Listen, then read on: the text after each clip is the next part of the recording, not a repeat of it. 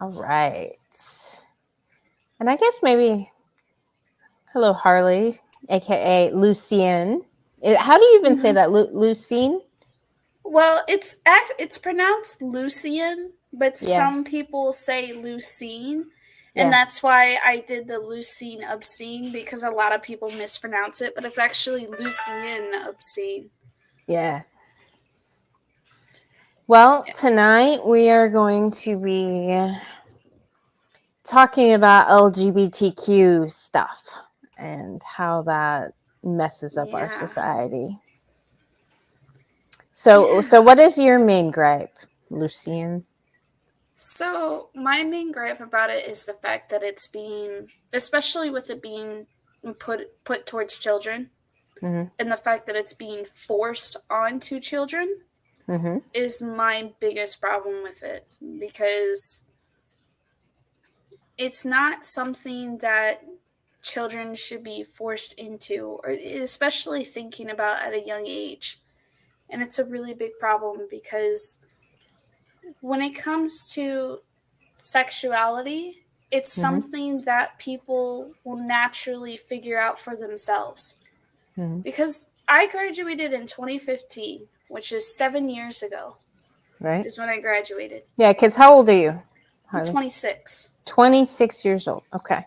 Now, for anybody who doesn't know you, maybe we should do a little backstory, because you used to be a crazy bitch feminist back in the day, right? Yeah. Um, I used to be, and Yeah. then I eventually got thrown out into the real world and had to Right. start fending for myself. And by doing that, that's when I kind of learned, that's not how things really work. Right. And so, Right.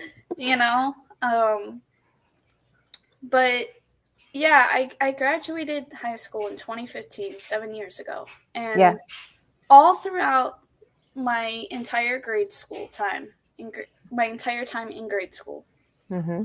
um, LGBTQ and pride was never brought up in schools. Right. It was never, the only time it was ever somewhat mentioned was during sex ed. And they would bring up the fact that, gay sex is a thing. But that was it. That's Right. the only time it was discussed. It was never, you didn't see these flags everywhere. You didn't, they weren't having in and having, the drag queens and stuff reading to us. Like, none of Drag that Queen stuff Story Hour. yeah, none of that stuff Right. existed when I was in school. Yeah. And this Me. was only 7 years ago. Right. Not even that long. And going through schools, like, yeah, we had teachers that we knew that were gay. We had staff members that we knew that were gay, but it wasn't ever really talked about. Like, it was just kind of like you just knew, and it was like whatever. Like, Yeah. nobody really cared, you Mm-hmm. know? And there were other students who were as well that people were aware of, but we just didn't care. But now it's Right. like you're forced to have to recognize these people. Like, you're forced to have to pay attention to these people. They're forcefully brought into the light, and Right. it's really bad for a child's development in their psyche when they're growing up, Yeah. because now you're seeing to where, especially on social media and stuff, you're starting to see a lot of these kids who are associating themselves or saying that they are, gay or pride or whatever. But the truth is, they're really not. The only reason why they are doing that is because now we are in a day and age to where if you don't do that, Right. you are seen as the outcast. Like, the tables have been turned. Like, Right. if you're straight now, you're seen as the outcast. You are seen as not being, normal. Yeah. You're abnormal now. And especially when you're a young kid, you don't like to be excluded from things. You don't want to be excluded. You don't want to be isolated. Right. So you try to fit in. Right. Especially in middle school and high school. That's when we're really trying to figure out who we are as a person. That's when we start getting into our little groupies and, Yeah. and our little clubs and everything. And Yeah. so, and a lot of the times we do that just because, we don't want to feel left out. We don't want to be the outcast. And so the problem with them doing this is that you're forcing kids to be a part of a group that they don't truly identify themselves with. Right. And sexuality can't be forced. It's something that you just kind of have to discover for yourself, and it'll come to you naturally. Some people have never had any desire for the other sex whatsoever, and that's fine. Some people at a young age, they might become curious, or they might experiment with it, or they might truly figure out, hey, this is what I really am. And a lot of the times that happens at an age before you even know what it is, with excluding the whole sex factor from it. Like when I was in 5th grade is when I started dating girls. Back in 5th grade. Okay. And back then, I didn't even know what sex was. I didn't know what it was. All I knew was that I liked these girls and I wanted to be with them. That was it. That's all that was going through my head, So wait, you were allowed to date when you were in 5th grade? Well, yes Like, and no. Like what does 5th grade dating even look like? It's pretty much just like it's literally they're just your best friend, but you like hold hands and tell each other that. I mean, it's not, at least for me, it was just like literally holding hands with them, writing like stupid little love notes to them in class, like the little, I don't know what's the word for it, like just a little like cheesy stuff, right? Yeah. So what was that a thing in your school? Was that normal, or where did that come from? It wasn't a normal thing in my school, because back in 5th grade, I grew up in I was in a small little town, less than 200 people.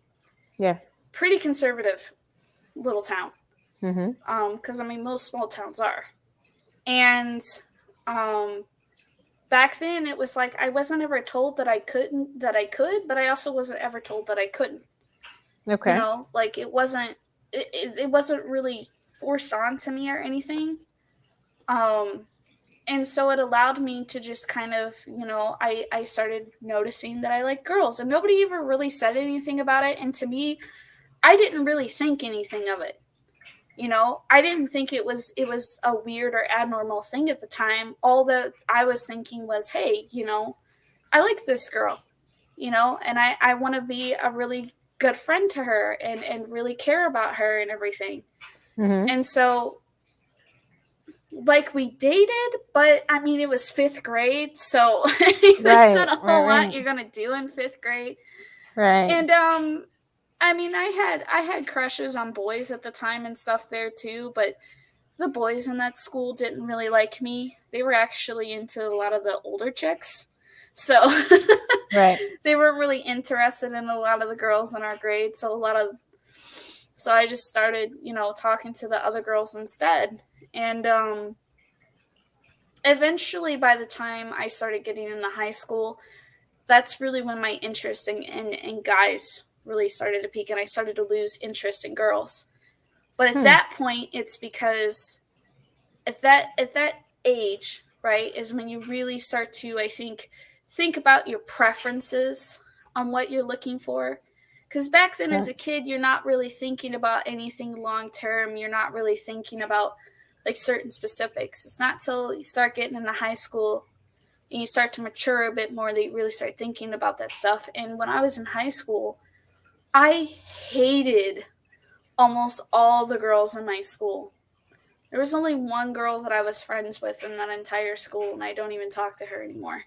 But I did not like any of the girls in when I went into high school. There was only one that I liked, and we didn't really date. Like we were close friends, but it never went like past that point.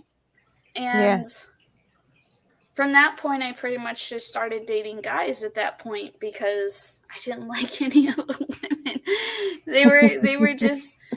They were just too much for me, because when I went into high school is when I moved back into the city, and I was going to a really big city school, and it was in a predominantly black area. And even though I found some of the girls pretty or good looking, their attitude sucked, and I hated it. I couldn't stand their attitudes. And so, yeah, I never wait. I was kind of just done. Are you saying black women turned you straight? No, they didn't do that. I think they didn't turn me straight, but it definitely, I think, opened my eyes as far as what I preferred.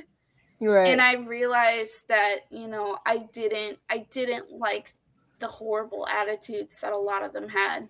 Yeah. Like it's because like I said, there were girls there that I liked. Mm-hmm. But it's either I wouldn't be friends with them or date them because they were too crazy, or it was I just didn't have an interest in them. Like, it's the one girl that we didn't officially date, but we were close in high school. She was white. There was one black girl that I had an interest in, but she ended up getting kicked out of school. So, yeah, she turned crazy and she got kicked out of school. She was just a mess. But yeah, I mean, it was something that for me, I kind of just learned about myself, and it was never, no one ever told me what it was. No one ever talked to me about it. It was just kind of something that I discovered for myself, and I just did it on my own. But now you are seeing where it's being purposely forced onto kids. Right. And now a lot of these kids are associating themselves with it, but it's not on their own free will. It's because they don't want to be isolated. They don't want to be seen as the bad person for not doing so. Right. And that's kind of my biggest issue with this, is the fact that, one, none of this should be forced on the kids anyways, because why are we even sitting here discussing with children who they want to have sex with when they get older? Right. Like, kids don't even have a comprehension of what that even is at that age. Right. So it's like, why are we even having these discussions with them? And even then, why are we trying to force it upon them? Right. Well, we shouldn't. I have a theory that it's the radical lesbians who want to destroy the families because they're trying to create more and more people for their sex cult, so they have more of a variety. I mean, they're not... Like, I get that, but to me, it's like it's a weird agenda to have, because it's like, you're not really going to have that much variety, because all crazy bitches are pretty much the same. There's not a whole lot of variety in that. Exactly. They are all the same. But I don't know. I think they hate men so much because I've heard it in the black community spaces where these black women will say, oh yeah, well, black men only want white women because they hate white men. And it gives them some kind of validation that they've ruined a woman for a white man. I think it's something along those lines. Like, these lesbians are like, oh, we hate men so much, we're going to take their women away from them. Well, that's the thing that bothers me too, and this is a discussion that I've had with a couple of my other friends, is that there are women out there who will reach a point in their life where they're just like, I hate men so much, I'm going to become a lesbian. Right. And I can tell you how much we hate those women. Yeah. Because you don't just magically become a freaking lesbian all of a sudden. It doesn't work that way. It does not work like that. You don't just become a lesbian because you hate men. That's not how that works. You're lying to yourself. You just hate the men that you've dated because you pick shitty men. And you're a shitty person. Like, Oh my gosh, it's so annoying. And there's a lot of women out there who do that. And that's part of the problem with forcing the whole sexuality thing on the kids, because now you're going to have a On the bunch of them growing kids. up Yeah. thinking that they're one thing when they're really not. Right. Societal induced gayness. Yeah. Yeah, it's like contagious. Yeah. Mm. And it sucks because of them doing this, the LGBTQ community Mm-hmm. and even Pride itself has been completely destroyed at this Yeah. point, Yeah. because they took something that started off as simply, when Pride started, the whole point of Pride was to essentially just celebrate people who love who love one another. And just to Right. say, hey, we just want to be able to love our partners without worry of, prosecution or death for it. That was it. They weren't Mm-hmm. trying to force it on anybody. They weren't trying to, to push it onto anyone. They weren't saying everybody has to agree with this. They were simply just saying, hey, we're here, we exist, and we don't want any trouble. That's it. That's all. We're not Yeah. hurting anybody. We Right. don't want to hurt anybody. And then it got hijacked and it got Right. made into a political movement Mm-hmm. and it got destroyed. It took hundreds of years of work to reach that point of peace, to where they could just live and be treated like normal people. And within a span of a few years, it got hijacked and turned into a weapon against itself. They turned it into a weapon to use against children, against other people, and turned it into this political movement. And all of that work is now destroyed, because now people don't have any respect. People don't have any care or desire to want to include anybody from that community anymore, because they've hijacked it and destroyed it. And it really sucks, because even someone like me, like, I don't like being grouped in with them because I hate them. I hate the shit that they're doing. I hate the things that they've done to people. But unfortunately, their actions have indirect consequences towards me. And it sucks. And it's the same thing that I try to explain to my husband. Like, my husband, he's not part of Black Lives Matter. But the things that Black Lives Matter does indirectly affects him because he's a black man. Right. And so Well, it's just, but can you really say that you're part of that group? I mean, if you're, not a lesbian. I mean, it's so weird nowadays, because it's gotten so far to the point to where being gay is the new straight. Like, gay is the new straight. Like, it's one of those things. It's just, it's like forgotten about. It's like, oh, you're just gay. Well, that's not good enough. You got to be more. You got to be more than that. You got to be, you have to have all these gender identities now, and all of these extra things on top of it. Like, if you're just gay, if you're just bisexual, if you're just a lesbian and nothing else, you're not good enough. You have to be more than that. Yeah. And so they're literally excluding people that who built LGBTQ. The people who built it are now excluded because they're not enough anymore. They're too plain, they're too basic, they're too normal. And a Yeah. lot of the people who started that group, who were a part of it way back in the day when that movement first started, Mm-hmm. Are hate lesbians. it now. They absolutely hate it. Even the people who were around before it even existed hate it. Because they're like, no, it's super fucked up. Yeah. Like, the whole gender identity thing is probably one of the most annoying things in the world, because I get the she her. I get the he him. I even get the they them, because in the English language, you can use that to identify a person, a being, right? Yeah. But it's when you start getting into the it's and the does and the cats And the and Zers.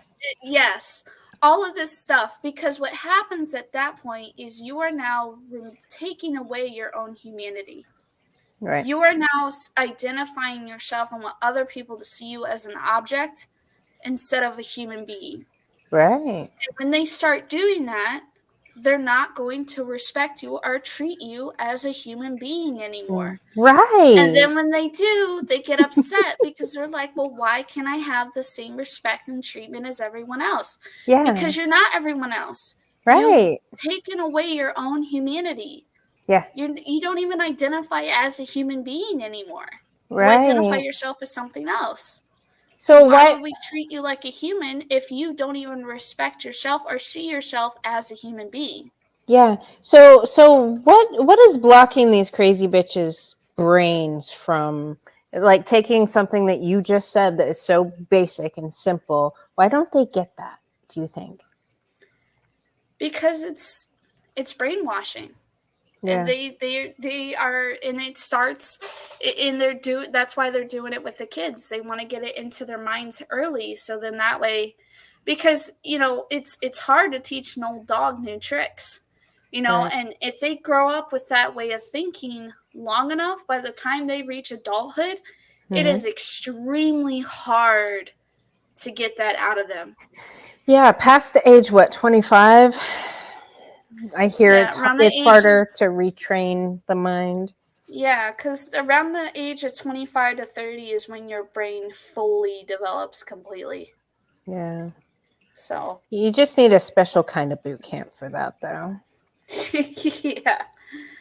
I mean, Like hardcore. Like bring them back to their immature mindset, and then build them back up. Well, they used to have, and they made laws against them. What are those called? Somebody mentioned it in the chat earlier, or maybe it was the last chat. laws Um, against what? because I know the church conversion therapy. Yes, the Church of Latter-day Saints. Um, yeah, because that used to be a thing, and that honestly was kind of fucked up what they were doing, not gonna lie. But But but the but SJW types took that principle, and now we have racial yeah, and sensitivity training and tranny training. exactly. Yeah, But that's why it's the same thing, but it's just the reverse. Now they're taking what was used against them to use against other people. And the yeah, problem with doing that is when you do that, right? If you use the same methods that your enemy used against you, are you any better than your enemy? Do you end up becoming the person that you hated the most. right. You literally become them. You're now one of them, you're part of them whenever Yeah, you do that. And a lot of people, fail to see that. And that's what a lot of these social justice warriors and feminists and stuff are doing. They are taking the very things that they claim to hate and they use it to weaponize against other people. right. So then it's like, well, then you're no different than them. With the whole transgender thing with children, who started the whole um when it came to like doing sex reassignment surgeries and exploring that sort of thing. Mm-hmm. And that was Hitler who started that. Hitler was the one who started that. And and now you're seeing it like very common now. And I hate the fact that people are doing that to their own children, because it bothers me so much, because children they're having that choice taken away from them. Yeah, Once they become a legal adult and they can vote and they can drink and they can live on their own and support themselves, and they choose to do that on their own, right. so be it.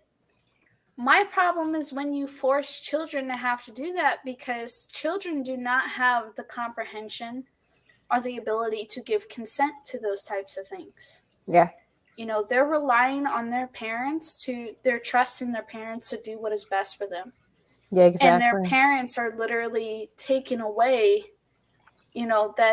that choice for them.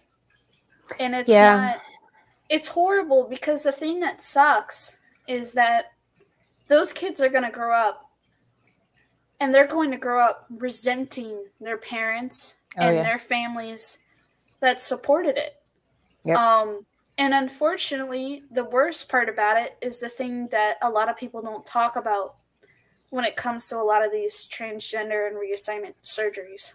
First of all, they haven't been done for very long. They're still experimental. Mm-hmm. So a lot of the people who get them, they're butchered permanently. Oh, There's no reversing. They'll fix it as best as they can, but you're pretty much completely screwed up down there. Because they're very, very sensitive and difficult surgeries to do.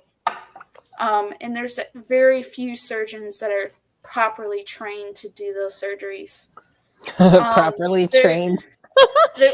Properly trained in this experiment. Yeah, like they're extremely extensive. They're extremely complicated. And, there's no reversing them. Once they're done, they're done. You can't reverse it. Right. Another thing that ends up happening is that a lot of these drugs that are being used, these hormone blockers and stuff like that, it ends up causing a lot of long-term health effects that end up shortening their lifespan because they have to start taking immune suppressants whenever they start doing these transitions. And immune suppressants, they suppress your immune system, so you become extremely vulnerable to diseases. A lot of them start developing long-term health problems like osteoporosis. Yep. And hair loss and what's the other one? Like essentially their teeth start falling out, they start to go blind, they become very, very sick. Their life expectancy drops. After you fully completed your conversion, your transition, you're only expected to live another 10 to 20 years, and then you die. So think about that. All these kids that are being converted, they're only going to live to the age of 30, and they're going to start dropping like flies, if they even make it that far. Right. A lot of them will probably die a lot sooner than that. Well, the suicide rate, even post-transition, it's the highest of any group of people out there. Right. Because the big issue is that when people start questioning who they are as a person, it doesn't necessarily mean anything's wrong with them. That's a normal thing to go through, especially as you start reaching into your teens and your adulthood. You're going to start questioning who you are as a person and who you want to be and where your place is in the world. And when they start questioning these things, instead of figuring out why they are questioning these things and helping them to cope with it and helping them to find their path and who they are, they just say, well, here, take all of these hormones and butcher your genitals and then you'll feel better. Right. That's not how that works. Nope. That is not how that works. It would just, essentially, it would be like, when people are feeling suicidal, instead of helping them to find out why they're feeling that way, helping to get them treatments to help them cope with it and deal through their issues, if you just handed them a rope and said, here, hang yourself. Right. Like, that's not helping them. You're just making the problem worse. Yep. So well, you take somebody who isn't comfortable in their own skin and with their body, and then you butcher it and make it worse. How in the hell do you think that's going to make somebody ultimately feel about themselves? Right. Like a lot of the times when people start having these questions and issues, it's due to just a lack of self-confidence. Right. They need to have confidence built up in themselves. And the best way to give them confidence is by surrounding them with a community to support them. Community is, I think, the reason why we are seeing so many of these common day issues.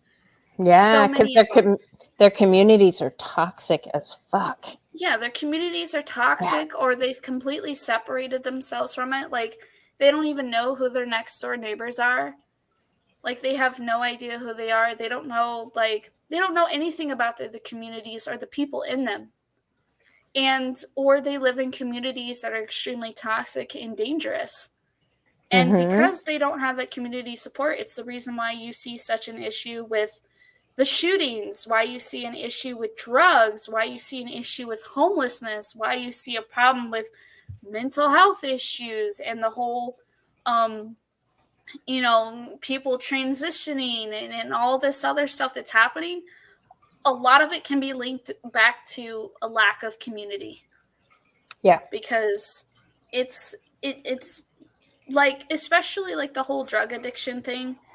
Yeah. They did an extensive study on that, and they did research on it, and what they found was that the study that they did was they took a rat and they put him in a cage by himself, and they gave him two choices of water. One was plain water, one was laced with cocaine. Mm-hmm. And the rat started to drink the water that was laced with cocaine until he became addicted to it. Yeah. So then they took that rat that was addicted to the cocaine, and they put him in a cage with a group of rats, and they Mm-hmm. gave them the same choice. Mm-hmm. You can either have plain water or the cocaine water. Yep. And the rat started going to the cocaine water, but over time, he stopped drinking that water and started drinking the normal water because all the other rats were drinking normal water. They wouldn't Yep. touch the cocaine water. Right. And that study showed that through community and communication and support of your peers and other people around you, Mm-hmm. it can help you to recover from those things. Even just seeing what the other rats are doing, because I Right. mean, we're all animals. We're always looking towards others to see what we should be doing. So Right. if we're around a bunch of people that are drinking cocaine water, we're probably going to do that. If we're around a bunch of people who aren't, chances of that happening. Right. You're not really going to. Yeah. And that's the thing that really sucks, especially in today's, day and age, is that, people don't know their communities. Yeah. So because there's such a lack of community, and they're so separated and broken, and being destroyed with crime and drugs and homelessness and filth and everything else, because of that, it's driving people to do insane things. Yeah. Yeah. Back to the LGBTQ shit in schools, though. So you graduated 7 years ago. See, Marie, I'm curious about Marie's take on that, because she used to be a teacher, and she stopped teaching not too long ago. Because you said it wasn't in your school. It wasn't like pushed on stuff in school. They're my whole time going through grade school. Never once was it brought up. Yeah.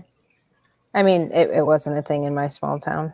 I think people were more concerned about eating than anything else. I went So, to 17 different school districts growing up. So I have been to all sorts of different schools. I've been to super tiny ones, and I've been to massive ones. And I've been to ones, and they've all been in different communities, different areas.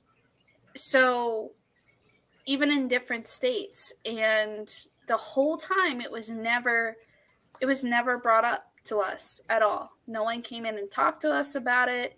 Like I said, the only time it was ever briefly mentioned, was in sex ed, which makes sense.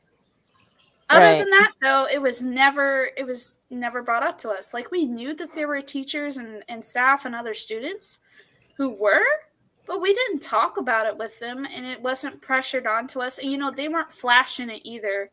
They weren't walking around, wearing, rainbow socks and bands and makeup and hair and all that other stuff. They didn't do any of that. right. So they didn't have to advertise it. We just kind of knew, and we didn't really care. Like, we just, it's kind of like, as long as you were cool, you were cool. That was it. Like, nobody really cared about it that much. But now it's a whole different story. It's like, it has to be advertised, and they're forced to be, like, they're forcing it onto people now. And it's like, no, because when you do that, you're just making people hate you. Right. You're taking decades worth of work and Right. destroying it. And Right. for what? To make you feel special? Yes. Well, and I think that ties into psychology and narcissism and, how mothers have failed in our society and properly raising our children to be independent and not these, scourge. But Outlaw said LGBTQ is a recent thing in schools everywhere. I graduated in 2009 and the closeted people were highly quiet and protected by those who knew. It wasn't like now. Yeah, like when I was in school, it was more so like we knew, but it wasn't like advertised to us. They didn't Yeah. tell unless they were asked. And even then, most people, like I said, as long as they were cool, they didn't care. Yeah. Yeah. So yeah, it's just it's a mess, and the psyche it's going to have on these kids, a lot of these the child suicide rate is going to skyrocket Yeah, it's already so bad. increased the past couple of years a lot. I mean, it's kind of like, I guess it's like, well, we can't abort them, so let's just start killing other people's kids since we can't kill our own. Right. That's pretty much where it's heading. Yeah, RJ was talking about, he keeps bringing up this environmental stuff. And I know the universities teach, they teach the people that, and I mean, not just the feminists, just all of them, the universities, like various different departments, they will tell the people or the students that we're overpopulated, humans are doing all these bad things to the environment, blah blah blah blah blah, don't have children. But it's like, I've come across a few people who are like that. yeah, but and a lot of them didn't have children themselves, but like you just said, instead of aborting them, it's like you almost want to drive them to kill themselves at that point. Like I don't understand the Yeah, mindset so of these people. like I the want to the talk to problem one. the thing that I've come across with a lot of them for their mindsets is more so a lack of awareness and a lack of the true nature of things, because there are certain countries in the world who are severely overpopulated and are causing destruction to their local environments because of it. But Right. there are a lot of places in the world that are not like that.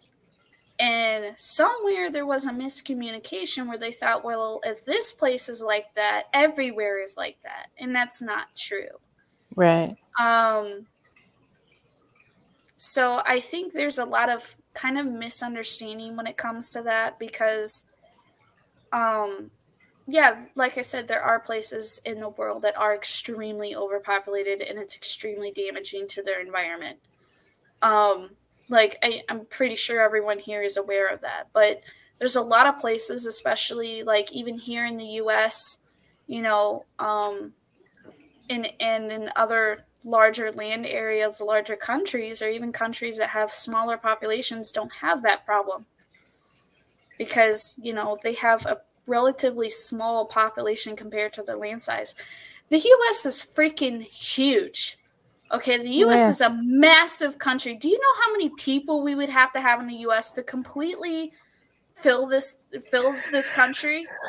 A lot more than we have now. A hell of a lot. We need over 1 billion people here in the US. And even then we only cover like half of it. Like in total landmass, we would only cover like half of the US. 1 billion people. So Yeah. we could fit like 2-3 billion people on this country before we start having a capacity problem. And even then, we probably take over Mexico or something. I don't know, but give Yeah. us a little bit more room. But as far as the having children thing goes, um, the one argument that I heard from someone that I was talking to when they were talking about it was that having children is extremely selfish, because children do not get to choose if they come into this world or not. And Right. so the act of having children is a selfish act. Right.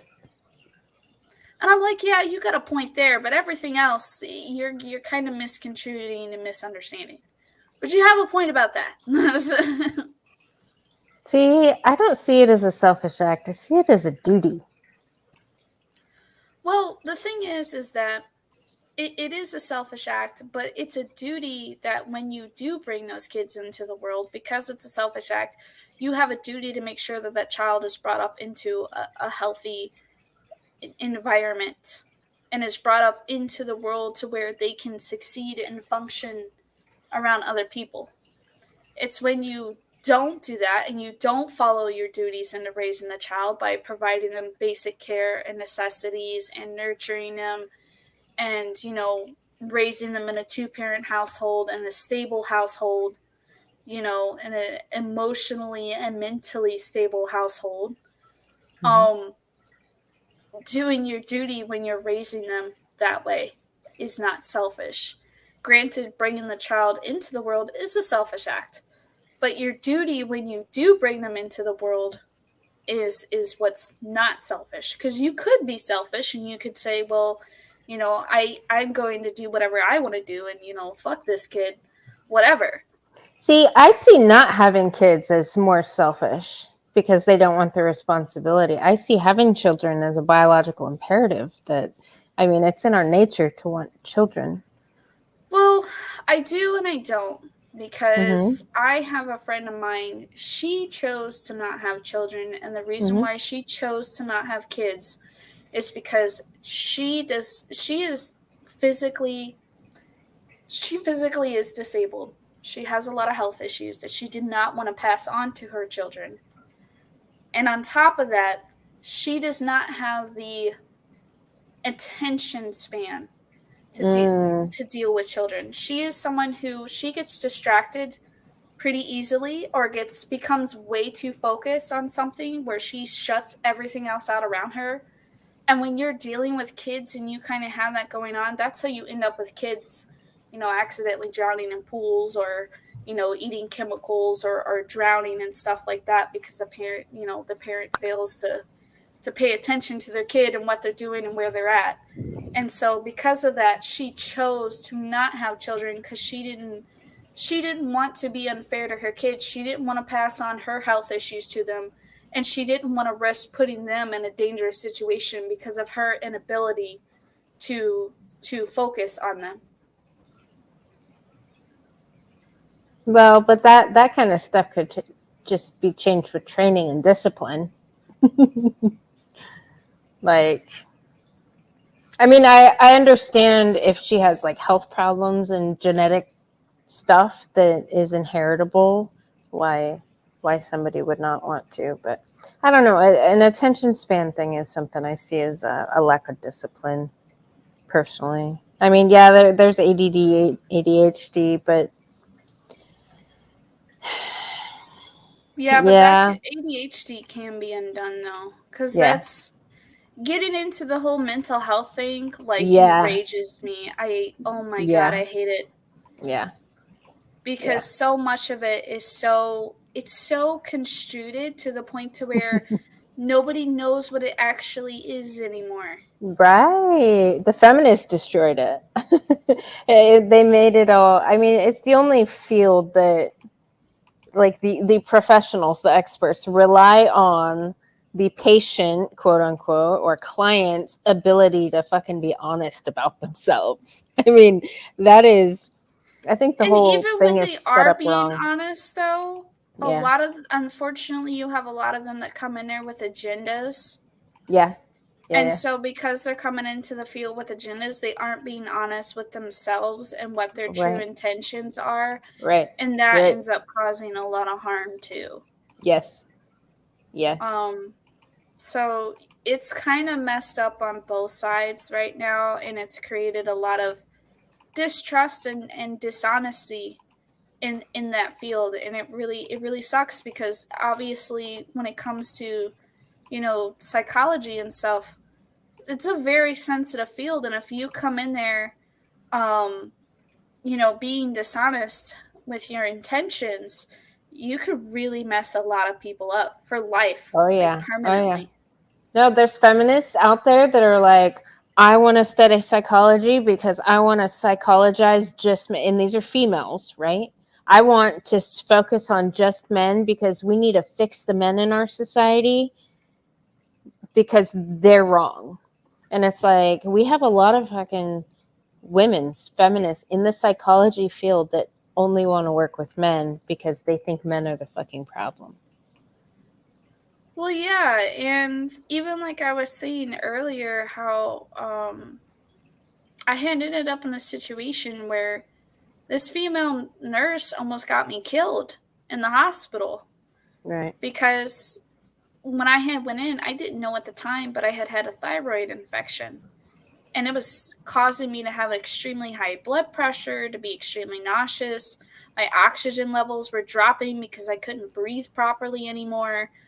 Like I was in the phases of dying. I was on the verge of cardiac arrest. And this fucking nurse comes in there and is like, "Oh, well, first of all, there are people who walk around with blood pressure higher than that every day, and it's normal for them." First of all, yeah, it's normal for them. It is not normal for a young, healthy 26-year-old with no previous, health conditions to come in with a blood pressure of 260 over 180. That's extremely high. Yeah. So it's not normal. And then she tried to say, "Oh, well, it's probably just anxiety. We'll give you some muscle relaxers and this anti-anxiety medication." And then they sent me home. Oh my goodness. Yeah.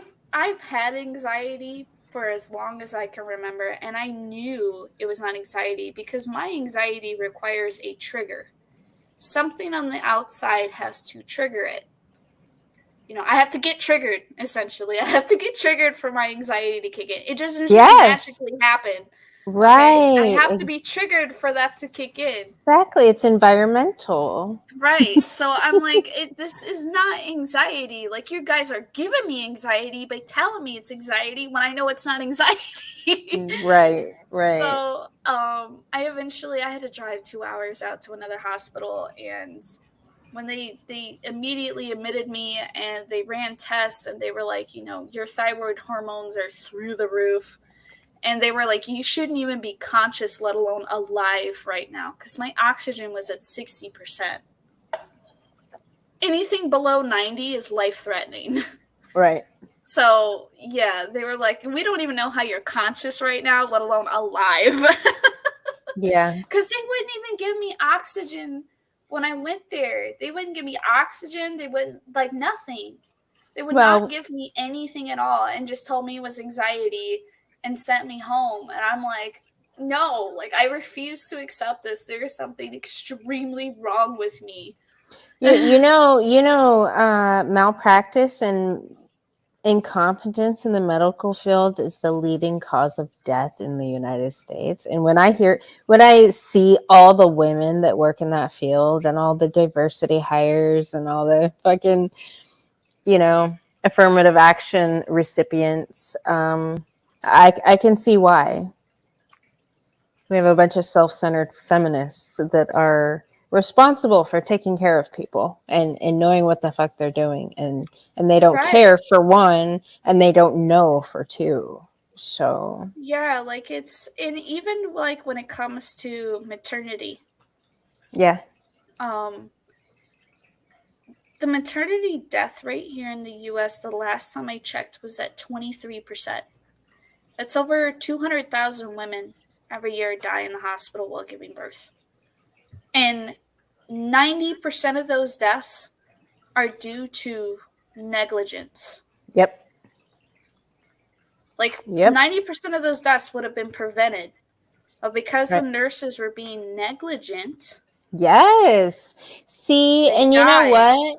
The feminists take that and they use it for an argument for abortion, that women don't have to risk, dying of pregnancy, because that's a common thing that a lot of them hear, or a lot of them say that, force women to give birth when it might kill them It's like, okay, well, let's look at why it might kill them. Maybe it's because the other women who are supposed to be taking care of them suck.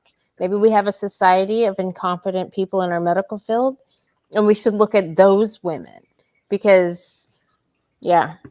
Yeah, because granted, yes, there are risks, but the biggest risk, at least here in the US, is the fact that you have to be more worried about after giving birth, your nurses leaving you unattended for 4 hours and not checking on you. And you have some type of internal bleeding or aneurysm going on that you're not aware of until, it's too late and you've done bled out and died. Yeah.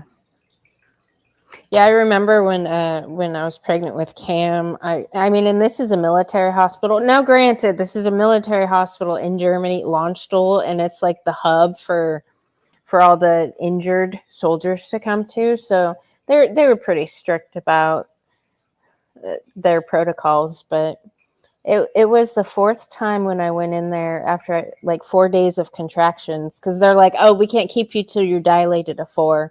And the damn nurse that kept checking me, like she couldn't even tell something was up, and he was breached the whole time. Like they kept sending me home. And like finally on the 4th day, the doctor's like, yeah, well, good news, you're dilated to 4. And I'm sorry you've been back so many times, but I think I feel toes. We're going to get the ultrasound machine.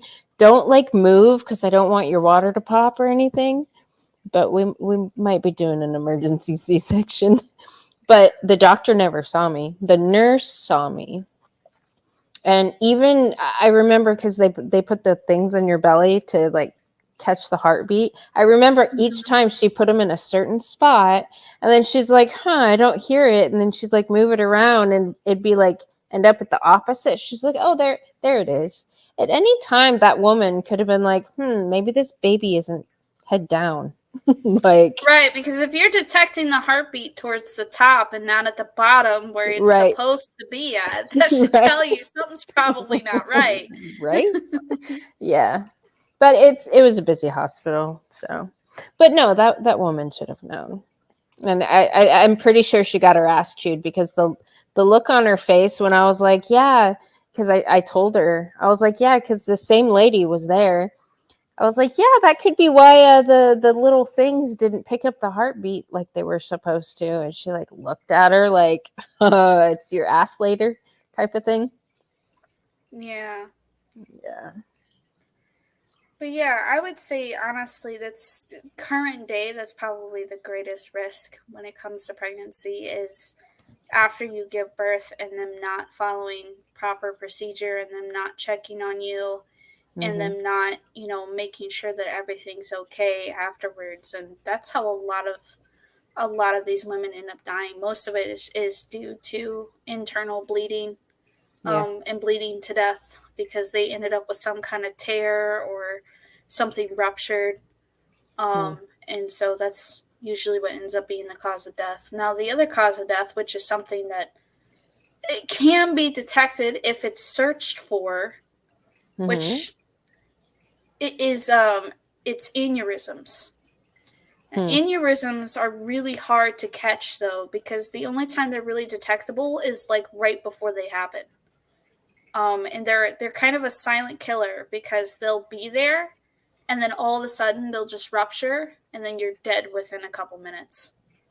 You get such massive internal bleeding so fast that your heart just like stops immediately. And the problem with it is that if you're not in a hospital and they can't do emergency surgery to immediately seal it, you're pretty much dead because you're bleeding out internally, and if you don't stop that bleeding, you're not going to be able to restart the heart.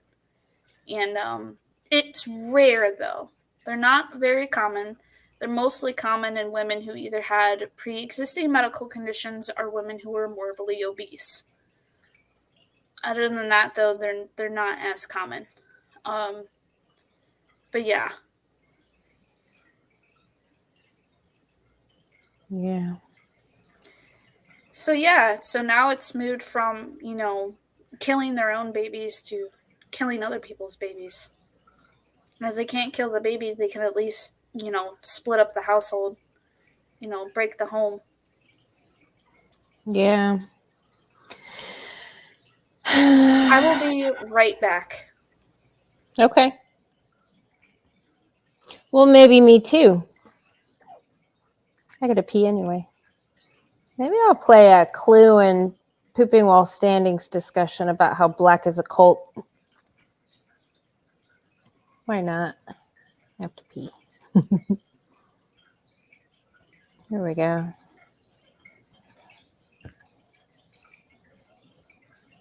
It's 2 minutes, 12 seconds long. That should be enough time.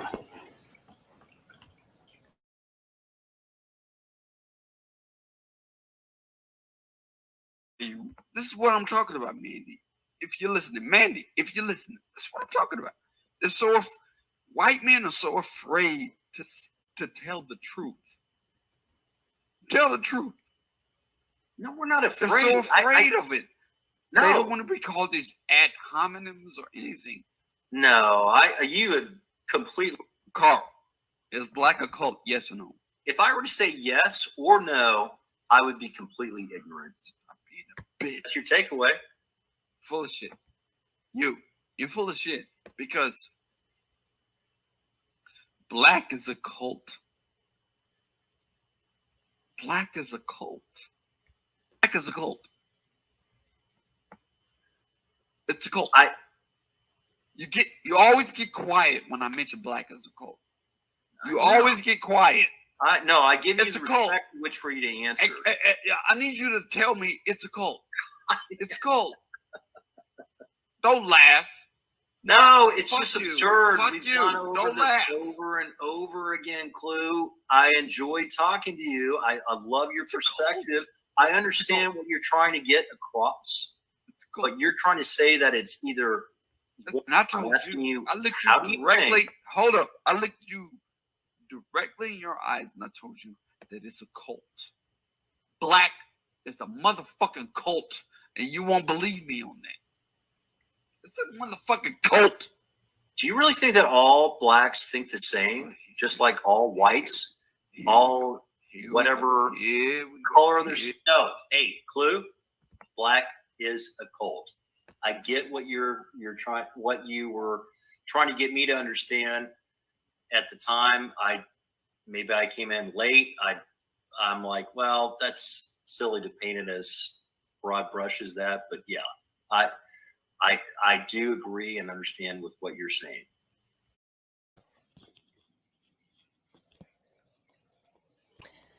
Those were the days when Clue wasn't subverted by his crazy bitch future wifey and convinced that Bandit was me and I was a lesbian. Oh man, Sunkiss has been through so much shit. Oh, yeah. But yeah, so Yeah. I have a lot of issues with a lot of things, but I think everybody does. Yeah. But I really, I wanted to talk about the LGBTQ thing because it's like, especially in schools, because it's so bizarre. Like, it's such a weird thing and it really doesn't make any sense. And I'm like, my question is, where do we draw the line? Way, way back there.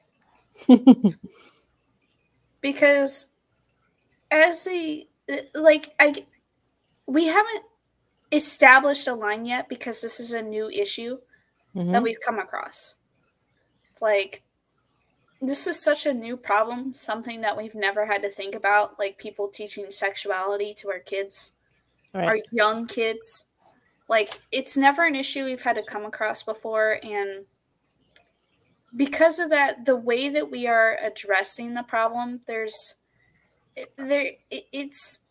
both sides are kind of going at it with extremes. And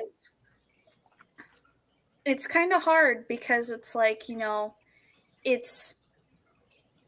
if we do the same things that they are doing, then we're no better than them. So we have to find a way that protects children while at the same time, as they get older, allows them to be the person that they want when they get older. Yeah. My line is, you as another adult, especially a fucking teacher, you don't talk about your sex life to my child. If you do, that makes you a fucking pervert. That's my line. Yeah. Yeah. All perverts should be fucking fired. End of story. That's my line. Yeah. Did you see that video I actually posted in the Discord? It's about a school district that completely canceled all of their volleyball games because of this one transgender student. What? Yeah. It's in the Discord. I posted it in the general.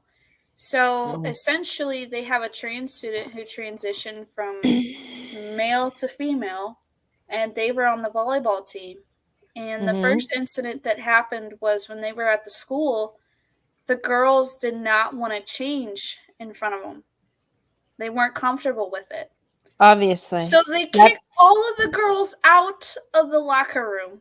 Kicked all of them out. Just so then that trans student could have that locker room, and left them with no locker room to change in. That's sacrificing the many for the few. That's not right. And then during the volleyball game, they got past the ball and they spiked it into another girl's head. She was left with severe head and neck injuries. Like, this is lifelong injuries. She will never fully recover from this.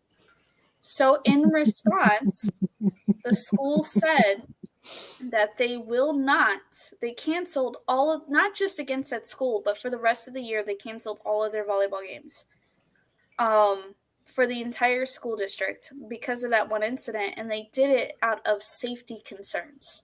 Of course, safety. Yeah.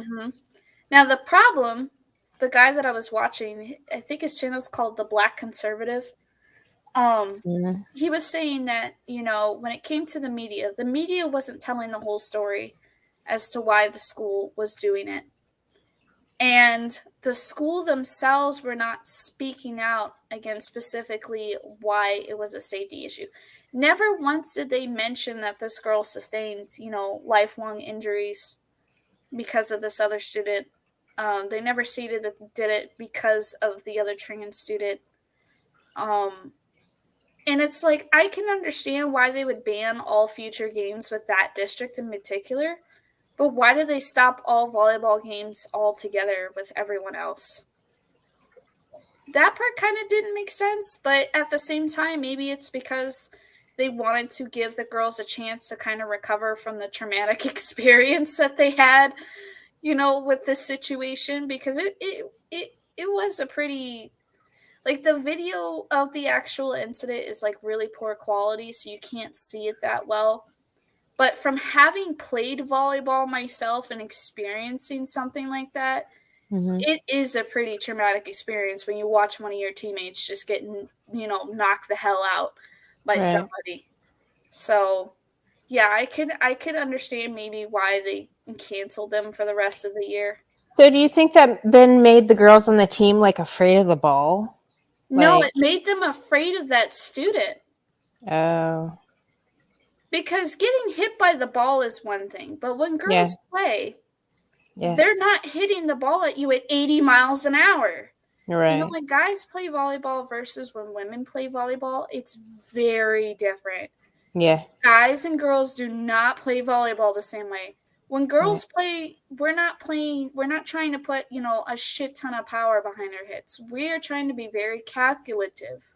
We're calculating our every move and everything that we're doing to make sure that we are, precise as possible. And guys don't give a fuck about that stuff.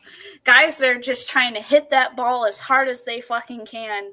And, it takes out whoever is in the way. Guys are more focused on dominating and winning the game. Girls are more focused on being more calculative. What is the best spot to hit the ball that the other team can't reach? We're not thinking that we're not trying to knock out everybody else on the opposite team. We're not trying to hurt anybody. So But yeah, when guys play versus when girls play, it's extremely different. And even though it's a non-contact sport at the same, well, indirect contact, I should say, sport, there's still a lot of risk to it, obviously. But the fact that you have to worry about if you get hit by that ball, sustaining lifelong injuries, when you're playing with other girls, that is never a concern. It never crosses your mind having to think about, oh my gosh, if I get hit by this ball, it could kill me. Because the whole point is to go after the ball and hit it, right? To save the ball so then you can get the point. You know, if you start to become scared of hitting that ball, you're not going to be a very good player, and it's going to ruin the whole game and your experience with that game because you're going to be terrified. So by them having that student on the team, they're not necessarily scared of the ball. They're scared of the player hitting the ball. Right. So anytime he goes to hit that ball, especially after what he just did to this one girl, leaving her with lifelong injuries, you know, everyone's going to be terrified to play against him now, and no one's going to want to play because everyone's going to be terrified. Yeah. And, you know, nobody wants to play in a sport that they're scared of. Right. Yeah. But yeah, if you want to, you can share that video if you want. And that's part of the reason why I had shared it on there, was because it kind of related to our topic with the whole LGBTQ thing and the trans, you know, having young people transitioning like that. And, you know, especially when it comes to sports, there's a reason why men and women don't play sports together. Right. It's dangerous. Yeah. It's not because it doesn't have anything to do with hatred. It doesn't have anything to do with, you know, any of that. It's the fact that it's safety. It's dangerous. Men are a lot bigger than us. They're a lot faster than us. They're a lot stronger than we are. Like, I don't know how many women you know that would volunteer to want to play an NFL game against a bunch of guys. Nope. Nobody with any common sense would. Nope. Absolutely. Okay, I think I have it.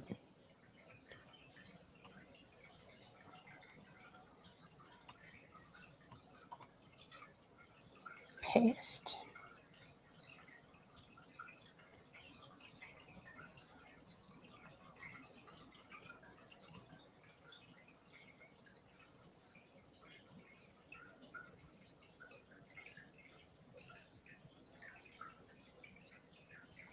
This one, Harley? Yeah, that one. Oh, yeah. I thought I was subbed to this guy. I've shared his stuff before. All right, it's 15 minutes. Let's give it a play. Give it a share here.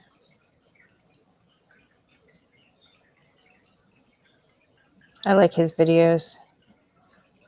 Do a follow-up on a story that I touched on just very briefly when I did a video about the high school girls, the volleyball team that got kicked out of their own locker room because they were uncomfortable changing in front of a male student who identifies as a girl. They were uncomfortable with that, in the school district, because they're woke, decided to side with that one student and kick out the rest of the biological girls from their own locker room. Again, we're living in upside down world, okay? But a story that probably is even worse than that, okay? It is our worst fear when it comes to girls competing against biological boys in sports, is this story about a high school girl out in Cherokee County, North Carolina, that is suffering severe concussion symptoms. She has severe head and neck injuries after getting spiked in the face during a volleyball game from a transgender male athlete that they were facing during a girls' volleyball game. Now, I'm going to go ahead and show you guys the footage of this incident so you guys can get a better understanding of what's going on here. And then I'm going to show you a news clip in which the county has now voted to forfeit all games against the rival high school that has the transgender student on that team, citing safety concerns. Now, again, this happened over a month ago, and the story is now becoming national news because the county has now, the Board of Education, that is, has now decided that, you know what, we're not going to have any games at all versus that high school because the high school has a player that is a male, and apparently it is too dangerous for girls to play against biological boys, something that I've been shouting from the rooftops for a long, long, long time, right? Everybody in the conservative space, anybody with common sense have been shouting this for a long time. So without further ado, let's go ahead and roll the clip. Take a look.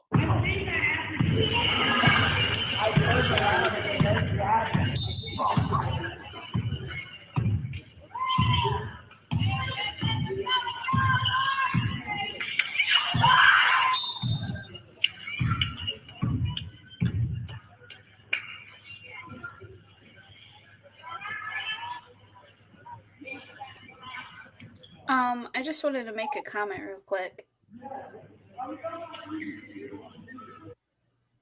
So, I don't know if you know anything about volleyball, but if you hit another teammate with a ball, that's a penalty against a team. And I think it's like back when I was playing, if you got 3 or more penalties, you were actually suspended. Your team was suspended for the rest of the season. Which means, you know, your team, or if they decided that specific player, would be benched for the rest of the season. You would not be allowed to play. But, I mean, so if you hit somebody with the ball, like, aren't you supposed to either get out of the way or, like, hit it up? So if somebody hits the ball towards you, you have 2 options. Yeah. You typically what you want to do is you want to try and prevent the ball from hitting the floor. But if someone's hitting it directly at your face, to just block your face or get out of the way. Most of the time, though, because the ball is traveling so fast, you usually just have to block it. You don't have time to get out of the way, because if you try to get out of the way, you could accidentally end up getting hit. But in that situation, though, she was so close and that ball was traveling so fast, she didn't even have any time. She didn't have time to blink before she got dones with that thing. Because I don't know if you noticed, but she got hit so hard with that ball. That ball flew back through the net. Like, it takes a lot of force to do that, because those volleyballs, they are hard. Yeah. Especially if they get overinflated. Man, they are hard as a rock. Yeah. So. Oh, I've been hit in the face with one before. Yeah, it sucks. But yeah, most of the time we would try to save the ball if we could, but if we couldn't, we would just either block it or get out of the way.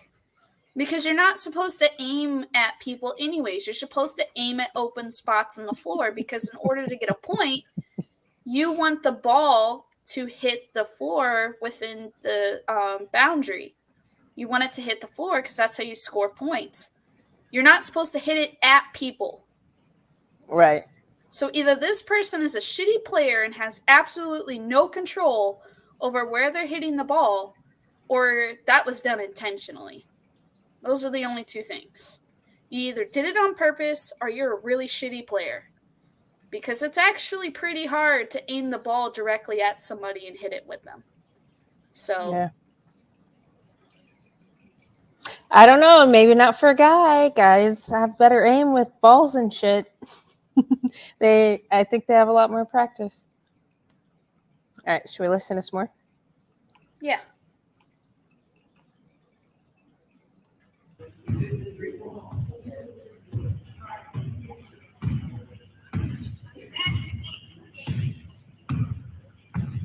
A concern over player safety leads to a major cancellation in one district's fall sports season.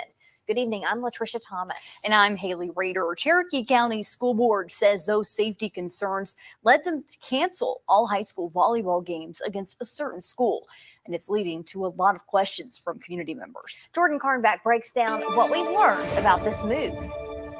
This video from Max Preps shows the volleyball matchup between Hiwassee Dam versus Highlands High.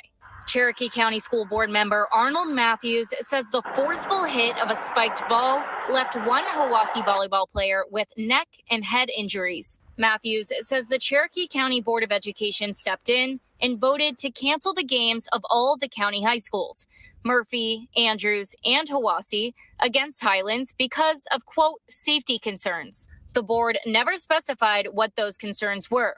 We came here to the Cherokee County School Board for a scheduled interview with the superintendent, but someone walked out and handed us this statement. Later, the superintendent came back out and told us this. Primary in our concern is just the health of the student who is injured and the emotional responses of the teams who are not getting to play, and all the teams, including Highlands. She wouldn't give us more details. In Cherokee County, residents have strong opinions about the cancellation. Canceling all the events for one incident, that it's just not right. It's not right. There's risk in getting out of bed in the morning. There's risk in going, crossing the street, going to the store. I'm sure the teammate that did get hurt wants them to go out there and fight for it, right? Exactly. That's what we do. Reporting in Cherokee County, Jordan Karnback, News Channel 9.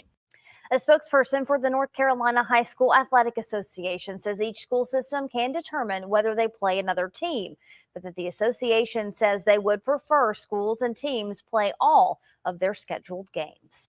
Yeah, so what really bothers me about that news report is the fact that they're trying to beat around the bush, right? They're not actually really trying to say exactly what happened or why the school board voted to cancel all games, okay? They didn't just cancel the games of that one school against the rival school. They canceled all the volleyball games from all the schools in that district against that school, right? In the other district with the transgender player.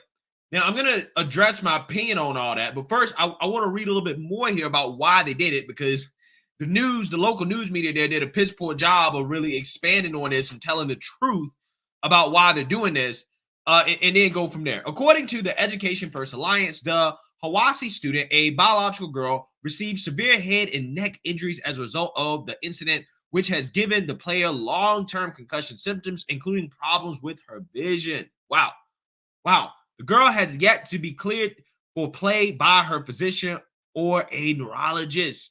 In a 5-1 vote, the Cherokee County Board of Education canceled all remaining games against Highland High due to the injury and declared it a, quote, safety issue. Education First Alliance wrote that, quote, the perspective of a longtime coach swayed Cherokee board member Joe Wood. Quote, I'll never put a child in a position to be seriously injured, Wood said. I think the odds of injury in these non-contact sports aren't high, but in particular, in this meeting, a coach of 40 years said they'd never seen a hit like this. That was really what sealed the decision, at least on my part. The coach noted that they had, quote, never seen a hit like this before. Quote, the competitive advantage issue certainly has to come up in any scenario with that type of transgender conversion per se, said board vice chair Jeff Martin. Quote, I can tell you that the board wasn't searching out this kind of thing. It was brought to our attention based on safety concerns. Speaking in regards to the transgender student, board member Jeff Tatum said, quote, the biggest thing for us, especially after seeing the video of the injury, we felt very strongly that it was a safety concern. I think most of the board members also felt like there's a competitive advantage issue. According to the Cherokee Scout, both Tatum and Martin said that the majority of school board members felt the biological male athlete presents a, quote, competitive advantage issue. Cherokee County School Superintendent Jana Conley said that, quote, we did have a student who in a prior competition with Highlands has received a concussion and has had to have several neurology visits, and their medical journey is not over yet. So that kind of spawned discussions about safety with the board. It was important to school board members, specifically Jeff Tatum and James Ellis and Dr. Jeff Martin, that the board be the one to make the decision off the shoulders of the schools, even though some students at a couple of schools were really adamant that they wanted to play, and the coaches at Murphy were adamant that they wanted to play. She added, describing the incident, Tatum said that he was told the ball was traveling at an estimated 70 miles per hour. Quote, I don't know if that's faster than normal, but it seemed like it was coming off very fast, abnormally, especially fast. It not only hit her in the face, then the ball came off of her face with enough force to then go back through the net. Wow. So here's the thing. It's a damn shame that these girls in all three of these high schools, it seems like they got 3 high schools in this district, maybe more, but they cancel all the games for all the high schools. It's a shame that they can't play because of one transgender student. It's not that I disagree with what the school board did. What I actually disagree with is that they're not louder about this, right? In that video with the news media, that superintendent should have came out and said, yeah, we believe that having biological men and women, girls and boys compete against each other is not fair. This is why we're making this decision, because it's not fair. You need to be loud and proud about this. Again, too many people are afraid of being called transphobes. They're too afraid of upsetting the mob. They don't want it to become a national news story when, look, we're talking about the safety of these girls. Why punish all these girls over one student? It doesn't make any sense. What you should have been doing is you should have been talking to that school district or that school and saying, look, we want to play, but if we're going to play you, you can't play that transgender student. We don't want our girls to get hurt. We have a girl that got severe head and neck injuries only because you allowed a biological male who, again, probably is likely they're not even on their hormones yet, right? They're not even on their puberty blockers yet. Okay, so they're probably a full-blown male, okay, playing in a volleyball game against girls because they say they're a girl, they believe they're a girl. And it's not like they're letting up. They're not letting up. And lo and behold, this happens. Again, in a non-contact sport like volleyball, you shouldn't have these type of injuries. Now, I get it. It is a risk when you play any of these sports, even in non-contact sports. But that doesn't mean that these girls should be forced to come out here and play against a biological male at that type of competitive disadvantage. Again, that person in that video, that one person was like, oh, well, the girls just go out there and play. Just go out there and play. And it's like, no. You shouldn't just have the girls go out there and play. This is legitimately a safety issue. So again, I agree with them not playing that high school. I agree with that. But they have to be louder and more vocal about why they're not doing it. You can't just sweep it on the rug and say, well, it's a safety concern. I actually agree with that. Hey, I'm going to pause this for a second because our sister Marie Superior of the Catholic sector of the Crazy Bitch Boot Camp is here. Hello, Marie. Sorry, I was yawning. Hello. How are you? I'm pretty good. How are you? Very good. Shall we finish this out and then discuss this? I mean, he kind of just repeats himself for like the next 4 minutes. So okay. But yeah, he made his point at this point. It's pretty much it's a safety concern and it's an unfair disadvantage to have. And like I said, in normal volleyball, you're not supposed to be aiming at other players. That's a huge no-no. You typically get in a lot of trouble for hitting another player because I remember when I used to play volleyball, there was one team that we were playing against, and they were known to hit other players. We were warned about this before the game. Right. And sure enough, this girl, right towards the end of the game, they were losing. And so she got upset. And she spiked the ball and hit one of our girls in the face. Unfortunately, the girl that she hit was wearing glasses. Now, she was wearing those, I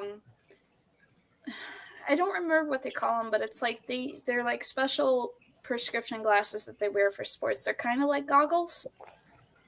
They look like goggles anyways. And she got hit in the face. It still hurts. Like, they didn't break, but they still hurt. So she got put out of the game. And then as a response, we had one of our best spikers on the team. And right at the end of the game, literally it was the last round of the game before the match ended, and she ended up spiking that girl and doming her right in the forehead with the ball at the end of the game. Hit her right back because, like I said, they were notorious for hitting other players with the ball. Mm-hmm. And, it's kind of like, if you're going to be an ass and, attack our players, we're going to attack you back. Right. We didn't play that, So yeah, you're not supposed to hit other people with the ball. Now, if it was a sign of retaliation because of what another team was doing, that would be understandable. But in this situation, though, even being hit in the face with the ball, which I've been hit with several times, I've never had to worry about, is this going to break my neck or knock me unconscious or anything? Right. Because, yeah, it hurts like hell, but the worst you get is like a bruise. And a bad headache. Yeah, a knot on your forehead for, a couple weeks, but you'd be all right. But in this situation, this girl, she's facing lifelong injuries. Yeah. And that's, so that's why in this situation, it's so much more dangerous because that's like, you never hear about that in volleyball. Like, that never happens. So. Sorry, the guys in their Alice quotes in the chat, I can't help it. Oh. She does it to herself, though. Like, let's be honest. But yeah, I don't think there's a place for that. Like, that's why I really don't agree with minors at all transitioning. Like, I don't think they should be allowed to until they become a legal adult. Yeah. I'd say 30. They should be able to transition at 30. But even then, it's like I really don't agree with them playing on sports teams because it's not. It's going to be a disadvantage for them either way, right? Because if you're a guy transitioning to a woman, you can't play on the men's team because you're transitioning into a woman and you're going to be extremely distracting for the other guys. And you can't play on the women's team because you have too much of a physical advantage over them. But at the same time, it's like if you choose to do that, you have consequences to your choices. Exactly. And that's a consequence to that choice. You're not going to be able to play sports. Consequences to choices. See, this is why I do support trans women in sports, because it's the consequence to the choices that feminism has been making, and these feminists deserve every bit of that. Yeah, the feminists do, but I don't think children do. Well, I don't think children should not have to face or deal with the consequences of adults' choices. Right, but they are every day and everywhere. It's just a little sector of it. What do you think, Marie? I do agree. I don't think children, just speaking on that aspect, I don't think children should have to suffer the consequences of adults' actions. But sadly, usually when in these types of situations, children usually are the ones who suffer the most. I saw it in the schools, parents forcing their children to transition or try to pretend that their children were transitioning, and the damage it had just done on them. Not just for themselves, but also the chaos it created in the classrooms with the student. I remember they tried to, at the elementary school I worked at, they tried to do a gender neutral bathroom. It lasted literally just a few days. My principal and the entire staff the principal, vice principal, and a couple of the other major staff members were completely against it and voiced their opinions. So, because little kids, they're little kids. When you have kindergartners going to the bathroom, and then you have the boys that are sitting there like with their pants down, like shaking their butt everywhere, and you have to tell them like, please don't do that. and you have girls trying to go in there, and Yeah. it's just not going to work out the same as they're kids, they're being kids. Yeah. Yeah. But yeah, sadly, kids are they're going to force this agenda, because the best way to control nations is to control the youth. So they can get them younger, then that's the more power that they'll have later on. Yeah. These damn radical lesbians, I tell you. I blame the radical lesbians. They started this shit. But that goes back to the thing, though, is like how we mentioned just really quickly, though, is, I mean, when you talk to women who do state that they are feminist, at the end of the day, like they keep on going down the rabbit hole, if you will. And for me, I have not found a feminist that's not a radical. Exactly. Like they're all radicals. And because when you start, they'll, they have their silver screen of what they state that they'll believe. But when you really start breaking that down and you really start going, further into the topics, they continue to say yes, because if they don't, then they're ostracized from their own community, and women are great at shaming. And oh yeah. Yeah. they will shame each other into compliance. Yeah. So for me, I mean, a feminist, I don't even have to use the word radical, because whenever I hear the word feminist, I automatically think radical.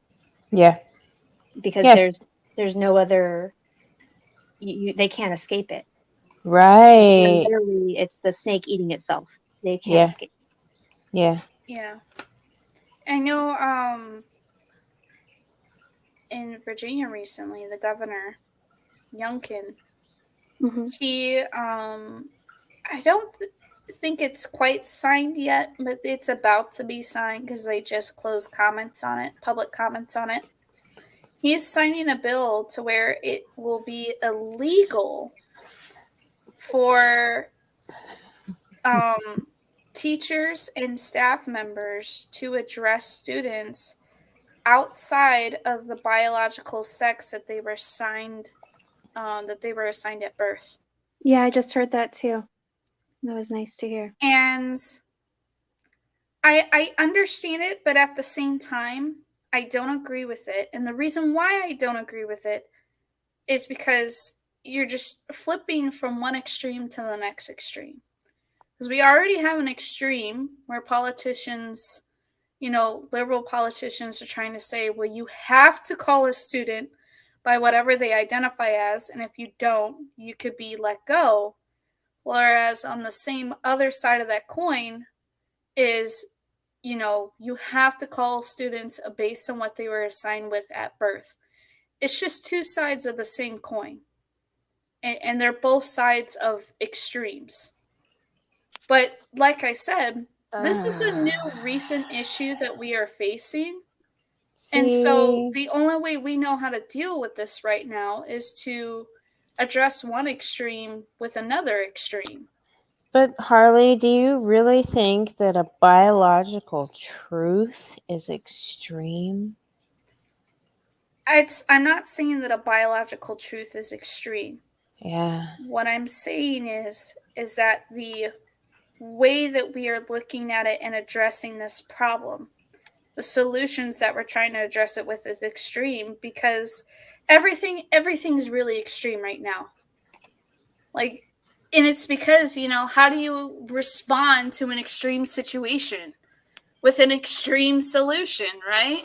An extreme boundary. Like, okay, you crazy bitches, quit fucking up shit. We're gonna go back to the basic principles where boys and girls were different and there's only two sexes.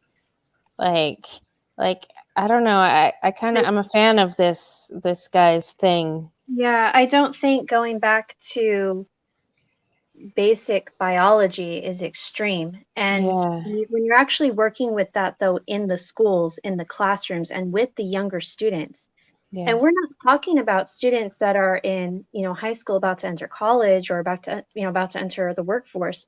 We're talking about babies, they're kids. pushing as young as preschool. Yeah. We're looking at preschool, we're looking at kindergartners. I mean, we're looking at kids who can't even decide what color is their favorite color for the first hour of the day. Right. And we really want to think that they can, based off of what their parents are telling them, not them, based off what their parents are telling them that they now are, or what the parents are saying, well, we're not going to confuse them with a gender. We are, you know, it's not, I don't consider it going as one extreme to the other. I think it's simply fighting the extreme, but because it's fighting the extreme, it's coming off as extreme. Because we're Right. literally saying, you're a boy, you're a girl. That's literally what you were born as. Right. Right, but my thing was the fact that if there was because here's the thing, where do we start drawing the line? Where do we say what's too extreme and what's not too extreme? Well, I would say personally that biology is not extreme, and those perverts in the schools trying to talk about their sex life to my children, that's extreme. Mm-hmm. But that's just for me. Like, yeah. And well, the thing is though, is that why are we only going towards what someone's pronouns is? Why are we not taking it further than that? Why aren't we preventing, sexual activities and discussions in front of kids? Why is it only pronouns? Because pronouns, I can get why they want to only address them with certain pronouns. I get that due to biology. But why are we stopping there? Because when we look at the whole thing as a whole, the pronouns thing is the least concern. The greater concern is talking about sexuality and sex to children. Yeah. Why are we only going after pronouns? Because the pronouns themselves, even though it's related to biology, that's not really talking about sex or sexuality. Right. Instead of getting more into the whole sexuality and sex aspect, because they still allow books in these schools that specifically talk about masturbation, right, and using toys, right, and that type of stuff in these schools, but we're focused on the gender pronouns. Like, I think we have a bigger concern that we need to look at and tackle with first. Right, but then what people though are not actually seeing though is at the school board meetings where the teacher or where the parents actually do show up. That's where the books and everything else is being discussed, and that's actually where it's being fought right now. So because currently, right, you have to fight it based off of also how things were presented and brought into the system as well. Right. And so you're seeing parents, parents are fighting back. They're not really promoting it, of course, on the news, but you do have parents that are fighting back in the school systems, where schools, like for instance, my friend, her kids actually go to a private school, and the PTA, which was abolished originally, is now being brought back, and the parents are actually having a much larger say now what's going on within the school itself, even though this is a private Christian school, and things are pretty much on the straight and narrow there.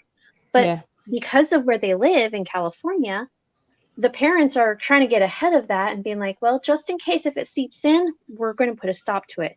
Right. So partly there's two separate things. So you have the legal aspect of what's going on, and then you also have the parent aspect of what is being allowed inside the schools themselves, what kind of books are being brought in and things like that. And that's being fought down more at the lower level. And and so then you have other things that can cause more lawsuits, like the pronouns. Those are being fought more now at your state levels. And so there's multiple fights that are going on. And the thing is, those, of course, your news media and everything else, they're just simply not going to report on what they don't want to report on. But these things are happening in the schools. And it's not just happening in the state of Virginia. It's happening, like I said, this is happening in California with my friends. This is happening in Maryland. This is happening in Michigan. I mean, it's in Colorado as well. It was happening. I mean, these things are going on, but we're just not hearing about it yet. So I understand that frustration, and I do agree with you. It is a very large fight, Yeah. but there are different steps that we are going there, or that the schools, not the school systems, but at least the parents, some school boards, depending on the parent or the teachers and everything else. Because I know a lot of teachers that have actually have left education because of what's been going on. They don't want to be a part of it. Right. And they're either that, or they're trying to fight back for themselves, or they're going towards schools that do hold their morals and their ethics and taking a massive pay cut as it is. So it is happening, but again, it's just not being reported on. And that's a big thing. Yeah. Yeah, I don't understand why the media, like something RJ was saying earlier. I think this was before we started, but he was saying how, the people that control the message and the narrative are the most mentally ill ones, and they stifle the speech of the sane people. And like it might look like it's happening at a higher rate just because they're constantly bombarding us with the same bullshit. Yeah. But like they want us to think we're the minority, and we're not. No, and one of the things too that I can't remember who posted the video too, is most of the news medias, they're owned by the same corporation. Right. And so what we think are multiple different stories that the Right. news media is actually talking about is actually the exact same story. Right. Just repeated. And if you actually go through and you read it, most of them are actually even word for word. Right. A few words switched here and there, but they're the exact same story about the exact same student, about the exact same situation, the exact same state. Yeah. And I worked at a high school for 1 year. I couldn't do it more than that, but they tried a gender neutral bathroom there too, and I think it was within 3 months that was shut down because it did not work. And parents fought against it. Was that reported in local media and at the city I lived in? Nope, it was not. Right. They silently shut it down, and then nobody talked about it. And that was it. And they just let it go. Because that doesn't go for the agenda that they want to promote. That parents fought against it and they won. So. What the hell, Lego? You guys in your profile pictures. What is that? Is that Sailor Moon? Yeah, it's a trans Sailor Man as a guy. Aw. Don't be messing up my moon girl.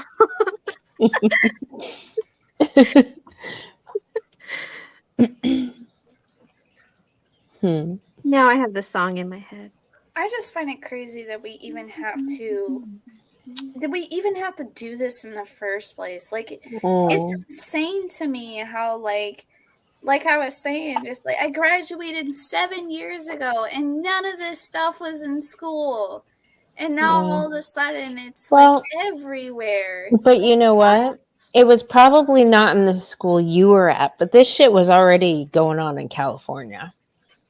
Like, there's pockets. On this stuff. Yeah, there's pockets that are way farther along on things than other places. If you look, literally, it's all the Western coast. Oh, I know. The West Coast is mentally ill. Washington down. No. And I think it has to do with, I think the politics are part of it. Because they are super, I guess, left-leaning and socialist type policies that the way I look at it is because they have way too many women in government, and women like to take care of people like children. So they're gonna affect policy to reflect that. I think taking care of adults like children infantilizes the adults, and it causes fucking mental illness. Like, they're doing this shit on purpose. I think there's actually a couple of different types of women in politics. One of them is the type of woman that wants to treat people like children. But then you Mhm. also have the opposite coin, where it's women who get into politics and they think that because they are in a man's profession, that they now have to quote unquote be a man. And Yeah. when women, when they go into positions of authority, a lot of times they become authoritarian as well. So instead of treating people like children, it's now you are my subordinates and I Right. must control you that way. Right. Both of them, of course, do have a level of control. But I think we're seeing more and more so of women that are more authoritarian of Yeah. do as I say, no questions asked, versus women who, well, let me just give you some, you just do this and I just want you to Yeah. calm down, that kind Yeah. of attitude, if you will. Yeah. We're, Yeah. we're seeing more of the authoritarian aspect, I think, from these women that are in politics, and even the ones that have been in for years and years and years, and you wish that they would just leave. Yeah. Yeah. Well, Or be fired. Why aren't these crazy bitches fired? yeah. So you have those ones where they're also now turning. If you think like maybe in the 80s or early 90s where they seemed more like kid gloves, they're now more authoritarian in their ways. At least that's Yeah. how I've conceived it. And that's, well, the problem with firing them is because, so we have two separate laws that completely contradict one another.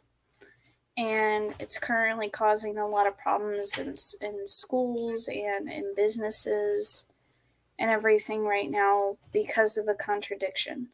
So one law states that it is illegal to hire or fire anybody based on their sex, race, religion, disability, military status, etc. But then you have another law that says that you are legally required to hire a certain number of people based on those qualities. And we are starting to see where this is becoming a major issue, especially in the universities, because now you're having a problem to where there's a lot of Asians who are trying to get into a lot of these very prestigious college and universities who can't because there's too many Asians. And because they are legally required to only have a certain amount, they are being denied. But the law states it's illegal to deny people based on their race, sex, religion, etc. So we're currently having a huge crisis right now because we have two major contradictions because, they want to have their cake and eat it too. Now, when it comes to, I'm trying to remember the name of it. I can't off of the top of my head. When it comes to that one law, there's a part of it to where it says, you need to hire a certain number of people based on the area that you live in. So if your company is based in an area that is predominantly white, then you would have predominantly white employees, but you're also still required to have, still required to have women and other races as well, but a small percentage compared to the majority. If your business is in a majority Black community, then your business should reflect that by having majority Black employees. This becomes a problem, though, with certain businesses and companies in certain areas, especially ones that are located in rural areas or in smaller towns, because those are typically made up of, a certain type of people. They're usually predominantly white. They're usually predominantly Christian or Catholic, and there's very few of them. And because of that situation, it now becomes to where now they have to reach out outside of their local area to find people who are not like that to bring into the company, because if they don't, they can get penalized for it. But remember, we already have another law in our Constitution that states that you're not allowed to do that. So now it becomes a conflict of, well, which one do you do? Do you hire people based off of their race and sex and religious beliefs, military status, etc.? or do you not? Because the whole point of it was to avoid there being exclusion or racism and stuff in companies, for them to not hire people based on race and sex, which is why the first law was created. But then the second law was created to somewhat enforce that. But the problem is, instead of enforcing it, they're now contradicting it. So instead of taking the original law that was put in place and adding subcategories to it, which is essentially to where, you follow this except for in this type of situation, then this would apply or it would not apply in these types of situations. Instead of doing that, like we do with pretty much all of our other laws, they created a whole nother law that completely contradicts it.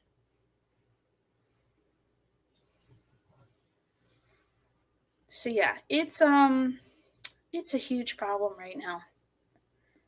Pretty much all colleges and a lot of businesses, especially major manufacturing companies, have this issue.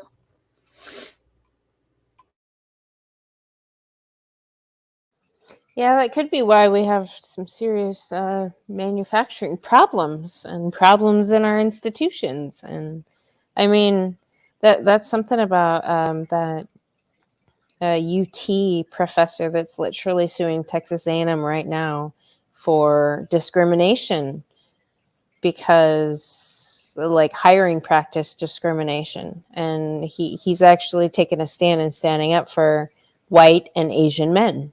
Because like you're not allowed to, or you weren't allowed to like apply, like the opportunity was cut off for white and Asian men to apply for this position. And it's like, Yeah, and that's where the problem's going to be whenever these types of lawsuits come up and they take them to court, because it's like, well, technically they were following the law according to this law, but the other law they were violating. So which one do you choose? Right. You pick the one that they were following or the one that they were violating? I think the one that they were violating, that you're not supposed to discriminate based on sex and race. But if you follow that law, you are now breaking the other law. Yeah. Well, so it becomes it's a trap, essentially. You're breaking the law either way, no matter what you do. You're right. Yeah. By the way, hello, contriver. What are you doing? I hope I'm not disturbing the kitty party. The kitty party.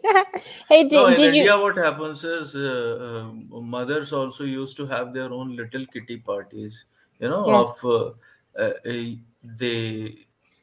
actually a very nominal amount, which my mother was also in a kitty party. So what she used to do was, for example, around $100 or some equivalent of money, she would put, and it would become like a cooperative fund or something. Straight up communism. Let me tell you. And then the host of the party, whenever her turn comes up, she would have to have a lunch ready for all the ladies in the vicinity, those who actually put their money into it, and it becomes like a cooperative fund which is given to every lady, because everyone, for example, if 20 participants are in that kitty party, so everyone is paying around $100 or something. So the host gets a lump sum amount of money, let's say around 2,000 or $20,000, and that's it. So with that money, they could do something. Yeah, whatever. My mother also left it. Right. So I was thinking that stream actually got over, right? With the gentleman. Yeah. Did you listen to it or watch it? Oh no! Actually, what happened was, you fell asleep. I was awake till 6:21 a.m. and then I could hold on. I'm sorry, and I slept it off. Yeah. I right now I woke up. It is 11:26 a.m.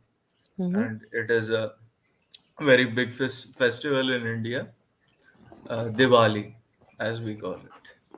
So Mm-hmm. lighting candles, lighting earthen pots, lighting, you know, the whole entire house, and that sort of stuff is going on. I would also go with my mother to the market. She has to take some sweets, normal daily groceries that is required for uh, the, shall we say, the incantations, which is going to be in the evening prayer and all that. So, whatever. So I had a little bit of time, and I didn't know that you are still streaming, or this might be a entirely different stream. I This, just jumped yeah, in. this is, I know this is an entirely different stream. Oh yes. Yeah.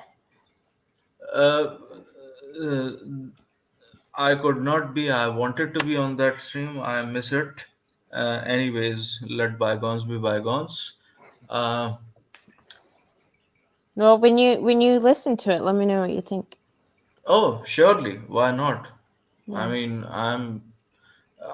when I would be driving the car right now, I would be listening to your interview. Okay. Thank you. So it would be Festival of Lights. Yes, it's you just decide to driver. Okay, Manuel, I get it, brother. But coming back to the topic, Mm-hmm. the thing is, hey Harley and hey Mary. Okay, enough of my pretension. But seriously, Right. I just try to lighten up the mood of the people. That's it. I'm just Yeah. being nice. Yeah. I mean, so the thing is, Harley, entirely U.S. Constitution was never like that. In the 1700s, the 1600s, it was not like that. It was made a certain way, and we would either get destroyed as a state that we live in within a set of rule of laws and everything, or it would become a very dysfunctional society. And I hope that it is going on for latter rather than the former. So, in the advent of that very realization, you have to also understand that when people say that, this is the enemy, this is the enemy, people are not the enemy. I don't Right. hold women liable for what they have done. I Oh, hold the I know state. you don't. I know you don't. I hold the state liable and the laws that have been made via what is the theory that has been given by Susan B. Anthony? Educate, organize, agitate. So it is a psychological war on us.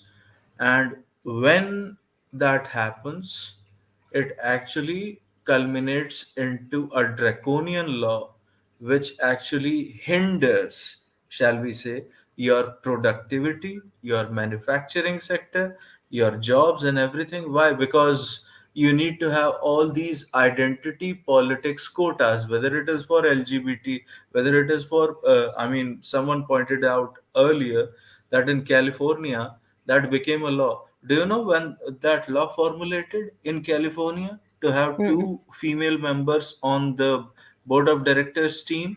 And Right. I would tell you what was the outcome of all of that.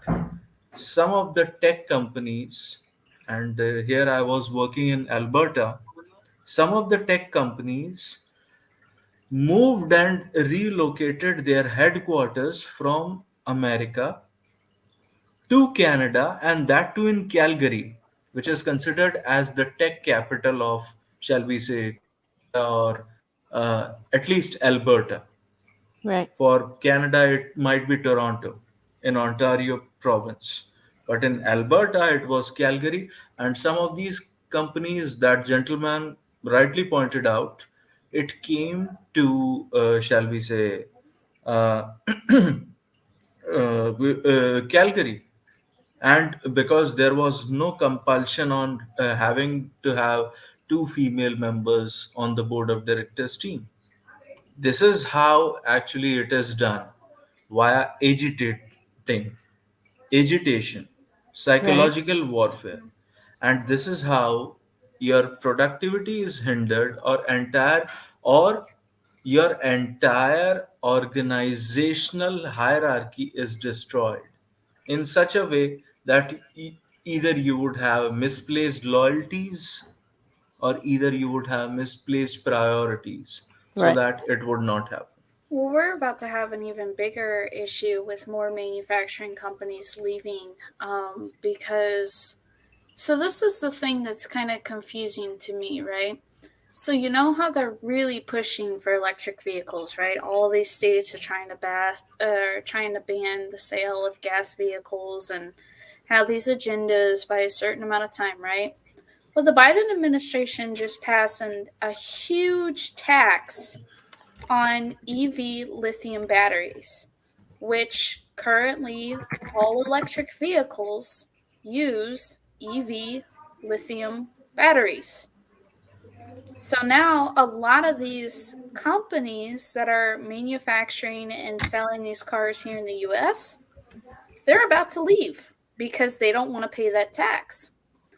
And then you I also always have say, look, uh, mother, could you show this story I shared in the private chat? Mm-hmm. It is an answer to your question, Harley. And just let the good mother set it up, and we would be able to know as to what is what. Do I accept the cookies? Don't. In fact, you don't. I would share the screen on my end. You Okay. know, Yeah, yeah, that would be fine. yeah. So, this is it. Can everybody see this? Mm-hmm. Caterpillar to relocate global headquarters to Dallas, Fort Mm. Worth area. And this is from June 14, 2022. They have Right. already done it with 2021 sales and revenue of $51 billion. It is an infrastructure building company, by the way. Okay. So, this company, if this company has put it on their own website that they Mm-hmm. are relocating to Dallas, means that there are two things which are going on right now. Right. What is that? There is a global migration of people Mm-hmm. alongside businesses and whatnot, and there is an internal migration of people going on a nationwide scale from one place to another. Yeah.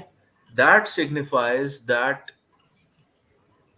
a tectonic shift is coming for people to actually be able to digest Mm. as to what their living conditions or what their lifestyle would had been, primarily because of all these structures and hierarchies and jobs that are coming in this space. Mm-hmm. Now, I was actually seeing some video, and in California, that police officer was actually showing that, if you do this, if you do that, if there is someone occupying your property, you would not be able to do that. Right. And you just have to, then you would become the adjudicator of how much force need to be applied to get them off from your property. Right. Now, whatever little of what we have accumulated over a period of time, do you think that all these people who are coming in internally displaced as well? I'm not saying that only Mexican immigrants are coming in, Latinos are coming in from Honduras and Guatemala to Texas, but Mm-hmm. internal displaced people, all these Joe Rogans of the world, all these same-sex marriage advocates of the world, they are Right. coming to Texas, and they would be the ones, they are not leaving their ideology, they still believe in same-sex marriage, They are not leaving their, shall we say, philosophy regarding Marxism. They are all Right. coming here. They are all Right. coming here, and they are perpetually, they would be the ones who would turn our own Texas into California But contriver, over a that period of time. I'm not saying today itself or no. 25 to 30 years down the line. Yeah, but those guys matter less than, like, the biggest, from what I've been told, the biggest threat to freedom is what's coming out of these schools. These younger kids that are graduating after you know, getting Marxism ideas put into their head. Like, these young kids are graduating and voting for this shit. It's less the people that moved here because they're tired of the policies in their shithole states. Well, but they are It's the not. young ones. Oh, yes. Look, it is a multiple pronged strategy. Yeah. So, what is happening is, and this is just my surmise, and correct me, all of you, if you people think or feel I am wrong on this, I would stand corrected. My surmise is that America is finished. They already know that. So, Yeah. they Well, have percolated all the identity politics and all these things into other second and third world nations as well, which we all know, by the way. I mean, come on, yeah. let us get straight here. Yeah. We all know that we we have seen all these policies emanating out of the US, radiating outwards, and then being percolated Mm-hmm. into other structures via United Nations, or call it what you will. Yeah. Now, the point becomes that if you would not have a safe bastion on this planet Earth to Right. hide from them, Right. regardless of whether you are a first world, second world, or third world country like India, then what? Then what it becomes is you would not be able to live happily and, with satisfaction anywhere else. So even if America remains or America disintegrates, they have already done their job via all these indoctrination centers like Harvard, Oxford, and whatnot, Frankfurt School, which gave birth to feminism. That is the thing. They have already done their job. So it is not a question of why. It just becomes a question of when. So it is just a time. We are, living on a lease, shall we say, borrowed lease. Yeah, but it's these crazy bitches right here. This specific organization of women. No. See? Look, there's your chick again. What, wasn't she the one that was on that think tank? Oh yes, Heritage Foundation of all Welcome places. to Radical Feminist Perspectives. Today, Radical Radical feminist for perspectives. perspectives. Yeah. This is them. They're in The like thing is, 167 different countries. they including India as well. What I'm trying to say is Mm-hmm. their time is up as well, because they have feminism has become passe. Now the thing is about LGBT, and in that LGBT as well, the T is the supreme. Why? Because if you don't believe that men and women are literally equal, then you just have to ask them how, and that's it. They would die on that very hill that they are not. Otherwise, they would be on the wrong side of the progressive history regarding quote unquote breaking the glass ceiling, so to speak. But Yeah, that's but the problem with when it comes to the LGBTQ community and them saying that men and women are equal. Because if men and women are equal, then why do we have transgenders? Why are people transitioning, right? If they're the same, right, then why would you want to be a man? Isn't he the same thing as a woman and vice versa? they actually don't want to be a man, they want to be a woman. Because even after chopping off their genitals or whatever, they think, or getting neutered during their prepubescent years, with consultation from their moms, by the way, Oh they yeah. think that they would have a happy and a healthy life being a woman. But then these Rega- same people, though, can't even tell us what a woman is. Like they well, refuse to give a definition of it. exactly, and that was the whole point, that they have made it so malleable that whatever, shall we say, vagina privilege or golden vagina privilege, which Mhm. they have accumulated over a period of time, Mhm. they actually lost completely. They actually lost completely to these people, and You that know, is the thing. I wonder if biology has more authority than we may give it credit for, because everybody's like, "Oh, I can't tell you what a woman is. I'm not a biologist." So, I wonder if that's them passing the authority off to the biology. I mean, because they're right. Biology, like the people in biology, should have more say, more than these social constructionists.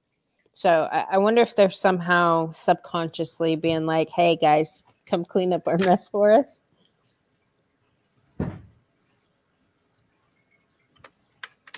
I wonder why people in the biology field aren't more vocal. Well, because the doctors, did you see what the California governor did? No, I don't No. follow politics, contriver. That's Okay, man's okay, stuff. okay, fine, fine, fine, fine. I mean, it is regardless of. I mean, politics is asinine at this point, anyways. Yeah. So what he did was he has issued a diktat, an executive order for all his subjects within his People's Republic of California, that they would not, shall we say, uh, they would not actually publicize, propagate, or say about any other vaccine solution rather than all these Pfizer, Moderna, Johnson and Johnson, or whatever. They Hmm. cannot suggest hydroxychloroquine. They cannot suggest ivermectin, or they cannot suggest vitamin C or any other immunity boosting systems. Quote unquote. I would again say, hello, YouTube, allegedly. Allegedly. So that I just have to add it, allegedly. Mm. And this is how it becomes.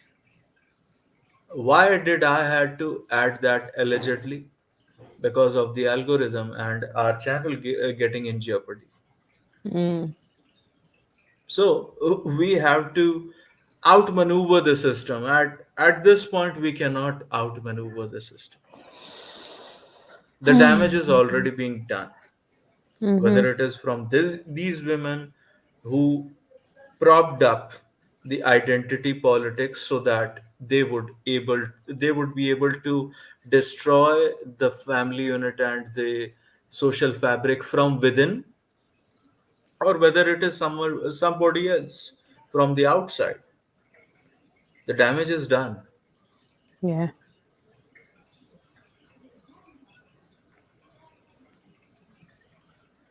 No, they are appropriating biology as well. I would say, Emmanuel, they are appropriating biology as well. Why they would say birthing people?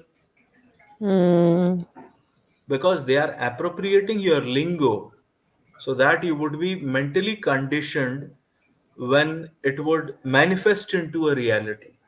That is the whole thinking of psychology, is that if you think about something, manifest it into a reality, because that is your reality, your own Mm. little utopia. That is what they say. Sounds psychotic. Well, that is psychology. I mean, you know better than anybody. Yeah, that's psychotic. So again, I asked the question, why are we letting the most mentally and emotionally unstable people in our society make decisions and rules for the rest of society? I mean, take example of India. Hmm.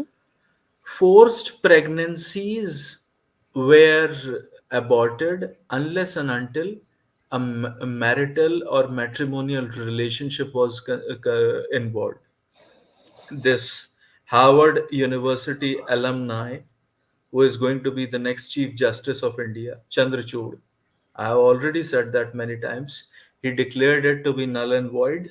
He annulled the law, as well as declared that if any man forcefully impregnates his wife, then it would be regarded as rape under the Indian Penal Code under the very same section, and he would go to jail. Mm. Now, if imagine if any other law regarding dowry, sexual harassment, molestation, any other thing is being lied upon, now, do you think that women would not abuse this law I alongside a just plethora of laws which they have already done so far? I just don't understand the whole concept about marital rape. Like that to me sounds like a bunch of bullshit. Well, the thing is, just like I showed you a study, I mean, a couple of months back ago, Yeah. where it was saying that it was a questionnaire taking a cue from United Nations, Mm-hmm. which was in a University of Mumbai, that was presented to a bunch of women, which said that has your husband actually forced himself upon you, or things like that. But the very same question was not presented to the men and boys, because for a man, sex is an obligation. He has to fulfill it.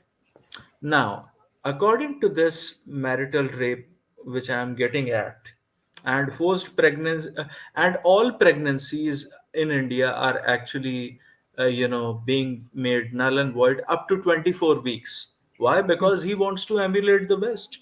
He, gives speeches and, appears in conferences, very often, quite often in the Harvard University. Well, he's a product of Harvard University from the 80s or 90s, I suppose. And his father was also a Supreme Court justice in India. So there you go, nepotism. There you go, nepotism. Yes. And, he is going to be the next Chief Justice of India. Perhaps I should not say anything or get my license cancelled. Anyways, Right. Right. what I'm trying to say is this is the thing. I understand how alienated the majority community of America feels. I Mm-hmm. understand how Mary and Harley and you feel alienated, or, just like totally discarded from the state. And that is why I share your empathy. I totally empathize with you, because we also have the very same system in India regarding us. Right. But the thing is, if we are talking about the changes in law and everything, I mean, that is a far-fetched I, solution. I don't know, Contriver. I don't necessarily feel discarded by the state. I've never needed the state for anything. I would just No, prefer the I'm just saying, state leave me the fuck alone. Like, I would just say, for a straight white man, yeah, okay? yeah. That is why I call myself as a brown nigger, because I make fun of myself, because at least they could laugh at the tragedy that is happening to them. Right. Laugh it off. Yeah. Laughter is the best medicine, Yeah. and that is how it has to be. Again, coming back to the topic, now Mm. imagine if I'm in a relationship, hypothetically speaking, and Mm-hmm. I'm pestering, cajoling my wife, and trying to you know butter her a little bit so that I would be able to have a sexual intercourse with her. That would be considered as sexual harassment with my own wife, by the way. That's That that's, that would that's so crazy to me. Yes, but imagine that. that it became a law in India. It culminated into being a law in India by this Harvard University alumni who had already annulled the law regarding adultery back in 2018. This was the Mm, very same chap who did mm, that. Now, imagine if a woman could sleep around, a man mm-hmm. cannot.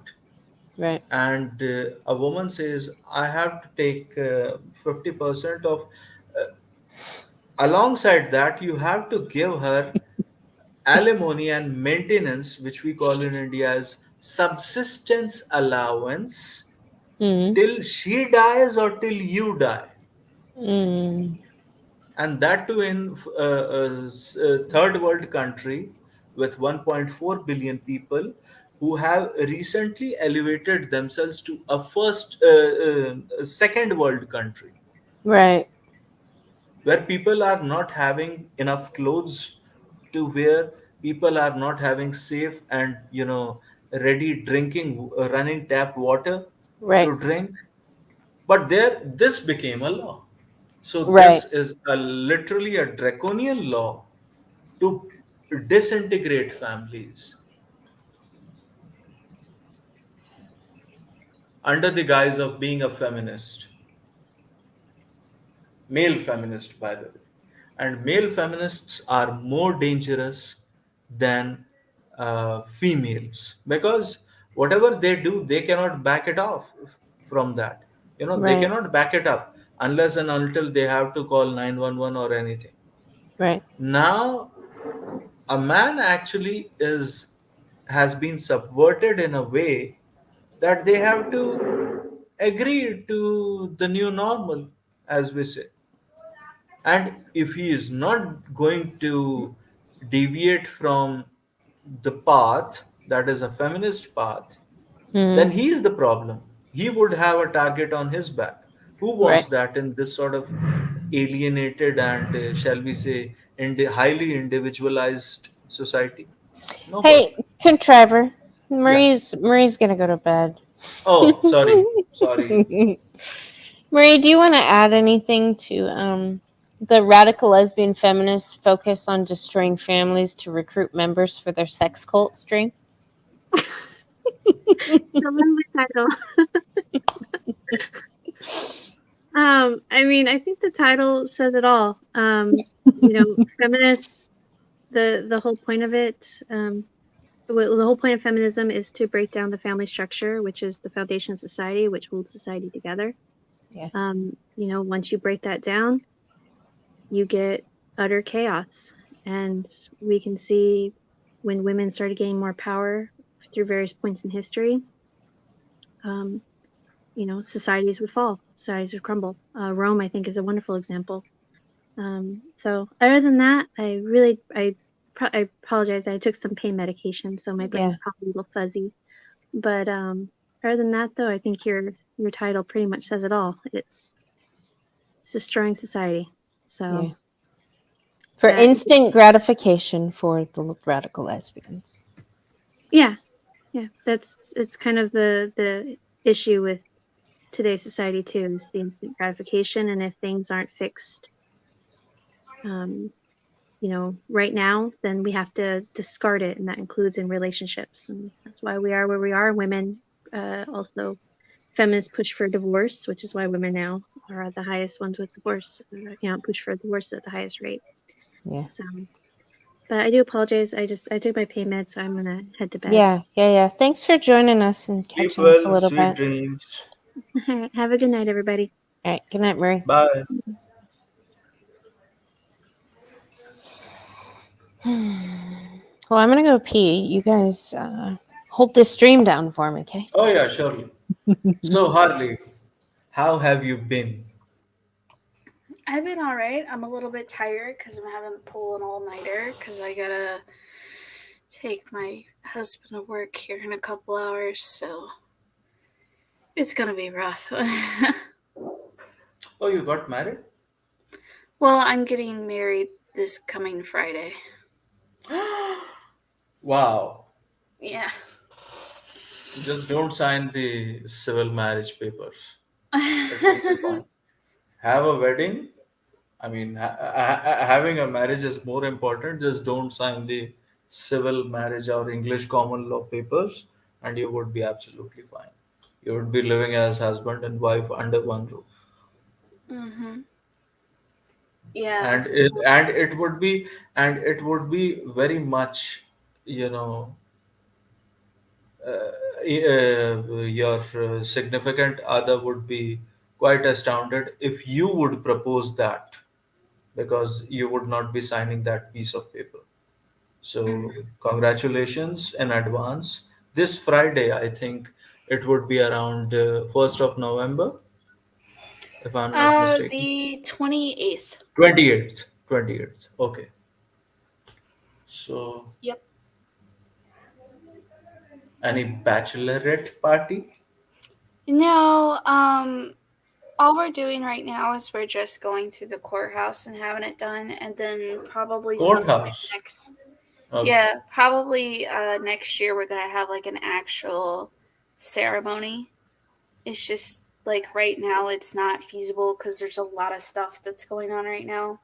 But we still wanted to get married, so we decided we would get married at the courthouse now, and then we would do an actual like ceremony together later on.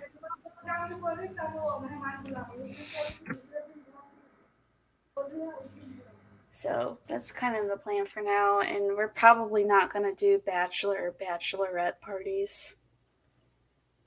Well, that is a good thing actually, because you two are committed to each other.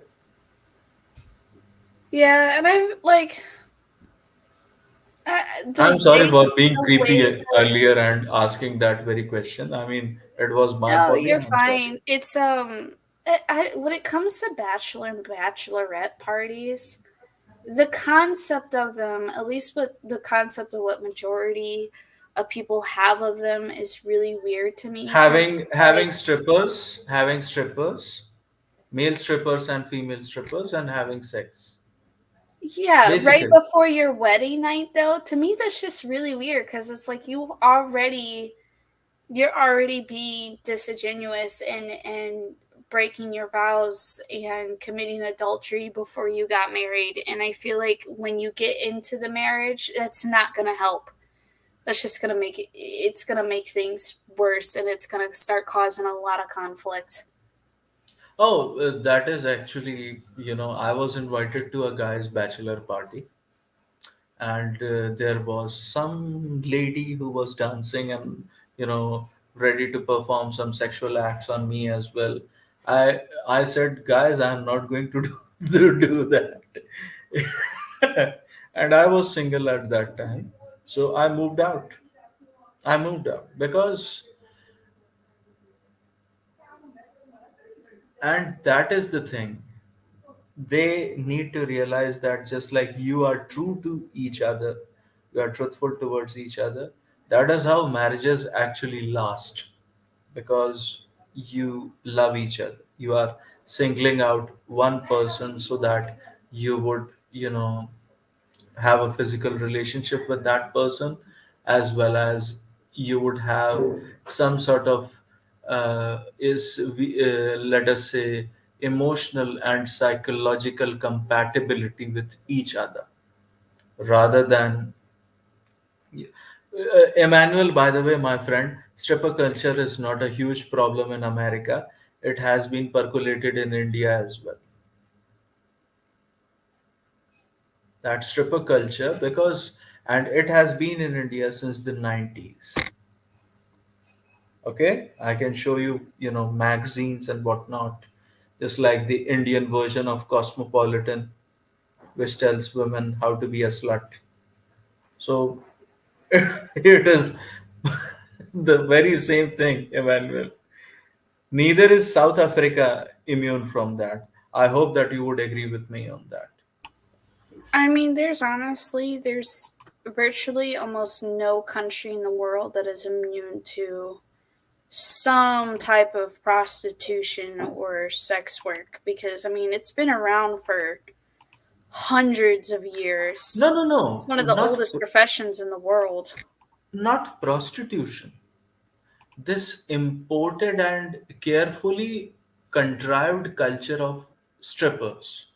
Now, if you are having, going to a brothel or something like a bunny's ranch or a chicken's ranch, it is a different thing altogether. And that is mostly for men who would like to do that. But in the 2000s itself, I used to hear the Tom Likas show. What he used to say is women invite more and more male strippers, and women are having more and more bachelorette parties in 2004 as compared to men. Now the thing is, for now, I lost my train of thought, but I'm trying to say this. This is a culture that has been, again, radiated outwards and percolated down into each and every, shall we say, country, including India, including South Africa, as Emmanuel rightly pointed out. They think that just because a man is doing that, a woman can also do that. You see where it is coming from. Anything you can do, a man can do, a woman can do, and that too better, and that too in high heels. Well, the problem is that, at least when it comes to sex, is that men and women don't view it the same way. Yes. And so the really big issue is that if men do it, realistically, if men do it, men would go out, they have sex with some random woman, and then that's it. They're done. They throw it away. It's over, right? They don't sit there and dwell on it or think about it or fantasize about it all the time. Like, for men, sex is more of a just physical pleasure. For women, on the other hand, sex is a emotional pleasure. And Yes. women get attached to the emotions behind it. Not Yes. necessarily the physical acts, but the emotions behind it themselves. And so because of that, women become a lot more attached to the people that they have sex with, which is why when you end up with these young women who have had sex with, hundreds of different guys, they aren't able to parabond anymore because they've destroyed that emotional connection. Versus guys don't have that issue because they're not having sex for the emotion, they're having it for the physical pleasure. And so that's kind of where the big difference comes from and why it's a huge problem for women, but not so much for guys. I mean, I totally agree with you, but the thing is, who is going to tell the masses that they are being fooled in the name of equality? So, again, the factor is that it has again been radiated outwards towards the rest of the benighted heathen with the very same message that, equal reciprocity, I would say. That if a man is doing that, a woman should also do that. So, in that way, they would not have any qualms about not cheating on their husbands or not doing that or not. Some people even promote that because they think and they advocate about it. And this is, I mean, I was completely astounded by what I heard regarding this very thing, that what if they cheat afterwards? So they should cheat when they are engaged. I mean, and that should happen only on the bachelor and bachelorette parties. I would say if they are engaged, they should get a room. That's it. Do it with each other rather than going outside. Perhaps I'm old school. Emmanuel, you want to come up, brother? I have given the StreamYard link. If anybody wants to come up, especially Emmanuel, I have talked to you in ages. Yeah, and that's kind of the problem because when women seek, women aren't, a lot of these young women are out there and they're having sex with all these different guys, but they never feel, a lot of them don't feel satisfied with it. And the reason why is because sex is not what they're actually looking for. They're looking for emotional connection. Validation. They're looking for love. They're looking for passion. They're looking for that emotion behind it, not the physical act. But the problem is that when so many women have been put through having sex so many times, they lose that ability. And so now it becomes this perpetuous cycle to where they continue doing it and constantly not finding what they're looking for, because they think what they're looking for is the physical satisfaction of sex, and it's not. It's the emotional bonding that they get. But because you've ran through it so many times, that you've pretty much lost the ability to have that emotional connection. So Well, essentially they become broken. They become broken at that point because they can't have that emotional connection anymore, because they've ran through it so many times that they now can't differentiate that emotional connection from the physical connection of it. oh yes, oh yes. And I would again say, Emmanuel, my friend, come up. I would again give you the invite link of the StreamYard. Post it over here. Uh,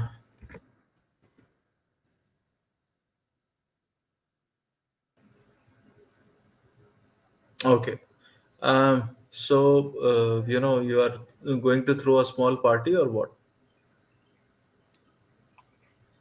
For the Um, near and dear ones. I mean, like I said, we planned on doing a wedding ceremony. I don't know if we're gonna do anything before the actual ceremony. We haven't totally gotten too deep into it yet. We're probably not gonna start planning for it until after New Year's. But I had a few things in mind. Like I would like to do it to where the dress is not revealed until the day of. So essentially, the day of the wedding, that morning, him and I, we would separate and go our separate ways when we prepare for the wedding. I can't see his suit, he can't see my dress. And essentially, we're just separated from each other the entire day until the moment of the ceremony, and then we would meet again that day at the ceremony. Yeah. I think Harley's just, getting her ducks in a row so she doesn't have any bastard children. She's doing the responsible thing. She is doing the responsible thing. Marry Yeah. before you carry, and that is what she is doing. And that is absolutely fine. And very well appreciated, by the way. Even from my side, even from those who literally don't want to do anything with relations or marriage or, this, that, and the other. So, if the ceremony is going to be then, and okay, but the court papers shall be done this Friday, right? Yeah, the license will be signed this Friday. Okay. And then there's a whole bunch of other fun stuff we get to do because he's military, so. Okay, fine. Yeah. You would get all the GI bills. Hey, I'm getting a new house, Harley. Why? Because I'm getting a discount. I'm in the military. It kind of, but not really works that way. Look, Like, at least you are getting a separate roof over the top of your head, and that is highly admired by me. I highly admire it. So, if he is from the military, sir, thank you for your service, and I hope that you complete your years without any hassle, and you are getting a very good life partner. So, Yeah. just bear with it. Yeah. So Kush did some streaming of some chameleons earlier. Apparently, little impromptu. Mm-hmm. That gentleman is, I would say, not like a cotton candy, but that gentleman is like full of liveliness, of, Mhm. shall we say, and the the will to live life in Mhm. that gentleman is Yeah. what I want to emulate if I reach 20 years down the line like him. Mhm. Because whatever he's doing, if he is wearing all the jewelry and the bling, he is doing for himself, not Yeah. for anybody. If Yeah. he having, I'm very much mesmerized by his hair, by the way. Yeah. And He's got some great hair. yes, the hairstyle is great, and it always reminds me of all those metal bands from the 80s, actually. Oh, Trevor. Hello, Emmanuel. You're Hello, on hello, mute. hello. How you guys Hello, my doing? brother from another mother. How are you? I'm alive. I'm alive. I'm I'm alive. glad you haven't been genocided yet. Not yet. Not yet. Jesus, it's things are kind of going a bit crazy in South Yeah. Africa, but yeah, very interesting topic with the whole idea of you know Strippers. feminism and all of that. Yeah, it's it's crazy when you think about some of the the extent to which people can go if with their self desires, so to speak. It's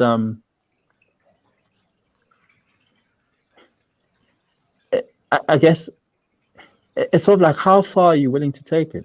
Are you willing to see the rest of the world burn just for you to get what you want?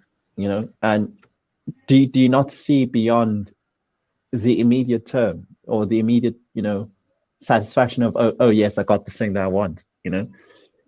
It's sad. I don't know if this is a also a factor of some of the upbringing and TV and stuff like that that people are exposed to, especially in America. But yeah, it's very sad to see, man. Even with the point I was making earlier with stripper culture, um, it's everywhere now, and I can understand, where it comes from their perspective.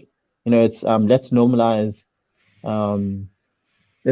stripper culture so that it's easy for us to do what we do, so that we're not as shamed, so that we perhaps it's even easier for us to get money from the career that we, let's call it that, our profession. And though the consequence of that is what happens to the rest of the world, what happens to society, what happens to the people who would have been constructive, contributing members of society, now turning into people who just are disciples of Cardi B and Megan the Stallion, and you name them. I don't know, man. It's very concerning. I think I said it's probably the biggest problem after feminism is the normalization of just sexualizing literally everything. You know. Yeah, and well, the problem is that when it comes to people like Cardi B and Megan the Stallion and Lotto and all of them, Nicki Minaj, they are meant to be entertainers. They're not meant to be taken literally. But unfortunately, especially in today's climate in our society, a lot of people take these people quite literally and like almost worship them like they're gods or something. And Mm-hmm. it's a scary thing because it really it shows the type of influence and power that Hollywood has been able to grasp over people, or at least have been trying to grasp onto people. And it's really weird to me whenever people like try to act like they're, or even look like their favorite entertainers and artists and stuff, because it's like these people are entertainers. They're meant to be, they're meant to exaggerate themselves and be over the top and really far out there, because that's what makes them entertaining. Because everyday people aren't supposed to act that way. You know, I think the problem that's why is entertainers are so entertaining, because they're not like everyday people. right. Sorry to interrupt you. I think the problem is that when it comes to entertainment, the sexualization of basically everything is one of the few things that's not that people don't make a disclaimer about. You know, people will say, for example, no animals were hurt during the filming of this movie, or people say these views do not reflect the views of said network or whatever. But no one ever says, hey, look, when you're watching us twerk on this on this in this music video or in this movie or whatever, just know that in real life we don't do this. You know, we don't do this in church. We don't do this at restaurants. We don't do this. You know, we actually just live normal lives. And I don't know if that disclaimer would help, but certainly something needs to be done. You know, because I think of like Black culture. You know, and not just Black culture. I think it's not accurate enough to just say Black culture. Hood culture, ghetto culture. That's what it is now. You know, everyone's just being as sexually explicit as possible and constantly pushing the boundaries of that to see exactly how far they can go. You know, twerking in churches, twerking in, you know, at weddings, bachelor parties and stuff like that. I don't think, as far as I'm aware, bachelor parties weren't a thing in South Africa. I still think they're not really much of a thing, but it's creeping in, you know? Yeah. I mean, In here- India, so- it has been, sorry to cut you off. In India, it has been the case since the late 80s. We had Yeah. our own second wave of feminism regarding all of that, that too in the 70s. So we were just a decade later than the Americans. And first of all, they did it in the late 60s over there. We had that in the 70s over here. And that's it.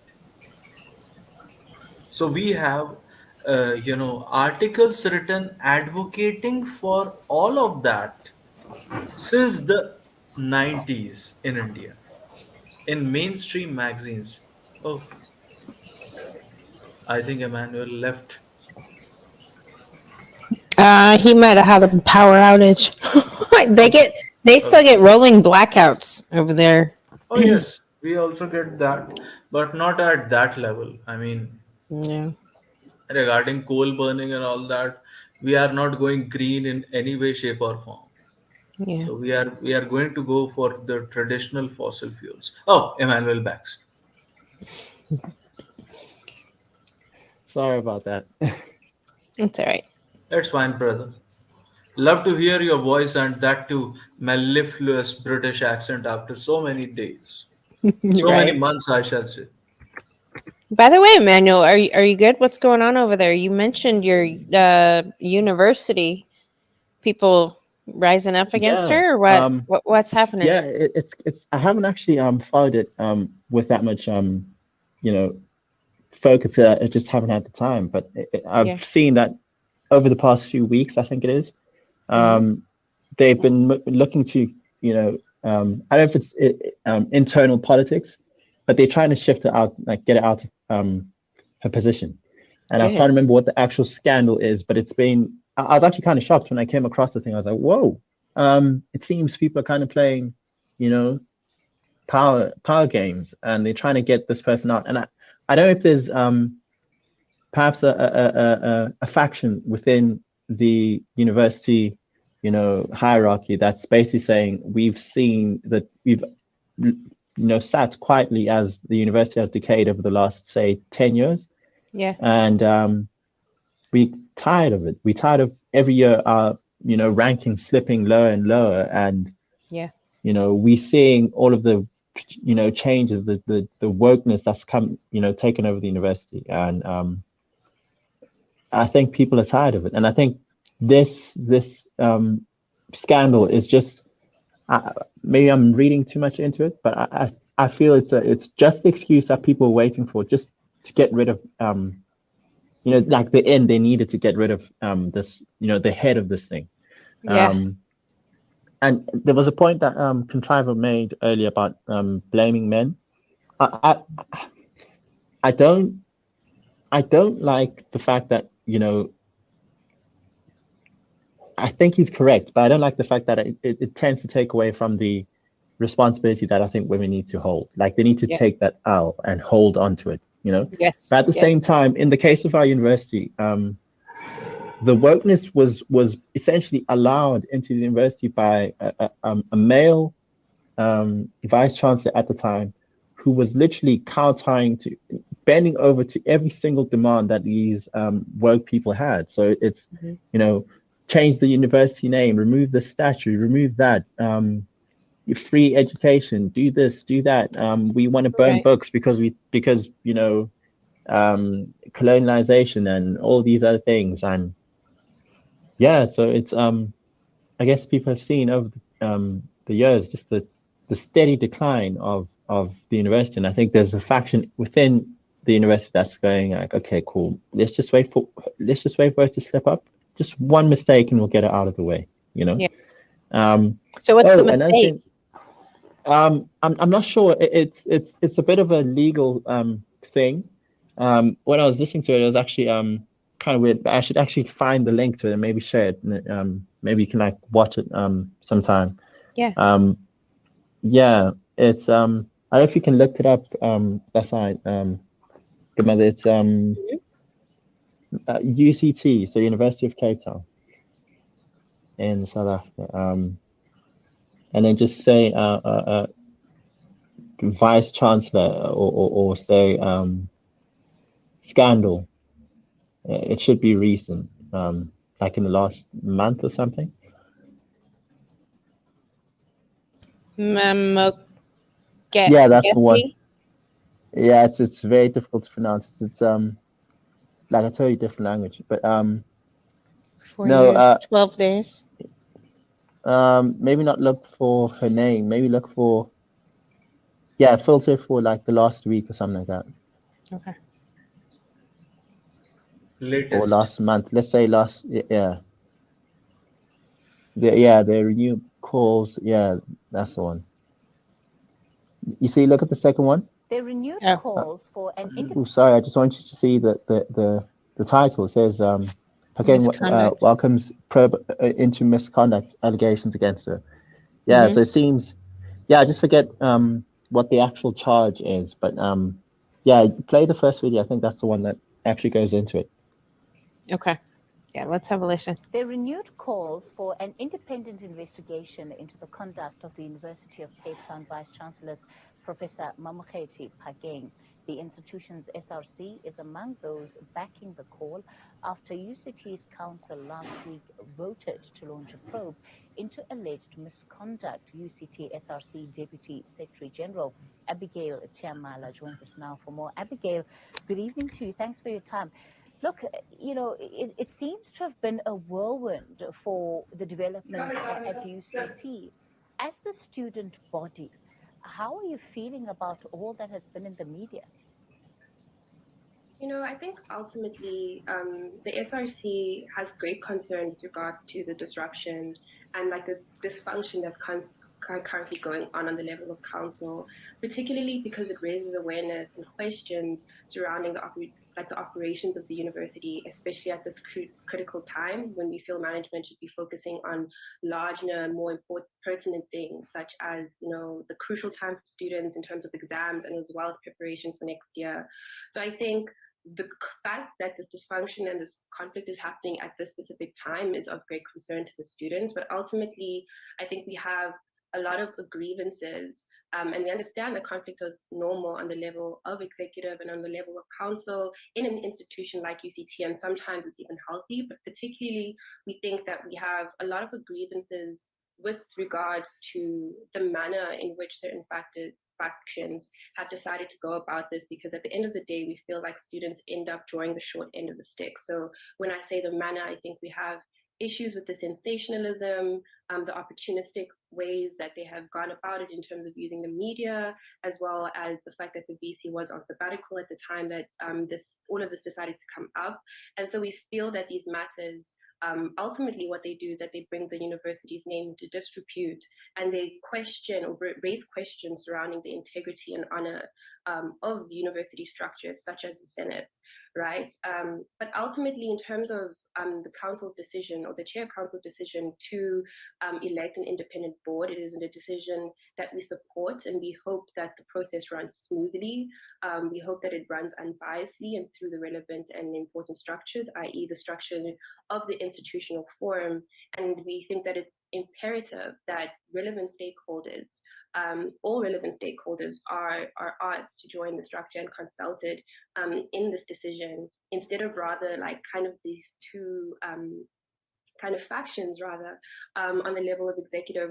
I think that this independent board really needs to go and look at the VC's impact on the institution as a whole, and the kind of the opinions of the people who really feel the impact or have felt the impact, particularly of the first term, and how they feel about it. Ultimately, though, I think the SRC is very clear on its stance that we do note the racism, the blatant sexism that Black women leaders at the apex of leadership in this institution. We've seen it in the structures we exist in. We've seen it on social media, even in the appointment, for example, of the VC, the blatant racism that they have to face. And because of this, like, this is something that we very clearly and vehemently oppose, and we will continue to oppose it. And it's something that we feel cannot be overlooked in this entire situation. Ultimately, though, at the end of the day, we hope that the process and the election and feedback from the independent board is one that is unbiased, one that is clear, and one that serves as a point where we can start to rebuild this kind of relationships and the damage that has been done from this entire interaction and situation. I guess. All right, UCT SRC deputy. Right. So that's probably the more. She's actually fairly balanced for someone who seems to lean on the woker side of UCT. She blamed it on her own victimhood. People being racist and sexist again. Like right, but I think there's a clip from there's actually I don't know if you can go back to the page where they have all the videos. There's one that should be saying ENCA or as the channel. Take the photo on the two white ladies. Or, I think that's the one where they actually get into the problem. And the lady is also from UCT, and she actually says that we're going to charge her and stuff like that. So because she didn't say anything like. She didn't actually say anything of substance. The previous lady, she just waffled on about the fact that she's the a students victim. are just waiting for the process, and racism and sexism. Whatever other stuff that she was saying. Sexism, that's the one. What is she talking about? Nothing. Well, she's a feminist with red hair. She represents what you call it, the SRC, so the student representative. What is it? Council. Counselor committee. Yeah, committee. Yeah, it's So they represent the students, and they're elected, and they basically talk to the university hierarchy for the students, basically saying, okay, this is what we don't like, this is what we like, could you please address this, and so on. So yeah. So it's like in the corporate world, what are those things called? Union. It's like a union. Yes. Yeah, kind of. Yeah, it's more like it's more like it's just union I don't like representative. Unions are, I think the word representative is better. Yeah, it's literally it's in the name, but it's people who just speak on behalf of the entire student body, as just to make it easier than forever having to hold referendums on every single issue. Yeah. Right. College that I went to had something like that too, where we had it's called I think they called it like the student body what did they call it? It was essentially the same thing. It's like they have like a small like group of people of like 5 or 6 people that are supposed to represent all of the students, and in our school they would send us out emails for like surveys, or they would give us like direct contact if we had any issues, so they could go to the higher ups and be representatives for us with them. A lot of Yeah. them are actually made up of like alumni students or students who have been there for a long time, Mhm. who know a lot of the staff and the process of how everything works there, especially to help out like new students to the school. Yes. Sounds like another mommy to go talk to. Oh yes. I posted some articles in the private chat. Wanted to launch a. But before that, before you carry on with the video, I just want the very last one to be shown to people as to what is happening in India. So the very last one, which I posted in the private chat.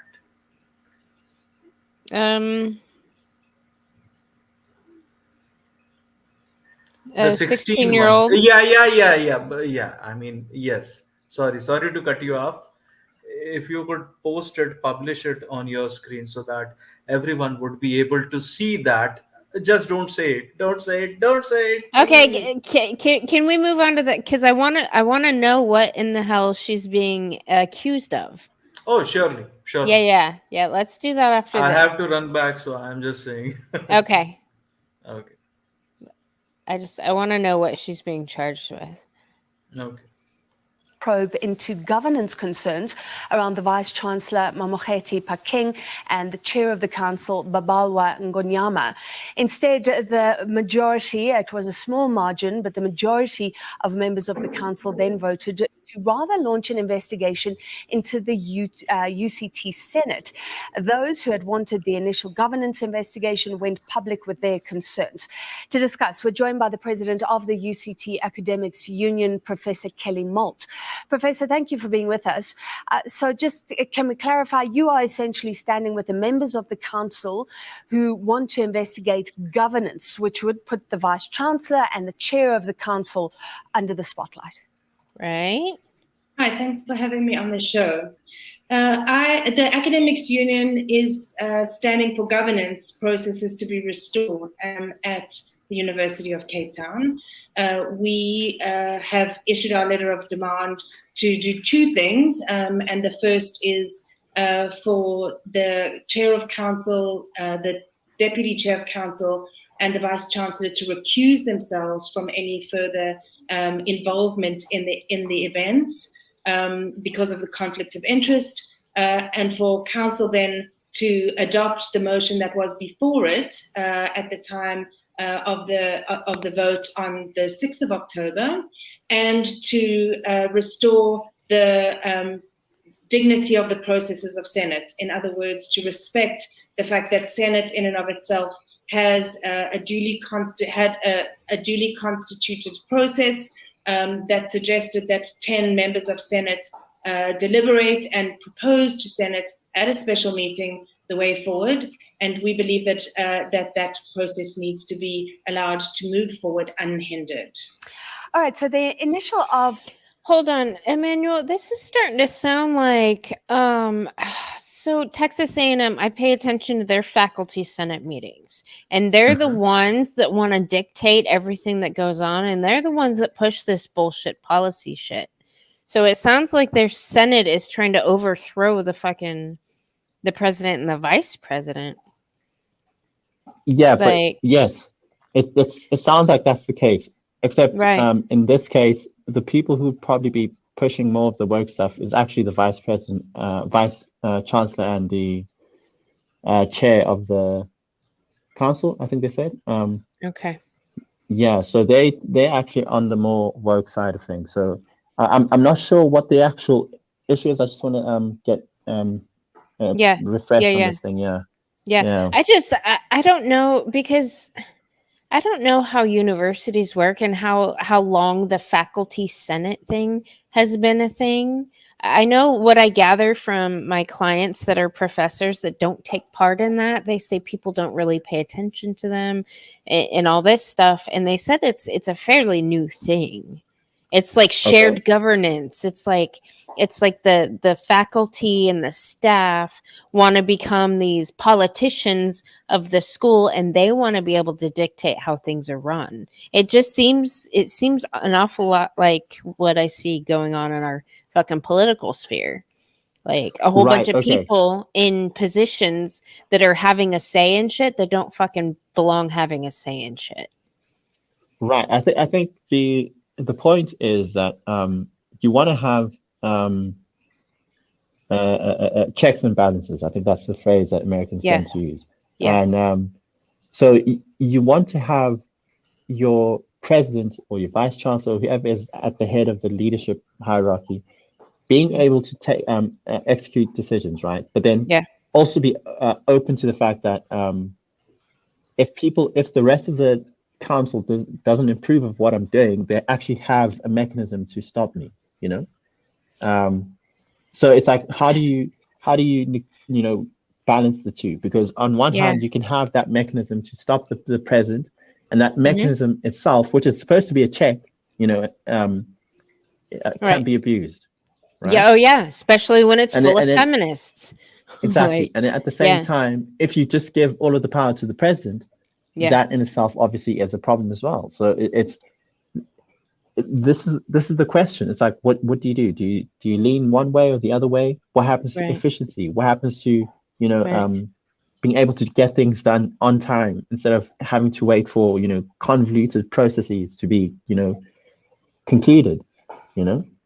So it is what it is. This is why government and universities, which eventually start to mimic government in their structure, become so onerous. So everything becomes so so red tape, like so much processes, so many processes you have to get through in order to actually get like the proper authorization to just put a certain A4 poster up. It can take weeks. No, you know what I'm saying? I have a client that's trying to get a piece of glass replaced on a piece of something in the office. Like before all this stuff that recently happened, she could just be able to call the people to come do the thing, and then they put in some bill somewhere, and now she has to go through somebody else, and she said it was going to take like 2 months. Exactly. That's the problem. I know. And wherever I see that, you know what that tells me? That tells me that whatever institution, whatever organization you're talking about is probably too big. That's what I think. Yeah. It's probably too big. It's probably too centralized. Once you start to have those sorts of problems, you need to start thinking about breaking things up. You need to start thinking about taking power away from the top and giving it to as many people on the closer to the actual issue as possible. So if you need something to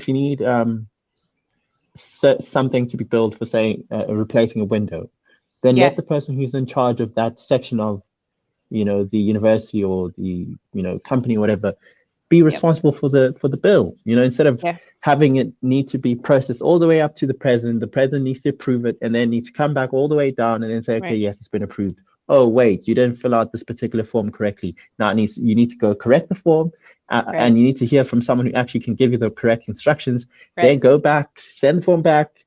Maybe it might have another error. This is the problem. This is why I think, as much as possible, people should have, like, it should be a goal to eliminate HR as much as possible. It shouldn't be a thing of let's try to include them as much as possible. It should be let's be as minimalist as possible when it comes to HR involvement, because whatever they do, they're going to make it a lot more complicated, a lot more, onerous, and just a chore. So that's just my say on university. Brother, it is HR, MBA in HR. Why do these women don't do MBA in marketing?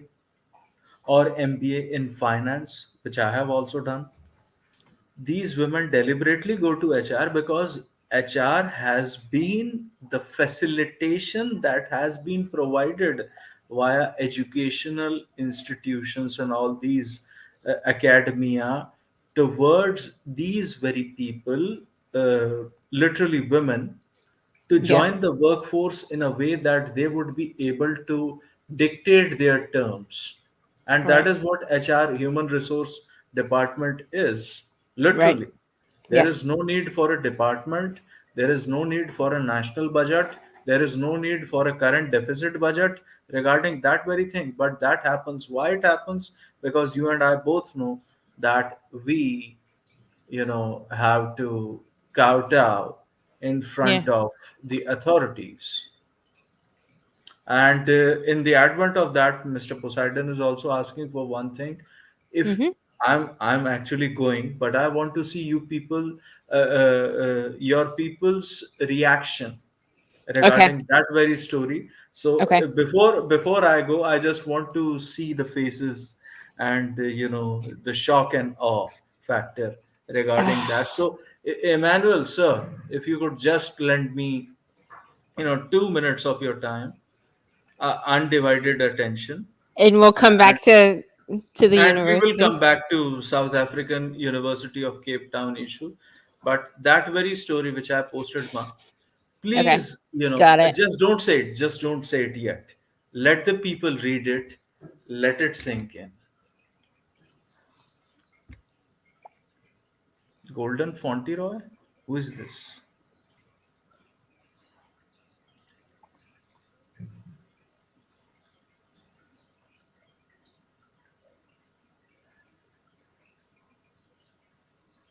Can you read it, ma? Emmanuel is again. 16-year-old porn addict girl forces younger brother for sex against his consent, now pregnant.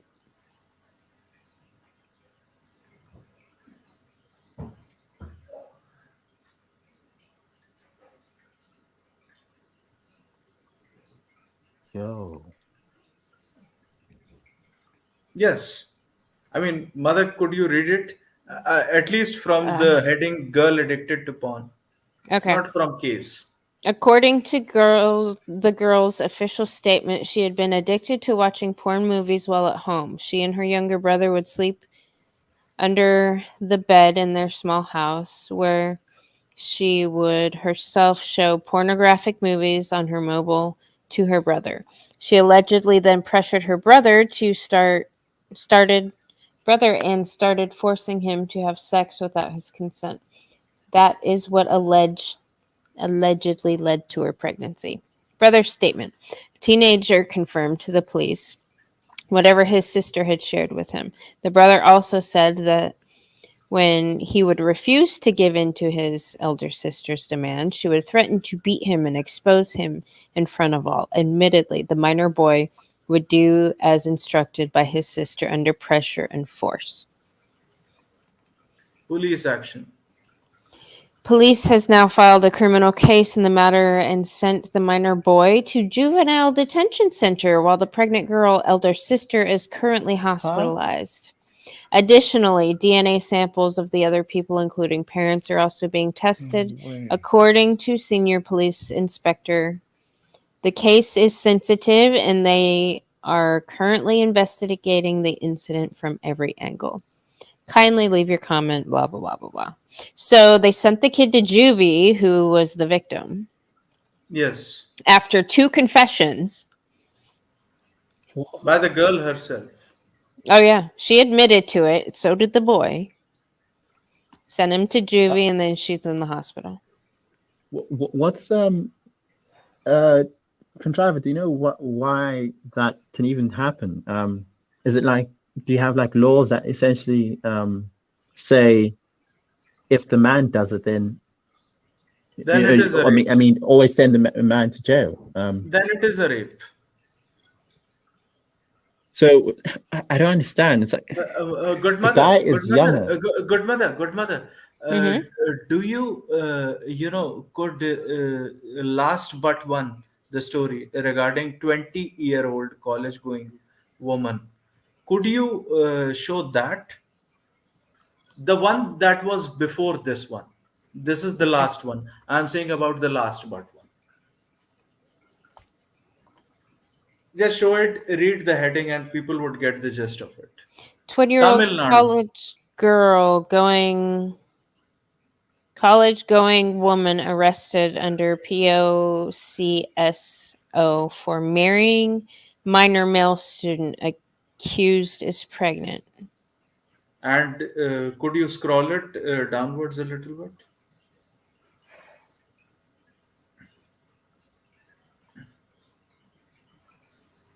Well, you could see a juicy story over there as well. Isn't it?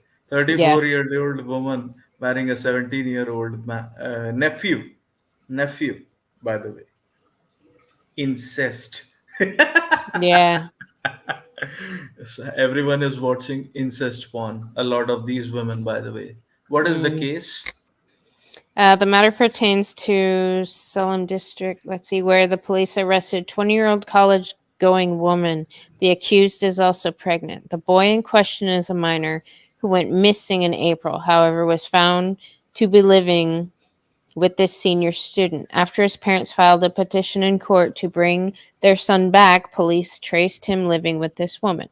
The adult woman is then charged under the Protection of Children Against Sexual Offenses Act and will be sent for medical examination. So, okay. This is what is happening in India, and I just wanted to show it to the people. Congratulations, feminism! You have done it. You have achieved it. Now it has percolated to such a level where underage boys are being raped by women who are perhaps double their age, and they cannot say anything about it because we love feminism, isn't it? Intersectionality rocks.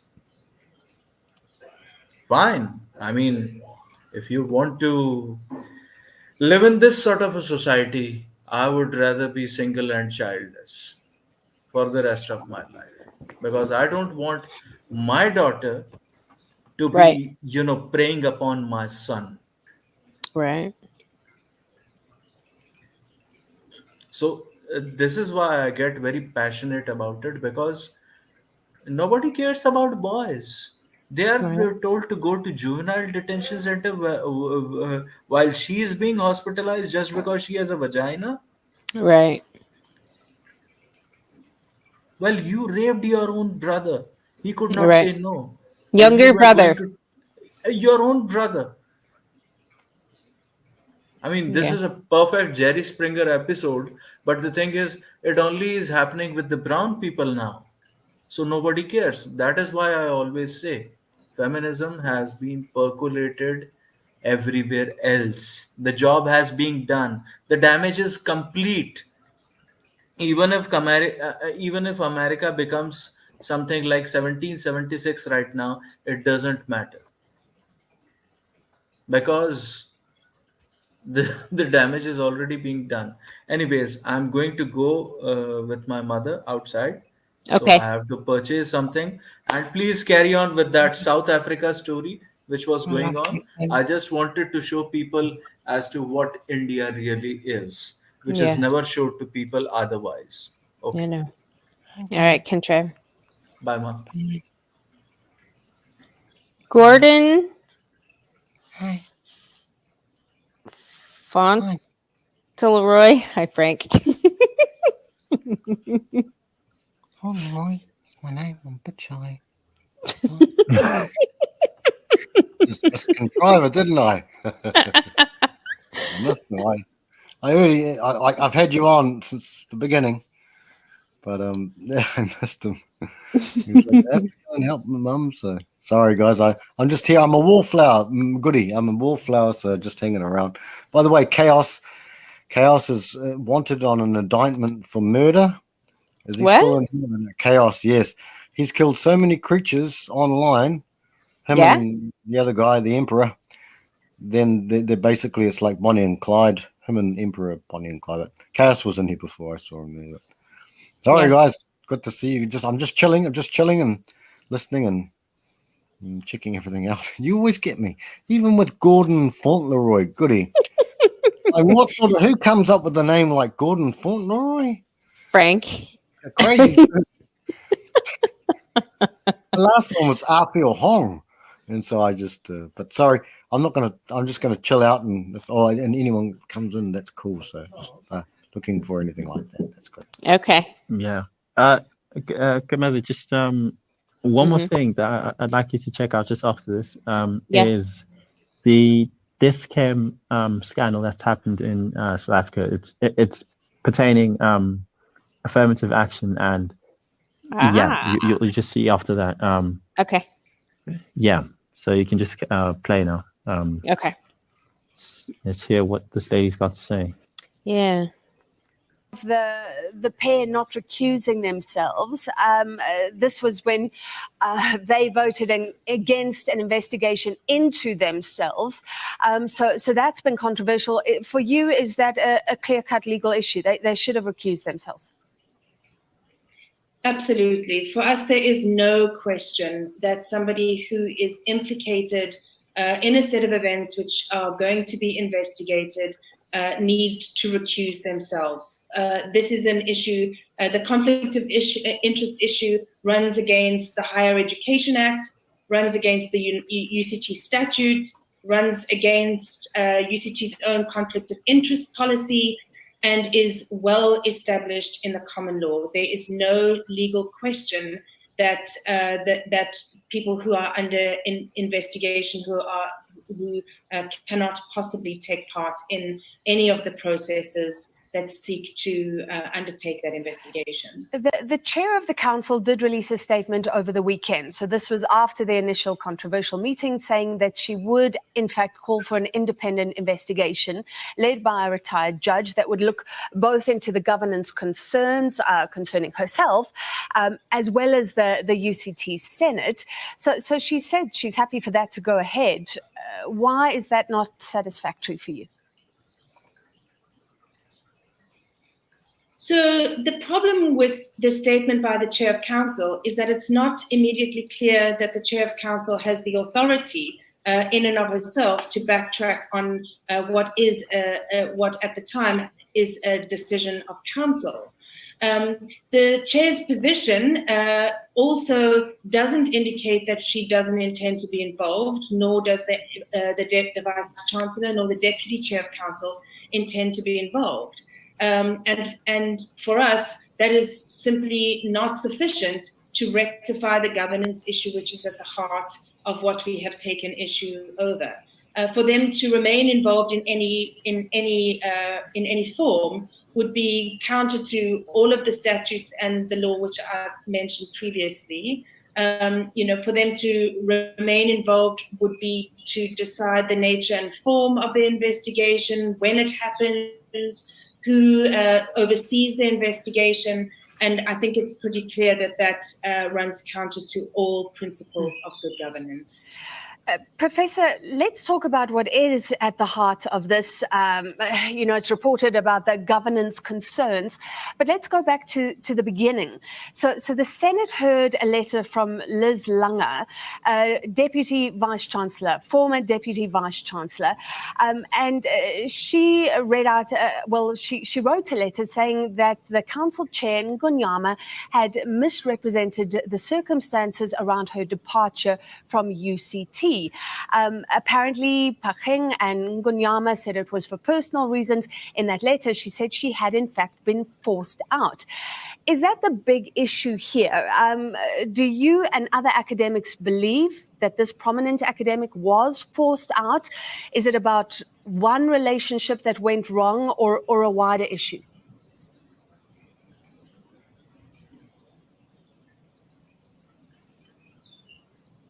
I think she's having some technical difficulties. Professor, can you hear me? Sorry, I didn't hear you. I think I lost signal there for a second. All right, it was a very long question. Liz Lange and the original letter that was read out that she wrote saying she was forced out. Do you agree that she was forced out? Is that an issue that academics are concerned about? And is it only about Liz Lange, or are there broader concerns here? So I think there are broader concerns, and there are the concerns that certainly we are concerned about is about what was represented to Senate in motivating for the renewal of the Vice Chancellor's term, as well as the apparent instability in the senior executive. I think the issue is that it needs to be investigated further, and the departure of Associate Professor Lange and what was known at what time to the Chair of Council needs to be the subject of that investigation. From the academics union's perspective, who is in management, who is the Deputy Vice Chancellor of Teaching and Learning, and being able to have robust debate about the events that relating to the academic project fall firmly within the academics union's purview, as it does Senate. And so for us, the processes that Senate decided on, which was to appoint a committee of 10 Senate members to advise Senate on a way forward, needs to be allowed to unfold. Whether an investigation comes out as part of that is still to be decided, but those processes need to be allowed to go on unhindered. Final quick question. There have been reports, there have been suggestions that this is about undermining Black women in leadership, that they are being targeted.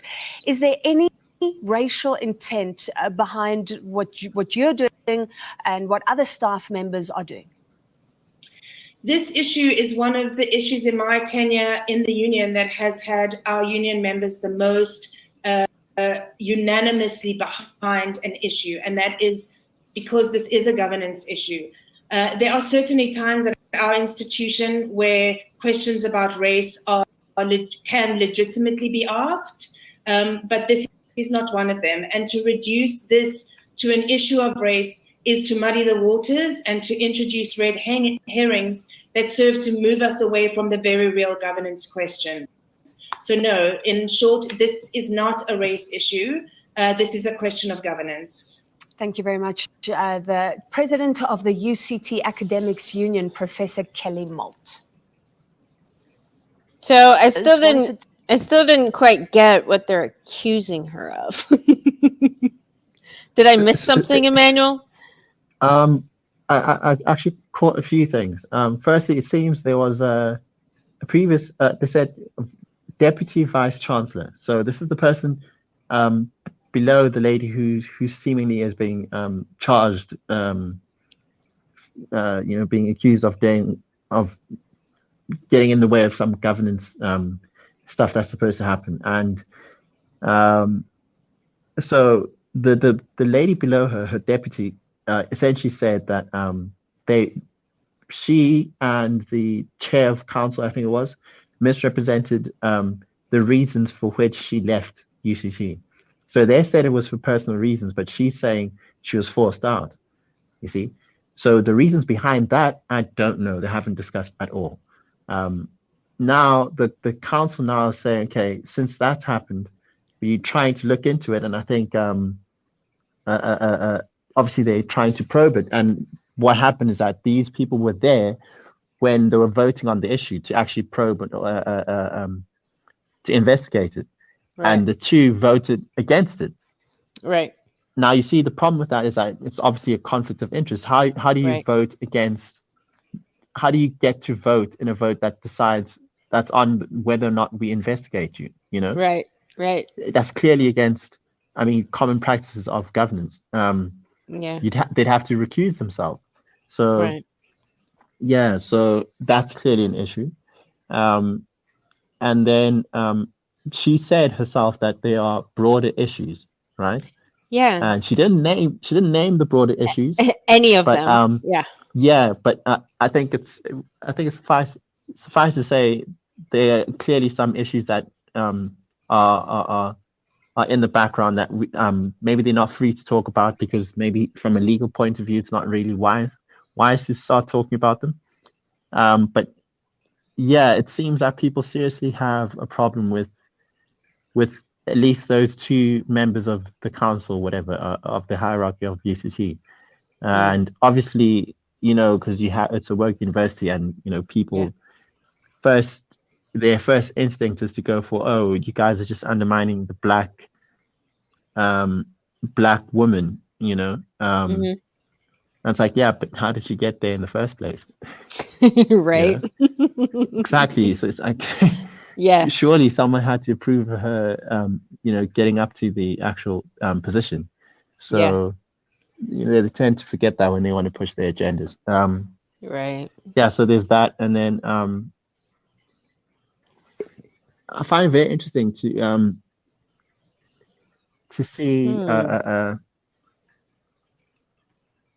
see that because the lady who complained about the fact that she was forced out is black. Yeah. So it's like, how are you guys, if that's the actual core issue, how are you guys raising the issue of racism? Because there's a lady who's complaining about being forced out by another black lady. Right. Right. Yeah. It seems, or a black man. I just can't remember the name. So it's like, how's it racism? And if the person is indeed female, how's it sexism? Well, but that's the thing. Like that last feminist, she deliberately mentioned racism and sexism. So yeah. Was it a black man that did it? Are they saying, oh, it's because she's a black woman? The person's definitely black. Because I know the surname is certainly African. It's certainly black. As for whether it's a woman or not, I can't remember the name. If I could get the name again, I'd probably be able to tell you, because our names are very what you call it? We divide by sex very suffice to say, it's clear African culture is very clear in distinguishing between men and women in everything. Basically everything except for our grammar, but otherwise names and all that stuff, even roles, it's very segregated with regards to sex. Good, so, as it should be. Yeah. So until you get to the universities. Yeah, until we get to universities, until we get to the work people who want to, blur everything, Yeah. Yeah, it's oh, okay. The second issue that I wanted you to just give a look-see at is DISCHEM. So it's DISCHEM.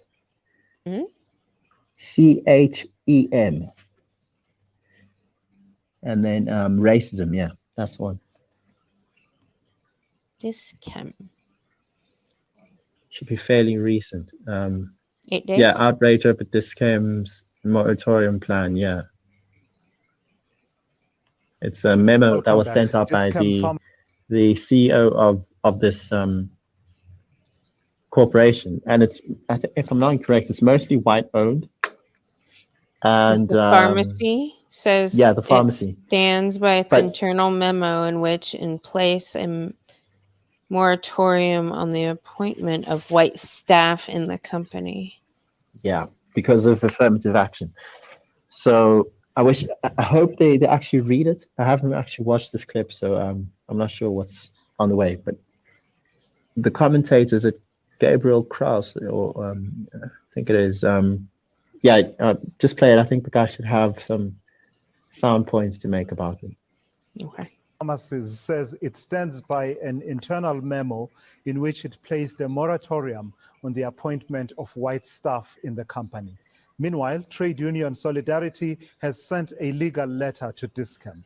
let's bring in Solidarity's Connie Mulder for more on this conversation. Mr. Mulder, good afternoon, and thank you for your time. So this memo is now in the public domain, and it would seem that DISCAM says they stand by it. One presumes that they stand by the contents and their reading of the need for the measures they are taking.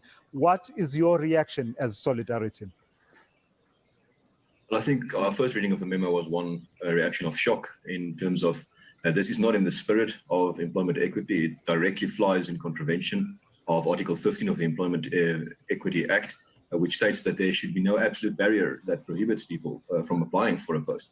And there's a massive difference between saying we need to look at transformation targets, we need to include more people, versus saying we are not going to include one whole race group, we're going to completely exclude them. And that means that is where our problem lies. Is this is a hard quota system that DISCAM emphasizes.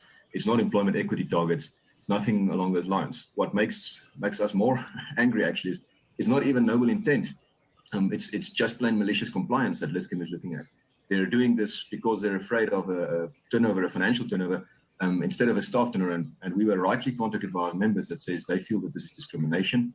This is absolute discrimination based on race.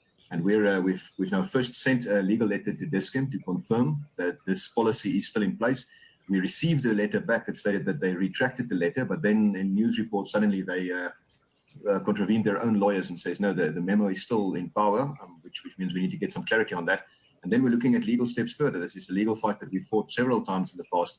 The difference between absolute quotas, saying you cannot compete or you cannot even apply for a position based on race, versus saying we need to look at our employment equity targets and we want more representation. Sure. I take the point you're making about malicious compliance in that further down in that memo, the CEO phrases it around the seriousness of the consequences that the company, as a JSE listed company, could face if they were to be fined. But I'm just wondering, what is it about it that you say makes this measure not to be about affirmative action and employment equity? In simpler terms, what bars this company from taking action where it believes that it's not meeting its transformational targets?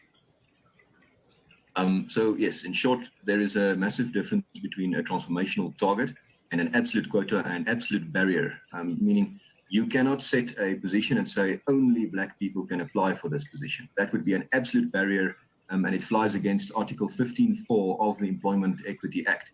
It flies against the Constitution as well. It says this is absolute discrimination. So that means you can set aside a position and say that we would prefer a Black candidate or an Indian candidate, brown candidate, white candidate to meet our targets, but we're not excluding people from actually applying for this position. DISCAM's memo does exactly that. It explicitly states we will not be appointing anyone of a certain racial group, and this is an absolute barrier, saying you cannot even apply for this position. Do not try. We will not be doing this. It's a moratorium, and it's the difference between a target that a company aims for to achieve versus an absolute quota that says certain people who look a certain way just cannot apply for this job. And that is a fine nuance, but one that is very important in the application of the Employment Equity Act. We've gone to court in the past on this specific principle several times, and we've got good legal precedent that says you cannot exclude somebody from applying for a position because of their skin color. You can have preferred candidates, but you cannot have this hard quota system that we have at the moment. And for DISCAM in particular, this is a very high-risk maneuver for the simple reason they're now discriminating against people behind the counters. And what we're picking up from our members, from the public, is an extreme anger at this measure, which we think might actually lead to consumer action against them. Just take that point a bit further. You think it might lead to consumer action against DISCAM? In what form? What form are you getting the sense that consumer action would take?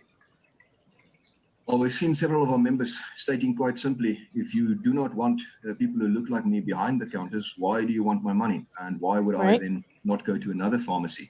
I think this might have far-reaching consequences for DISCAM for the simple reason people tend to just plain move now. And they're angry at DISCAM with good reason. And Diskim's strategy, which is doubling down on a crude racist memo, which explicitly excludes a whole racial group from any positions in the company. This is the impact of this, is one that has caused significant anger. And we can see that from our social media presence, the members on our social media, as well as our own members, who are expressing extreme dissatisfaction. Yeah. And then several have indicated that they will now be moving their business to another pharmacy. Yeah. So for the avoidance of doubt and confusion then, Mr. Mulder, if Dis-Chem, and as you say, there's a bit of confusion as to whether they've retracted that memo or not, but if they were to retract that memo in its form now and replace it with a position that says Dis-Chem will endeavor to employ people from designated historically disadvantaged groupings, instead of saying, using words like moratorium. In fact, let me read it. It says, a moratorium is placed on the appointment of white individuals. If they were to do that switch, would they face no problems from your side? If they were to actually comply with the law, yes, then we would obviously we would welcome a change from an absolute barrier that prohibits people from a certain skill and color from applying for a position to trying to comply with BEE legislation and Employment Equity Act. At the moment, we don't think they're complying. We think quite simply they're going way too far with an absolute quota system, and we will take legal action if they do not change this policy. From our perspective, we're actually quite disgusted with this, who would in a legal letter tell us that they have retracted the memo, and then we find out in news articles that they haven't. So we're first confirming if this policy is still in place and if it is still an absolute quota policy. And if that is, then we will most definitely be taking legal steps to force them into compliance with not only the Employment Equity Act, but also with the Constitution, which prohibits discrimination of this absolute kind based on race. All right, I've got to thank you for your time and your insights. That's Connie Mulder there from the Trade Union Solidarity, weighing in on the controversy around a memo that was released within Dis-Chem itself that basically introduces a moratorium on the employment of white individuals. This is framed along the lines of our equity targets, our transformational targets, and triple BEE targets are not being met. And that memo coming from Ivan Saltzman, who is the CEO. It's gotten a lot of people talking about that. Equity and BEE. Yeah. Oh, shit. So, Where did Harley go? Good night, Harley. Well, actually, she's got to take her hubby to work. yeah. Yeah. This Equity is and what happens. BEE. Yeah. I know That's what you love happened. that BEE policy stuff. I remember there was a stream when we actually got into I had like some slides, if I remember correctly, that we were going through a lot of these policies and people's justifications for them. Yeah, so basically South Africa is a country where the majority of people are obviously black, and due to historical reasons, colonization and apartheid obviously is a fact as well. The distribution of assets and just wealth, let me just put it that way, in South Africa is extremely skewed in the favor of white people, right? And now the point is that you have two ways to look at this. You have one way which says let's find a way to block white people from progressing further in order to push and while doing so push black people, or let's divert resources disproportionately towards black people in order to boost them into in a way that levels out this distribution of wealth across the different races. Or you can look at it as in the way of okay, let's just let people do what they can. Those who are good will thrive. Those who are not good will obviously not thrive. Right. That sounds like a meritocracy to me. Right, but then you can also look at it this way. You can also look at it as let's give people the best start they can get. So from an education point of view, let's give them the best education that they can get and hopefully from there meritocracy can take over, and then things over time should balance out, you know. Right. Yeah, so what our government has got chosen to do is to go, you know, do the whole let's try correct the past injustices thing, you know. Right. These are the sorts of phrases you'll hear from on, you know, on television and all sorts of places, which essentially condition us to accept a lot of these quotas and stuff. Is that you can see self-evident. It's self-evident that, you know, our history had an impact on the distribution of assets in South Africa, right? Yeah, but then Emmanuel, they go from there, and then they say we need to correct it. We need to, as the right. government, we need to intervene. But you see, has and, that ever worked before? I'm just curious. Has that ever worked before? not in the long term, no. Yeah. Surely in the immediate term, you can literally take from someone else and give it to some, you know, from one person, give it to person B. But then Right. if you stretch that, you know, analysis over, let's say 50 years, then things tend to, you know, balance out in the way where it goes to those who deserve, you know.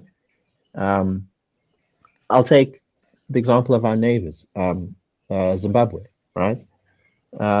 They took things from white people, you know, farmland and all sorts of other assets, if I'm not incorrect, in order to, you know, bring about a more equitable distribution of wealth, right? Right. And what happened is that essentially a lot of the political elites got took a lion's share of that.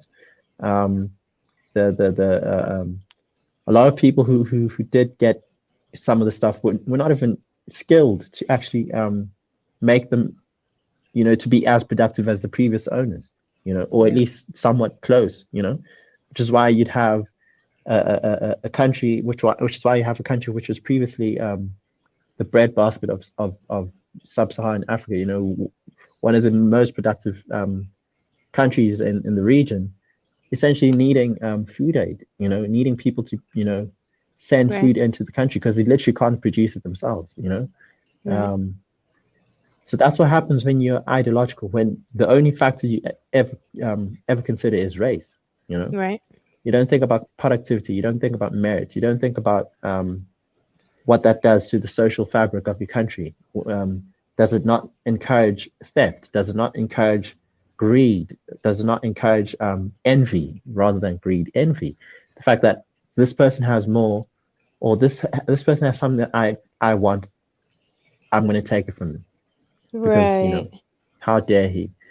You know, and that, you know, filters into all sorts of parts of society, you know. Wait. So are you Yeah. saying that these ideological infections or these ideologies encourage the 7 deadly sins?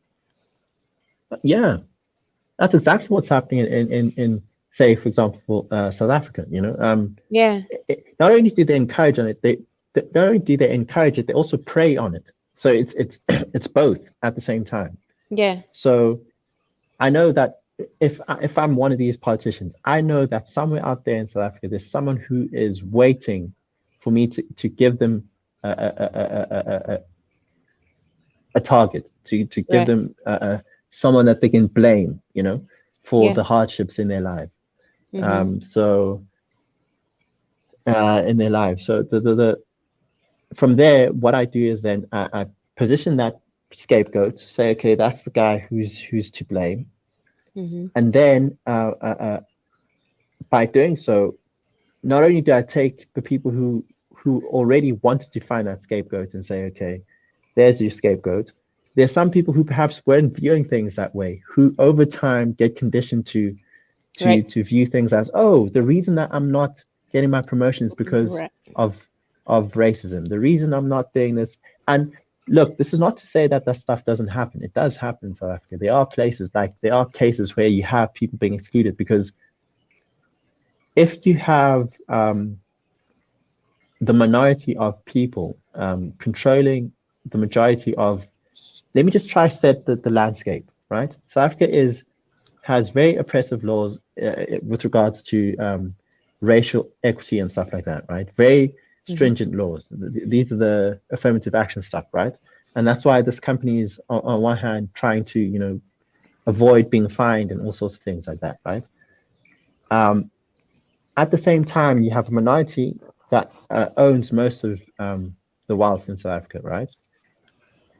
And they're not, on a social level, they are being, you know, put as the bad guy of, and I guess people like I mean, I guess their forefathers were, but not them. You know, like a lot of these people were born after, you know, we got freedom. So fine. Socially speaking, they're being, you know, pushed aside, and then even legally speaking, they're being, you know, put in a corner. And then the economy is not growing. And then you have this climate where people say, in order for us to progress, we need to take away from these guys, in this case, white people, right? So I'm not saying it's right, but I'm saying you can understand why there would be instances of racism where people say, okay, I'm going to get me and my friends, me and my family, me and people who look like me to succeed, because it's not like anyone else has our back, you know? So yes, it does happen, right? At the same time, no one ever seems to put enough emphasis on the creation of more, you know, wealth on the side of Black people. So the emphasis, like the majority of the emphasis in analysis is placed on white people have more, we need to take from them in order for Black people to get a foothold in the economy, you know, and that's the problem. That's the problem with South Africa. So I'm not sure where we head from here. You know, we currently have a situation where people are even looking to take away land from white South Africans. If I'm not correct, I think the bill has passed in Parliament. I'm not sure how long it takes. I'm not sure. I'm not really familiar with the legal process, but I don't know how long it takes before it's actually like implemented and, you know, ratified or whatever the word is. Yeah, but this is the climate, you know, and if you listen to the guy who was talking in the video, he's sort of dancing around the topic. He's trying to find the gap between equity and meritocracy, Right. Because on one hand, he could have just said it explicitly and said, look, there's no reason to hire people for any other reason besides meritocracy, right? But he can't say that because we have those laws in place. So even when he looks at it from a legal standpoint, the laws are so discriminatory that he actually has to accept a certain level of deviation from meritocracy and towards affirmative action. He has to include it. That's why he has to say stuff like, well, the law says you can't implement this sort of absolute, right? In saying so, the implication is that there is some sort of discrimination that's not absolute, that is accepted. Right. And he has to allow for that because the laws are like that. You know, if he says anything against that, then he, you know, obviously be wrong. Well, that's why A&M got in trouble, because they have this program they're pushing out for to hire a certain kind of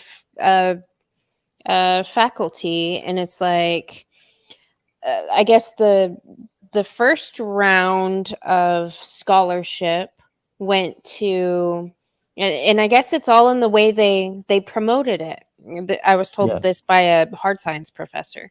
He's like, yeah, the first round went okay because they promoted it. You know, they didn't talk about any target thing. You know, it's kind of an unspoken truth that, you know, the people are going to hire somebody of a specific whatever.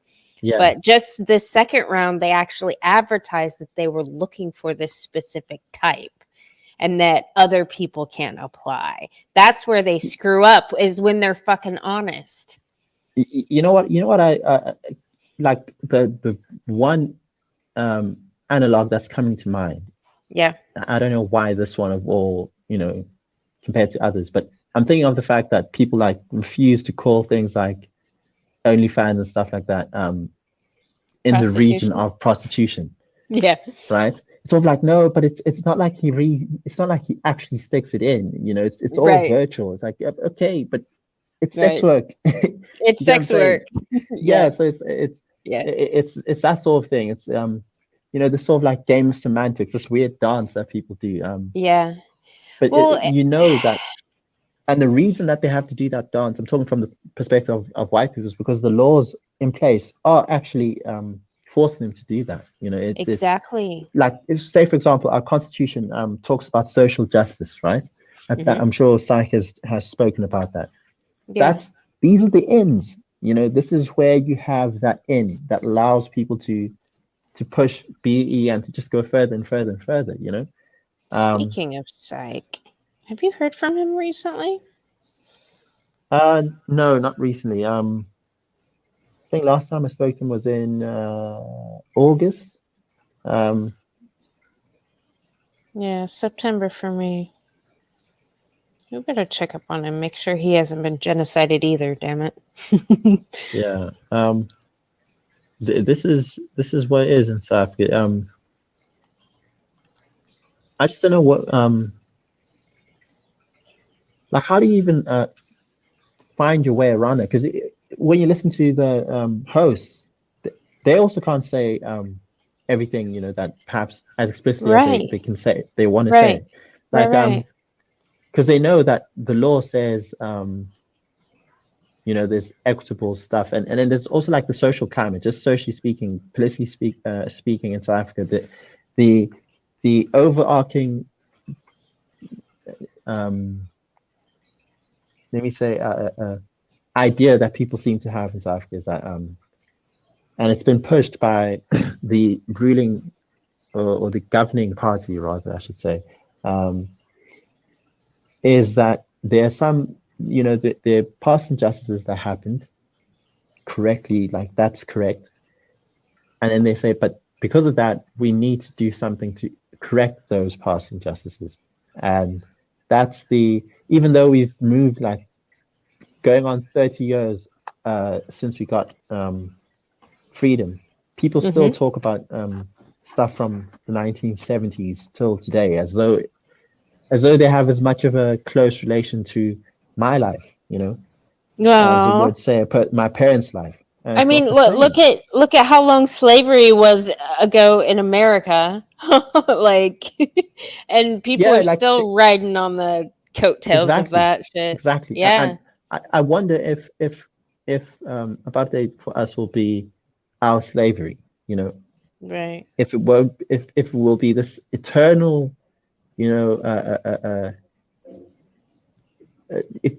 people thing that people use it as an excuse instead of just to get people to be distracted, to distract people from the incompetence of the current government, the corruption, all sorts of things like that. It's like, okay, no, don't look at this, remember, white people bad, right. I'm not saying that there are not some bad white people out there. I mean, they're bad white people, bad black people, bad people, there's bad people. It's just when you constantly view things through this one, like, to borrow their language, this one lens. It's and like I say, they don't consider things like performance. They don't consider things like what's the impact on unemployment, what's the impact on economic growth, what's the impact on efficiency, on costs of living, on all sorts of other factors that are probably more important and more of an impact to the the lives of the people you're trying to uplift, as opposed to race. But no, let's ignore all of those, because from a political standpoint, it's much easier to rile people up. It's much easier to manipulate people by using race. So yeah, if you want to see wokeness final form, at least certainly on the racial side of things, you can come to South Africa. You'll see it. You will see it. Yeah, that's why for me it's very difficult to say. You know how you often say a lot of this stuff wokeness comes from I feminism. blame Like the you see, feminists. yeah, Yeah. you say like socialism is rooted in the feminism, right? Yeah. I see it the Yeah. other way around. I see it as feminism is an offshoot of socialism and you know Marxism and that stuff. It's Marxism is the philosophy. Socialism is the economic system, right? That's the Yeah. difference. And so it's an offshoot of that. That's the way I see it. Mhm. And I guess that's because of the fact that in my country, that's the literal chronological development. Right. We had Right. socialism and communism and all this stuff way before we had feminism. Yeah. Yeah. Yeah, Yeah. and even like in terms of never mind timing, just in terms of impact, Yeah. socialism and communism have had way more of a formalized and you know just wide, broad impact in South Africa than feminism. Though feminism, if you look at it in terms of growth, it's Yeah. had like a tremendous growth. Exploded. Yeah. It's exploded. It's had the Yeah. most explosive growth. Yeah. If you took South Africa, say 15 years ago, it was feminism wasn't even a thing. We didn't even say it. I didn't even know the word. You know, like Right. Shit. I didn't even know it was a real thing till like 2 years ago. do you get what I'm saying? So this is Yeah. the sort of thing I'm talking about. So But and once it came they've to been prominence, it became a they've thing. Yeah. Emmanuel, they have been working in the background on all these things though for a long time. Like It's decades and I have to agree decades. with you because Yeah. the when it exploded, it was just like, oh wait, what? Yeah. You Wow, look wow, around and it's it's like, wait, everywhere. this guy in place in this position of power is a feminist. This guy in a position of power is a feminist. This guy, it's like, wait, no, there's no way this Yeah. happened like a year ago. Yeah. Yeah. You Yeah, know. from whatever for whatever reason, maybe you can look at it from a perspective of the sorts of people who would believe in feminism were Mm-hmm. put in places of power before. So when feminism came, they just they just injected it, just took it in the vein and they're like, okay, that's just the next drug, that's just the next thing. Right. um Right. you could look at it that way, or you could look at it as maybe these guys have been deliberately working in the background, putting Mm-hmm. certain people in positions of power. Mm-hmm. The vice chancellor at my alma mater is feminist, if I'm not incorrect, and she's the if I'm not incorrect, her focus in terms of her studies is mathematics. I don't understand how someone who's done mathematics to the level of being like a professor Right. can be Can woke, but even be a feminist. it like it boggles my mind. I don't like Unless she is incompetent and didn't really unless there was this academic freedom aspect that I see going on at my university where the guys are like, hey, can we get some rules because I'm tired of the girls bugging me to change their fucking grade, and the women are like, oh no, we can't establish rules because that'll trample on our academic freedom to do our classes the way we want to handle our classes. Like there's a lot of that kind of shit going on. Like women what I with think it is? degrees, they fucking earn them. Yeah. I think some of them actually have earned them. I think you have. I think this is something that we find very difficult to accept. Like in the same way that people find it difficult to accept that someone can be slutty and intelligent. I think people find it difficult to accept that someone can be intelligent and woke. There's like a weird. I think this is my bias. Is I find it difficult to understand how you can be someone who's like so well, Yeah. educated and versed in mathematics, and it's like, how do you accept wokeness? Like it should hit you at your core that it's so inconsistent. As a person who comes from mathematical background, you should be Yeah. that should be screaming. Yeah. And maybe it's an environmental aspect because women are more easily manipulated and emotionally terrorized, that even a woman in such a prestigious field like that with such a degree can be subverted. I mean, Hey, how many men in maths would concede to this bullshit? Like, it's a growing number. I can tell you that.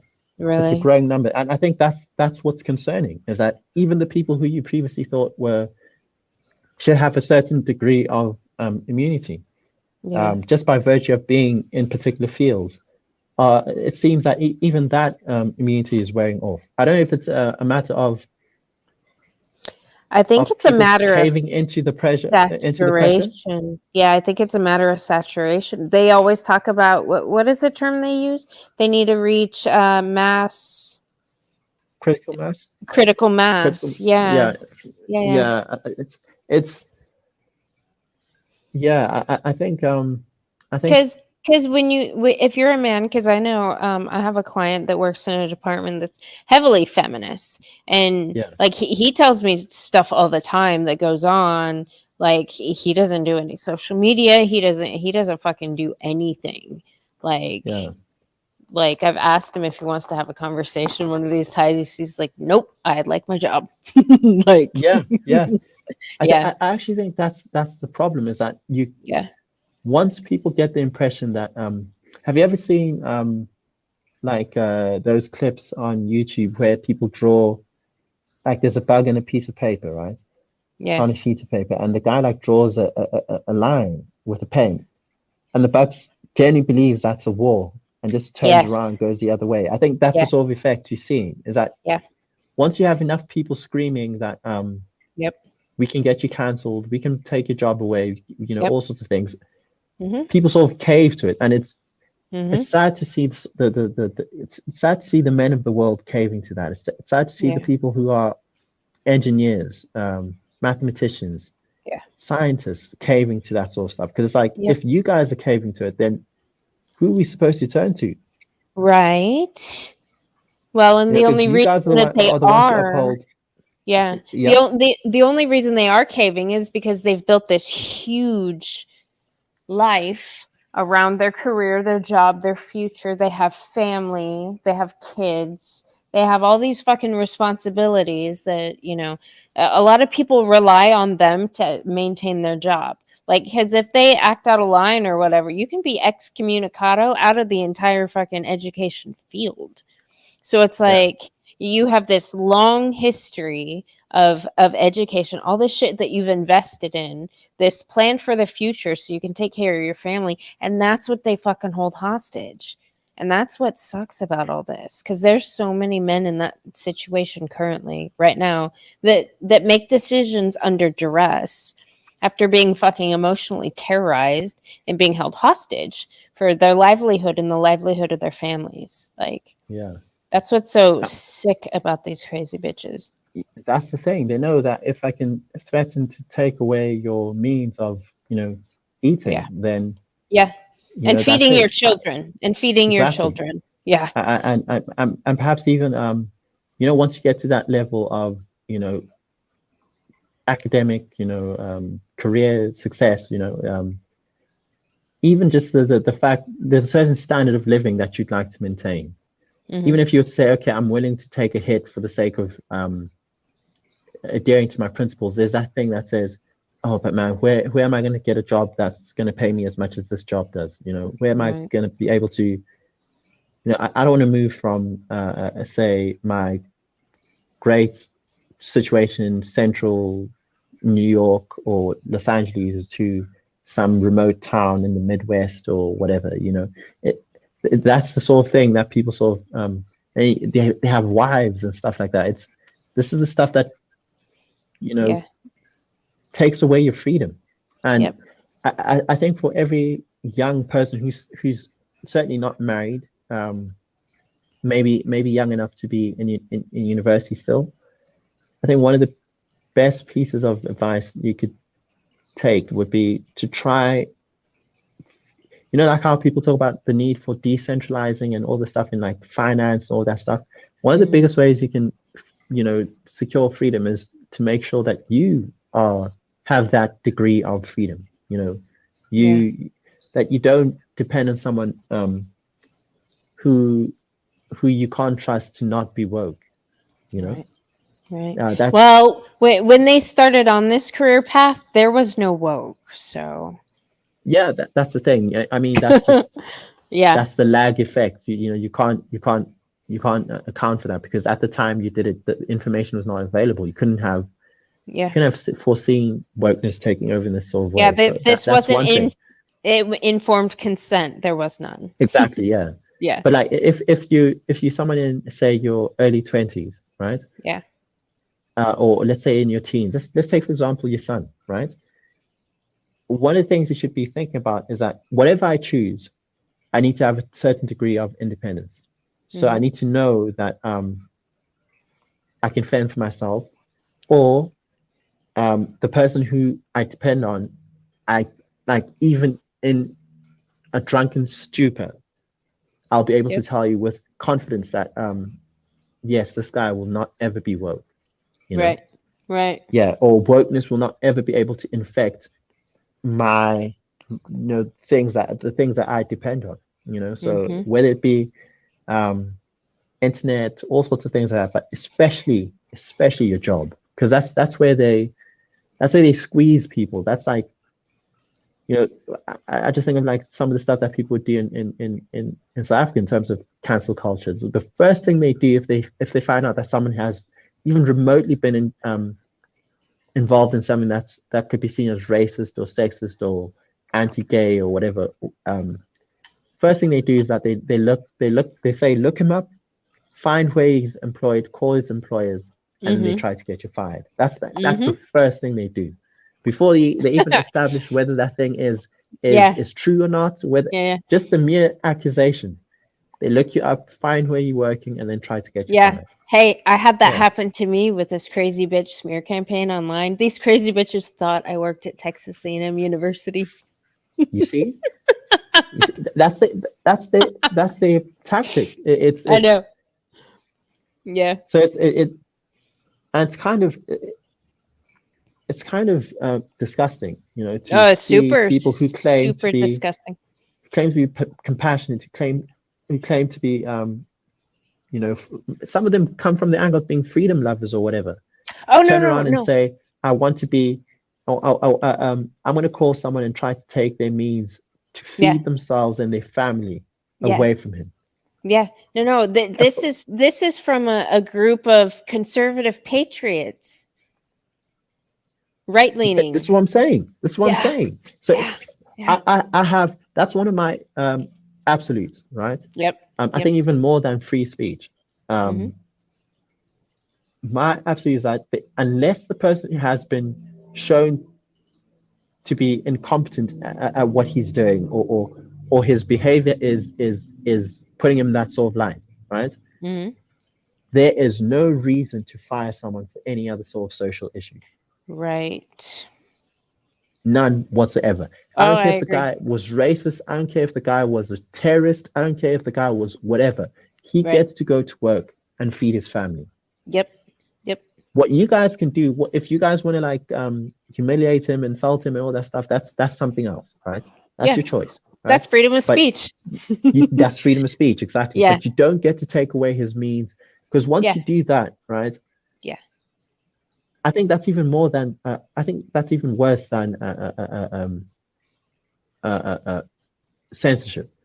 And I think No, that's what makes YouTube even more concerning, because for a lot of these Yeah. creators, Yeah. the censorship is at the same time taking away their means to make, you know, to eat. Mhm. Yeah. So Yeah. it's It's it's a big terroristic. problem. It's Yeah. terroristic. Yeah. It's crazy Yeah. bitches. Yeah, we need to. I don't even know what we need to do with them, because it's certainly I think the first thing we need to do is to make sure that everyone can rest knowing that whatever I do, you'll never be able to fire me unless you can prove that I'm incompetent at my job. Right. I think that should be the only reason you get fired. Yeah. Honestly, like the stuff that when people say, Oh, but this guy whoa. had let's say for example, there's actually a person who used to be, if I'm incorrect, a professor or whatever at UCT recently, who if I'm not correct, tweeted something Mm-hmm. I think it was child porn or something like that, right? Yeah, yeah. And people roasting him. It's kind of funny because he was the guy who'd keep telling people that like laughing at people who claim that they've been hacked. Then he said he was hacked, right? And then the tweet was apparently deleted. Now people obviously trying to get him fired. You know, the typical Yeah. thing, like I just said. Yeah. And I'm saying even in that case, people shouldn't be fired because it's like that behavior does not take away from his ability to do his job. Let him do his job. Let him face the full, you know, whatever the law. But that should not result in him losing his job. If he is found to be a suspect in murder case, whatever, let him go to work. And then once the guys say, okay, no, we found him guilty, then he can be sent to jail. Yeah. That's my, yeah. But Emmanuel, in our society, we aren't even firing people for incompetence because we have so many damn women in positions where they don't belong that are very fucking highly incompetent. We have so many diversity hires fucking everywhere that are severely incompetent. Like one of my clients had, you know, she does all these performance reports. She had this one lady who sucked. Okay. I mean, this is one of many instances, but this one lady fucking sucked. Absolutely. She was a Black woman.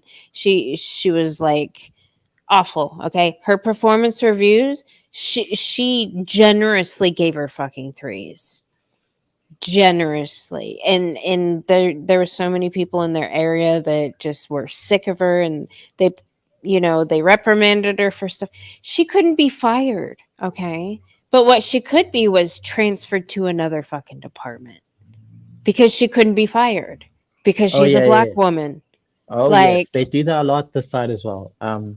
But to your it's point, ridiculous. we should fire for people for incompetence. We're not doing Yes. that. We're firing them for social issues. Like, yeah, you much like if you ask the average person, especially I think, especially in the West, yeah, if you fail to do your job for say a week versus you tweeting something horrible, right? I think if you ask them Right. which one would be more likely to get you fired, people probably say the tweet. Right. And that's ridiculous. That is ridiculous. For me, that says that the institutions have gone so far from what they're actually doing. Because, you know, a business is supposed to do, you know, perform that service or you know, or produce that product that it needs to do. Get the person who buys it to pay for it, and then, you know, rinse and repeat. You know. Yeah. And we've strayed so far away from that core aspect of business that now even the employees know that I'm more likely to be fired for a tweet than I am for being bad at my job. That's insane to me. And how do you compete with countries which actually focus on meritocracy, on actually working hard, actually being productive, actually, you know, producing people who sending people to university actually deserve to be in university, making them do, you know, degrees that actually contribute to the economy. How do you compete with countries like that? You know, what countries do we have that are like that though, so far? Certainly in the East. Yeah. Yeah, Asia. So I would say India is certainly one of them. China is one of them. Look, these countries are not perfect. They all have their own issues, but they seem to be getting a lot of things. A lot of the core essential things right. And I think if you have that, you're bound to, you know, land on your feet as a country. And I think we are doing the opposite. The essential things are what we are ignoring. Right. And the most ancillary, most like just out there things that don't even really matter. Those are the things that we're placing huge emphasis on. Oh no, this person misgendered me, you know, or oh no, this person dead named me, or oh no, it's like, bruh, we're here to work. Right. Like, can we remember that? Like, yeah, you know, remember your interview questions? Then ask you whether whether you how familiar you are with the latest version of pronouns. People asked you, people probably quizzed your mathematical ability or your speaking ability, your familiarity with whatever language is preferred at the institution. Right. They try to gauge your competence for the job. Yeah. Yeah. And instead, now we so focus on all of this other stuff. Like I saw somebody the other day that China apparently has like a culture of what they call a 996 work week. So 9 to 9, 6 days a week, right? Mm-hmm. Yeah, and I'm just thinking in South Africa, I remember listening to someone who works a 12-hour shift for like a week, and they're like talking about how tired they are, right? And then they get like the next week off. Right. Then they go back for another 12-hour week. And I'm saying it's not easy to work 12 hours, especially depending on the particular job you're doing. Maybe really, strenuous. But when I compare it to the 996 every week, yeah, it's like what are we complaining about? How are we supposed to compete with people who work like that now? Yeah, yeah. Well, the 996 is typical for anybody who starts a business. Like, yeah. And no one really counts that. It's instead we've tried to bring the home into the workplace. Right. Well, because women are in the workplace and they want to make their environment homely.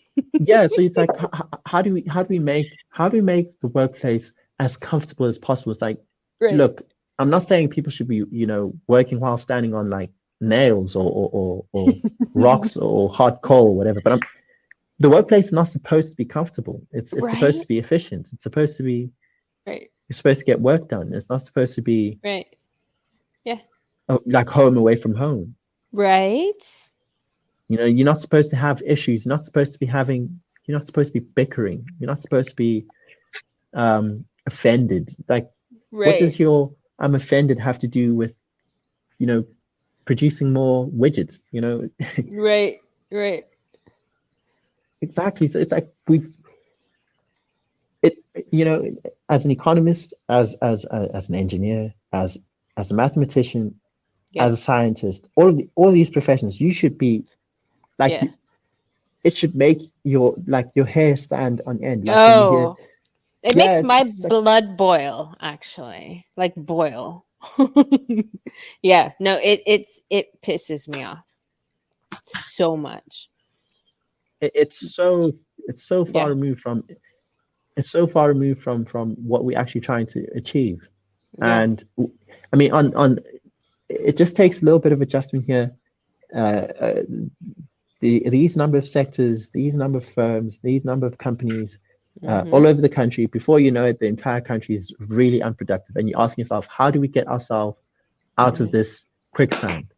Because I think that's where America is now. And I wonder, because you have like countries in the East obviously trying to avoid finding themselves in the same situation you guys are in. They're trying. A lot of them are taking the censorship route, right? Like, okay, this is going to be controversial, but excuse me, hear me out. When I got wind of, heard about what's happening in Iran. Yeah. My first reaction, right? Maybe I'm wrong, was, guys, whatever you do, don't listen to what the Westerners are saying you should do. Yep. That was my first reaction. Yeah. Should be. Like, okay, I haven't heard the context.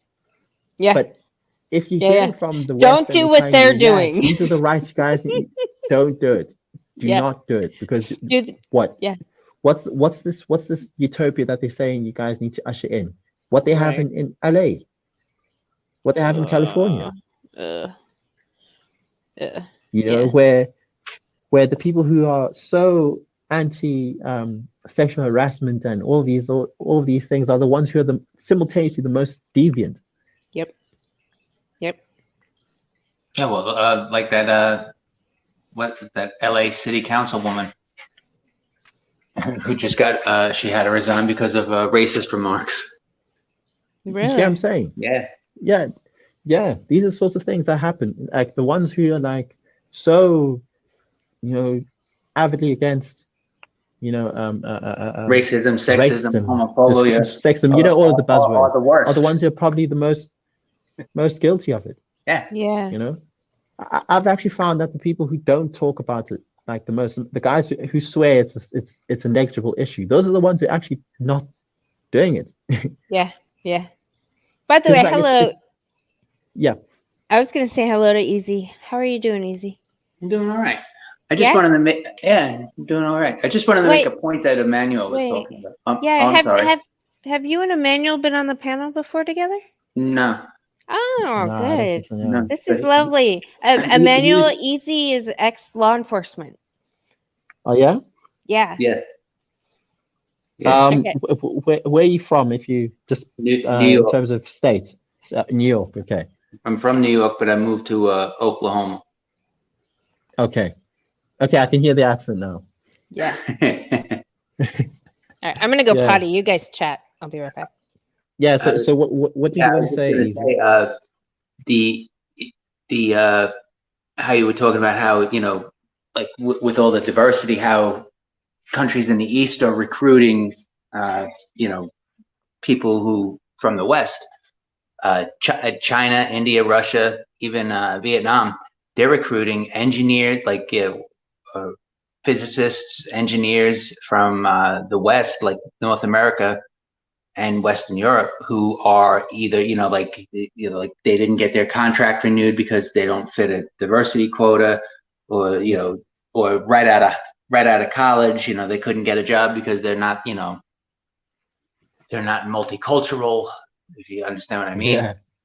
Yeah. And they're getting paid $200,000 to $400,000 a year right off the bat in China, doing working in the East. But what's now an even more alarming thing is, I don't know if you saw the UK, Australia, even I think New Zealand and the United States and Canada, what they were doing was to meet diversity quotas in the military pilot programs in the Navy, Air Force. They were letting go qualified pilots, saying, we're not gonna, we don't want you to re-enlist. And these guys were either just out of a job or just told to, you're out of the military.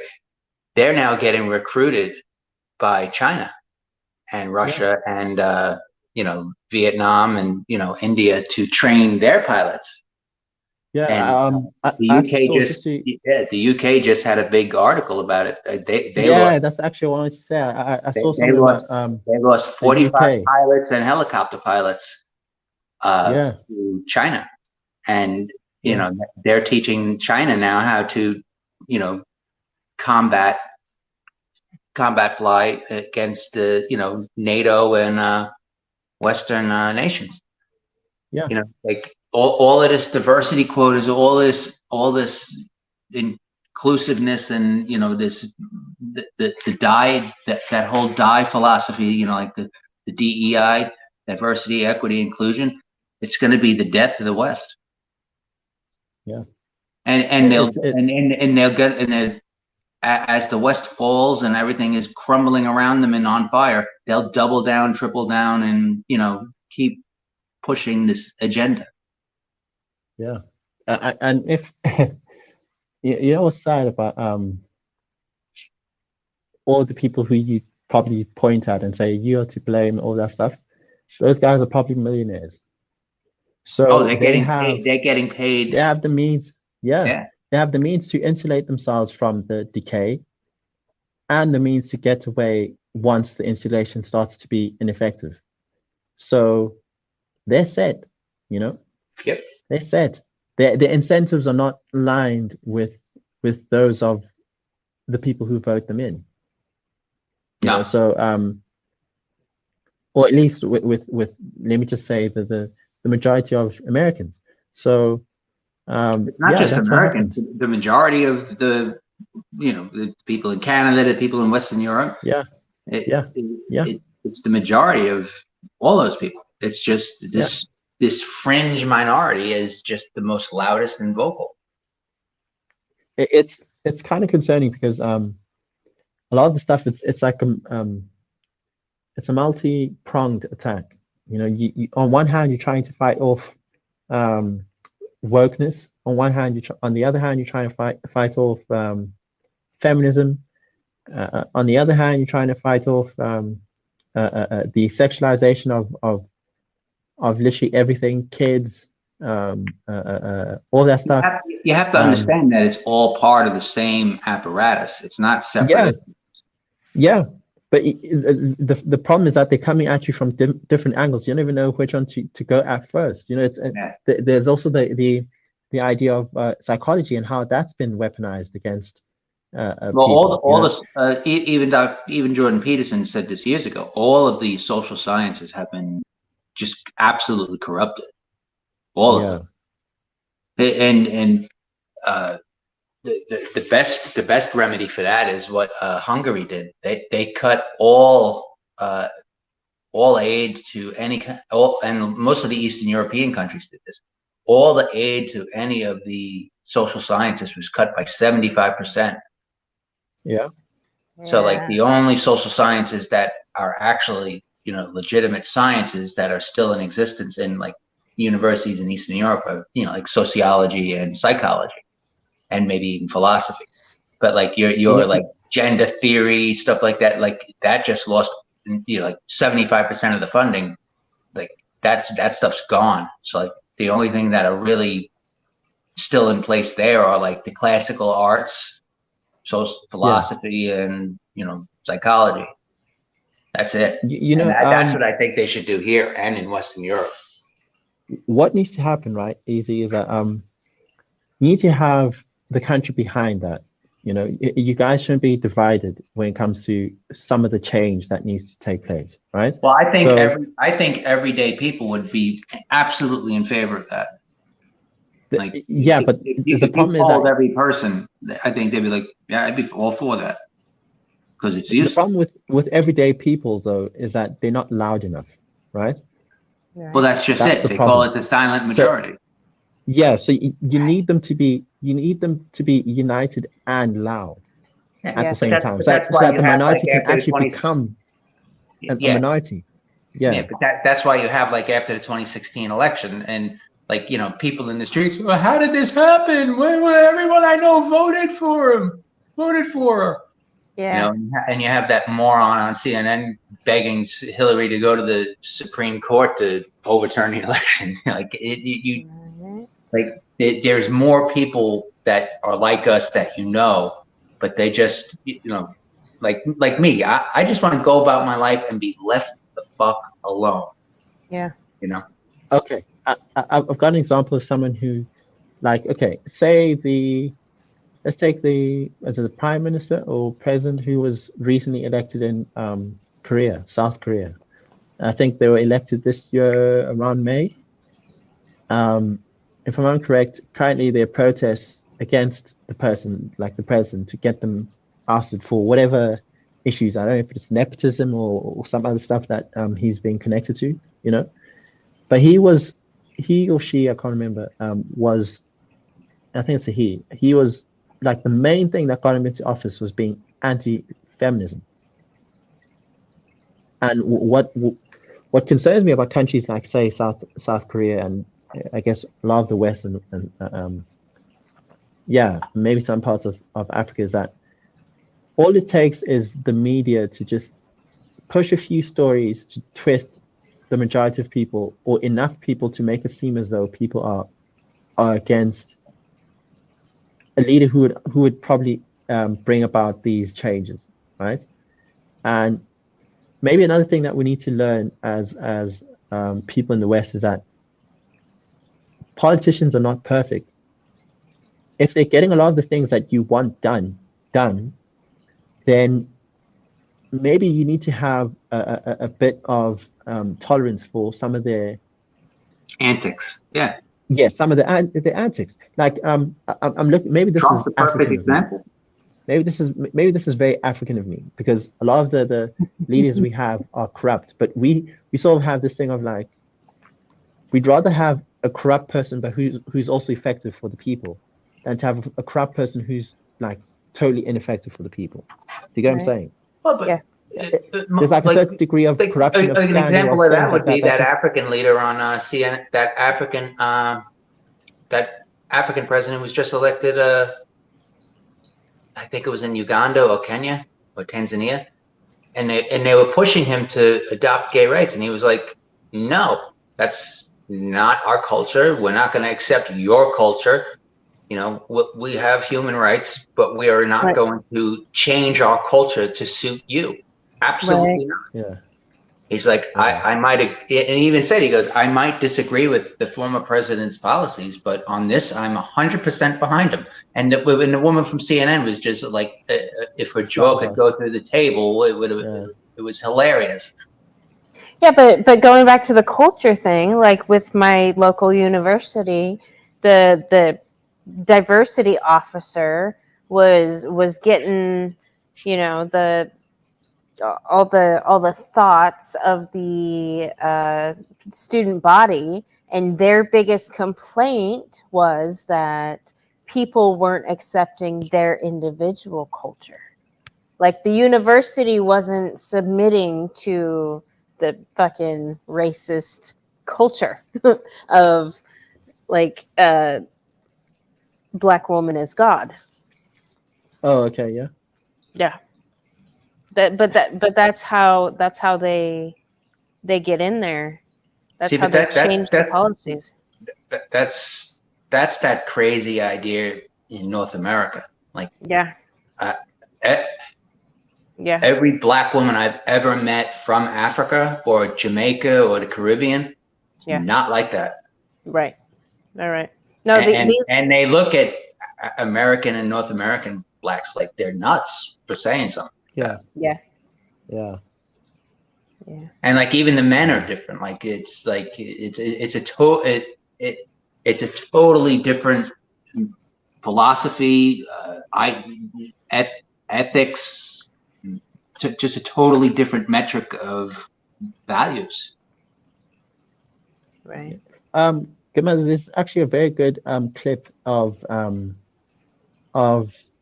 the former president of, I think, Prime Minister of Israel, Benjamin Netanyahu.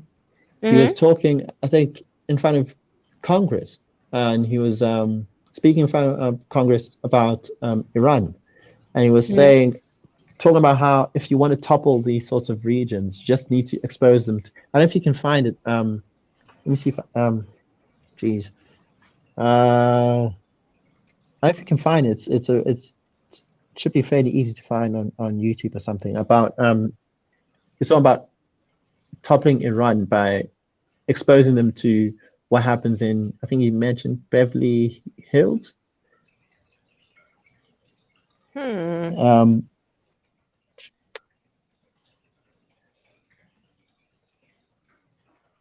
then you can say, Iran. you can say, yeah, Congress. You could say maybe speech.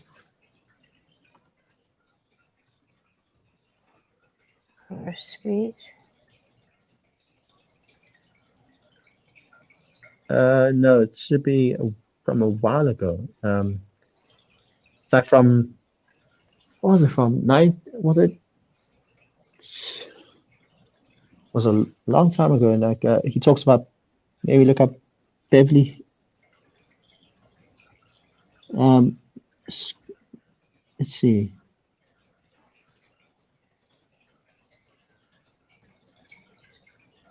This says 7 years ago. No, it's even older than that. It's old. No, it's not 11. Older. He's actually like seated. More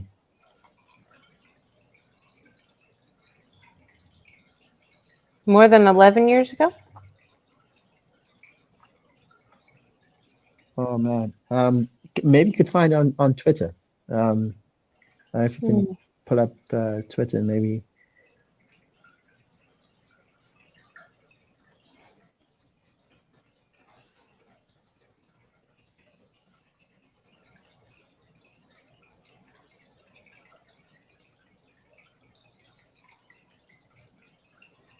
What do I look up? Similar things, maybe something like Benjamin or Netanyahu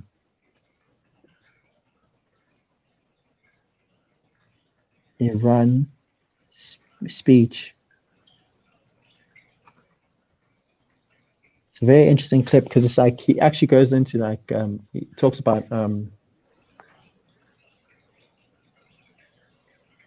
How do you the spell tactic of Yahoo?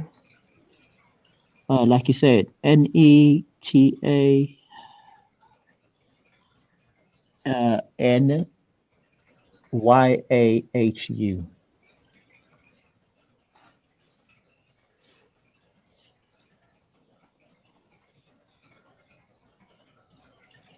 See if you 2016.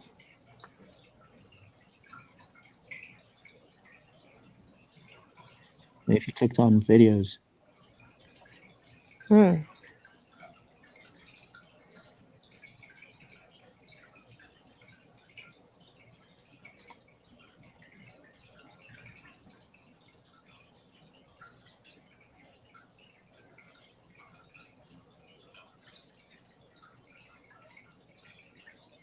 Let me see if I can find it, and then I'll send it to you via private chat. Okay. Give me a second. Mm-hmm. Well, in the meantime, while Emmanuel looks for that, I'm going to brag about my son for a second, just because. Check this out. Isn't that cool? It's a phoenix.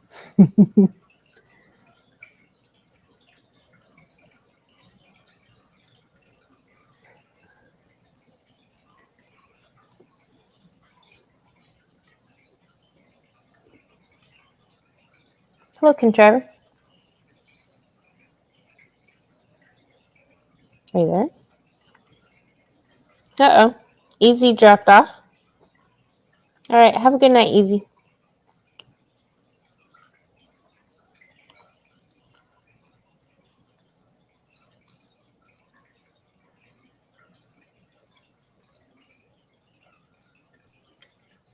Okay, I just sent it to you via the private chat. Hopefully you'll be able to bring it up.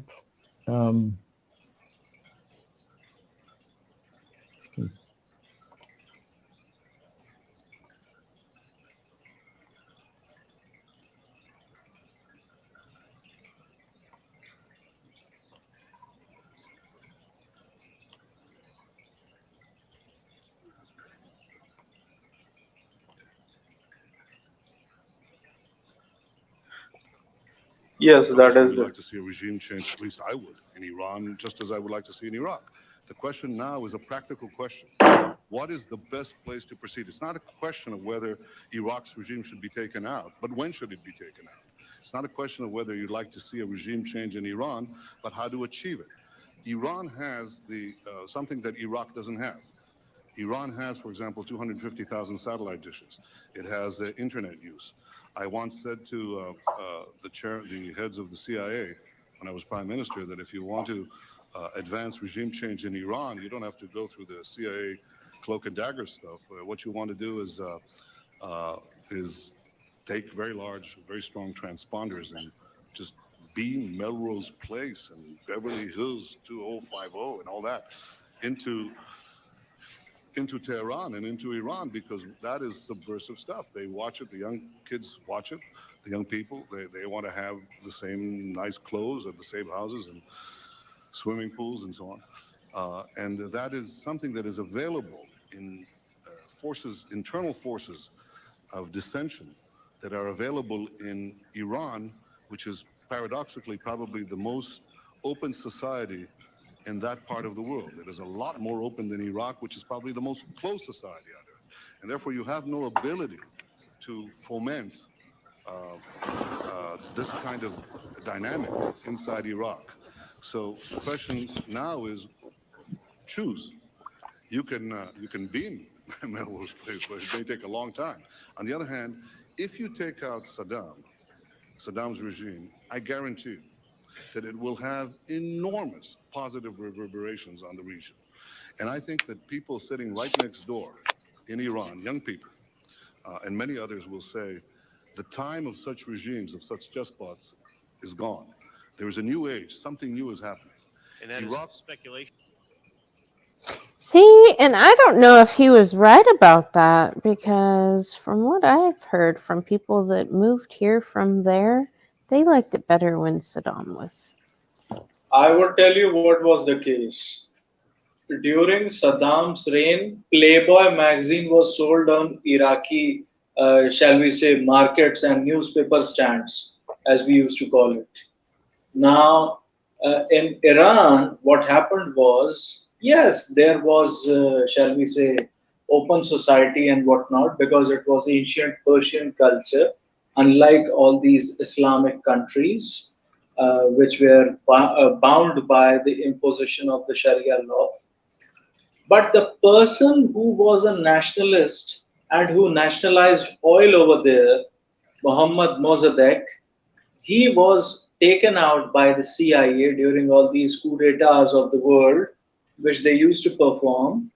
And, the Shah of Iran, Reza Shah Pahlavi, came into the picture. Now, some people might like it, but he was in that part of the world, in Iran, at that time, during the 60s and 70s, he was the most disliked, disloyal person.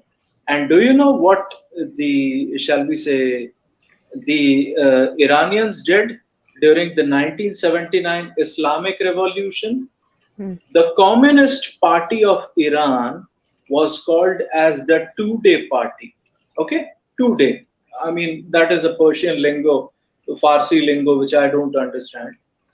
And that Two-Day Party, alongside the Islamists, which are like basically the jihadis, Allahu Akbar and suicide bomber sort of style. Yeah. These people were from the, shall we say, flown in Air France planes with the assistance of French special forces like Ayatollah Khomeini.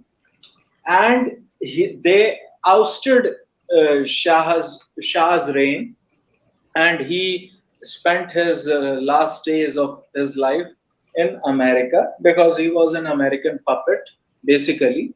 And when the Shah of Iran was ousted, do you know what the first thing which Ayatollah Khomeini ordered?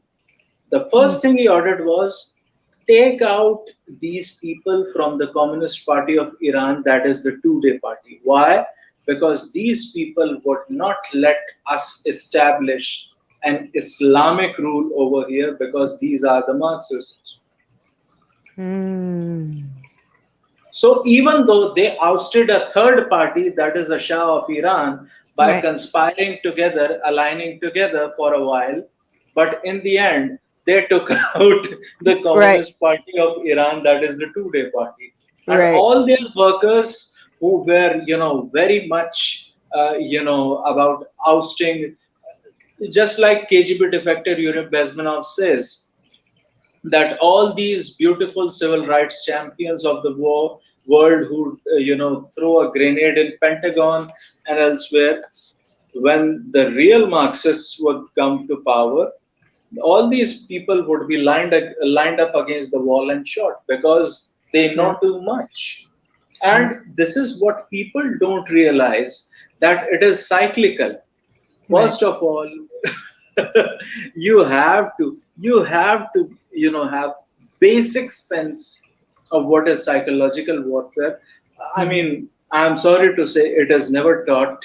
I mean, among youth, it is now gaining popularity regarding KGB defector Yuri Bezmenov and all that. But in reality, the thing is, people, even though they would know it, a demoralized mind would not be able to access true information.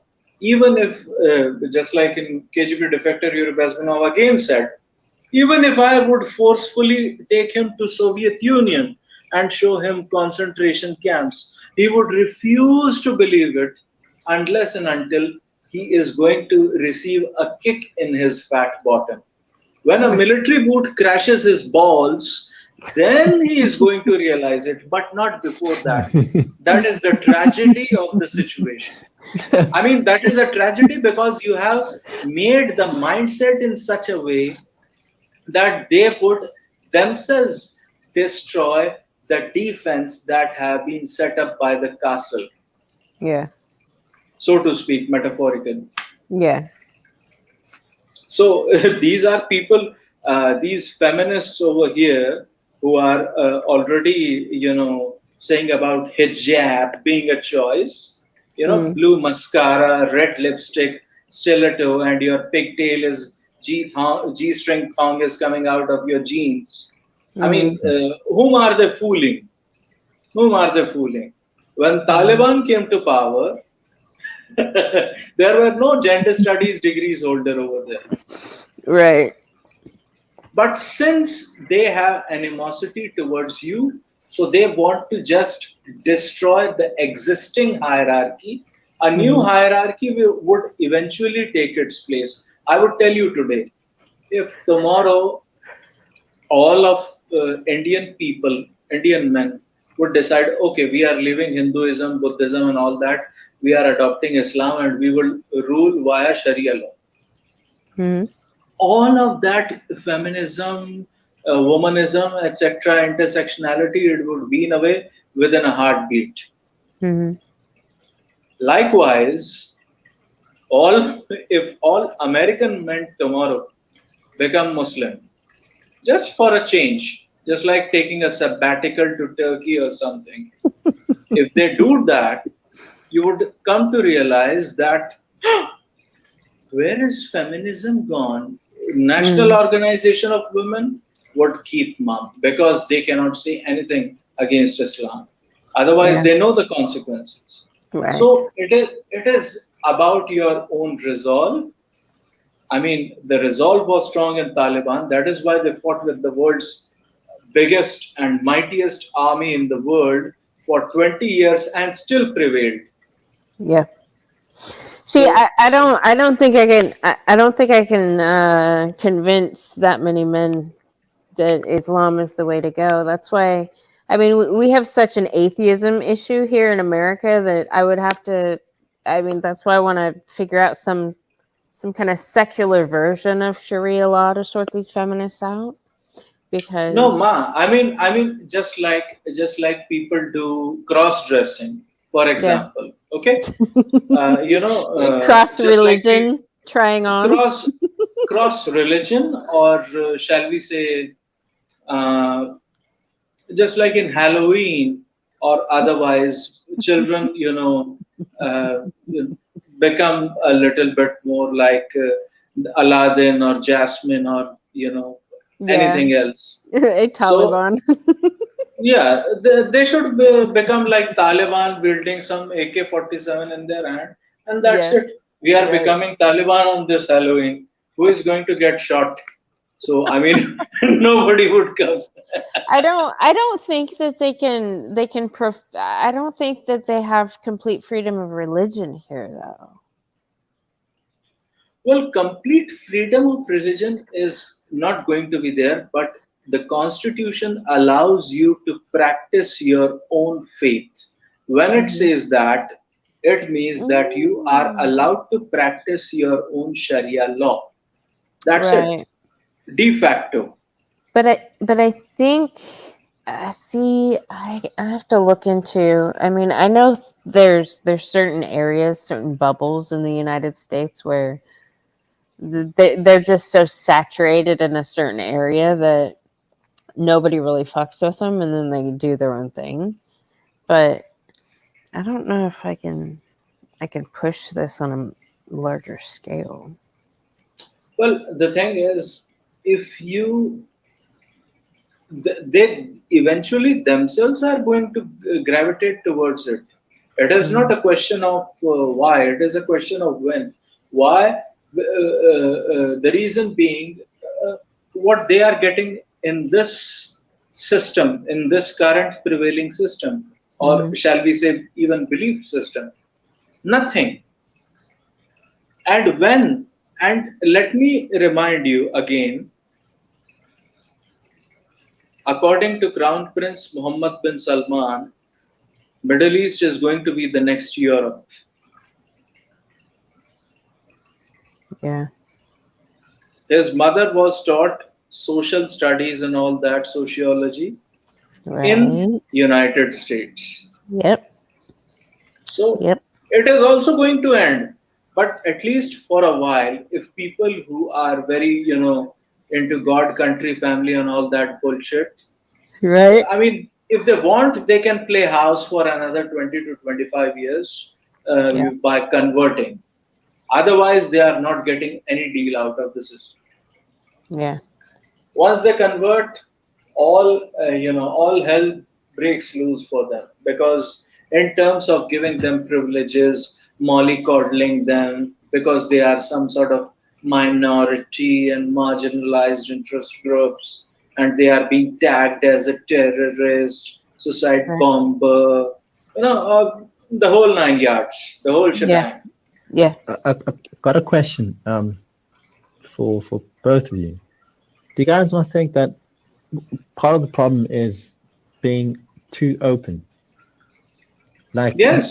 Netanyahu said when he was mentioning Iraq, that you can't really do anything to them because they're such a closed society. But obviously, like, Right. just practically speaking, we can't be a closed society. But Right. there is something that needs to be closed, at least something. I don't know whether that's culture. Maybe we should have a thing of this is what it is to be American. You cannot change it. This is what we believe as Americans. And if you're not like this, you're not American. And if you're not American, you should actually leave. Maybe we need to have something like that. Yeah. Maybe we Mother, need to you have go something first. like that. I don't know. I just want to finish this question. I'm not sure what it is. I don't know if it's culture. I don't know if it's religion, because religion, obviously, if you actually follow religion properly, Right. automatically you'd be closed in some sort of way because you have certain rules that you have to follow. You'd be a conservative. I think one of the biggest problems is that conservatives throughout the West, and I think you can even speak for most of the world, have failed to conserve. They haven't conserved anything. Not a single standard that was. I can't think of one standard that was like a conservative standard of, say, 40 or 50 years ago that's been kept. Right. Not a single one. Yeah. Yeah. So I don't know. What are your thoughts on that?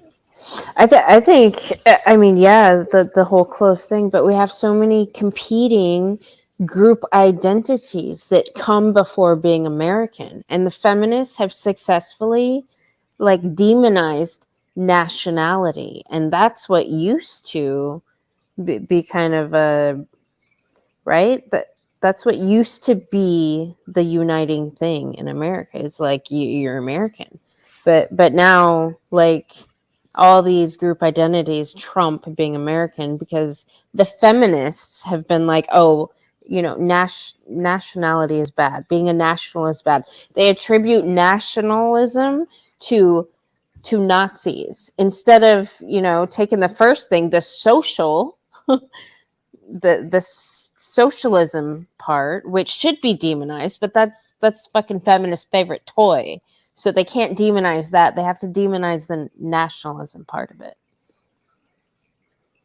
So it seeped into every other fucking structure and every institution. All the conservatives, all the religion, all the education system, everything. Feminism has seeped into. Yeah. Okay, same answer. Same answer. Okay. No, not same answer, but the same question. Yeah. I would say this. Look, earlier America was also not like this. It has become like this, meaning that it is a perpetually contrived policy of agitation and psychological warfare via using whatever ism you could call it, Marxism, feminism, communism, whatever. It is all the same. And in the realization is that the majority community of any country, be it India, be it America, be it South Africa, the thing is that they relate to the resources of the country, the rivers, the seashores, the sea coastlines, the beautiful skylines, the beautiful mountains, and the beautiful, shall we say, cemented roads and pavements and whatnot. That is not a country. Country is made by people. Culture is made by people. Civilization is made by people. Otherwise, all of this, the beautiful skylines, the cemented roads, the nice skyscrapers, this wonderful sea coast, the snowy mountains, all of that beautiful landscape is nothing but just a barren piece of land that would be conquered and cultivated by anybody, anytime, anywhere. That is what happened in history. That is what happened in disintegration of Yugoslavia. That is what happened in disintegration of Indian subcontinent. That is what happened in disintegration of, shall we say, the erstwhile Soviet Union, because Soviet Union was a concept. It was an artificial state. Now, since it had lived its life for approximately 75 years or so, and it disintegrated because people don't like communism anymore. And that is what happened.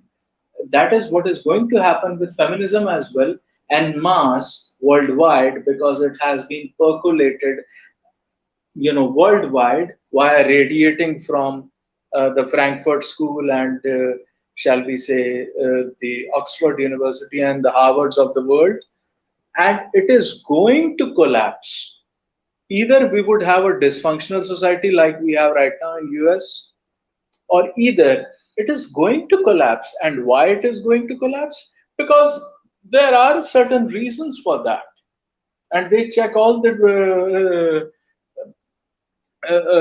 markers for for the aforementioned dysfunctional society.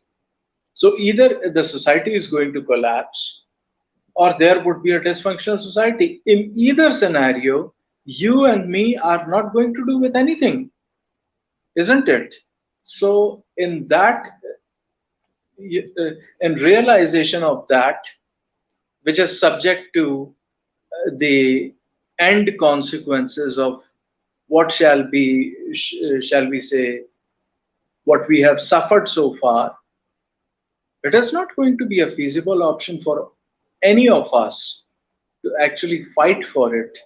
It is inevitable at this point, imminent and eminent at this point, that the collapse is going to happen. Yes, there would be still sovereign states basing the sovereignty on the metric of resources of any country, but it is going to be some global government or something which is going to take over, rather than, shall we say, a country which is deciding on its own policies for their own survival. Please go ahead. Yeah, I have a few things to say on that. Firstly, I would like to believe, maybe this is hope strategy a bit, that there is something we can do proactively, right? To get rid of the stuff before the collapse, right? Secondly, if we have the collapse, I mean, what happens after the collapse of feminism? You left with people, or feminism, or socialism, or whatever, right? You have a wokeness, especially. You have a former country, or let me say, you have an area, a landmass that is filled with people who don't identify with each other on any sort of national level. so you have like a mini Pakistan in Pakistan town. You have a mini China in Chinatown. You have a mini Korea in Koreatown. You have a mini, you get what I'm saying?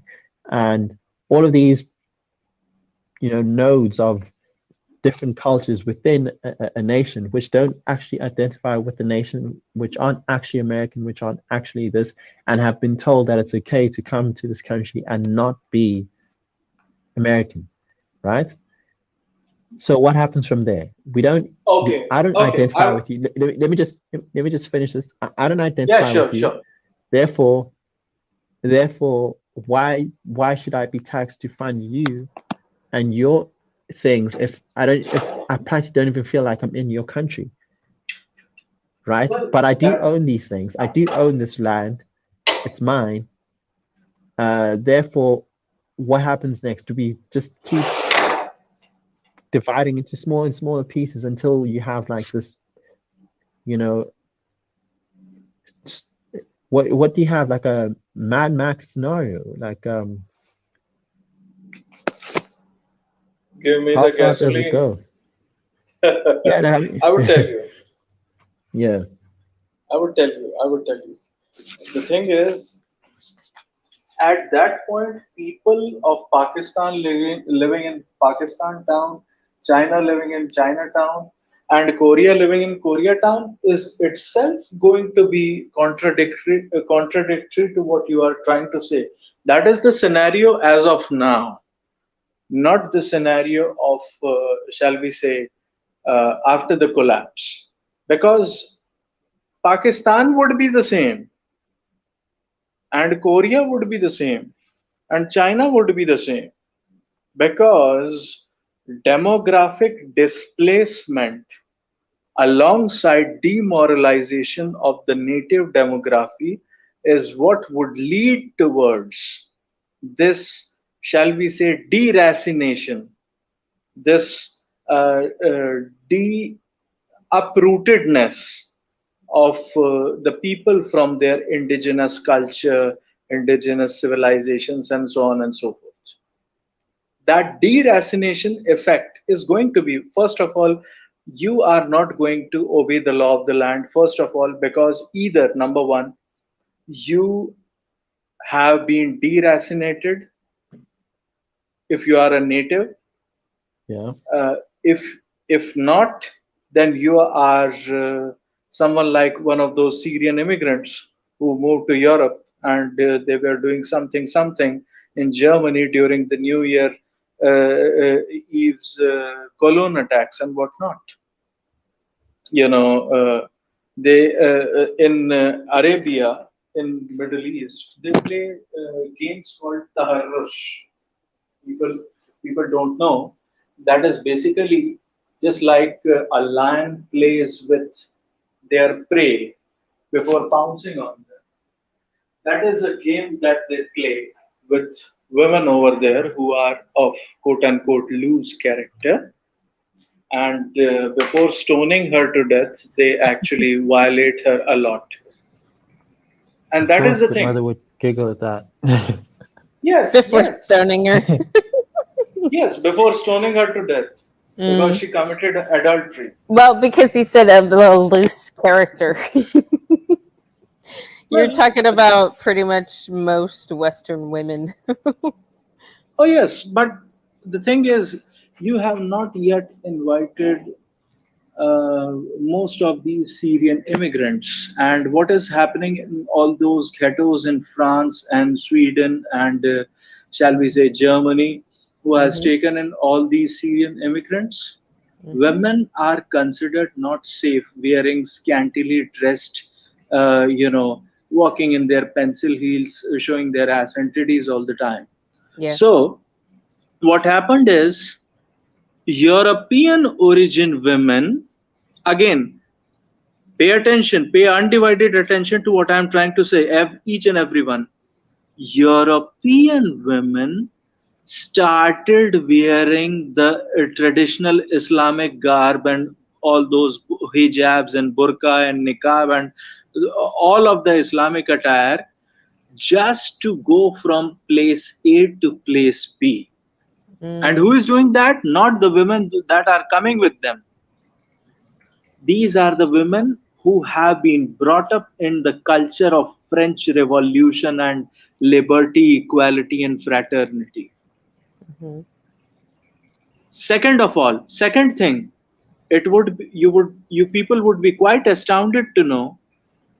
The second thing is that the women who came over there alongside those men, in France, one interview was being conducted of all these people, and she got into a cafe or a restaurant, and it had become a small Middle Eastern Iraqi town or a Syrian town. And what used to happen is you would see men everywhere and no woman at all. Now, and I have that video as well. So the reporter, she being a French woman, she got up there and she wanted to make a reportage about it. She made it, and then she fortunately found one, shall we say, Syrian woman who is an immigrant and who was pregnant, heavily pregnant, and was walking with one child in the baby walker, as they call it in India. I don't know what they call it in America. A stroller. In stroller, okay. We used to call it baby walker. So in the stroller there was a little child, and she was heavily pregnant. She did not cover her head, but she was wearing, shall we say, like a neckerchief or something. And she was saying to that French journalist, this very particular heavily pregnant Syrian woman with one child in the belly and one child in the stroller, baby walker, she was saying, things should not be like this. This is France. This is an open society. And we should not be like this where women cannot go and all that. One car came by, 5 people sitting in the car, all men. They just gave her a stern look. She called off the interview and covered her head and got by. Again, this exemplifies what? Women are as good as you allow them to be. There is nothing more, nothing less.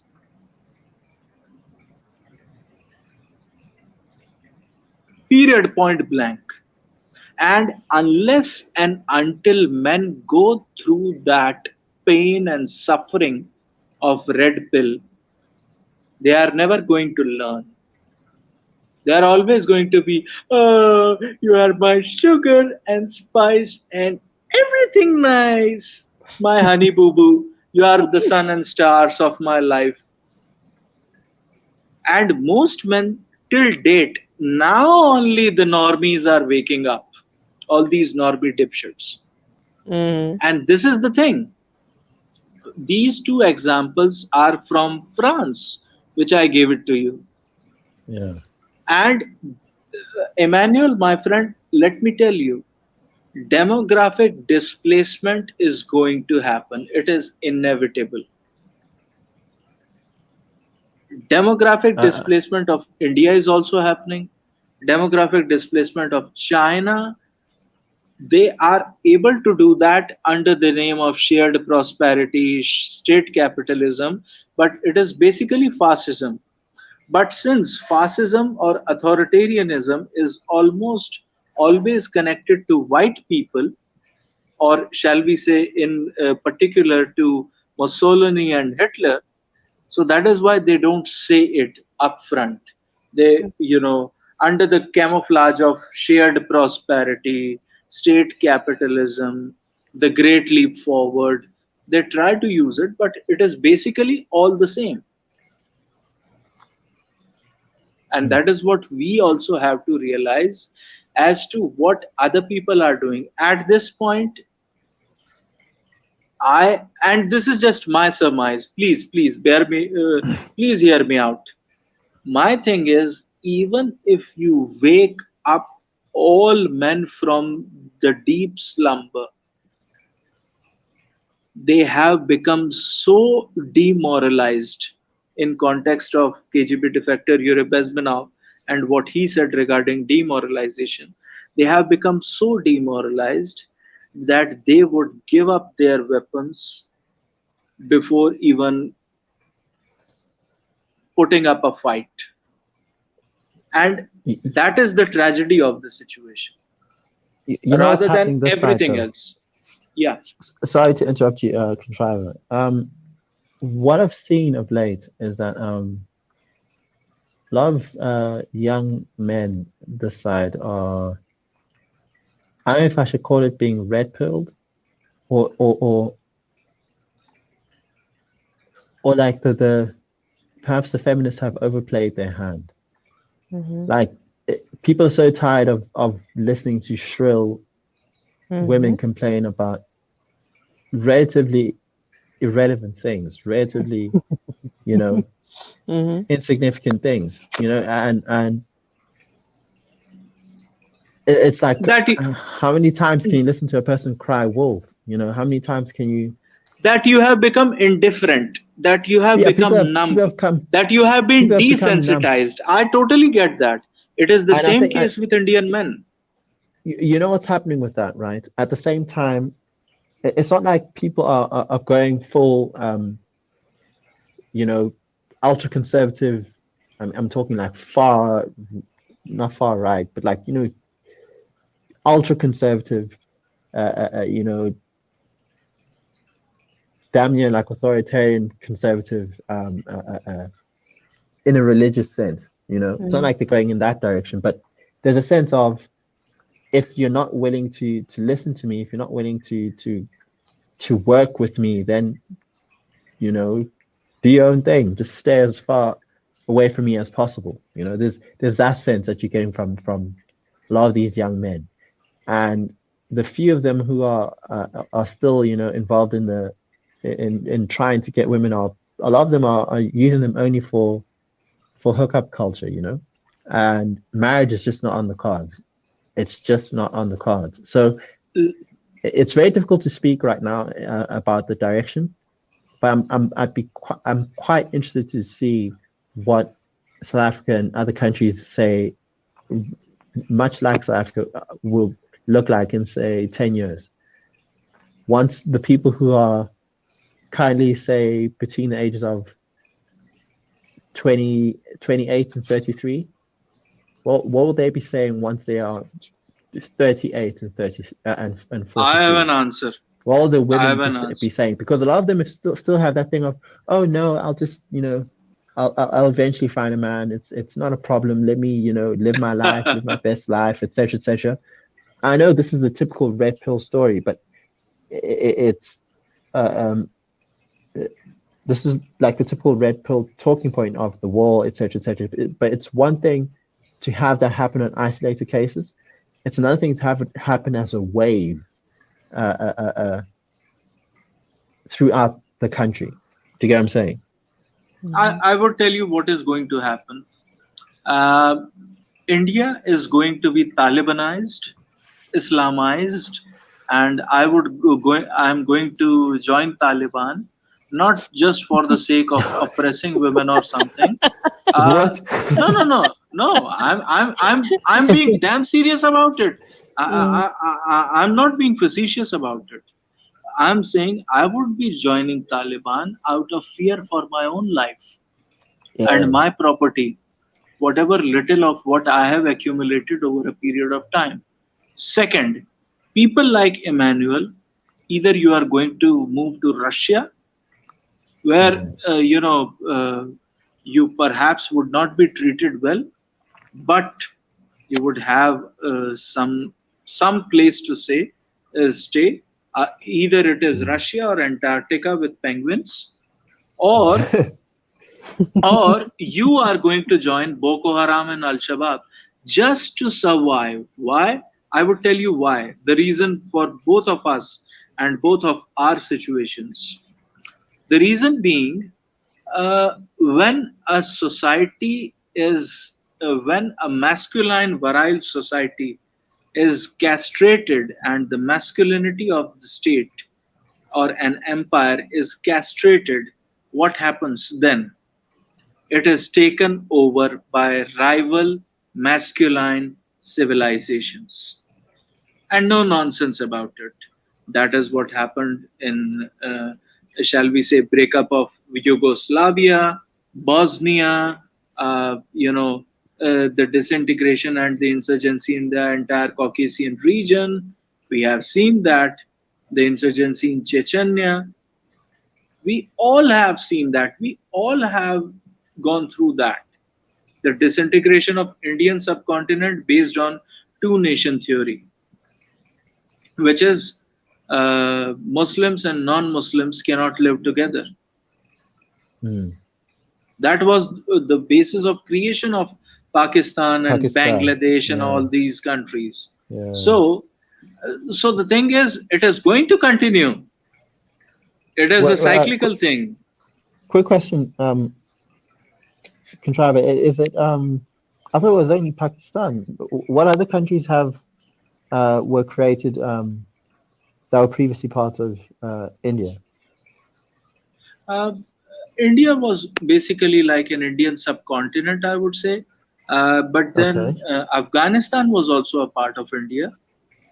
No way. The Hindu Kush Valley range is over there, even though not a single Hindu is alive over there.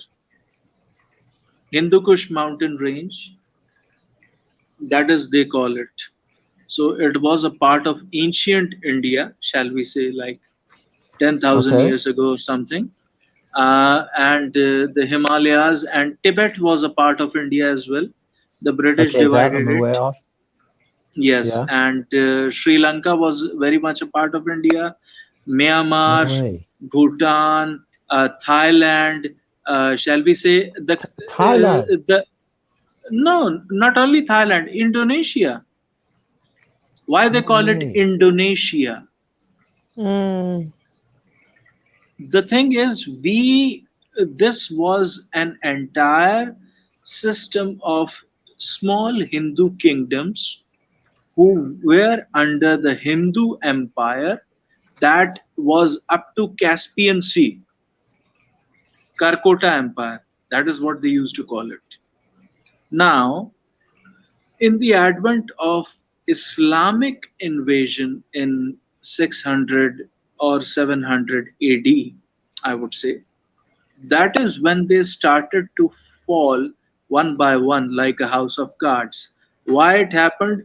Because of internal rivalries. Something as stupid as that. So one Hindu kingdom is not going to help another Hindu kingdom, and that's it. That's it. Why? Because to hell with him, I don't like him anyways. As petty as that.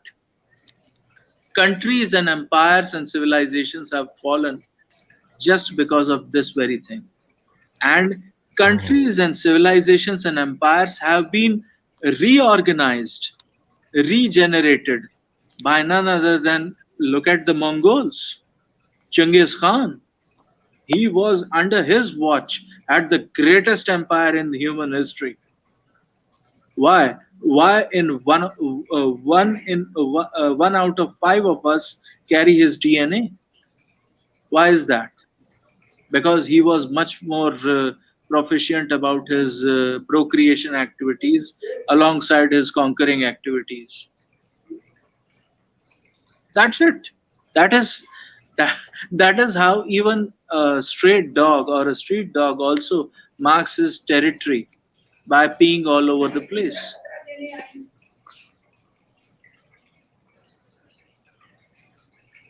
I didn't know that. I didn't know that India was that big. Like I had no idea. I knew about Pakistan. Do you know the place called Singapore? Yeah. It is the ancient city which was established as an eastern flank by the Chola Empire from India. And that empire remained for 1500 years, uninterrupted. They ruled the navy. They had, shall we say, ships and naval ships even back then. I am saying about 3,000 years ago. But again, all of it is falling. Enjoy the decline.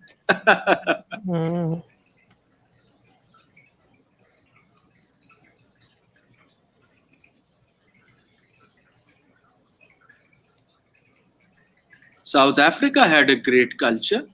King Shaka Zulu.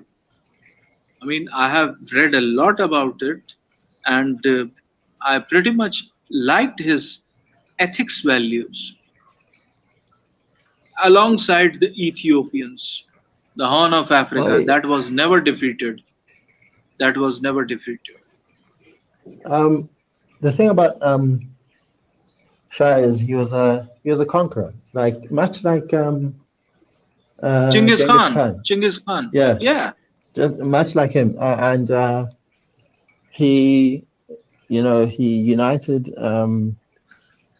the different Zulu tribes, to establish the Zulu nation. He, from there, like, went all over southern Africa, annexing smaller,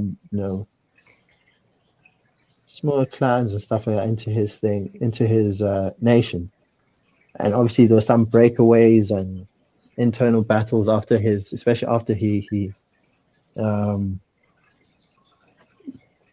towards the end of his life, and maybe especially shortly after the end of his life, contact with the Europeans and stuff like that. But yeah, it's very difficult with him because he was simultaneously very, very proficient in his military, endeavors, but then also like iron fist. So Yes, iron fist in an iron glove. he Yes. doesn't suit my modern sensibilities, but I think the other leaders who actually are closer to the 21st century that we can look to, I'm very interested in what happened in Singapore. You just mentioned Singapore. That's a country that I'm very interested in because a lot of the socialists like to use it as an example of what we should do. Like, I know in South Africa that it's a big thing. People say, yeah, like Singapore, be a developmental state like Singapore. Everything is like Singapore, like Singapore. Well, But no one ever talks about the. Exactly. Singapore has a law where they beat you in public with a bamboo stick for littering. Yes. See? Yeah, it's stuff like that. Like I remember watching something about who was this lady who was talking about she was actually complaining about, I think it was, talking about how strict they were about bubblegum. They cannot eat chewing gum over there because if you would spit it on the road, you have to pick it up. Alongside paying the fine, you would be beaten with a bamboo stick. Now, okay, my thing is, okay, if you want to have like a developmental state from the angle of economics, obviously I lean more towards freedom and capitalism and all that stuff. So developmental state sounds more left of me, but it's not impossible, because clearly we have an example of a country that actually did it. We actually have a few, but people don't ever talk about the sorts of people the sort of person you have to be, the sort of culture you need to have, the sort of demographic setup you need to have in order to be successful in that sort of endeavor. But at least they're examples of successes. Where have you seen like a successful diversity as our strength country? Never. Not in any place else. Diversity does not have to be a diversity of opinion where it would become like a cacophony of noises where argumentative people are arguing over each other, shouting over each other, and that's it. Where is unity? Diversity is not a factor. Unity is, and unity shall remain. Unity is what unites you. Diversity is what divides Yeah. you. So there should be Yeah. no diversity. I think uniformity should be there and unity should be there. That's it. Otherwise, you would not be a nation, a civilization, a culture of people with the same values. For example, let us take, for example, America. Let us pull a leg of good mother for a while. I'm just Mhm. kidding, mother. I'm not saying that. I'm not saying it, literally. Uh, it is a nation based on Judeo-Christian values, plus it has multiculturalism. Now, these people don't understand as to what multiculturalism is. Why?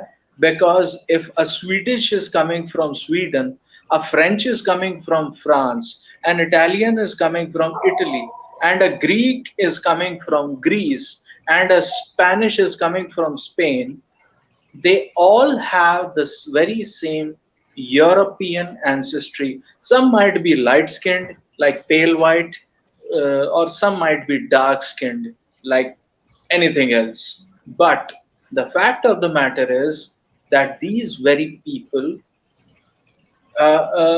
would come from an idea of Europe in general, idea of Europa, as they call it.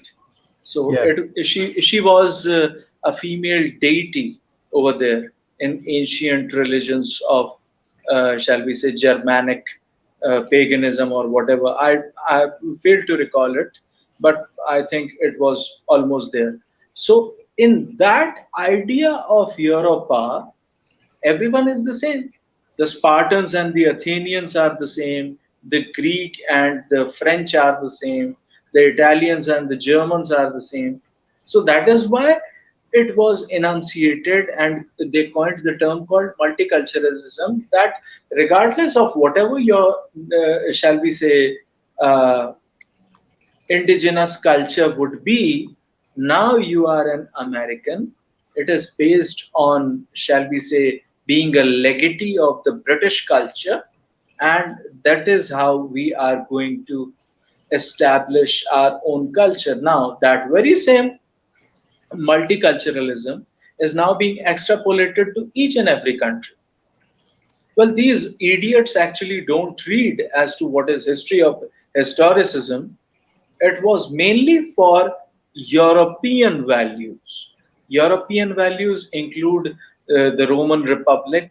European values include ancient Sparta. European values include anything which has been inculcated into European history, be it even the Russian or the Slavic history. They are also European, although the Western Europeans don't like them too much, but the Eastern Europeans and the Russians and the Slavics and the Poles are also as much as European as anybody else. And they also have their own distinct culture. So that is what multiculturalism was all about. And now they have extrapolated that very sense to the rest of the world, and they would be saying, oh, intermittent Japanese suffered a lot. Of course they suffered. In the Tong Wars, the Chinese suffered a lot. Of course they suffered. So we should open our gates to each and everyone. How many people they are going to take in their own home? All these politicians and all these.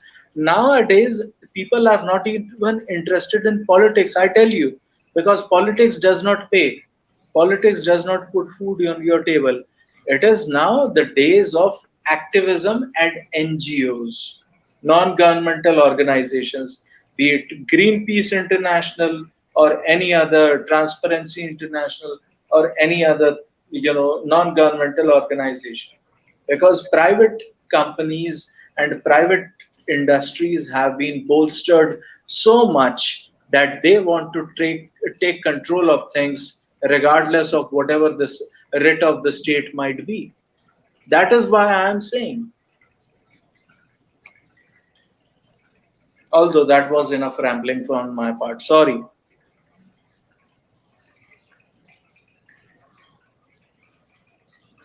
I don't know. I don't know, but multiculturalism seems to me to be a means to an end, a means to globalism. You know, and I think look, I think about the way the British handled a lot of the Commonwealth countries. You know, a lot of the times they'd go into a country and turn the people who are there into, you know, quasi Brits, you know. So they essentially, you know, take their culture and make it like a thing everywhere, which I actually think is a much better model than globalism, because globalism, what culture they're spreading, at least with the Brits, you know, we've got a lot to show for it in Africa, certainly, you know. Like obviously there's a lot of bad stuff that happened, you know, this disclaimer that we always have to say, but yes, we are also sorry as bridges, Indians. we've got bridges, we've got you know, roads, we've got dams, we've got all sorts of infrastructure to show for it. What infrastructure have we got to show for wokeism? You know, and how and the little that's there, how effective is it? How much does it, you know, add? How much value does it add to the country? Most of the time, people say, okay, what's come out of wokeism? Solar panels. What are these wind farms? These solar panels did not come out of the wokeism, sir. I'm sorry. No, but I mean, like it's certainly around the same. They try to claim it. They try to claim it, but it is also regarding absorbing the solar energy, and that was done by science and scientific and technological advancement. It was truly not done with the motive behind it regarding that we have to become woke, and that is why we need to invent a new form of a renewable energy. That would be solar energy. It was nothing of the kind. So wait, you're saying that solar is just people trying a different form of energy anyway? Dams were there in Japan. People used to make canals and all that. What was that? Just like the Suez Canal and all that, people used to make ancient canals. These were the dams of the past. Look, the thing is, I would say the West only had one thing which I would say, like infrastructure development wise or anything in which the world could not catch up to them, the rest of the world, and that was the gunpowder revolution. Once the gunpowder revolution came into the picture, everything became clear. They had the upper hand, and that is why they dominated the world. Now the entire worldview, apart from Antarctica with penguins, I would say the entire worldview has been envisioned, I would say, by the West. And that is why somehow they are able to, just like Eric also earlier mentioned, people are able to actually, that CNN prostitute had the audacity to ask the Kenyan president regarding why not inculcating LGBT in your culture. Why is that? I mean, why is that necessary to inculcate those very things into your culture? Because these are unnatural sexual orientations. Let us be honest about it. And even if people do that that would not be much of a problem, rather than people using it as a prop for their identity politics and making some, shall we say, political gains out of it for either side. And that is what is going on. So it is not that the rest of the world had nothing and only the British civilized us. I tend to disagree on that. But what the West had, the Europe had in general, was a period of Renaissance and a period of enlightenment, a period of technological and scientific experiments and innovations. So that You know what would I'm be saying, one of the Contriver? things. Yeah, yeah. I don't mean to say that the rest of the world had nothing, but I'm saying that when the Brits came, they added. Do you get what I'm Yeah, saying? yeah. It was value addition, And certainly. I agree. yes, and for me, that's positive. And People yes, find that it is difficult to positive. say this, but if Imagine, people come to your imagine. land and they leave, uh, uh, uh, uh, uh, even if they're racist and all that stuff, obviously you can point at the racism and say that was bad. But then to say uh, uh, uh, uh, building dams, building roads, installing like an electrical grid, all sorts of things, and obviously these were done by companies that were, some of them were corrupt, some of them did all these things, but at the end of the day, they left infrastructure. That's what I'm saying. They shifted the Exactly. world from being the country from being, say, in the Stone Age to being in the 21st century, and for me that's positive. But whenever I look at a lot of the stuff that comes from the woke, These people, look, first of all, these are, like a touch me not sort of a plant is there in India. It is, when you touch it, its leaves actually becomes, it shrink a little bit. So that is what these sort of people are, like Lajwanti plant, touch me not.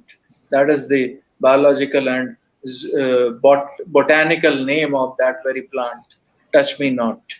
And this is the thing, these people are special snowflakes who have never survived any adversities. We as millennials are the last generation who have been indoctrinated enough, but some of us, like you and me, who have survived as well, so that we know how the hardships are, and we know we have the wherewithal to combat or counter any hardships in life. These people are special snowflakes. These people would fall like a house of cards. Anyways, coming back to your topic, yes, the British did add on, did some of the value addition to our respective societies, and I totally commend them for that. I mean, in terms of unification and whatnot, apart from some of the, creation of racial, religious, and ethnic tensions, was because of the British. But apart from that, there were some positives as well. And regarding language, English has been spoken for approximately 200 years in India, and we both are speaking to each other in a foreign language, which is not our mother tongue. Definitely not. So it is a value addition in that regard, I would say, on a platform that is made by white European people. Mm-hmm. So I totally commend them for that. And even though we have suffered hardships, we know how to take an L, and we are resilient enough to actually work towards betterment from now onwards. Be it the Chinese, be it the South Africans, be it the Ethiopians, or be it the Americans or Japanese or anywhere else, uh, the most hardworking people are all of us. So I don't consider as to someone might be lagging behind, but they are not doing that. It is just that they have to overcome this on their own rather than using crutches of other people. So that is humanity for you, and no qualms about it. It is absolutely fine. Every person is precious, but if you fail in your examinations, you are a failure. Yeah. That's it. And this is what people need to realize. Enough rambling on my side. What I'm just trying to say is British are the ones who I would commend them for doing what they have done so far. Wokes have never done that so far. They would plagiarize and they would try to say that this was done by them, Mm-hmm. either by hook or by crook or by snook. By Snook. Yes. Yeah. Emmanuel's headset died, so he had to drop off. Okay. He had to go? Yeah. Okay. Yeah. His Take care, headset Emmanuel. realized. Yeah. Okay. Yeah, Emmanuel, thanks for coming up. It was good chatting with you. Thanks for torturing me with that My university brother, stuff. my brother from another mother. You are great, my brother. And Frank's just been chilling. God damn, I have to shut up now. Look, I used to call it brother fucker. Right. See? Right. See? And this is called karma. Now I showed you a story about Indian version of Jerry Springer. Yep. He's fucking his own. She's raping his own brother. Right. I want to have something to say. Are you there, Frank? Oh yes, sir, Frankie. I mean, I'm dying to listen to your mellifluous ornamental English, and that too in that mellifluous Coronation Street accent. I want to say something. It's not Frank. It's what is my name tonight? I don't know. I want to say something I have against this man contriver. He says innuendos. He says the word snook, and he says the word mother tongue. I do not like these innuendos. They are very bad. I am not happy. And Island Hermit, not happy. Arms not big enough. Must get bigger. So, I don't know. I was watching a murder mystery and I'm watching a true life murder, and I thought I'll keep an eye down here because there's mothers here and my contrivers here and all my family's here. So yeah. Oh, sorry. Can you hear me? Yeah. That's good. You guys were talking real deep politics too. I could hear bits and pieces and geopolitical stuff. Man, pretty hard, brothers and sister. Yeah. I was listening. That's man's work right there. Hey, women don't belong in politics. Yeah. Contriver, brother, I don't think we can fix the problems. I remember Bernard Chapin and Barbarossa, right? They had a big. Is Contriver still here? Mm-hmm. Yes. They had a fundamental difference between the way to fix the problems. Well, some of the problems, at least put a salve on the problems of the world. And Chapin, I like them both too, but Chapin had that thing of kind of a top-down approach, and Barbarossa had a bottom-up approach. He said it was like more biological function and this sort of stuff. And Chapin was like, no, it's the top-down. So it's like, we convinced the women, all this sort of stuff, and then ergo society thing. I was more on Barbarossa's side, even though I'm not, and it might strong, but yeah, I was more on Barbarossa's side as a natural thing. So your thoughts, brother, because I could listen to you I have listened to you for so many hours, and I love it. So, what are your thoughts on that, bro? Bottom up or top down? Neither of the approaches are going to be fine because it is just based on your own circumstantial aspects regarding that. Let us just say you have a top-down approach. Then the peasants are going to revolt, and there would be another French Revolution. And let us just say you have another French Revolution. You are ultimately going to seek for another, shall we say, a noble or a king or a queen or some sort of mechanism where one chap would be presiding over the rest of you and would be giving you orders so that you would be issued the dictats given by him, just like headless chickens, and you are going to just follow him. So Yeah. either of the approaches are not going to work that much, because as long as human beings would have this biological imperative of mollycoddling women and not holding them accountable, which has always been the case. Women were never held accountable. And they get away with adventurism, they get away with raping, they get away with sexual harassment, they get away with murder, they get away with anything. And there is no sort of course correction that you could do regarding that. So, how are you going to convince a man, let alone a woman, forget about women, how are you going to convince a man to go against his biological imperative that is for protection and provision of women, even amongst homosexual men? You cannot deracinate them, desensitize them from their own biological imperative.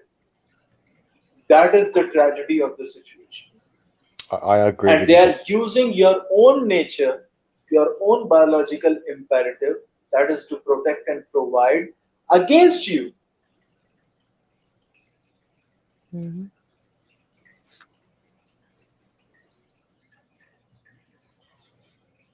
Uh-oh, is pseudoscientist coming up here? He has not been up in forever. Contriver, I don't know if you've ever spoke with Pseudo. I know Mr. Pseudoscientist, but I would like to talk to him if he ever comes up. Yeah. He's into the geopolitics. I need to get Gray. Well, Pseudo, the topic was radical lesbian feminists focus on destroying families to recruit members for their sex cult. But we already covered that. So whatever Contriver wants to talk about at the moment, really. No, I mean, I would just go with the flow, whatever you want to talk about. If you want to talk about old school rap, I shall talk about that.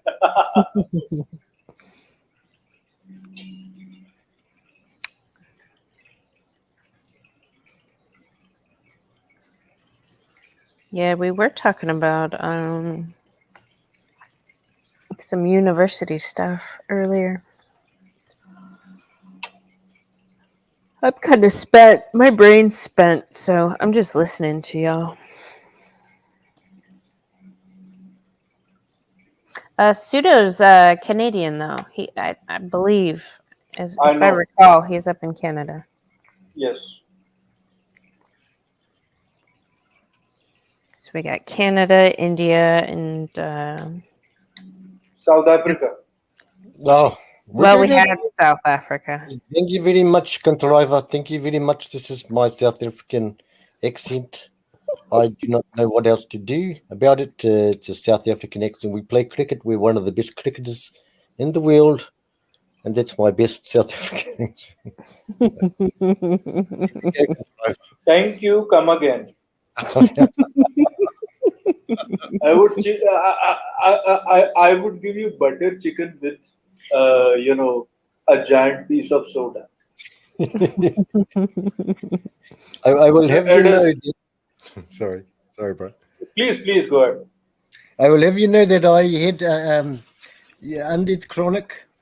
I actually fooled him very well the other night with a Asian accent, and I did very well. I actually gave myself full credit for the convincing that I could do to him the other night. Now, all my trolling is out of love.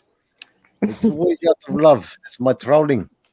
So this is not the accent. I don't remember what accent I used. It was a Afio Hong, but it was a Chinese accent, I think, and I did the best I could. And I kept them going the whole way through. And even after that, he said, I think that guy was from China. It was quite a funny thing. It is what it is. I totally understand, good sir. That was all in good faith. In India, someone having an American accent or someone having a British accent, it is considered as the epitome. It brings moisture into someone's vagina. Women start ovulating. Oh, that guy is speaking in British accent. Because even if you are, having a conversation in English, you are supposed to be emulate the best of the best. That is the people who invented the English language itself, the people who designed the lingua franca of their own, shall we say, dictionary or diction. So in that case, all over the world, people try to look up to the British accent. Yeah. I honestly, I've got many Indian friends in my life, and I have to say that apart from the Greek people, the Greeks and the Indian communities of people, they're the best philosophers I've ever known. I've got so many friends who are Indian. I've had very deep conversations with them. Also, now once again, Contriver, he's talked about mother tongue. Got to put a little bit of levity here. He's talked about spoofing, and talked about diction. I'm only kidding now, but I'm going to say that they're some of the finest philosophers, and I've had some very deep conversations with a lot of people who are from India. I think that's one of the very deep. We all have our faults. All our cultures have our faults too. I mean, but no, I love speaking with Contriver. You should, my friend, brother, take it as an homage to you. When I try and adopt an Indian accent, as you do a British, take it as the very best of respect. I take off everyone as best I can. I wish I had a better thing, but I do it all the time. So take that as the very best possible form of flattery, I reckon. So I do it all the time. I take it all in good faith, good sir. You don't have to be reticent about it. So no, you're like John Cleese. Lately, I've been watching Faulty Towers as well, with a family member of mine here, and Faulty Towers. I really like it, but I didn't understand it. As I've watched it as I was older, I can understand now the dynamics of Faulty Towers, and I think there's a couple of seasons of it. And John Cleese, obviously, and Sybil is his wife, and Polly, who is his wife in real life, John Cleese. And it's quite cool. It's like I'm revisiting it. I didn't used to watch it until I watched it in the 80s when it was like airing on TV. So that's really bloody cool. I love Blackadder too. Blackadder is a very good series that I love to watch. So, but I didn't. What were you and Emmanuel? I came in and out because I didn't understand that. Like myself and Goody. Kind of like, I don't understand what they're talking about. I can kind of get a grift of it, but not really understanding it. They were talking about some history of some different areas. Yeah, I didn't. I mean, I heard all of it, but it's just not. Yeah, I listen to Contriver because he's so well informed that I just sit there and listen. I look for any trolls, challenge any trolls to come up and. So, my generation of hardworking people who have the perspicacity to at least learn something. I always say I am a seeker. I want to learn. Mm-hmm. These people, straightforward appear as if they have done PhD today. And this generation, they know it all. They know the ins and outs of each and everything, even though they never suffered what we had to go through. Right. So, I mean, I don't like this generation, and you have seen as to what Indian generation has become. and fathers don't have a say in any of that. Fatherhood is being, frowned upon. So in that stage, who is going to actually do all of this? Yes, the technological advancements are going to happen. You people are getting gadgets all over the place. You have an iPhone that was, shall we say, that is more powerful than what our own black and white, computers used to be back in the day. But still, the fact remains that these people have been lobotomized enough. Yeah. They have been infantilized enough. They don't read. They don't write. They have never written a letter. They have never written a commercial letter, as they call it. Forget about writing a petition or something. They have never written a commercial letter to subject and then, sir, dear sir / madam, whatever I bring to your notice, I submit, sort of a thing. They don't have grammar. Yeah. Yeah. I didn't do nothing. Heck, that does that mean? I did not do anything. That is, you could call it, or I didn't do anything. That is, you could call it. I didn't do nothing. Mm-hmm.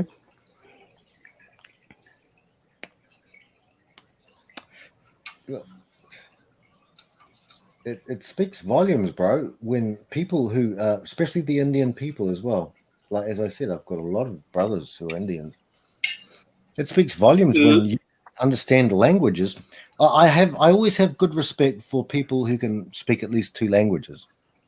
I always think, well, that must have taken a lot of effort, and even if it's a little bit pidgin speaking, I still have respect, because I think, well, at least you've taken the time to learn 2 different languages and then try to force them both together and get the meaning of one language into the meaning of another. I mean, which is good, but then especially one thing I always struggled with was when people speak quickly in another language, it's hard to understand sometimes. So I'm like, I have to get the keywords out of what they're saying. I have a great respect for people who have at least a bilingual language. So yeah, much I'm respect. trilingual, by the way, by that effect, because I know Punjabi. I can speak fluently in Punjabi because of my mother. She taught me the language. And that too happened out of, shall we say, happenstance. I went to a funeral of someone, and in India, what used to happen is, after the funeral and after the, shall we say, the ceremonies are completed, you have to sit amongst all the people, rich or poor, small, a youngling or old. You all have to sit down together, cross-legged on your, on the floor, and you have to eat with your hands. So that symbolizes the completion of the funeral, or shall we say, the mourning ceremony. So I was eating over there, and I tried to flaunt it a little bit regarding my Punjabi, and I failed miserably. And the grandmother, who was from the maternal side of my distant cousin, she said, "Well, son, you don't speak Punjabi, then why do you want to even speak?" I got home, I cried my eyes out in front of my mother, that I don't know the language. That is my mother tongue. I don't know. And then my mother said, listen, I was always about advanced level Punjabi. I want to learn advanced level Punjabi. And my mother was, first of all, learn street level. Then you could, and then I myself took an interest into the language itself, and I started developing myself. I started polishing myself, and then I learned Punjabi as a language. Even though I was from an English medium school in India, my English was not quite well, I would say. I mean, as far as spelling mistakes or dictionary, it would be fine for writing an essay or a paragraph. That's it.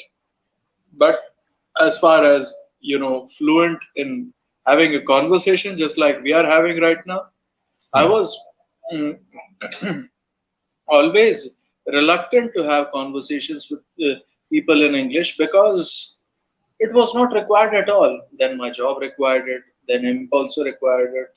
So I tried to watch Hollywood movies a lot, starting from Twilight. And then I started watching all of the Hollywood movies with their subtitles coming. And then I still do, by the way, I still do. Whenever I'm watching a web series or something, just like I learned a new word when I was watching Rome, the series which used to come in HBO at that time. So Cicero is moving out of, shall we say, who was the legatee of Julius Caesar? I'm forgetting his name. Tiberius. Author, Galba, Nero, Caligula. I forget. No. Julius Caesar and who Shakespeare. he.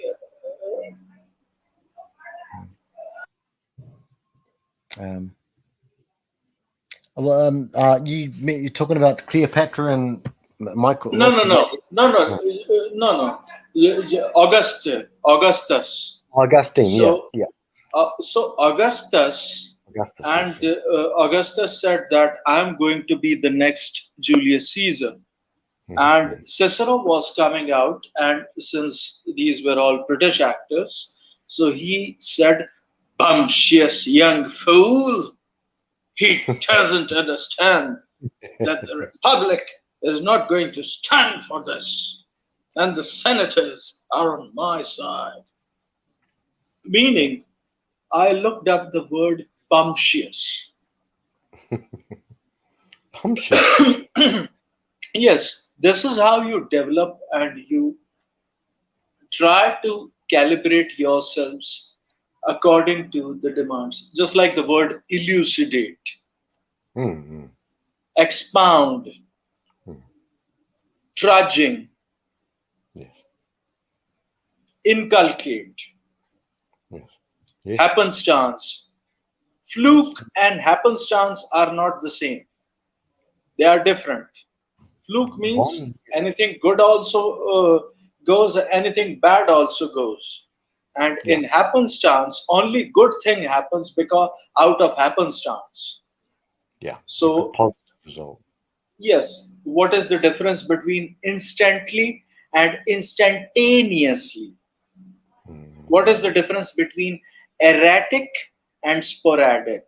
What is the difference between imminent and eminent? What is the meaning of the word felicity?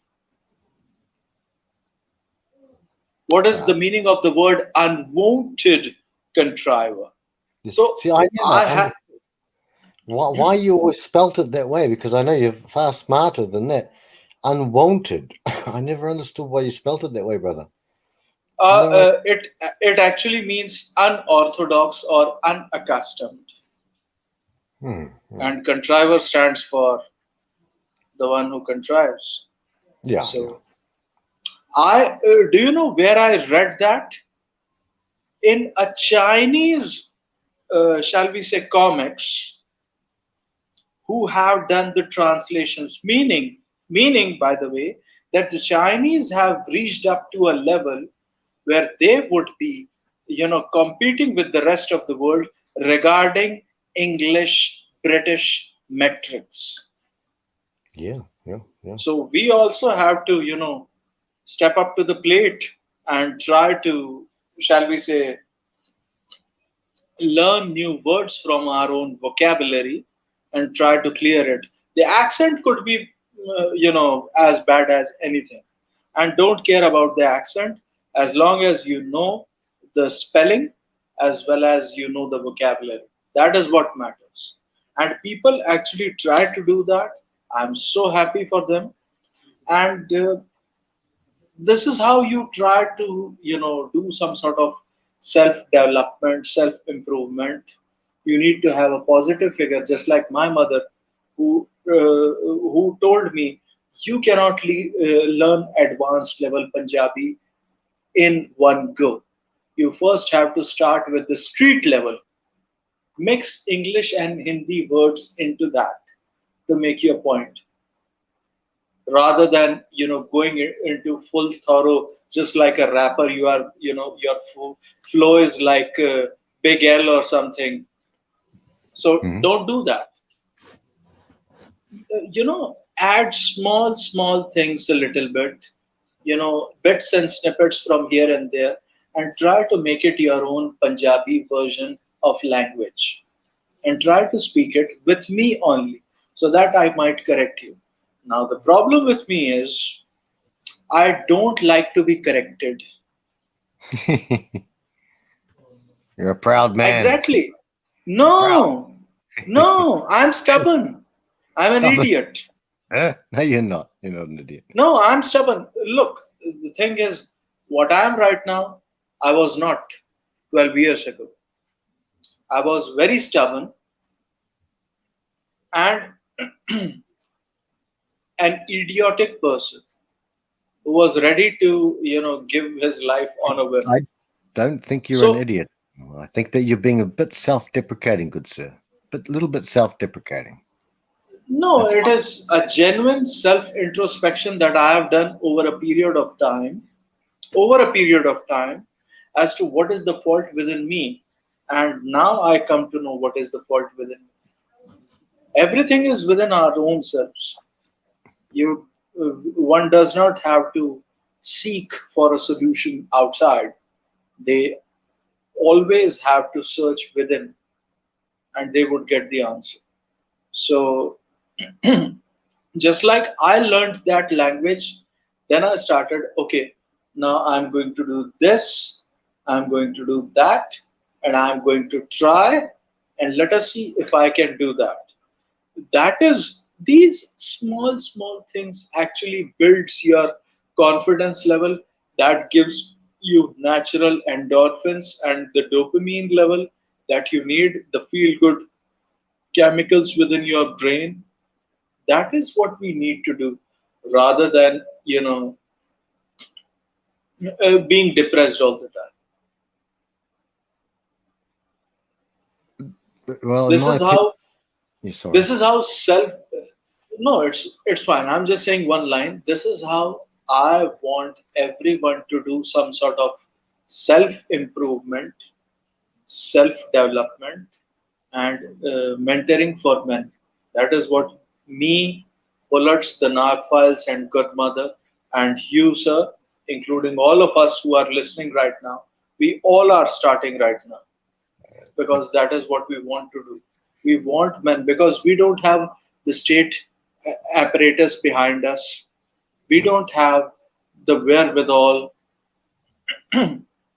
for exercising our own authority. And most of us have been deracinated enough from our masculine nature that we need to invoke the masculinity within us artificially via manifesting and all that. So even though you are doing that, this is how you would try to do that. I literally, I cried my eyes out because I could not speak my own mother tongue. And my mother was the one who said, if you really want to learn, if you really want to master that language, you can do that, but start with the street level. Start with a baby step.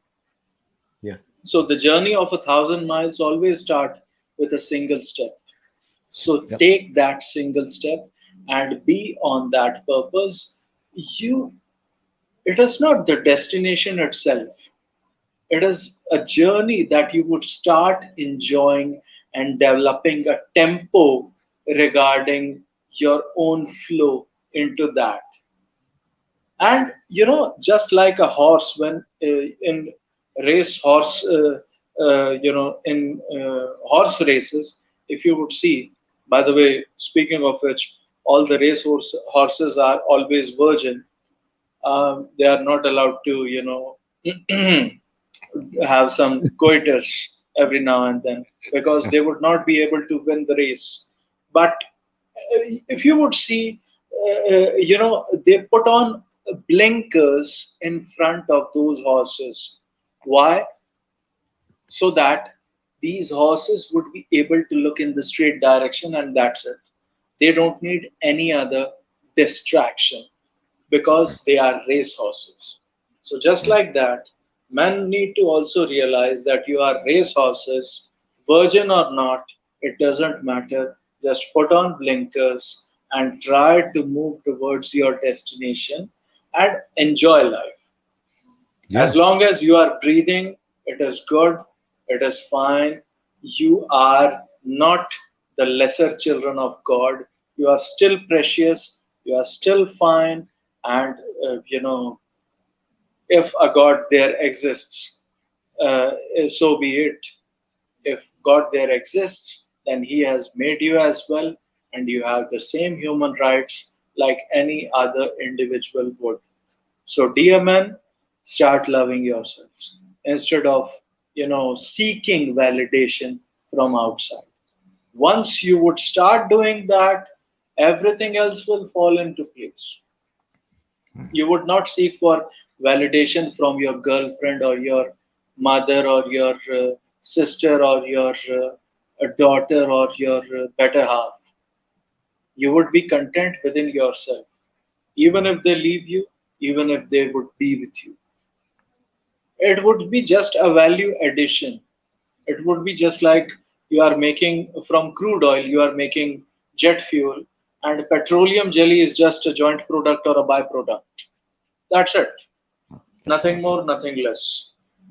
So the joint product or byproduct is just a life process. If you are not able to accomplish that, no qualms about it. You are still a living, breathing human being that needs to be nurtured.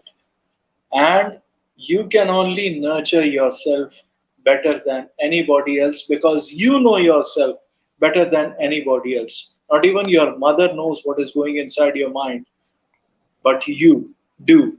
And that is why, please, dear men, boys, my lovely children, please start loving yourself. You are as precious as any other girl in the world. You are as precious as any other vagina in the world. And once men would try to manifest with all of that, they forgive themselves. I have forgiven myself. Now it is about time that men also start forgiving themselves and putting down the alcohol bottle. And once they do that, they would see life in its entirety. And Mr. Pseudoscientist is here. Oh, Yes. sorry. Come on, Pseudo. By the way, hello, Pseudo. Long time. How are you, dude? Good evening, everyone. Sorry it took Hello. me so long. YouTube said my password was wrong, Oh, so I had to change it. well, Pseudo, this is Contriver and Frank. Nice to meet you, I know sir. you've- I have listened to you quite a bit. Yeah. Hello, sir. Hello, sir. And the other gentleman I just heard tonight, I think, for the first time. Frank? Yeah. Apparently, my name's Gordon. I think Gordon. Oh, Gordon. I could give Pseudo a But I do that You to could. one If it fast was day. 1980, I'd let you. Welcome aboard, sir. Thank you. Well, So I missed everything you guys said the last half hour because I've been messing with my account, and when I'm in there, it doesn't let me listen to you guys. That's So all right. I'll They have to were. listen for a while to get up to speed. I think they were talking about personal development Mm. and Something we should all be racehorses. working on. Yeah, and racehorses being virgins.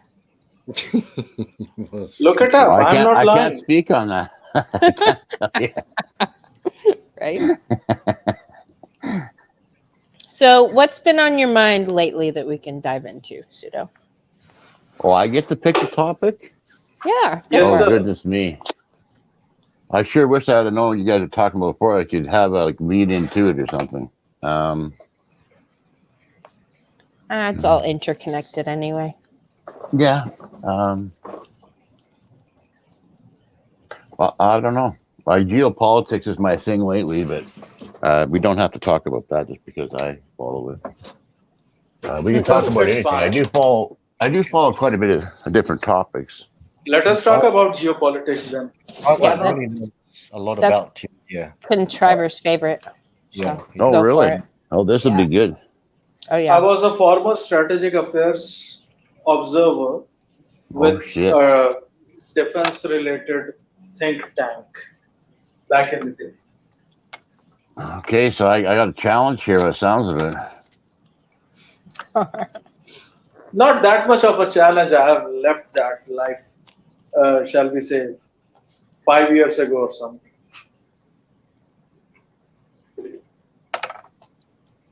Let us see if I can keep up with you, sir. Okay, let's go. Where do we start? Regarding the direct radar evidence of Nord Stream 2 pipeline, Okay, let's start there. Who did it? Who popped it? Was it British. the Americans? The British? the British. I like to start propaganda. I say it was Israel or China, just to get everybody off the base. Okay. I have no idea who did it. The British did it. There was direct radar evidence, as well as there were footprints of that Swedish little, boat that went into the sea and, dug deep, an underwater drone. And this is not how an investigation is done. Even Germany was keeping Russia out of the investigation when it was their own pipeline which was actually sabotaged, and there was an explosion that was heard through the seismic, shall we say, through the telegatory and the weather forecast satellites. That was also shown, and if you could see the C4ISR, the Americans have been. Joe Biden had tweeted out that if Russia doesn't leave Ukraine alone, then the Nord Stream 2 pipeline is gone. Right, that's So- why everybody pointed at them. Yes, but it was not the Americans, it was their transatlantic cousins. What advantage is it to the British to pop that line? Well, I would say that. Now, the British used to be like the sun never sets on the British Empire, and now they have become somewhat predecessors or remnants of the past. I mean, France, Germany, or UK, these all are more of a has-been powers of the world who cannot, who do not have any geopolitical relevance in the world unless and until they are backed by American muscle. That is a fact. That is a statement of fact. I'll agree. Right. So in that case, I don't think that it is feasible for them to actually be able to, try to go against the norms given by Pentagon or Washington D.C. So you're I mean, saying whatever- that the Americans asked them to do it? Or gave him permission, or what are you coming at this? The Americans must have told them to do it. Told them, not asked them, told them, since they are okay. in the vicinity. And they also, by the way, most of these people don't know that the Russian heavy crude is also consumed by Britain, of all places. They don't have an underwater pipeline coming in with the shale gas from America. They also have to rely on Russian heavy crude, as they say. But still, they are going to, fall in line when it comes to diktats issued by Pentagon. Let us just say that. I agree. They to walk away from Europe, they had nowhere else to go. I mean, right? they are already out of European Union. France was looking out of the ways out of it. Marine Le Pen lost the elections twice to Emmanuel Macron, and I don't think that she lost the elections. She was deliberately being pushed back in the polls regarding, but anyways, that is French politics for you, apart from Napoleon Bonaparte. And what do we have to say about him? The second thing is there was direct radar evidence regarding that. And remember the Crimean bridge bombing? So, I mean, in that as well, many of the journalistic portals who do investigative journalism, and they have already said that this was done by the British SAS because they wanted to, the Ukrainian parliament, the Ukrainian Zelensky, and the Ukrainian military was actually rejoicing when it happened. It was not as if somehow some sort of Pandora's box that has been opened. I mean, they were completely rejoicing. It was very much overt. Yes, the Ukrainian special forces might have provided them with the guidance or the satellite location or this, that, or the other, but it was deliberately done by British SAS. So I think that most people don't know that British also have a division, just like the US Navy SEAL, called SBS, Special Boat Services. They are the naval version of your, shall we say, special forces. So they are into underwater demolition and all that. They do the training and all that. They do the very same things which the transatlantic cousins and the Yankees do. So I mean, the suspicions are arising on them rather than the paracommandos who do the halo jump called SAS. So it is the SBS who might have done that, not the SAS. And what would be the motive behind it? Well, if you go back to NSA archives from the Georgetown University of America, you would be able to see Mikhail Gorbachev sitting on one side and the minutes of the meeting that are taking place, and the stenographer is actually recording it, all of it. And the then Secretary of State James Baker actually said to Gorbachev, Mr. Gorbachev, if you bring down the Berlin Wall, then NATO forces would not move a single inch eastwards. And after the disintegration of the erstwhile Soviet Union, the American policy has been of strategic containment of Russia.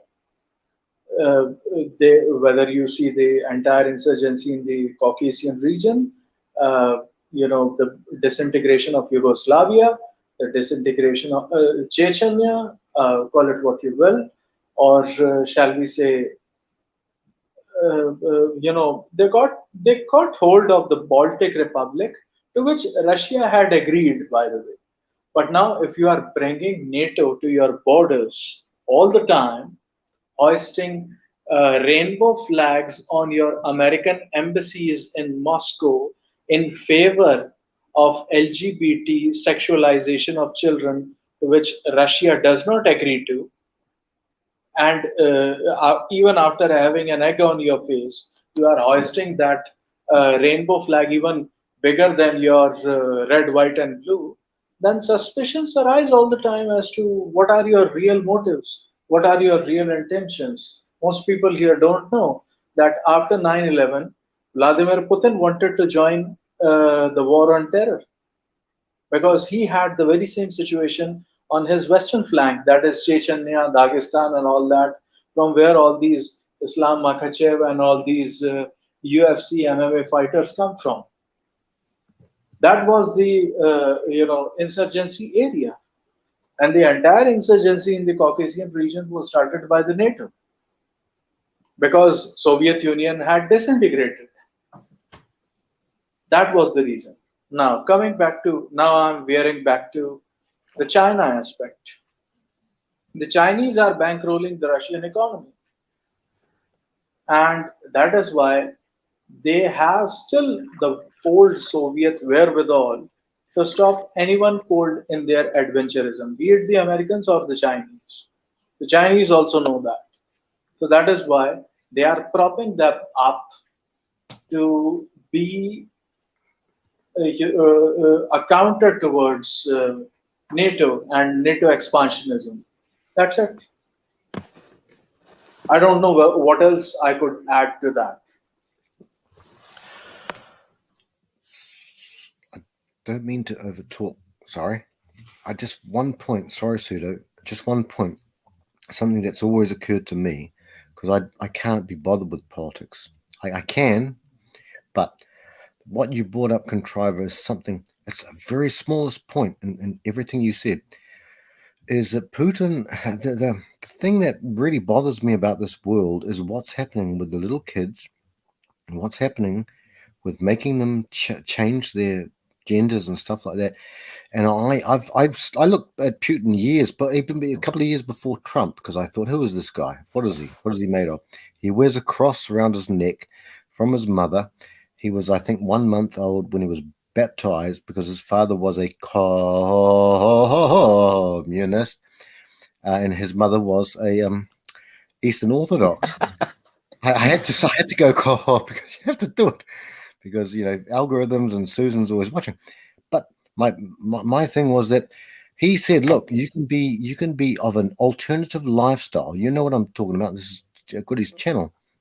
You can have an alternative sexual proclivity, and you're okay here, but you do not put that on our kids. Now, at that time, this is before the Orange Man, just before the Orange Man, they were pushing hard. And unfortunately, what we're now seeing is little kids crying in doctors' offices and getting themselves mutilated, and their parents are smiling with glee. That's the only point, Contriver, because I want you to talk to Pseudo, but that's the one thing that I thought. I thought Putin is made up. The other thing is, and on the same point, so that compounded into the same point, is that when I watch my fake news here for 30 minutes, that's all I can stand before I throw up, before I get nauseated, and before I want to throw up whatever I've eaten, until the sport comes on. I watch. It sucks, but I have to do it, and I see what they're saying, and all they're doing is promoting Zelensky, the actor, his wife. I watched his wife on 2020 tonight, and all I'm saying is that if I had a house, I have a house. No one can find my house. I'm very glad of that. We live like basically nowhere. We're like the TARDIS, like Doctor Who. If I was getting surrounded by a whole lot of gang members who want to do me ill, I'm going to make sure that they're not going to surround my property, and I'm going to do things to stop them from surrounding my property. And this is 1963 or 62 Cuban Missile Crisis all over again. Well, I'm saying, sorry, Contriver, and sorry, Pseudo. I'm just saying that I don't think Putin is the way he's made out to be. Anything I listen to, the fake news, I go the opposite way. If they say this, then I'll go, okay, I'll believe whatever the complete opposite of that. So that's all I'm saying. And I'm not political. I'll let you guys talk about it. And it's a good conversation, but just saying, I don't think Putin is the scoundrel that they make him out to be. I know he's ex-KGB. I know they called him lazy, but that's all I'm saying. And this is not my forte. It's not my wheelhouse, brothers. And I'll let better minds than myself talk about it. So I'll mute myself now. Me and Goody are just sitting listening and smoking. Well, well, I just want to put in that I know Putin's anti-feminism, so I'm good with that. Yes, he promotes families over there. There is a Fathers Commission over there.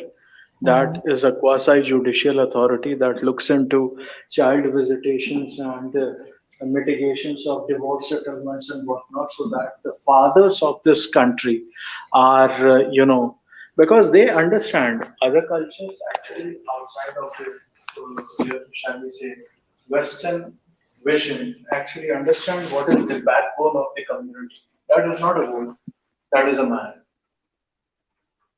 And since these people understand that, then I guess that is the way that they should actually behave and carry themselves. And that is what has been going on. They are trying to improve their birth rates. The average age of Russian people is around 40 or something. So they want to reverse it. How can it happen when you don't promote families? That can only happen when you would start promoting families. And I totally commend him for doing that, actually, regardless of what these global homo people actually say about it. It's a complicated topic, right? You guys have covered so much ground here. Like, I agree that he's doing good when he's going against globalism. Let's just call it globalism, okay? Like this, right? This feminism, this we can create basically culture and humanity by just changing words and using chemicals and laws and whatever to basically mold humanity their way. And they've done very well doing it, right? Sure. Yeah, the social constructionists that come out of these damn universities. Yeah. And it does work. Like, I sit back and watch them change the words, and people just within days will change the word, and they'll start using the new word. Yeah, but it's not sustainable and it's destructive. Okay, I'll agree with that. I think their ideas are really bad, and I don't see how they can succeed in the end without, much damage to many people and things.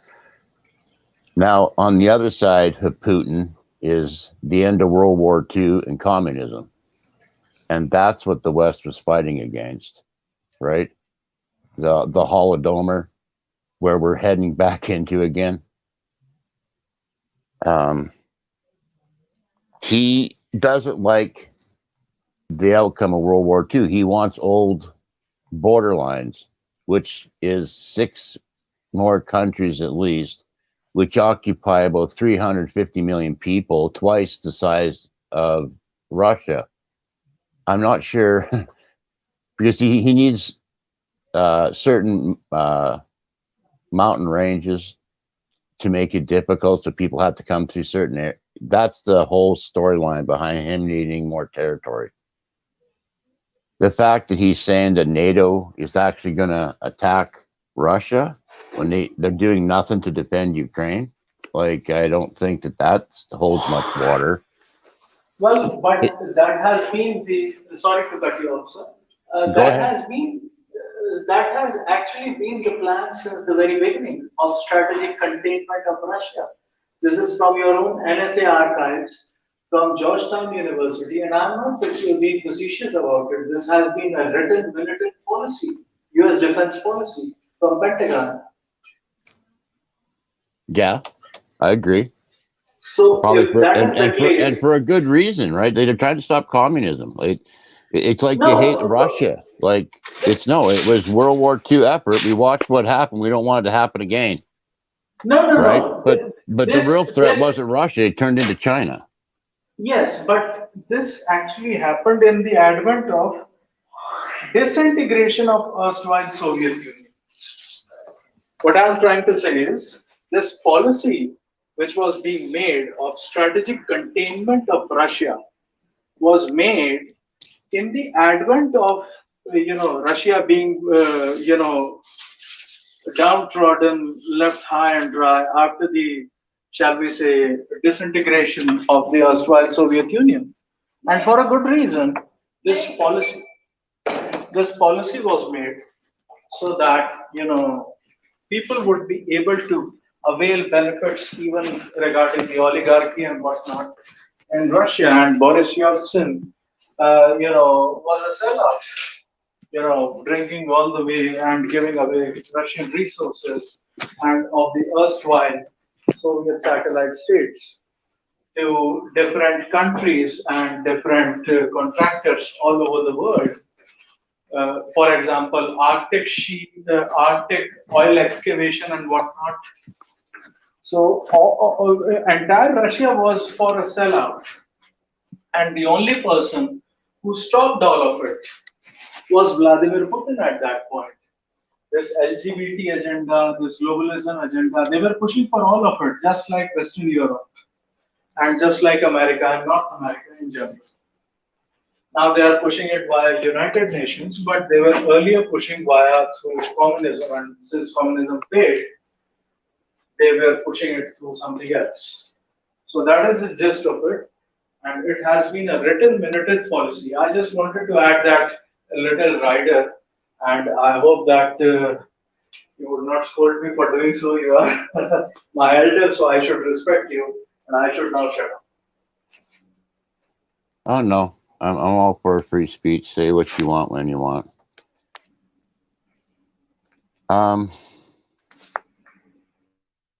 Yeah. He supports religion, like a Russian version of, you know, Orthodox Christianity. Yes. right, Orthodox Christianity, right? He sees what the West is doing at the top, right? And basically, it's the same fight that we had back at World War II. We're back to ideologies and religions and economic systems, right? Since World War II, there's been the Bretton Woods Agreement. America said to everybody after they got basically demolished that you can go out, get resources, bring them home, build stuff, send them out and sell them to the world, and we'll protect the seed trade so you can do that and rebuild, your nations. You can even sell stuff to us, and they didn't dominate that system. Like to this day, America buys about 15% of the stuff coming in and out, right? Like it's not extremely high. If globalism failed, America would lose some stuff, but we're going to find out. They've lost the steel production. They got to bring that back, and chips, and like they're on it. They're trying to make sure all their political buddies get the money, I'm sure.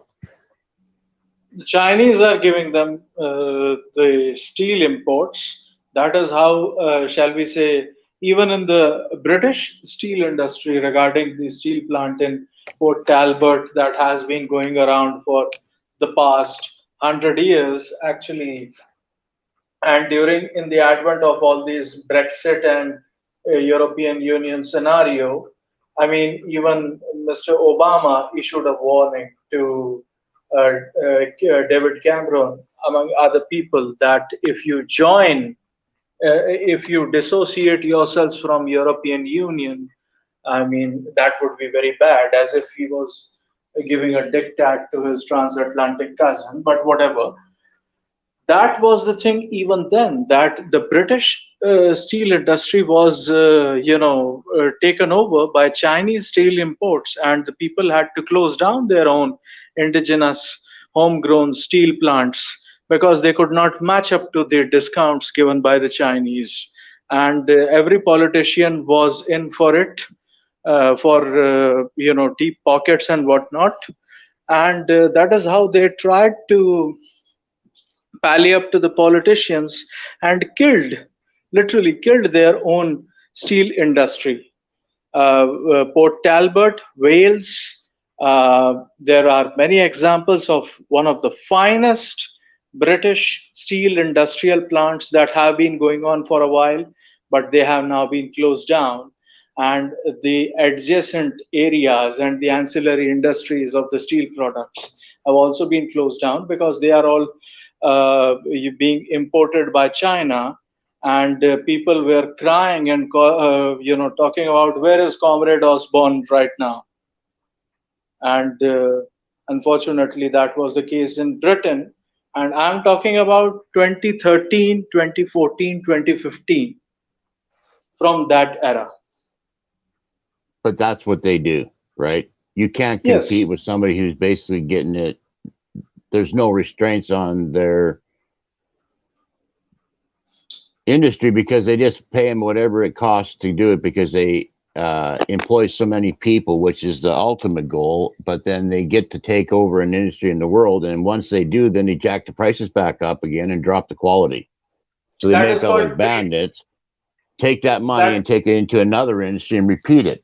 Now, the politicians were all for this in the beginning because they got, like you say, big fat pockets full of cash.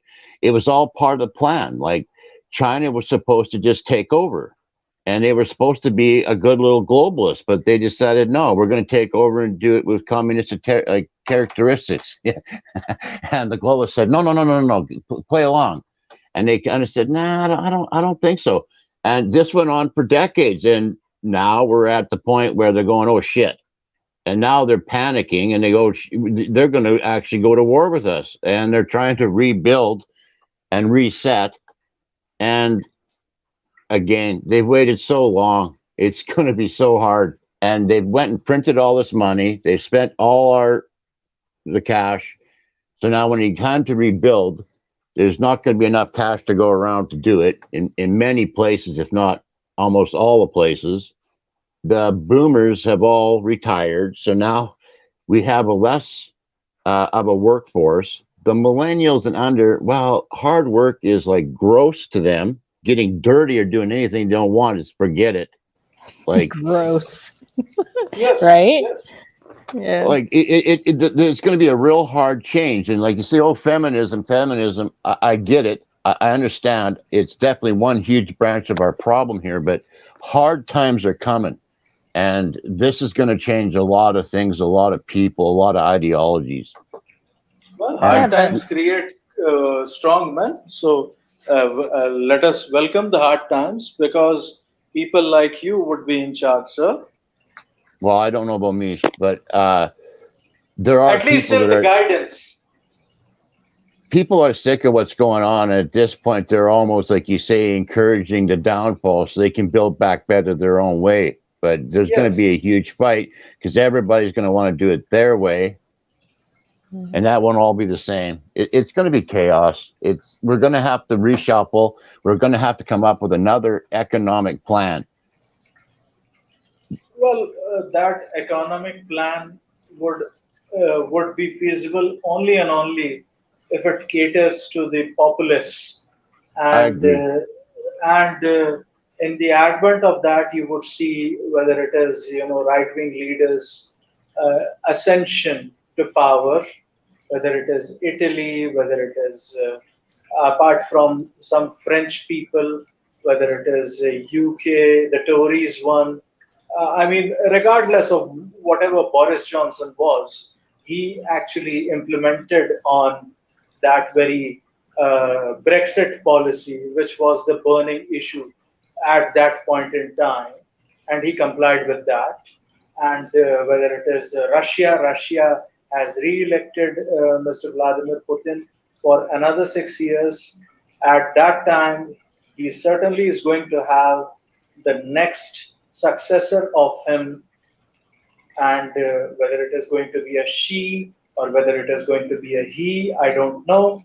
But some people are saying that there is Sergei Lavrov, who is his finance minister, as well as the Kremlin spokeswoman, who is a very fine lady in her 40s. Either of the two are going to be the contenders for succession to the legacy of Vladimir Putin, because eventually he's going to become old and he would not have the stomach for a fight. But till now, till date, he is there and he is going to leave behind a strong legacy. And I hope that some people are going to actually follow his footsteps if they want to sustain Russia. Otherwise, there are many self-hating, apologetic Slavic people. You would see on TV debates and whatnot, in Indian TV debates, some of these Ukrainians came up who are also Orthodox Christian Slavic people, and the level of self-hate and apologetic behavior that they displayed regarding Russia and being a part of erstwhile Russia.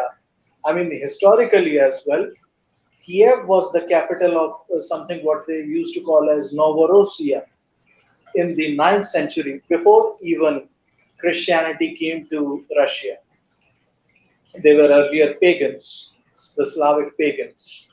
And that was the phase that most people don't understand, that there is that much of a deeper ethnic connection. And that is why Russia has been, even during these special forces military operations, they have been they have actually tried to minimize the casualties, the civilian casualties, the collateral damage, as well as they did not try to be as forceful, which is the common Russian tactic of large numbers of quantity of troops and tanks and the entire frontal Soviet aviation coming in with the bombers and whatnot. I mean, this is not something which they have done in Chechnya before. They bombed and pulverized the entire insurgency out of Chechnya and Dagestan, from where Khabib comes from, the UFC fighter. So they need to understand that they are fighting with one hand behind their back. And if push comes to shove and they make up their mind, then it is going to be a full mobilization of 1 million soldiers, 1 million troops.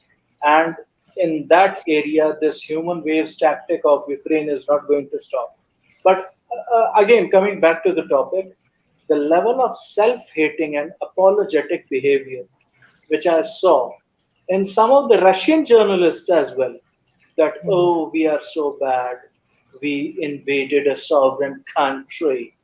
You know, that sort of level of demoralization, that is the biggest demoralizing factor you would ever be able to take into account. And it is incumbent upon us to call the bluff of these sort of people during the hard times. But again, hard times also mean that you have to bring together strong families over here. How are we going to do that? I mean, let us find out, I would say.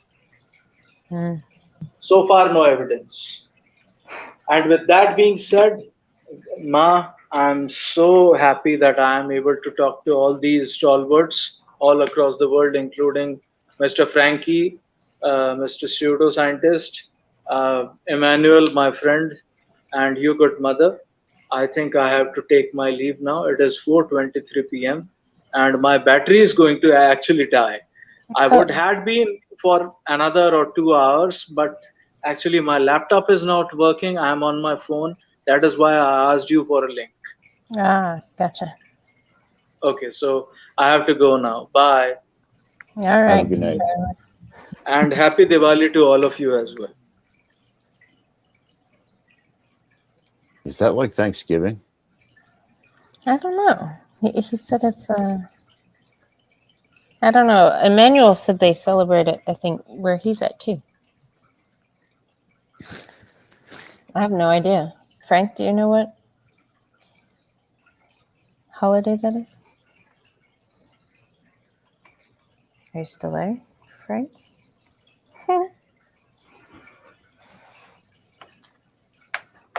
Well, I'm not really big on talking geopolitics. I just throw in a random blame women and feminism. So,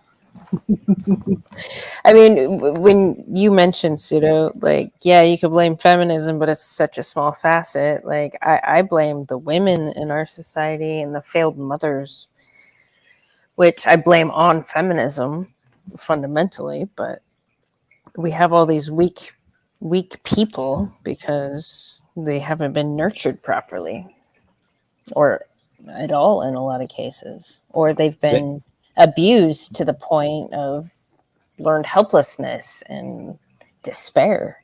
Like, the demoralization has been done by predominantly women. I agree.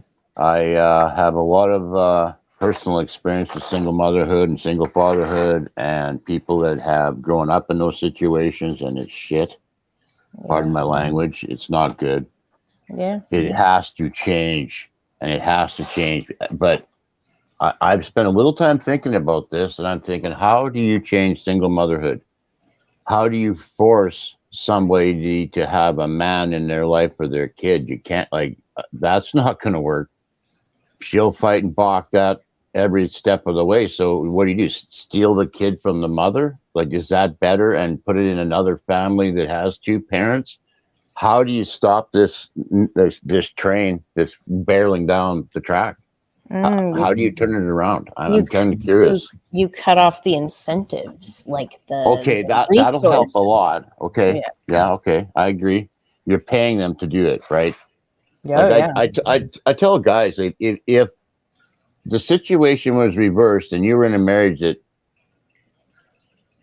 turns out like most do, and you were offered a paycheck to leave and get the kids half the time, and you get to keep the house and everything, oh yeah, you take that deal too, right? It's a really good deal. Like, most marriages can't stand up to that deal. It's so good at some point, right? It's just better deal for her to just leave. She gets paid to do the job half the time. Yeah, and doesn't have to deal with him at all. But not just that, and it's the government welfare programs that incentivize the creation of bastards. I've listened to your channel quite a bit. How many times have we had somebody come on here, or I've heard it in other channels too, where they said, like, the women admit that they literally will kick a guy out or get pregnant early just so they can get out of their house. This happened in the 50s and 60s in England. I heard somebody talking about it. They would just get pregnant because the government would pick them up and put them in an apartment. Right? And then we hear stories about how they tried to get rid of the kid after they got out. Like, it's like, wow, really? Yeah. Well, it incentivizes, and when you attach a paycheck to a child like that, government funded, like, it incentivizes all these fucking mothers that have babies just for financial fucking stability, or what they see as somewhat financial stability. We have this is where I'm going to get into trouble now. We have a class of people up here that get paid, like you say, to have children and to be who they are. So they don't actually have jobs. Like, they can have a job and they can get paid, but they don't even pay taxes or get taxes taken off when they do work. And I still think they get all the other stuff as well. It's a really hush-hush thing up here because nobody really wants to let the cat out of the bag as to just how much is being given. But you sit back and watch, and they just have kid after kid after kid after kid because it's another paycheck, right? Like, you can watch it, but the dysfunction is through the roof. Like, it's at the point where that group of people could be like decimated, because if things get really tough, can they go back to doing what they used to do? And we're all going to have to go back to doing what our grandfathers, our grandparents used to do, in my opinion. It might go back farther, but for a short period, it's going to be kind of rough, I think. Oh yeah, yeah. It's going to be really rough for a lot of people who didn't plan for the future. A lot of people that can't take care of themselves. A lot of irresponsible people. It's going to be really, really bad for them. Like I go to town, I get my groceries, I walk around, I got appointments, I go here, I walk through there, whatever, and I kind of look around and I see people sitting here and there, and they're all staring at their phone. And listen, I listen to this thing, doing research all the time, but I'm usually moving around or doing something while I'm doing it. But the social media seems to gobble your time all up. Like that's all you're doing when you're doing that.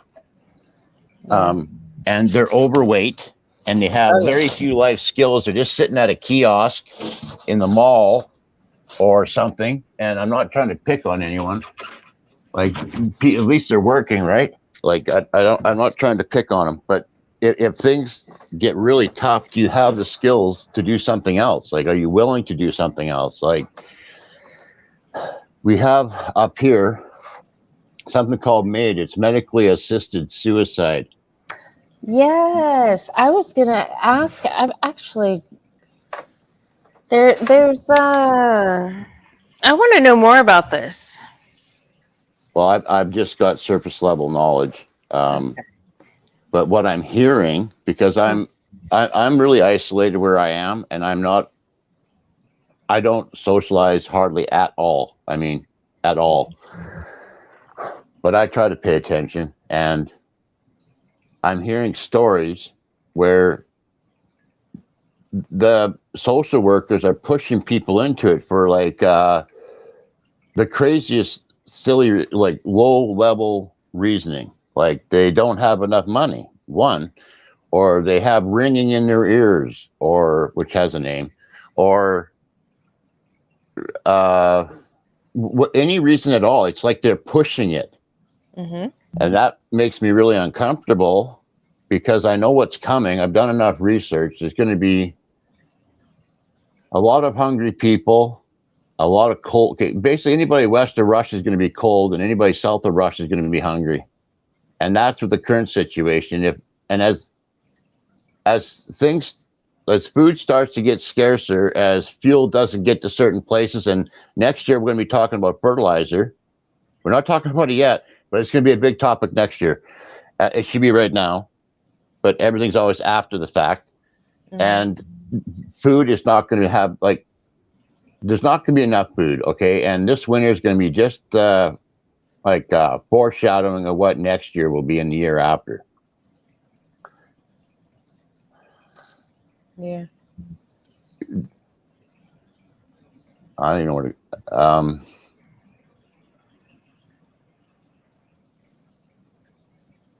I kind of lost my train of thought there. I got too deep. That's all right, Siva. Yeah. Well, and who's going to suffer the most, right? The people at the bottom. Or we're talking about people that, yeah, well, my research in geopolitics is so harsh that if I say it, it sounds like fantasy. Like, it's not going to get that bad. Like, if it all falls apart, there's going to be places that won't have computer chips. Like, it looks like Russia is not going to be getting computer chips. They're just going to put them on the ban list or something. And China's messing around. And if it doesn't settle down, they're going to get put on the no computer chip list too. And in Africa and possibly even India will have fertilizer issues and food issues, like really bad ones. And it's going to be like going back to, can you get a windmill or a water mill going to grind grain? Like Peter Zehan, who I follow quite a bit, says that some people be eating gruel and be lucky if they get cabbage on Sunday. And I go, get out of here. Like, can't get that bad. And it, like he said, some people be using water wheels to make grain and stuff. I'm going, like the Dutch used to with windmills. Like, I'm going, really that bad? I can hardly imagine certain places degenerating or going back in time that far. But that looks like what's going to happen. It doesn't have to happen that way. Right. But I'm listening to economists and they're freaking out. They're saying currencies are about to fail, yada, yada, yada, which would be worse than a depression, in my opinion, because so much of the industry, things that are put together are done in China. It's going to take 3 years for lots of things to be rebuilt here, 6 years for some others, 10 years for like potassium fertilizer plants to be built. Steel industry is not easy to rebuild overnight. If things get that bad, we need new economic systems. Like even capitalism might be in question, but communism and these other systems will fail for sure. Like that's what he's saying. So then you're going to have a big argument, discussion about, well, what should we do in the future? What's going to work? Well, you're going to have to let people just go out and do what they think's going to work instead of fighting over it. Okay, just let them go do their thing. If it's such a good idea, it'll work. We'll all do it later if you show us it works. And that's what we're going to have to do, is just let everybody take their idea and see if it works. Because some ideas will work for a short period and then fall flat in their face like a Ponzi scheme. And you won't know until later. So you can't just jump on this idea, because it could be just a colossal flop in 30 years, 10 years, or 30 years, or whatever the timeline is. But as far as I can tell, and I don't know how this is going to turn out, because so many things are changing so fast. Like it looked like the Americans are raising interest rates just to increase and stop hyperinflation, which would be disastrous, like Sri Lanka or anywhere else. But now Janet Yellen's saying, no, we'll just bail out the banks, which is money printing, which will be which means digital ID. She'll force that in, and then we're all slaves. So we have so many issues coming at us: food, fertilizer, economics, digital ID, this forced medical thing that was going on. They're talking about bringing that back up here. I'm thinking that's not going to work near as well the second time as it did the first time. Right. But we'll see. I was shocked as to how many people bought in the first time. Maybe I'll be shocked again. But hard times are coming. And all these frivolous ideas about playing fair and being fair and equality and equity, or whatever you want to call it, is bullshit. Well, it's going to go out the window. These bad ideas are going to fold like cheap lawn chairs, right? And only solid ideas are going to work. People actually helping each other, not in a socialist communist way, but your neighbor, your family, like this, supporting everyone when people, like we say, are overweight, have no skills. You can't support dead weight. There's going to be a culling or you're going to have to have separation of groups. Like, we're going to do it this way. You guys can do it that way over there, but we're not having that shit over here. And there's going to be a lot of tribalism, is what they call it, and they're terrified of it. Well, but that's already happened. That's already happening currently.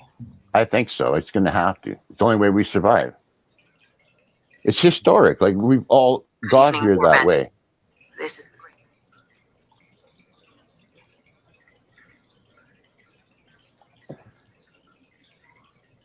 But everybody's trying to seal their position. Like, Xi's just basically turned himself into Mao Zedong.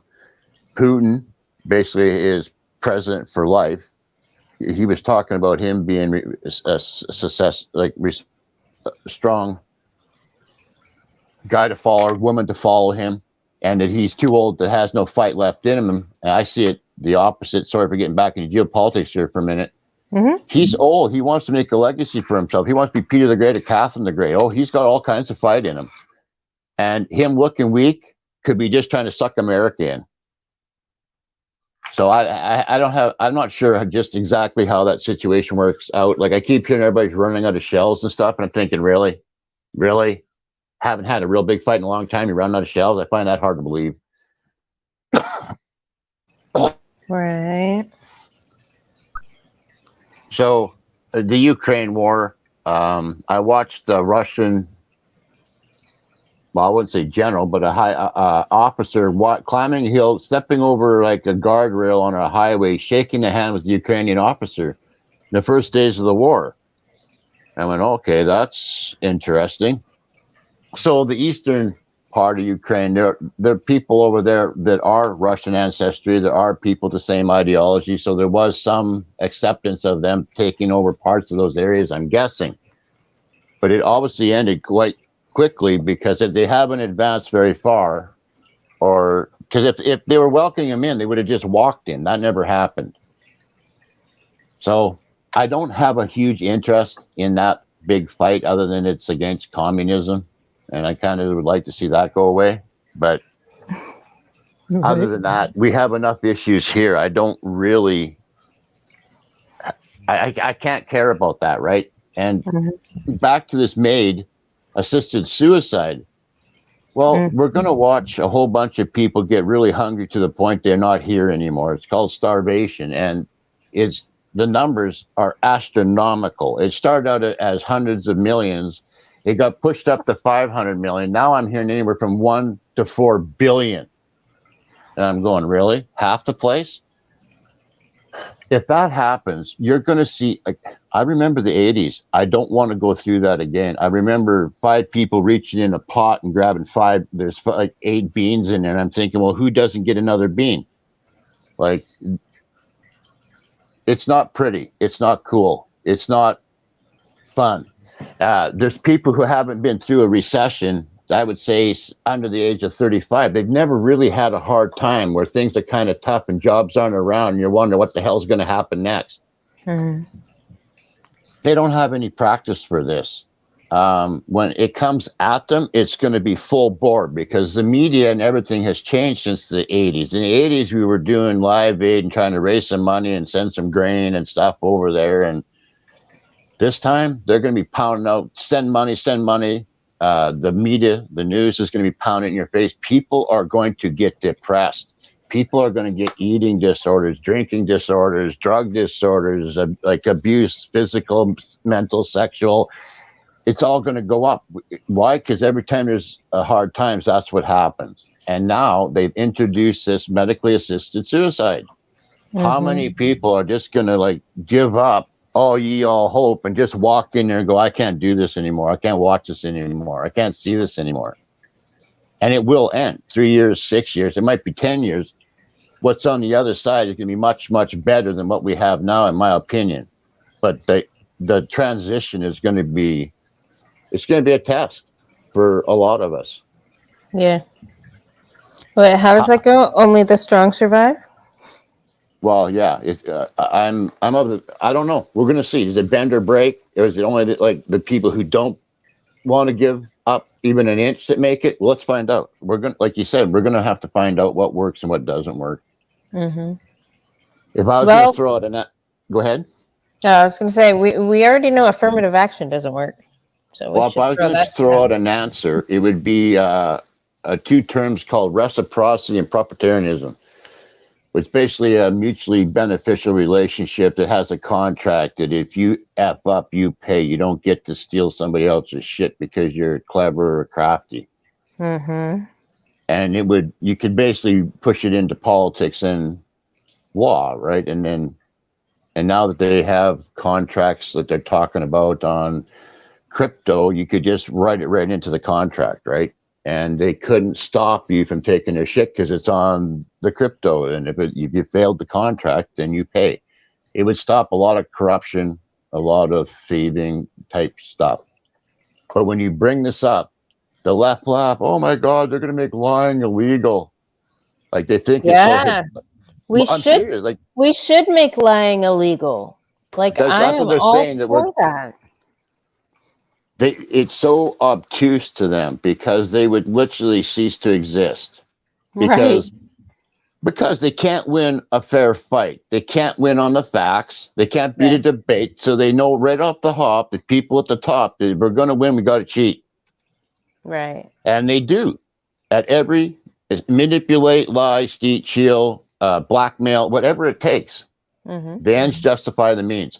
if you actually wrote this stuff in to contracts, you'd basically steal their game plan. I don't know what they would do after that. They'd have to play fair. I don't even think they would know how to do that. Exactly. They're not even qualified to play at that point. There would be no more of this malignant inclusivity shit. But I don't know if you caught my conversation with RJ Regan on my last stream. He brought up something that just really kind of hit me. You know, these people are forcing people to be tolerated, right? Well, if you have to tolerate it, it's not good. It has to be bad. If it was good, you would just enjoy it, right? You wouldn't have to tolerate it. Like when he said that, I was like, oh man, that's so true. Like they're forcing you to tolerate what's bad. Right. And when you think about it, you go, well, is that really bad? In a personal situation, maybe not, but over the long term or in a group, it's absolutely destructive, because it's that whole plan where they keep push you till you start pushing back, and then just sort of wait. And then when you calm down again, they start pushing again. As long as you tolerate them, they'll keep pushing forward. All right. If I was to tell people what do we need to do, we were going to have to do everything they tell us we can't do. They've basically given us the answer. Right. By telling us everything we can't do, we have to become every word they call us. Yeah. But they've used our apathy and our kindness and our goodness and our morals and our ability to work with each other and help each other out. They've come in and parasited off us so bad, it's basically killing us like cancer. Yeah, I agree with that. And if you push back on it, you're a bad person, and then you need to be called names. Well, the name calling isn't working anymore. So now we're going after bank accounts and your job. But what happens if we do get another Trump-like person in this next go around who wants to straighten this all out? They basically put all of the tools in place again for us to use them against them, and all we'd have to do is just change one word in their law and then to be used them against them. Like, I'm not saying that that's what should be done, but there's a chance it could happen, and they're terrified of it. Like, the left abuses and cheats and steals all the way and dominates and tries to get rid of you. And then when you get it, the right get in, it's, well, let's play fair, you know, and yada, and the right does. And then the left get in, they cheat and steal and go at, and then we just sit in neutral ground. The right is going to have to push back this time if it has any chance of winning. This whole playing fair and get along, and we all got to just work along, play along to get, no. People don't want to talk about this, but they're hiding a Jenny card behind their back, and I see it. I can hear it in their words. I can see it where it's playing out in other places. Genocide is what they're coming after us. Like, this isn't no political game no more. They're coming after everything, including your life this time. And if you think that we're going to win by playing fair, that's not going to happen. Do we have to turn into absolute beasts and savages and Satanists and Luciferians like them? No, we don't. All we'd have to do is tell them no and stop giving in to their fucking demands. That's why, like, now we have a lot of mentally ill idiots running around demanding things, little retarded authoritarians. But I blame the people that fucking know better and do nothing about it. I blame those people the most because they fucking know better. So some of these other people just really don't know better because they weren't taught better, because our society socialized them into being these little fucking 4-year-old temper tantrum monsters that are full grown. Like, I blame the people that keep giving into this shit. I see it on. Well, when you say that, there's only two reasons in my mind that they wouldn't push back, and it's greed or fear. Right. Most of it's fear. And now when you say they're little tyrants or whatever, demanding stuff, well, I'm seeing it on a global scale. I see Putin threatening to nuke somebody if he doesn't get what he wants. So we just got to give in to get along. So just give him what he wants, or he's going to push the nuke button. Well, he's never going to quit threatening us until he's like, you got to stop him now. It's like a terrorist on a plane saying he's going to blow up the plane. Well, sorry. If we don't let them blow up this plane, they're going to just keep doing it over and over and over again. The only reason that stopped is because they quit giving into demands. Like, we know how this works. We know what works, what doesn't work. Now China's threatening us. Well, let's just give them everything so that they quit threatening us. Well, they're never going to quit threatening us. It doesn't matter. So now they're going to try and group up all of the nuke countries. There's 5 or 6 of them in the Middle East somewhere. They're all grouping up. Are going to try and threaten us next. That's the big plan. Mm-hmm. So do we give in, or do we say, okay, you know, like if Putin wants to turn Warsaw into a wasteland, there's got to be a dozen different nuke launch sites in Europe. And he's threatening to bomb, like, nuke England or something. If Europe seen one nuke come out of Moscow or Russia, they'd all fire them. Like, this whole idea of people firing off a nuke is like fantasy to me.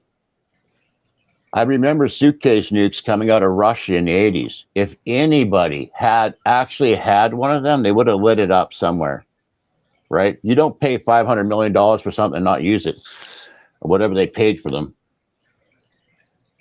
And all these places have nukes and nobody's used them yet. I'm kind of thinking that whole story is bullshit too. I don't think a lot of people want to use nukes. I mean, using a nuke is a big fucking deal. I mean, it's suicide. We kind of set the precedent on that. We showed the world what assholes can do with nuclear weapons, and I think the world learned a lesson that they just don't want to do that. Well, it's suicide. There's enough out there that somebody's going to get you back, right? You're not going to win by going first. Right. Right. It's whoever goes last wins, probably. Yeah. So hard times are coming. I don't hear anybody talk about growing a garden, though. So I'll know when the hard times are coming, when people start growing gardens. Well, Bandit's got quite the garden, actually. Oh, really? He's smart enough to have one. Oh, yeah. No, he constantly pushes. You should see his setup. He's got lots of planted, like potted garden stuff. I'd love to have a conversation with him someday. Oh, yeah. You guys would actually have a great conversation. Mm-hmm. I think so. Again, he's like Contriver. He's a little bit out of my league. I'm just a guy who researches this stuff. It's never been my job, or I've never been paid to do it, or research it, or gone to school for it. I just have an interest in it. Yeah. So what I say is just opinion and nothing more. Yeah. Iridium and Hermit have weed gardens. They're covering a side of the market. Like, they will always be able to trade for food. Yeah. America, to not just be doom and gloom and to say there is something better on the other side. I can paint a picture on the other side. It's very quite amazing. Like, yeah, like, because America geopolitically has lots of rivers, which they're going to go back to using. There's going to be lots of barges for grain and steel production and movement and ore. Like, you wait and see. You have such a huge amount of solar and wind potential. It's crazy. Like, somebody said it's almost half of the world's, because if you look where the farmland is and where solar is, lots of places it's the same place. So you can't basically put up solar panels or you don't grow food. You guys have such a good chunk of farmland, and you got basically so much sun everywhere. There's going to be places for you to put up solar panels. Like, Germany tried it, and they're basically Canada. And we get a lot of cold. The sun's at a sharp angle way over there. You're over top of you. Yeah. It doesn't work with a shit. But in Texas and Florida and California, where the sun's like 100+ degrees in the daytime, you can put the solar panels on your roof. It shades your house and drops it about 20 degrees, and you can run your air conditioner on high because the solar panels are just cooking hot. It works for you guys. It doesn't work for other people. Okay. It's not where it needs to be. This whole Tesla truck thing, he's 10 or 20 years away. I think the military and him are going to hook up, and in 10 or 20 years, the Americans will get stuff that is amazingly good and will work and will be efficient and will have ways to get the resources to do it. Right now,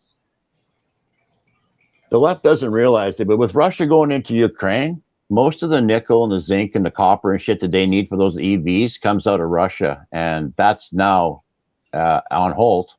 Could be for the 10 years. So I understand why Leon's buying Twitter. Right. Well, multiple reasons. Let's see how that works out too. I don't want to say he's a hero yet. No, I heard he's firing most of them. So he is not afraid to fire people. That's what I love about Elon Musk. He's all about merit. Like, he doesn't want people with a fucking degree. He fires people like every single day. Yeah, you work harder when your ass is on the line. Oh yeah, and he doesn't. He was gonna. I guess he was gonna put. He was looking at setting up shop in South Africa, and they, were like, oh well, in order to do this, see, we have this BEE thing here that's like what they do in America with this diversity, inclusion, equity, and we like quotas. And he's like, fuck that shit, I'm not going there then. So they lost out on that. And rightly so. Bad ideas are going to fail. Like, they can't hold water. And in hard times, all these bad ideas are going to go right down the drain. And it's not like we haven't tried most of them. They've failed in most places already, at least once, if not multiple times. Right. I mean, how many times do we have to try this racism and sexism before we decide it's not a good thing?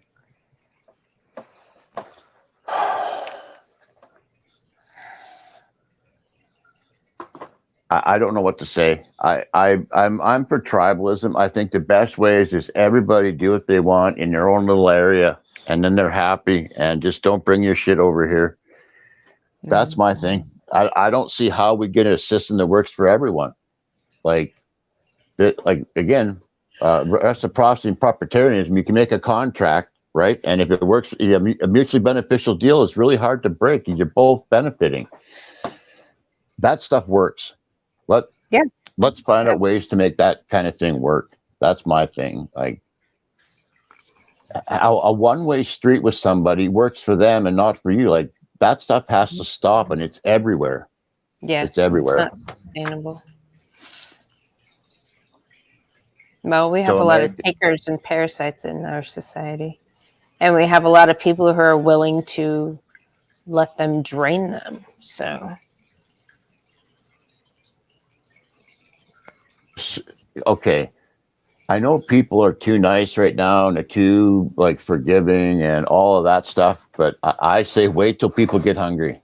And I've been in some really bad situations, and you have a choice to make at when things get that bad. You either have to do something or let your morals and whatever let you stand there and do nothing. And doing nothing is a death sentence. So even preppers will tell you that it's your neighbor who's going to be your biggest enemy, because when his kids get hungry and he knows you got a lot of shit, it's going to be a problem. It's going to be the little guy that's going to be the problem. There's going to be a lot of little people out there backstabbing everyone. It's going to be there's going to be a calling, I think. Like, I can see a situation where a political party like the right could get in and change it all and change a bunch of stuff. But I would have to say that people at the top either don't care if it goes to chaos or they have a plan if it does. And I'm waiting to see what the plan is, because it does. Communists might say they hate capitalism, but they all want to make money. So as soon as they get in, it's get back to work. So if globalism is failing and they want certain things, there's certain areas they're going to have to keep functioning. And I'm going to guess it's a lot of Western areas, but that's a guess. Let's see what happens when it goes, when things fall apart. What's their plan to keep people in line in areas they don't want to fall apart? Is it more boot, or is it actually, mutually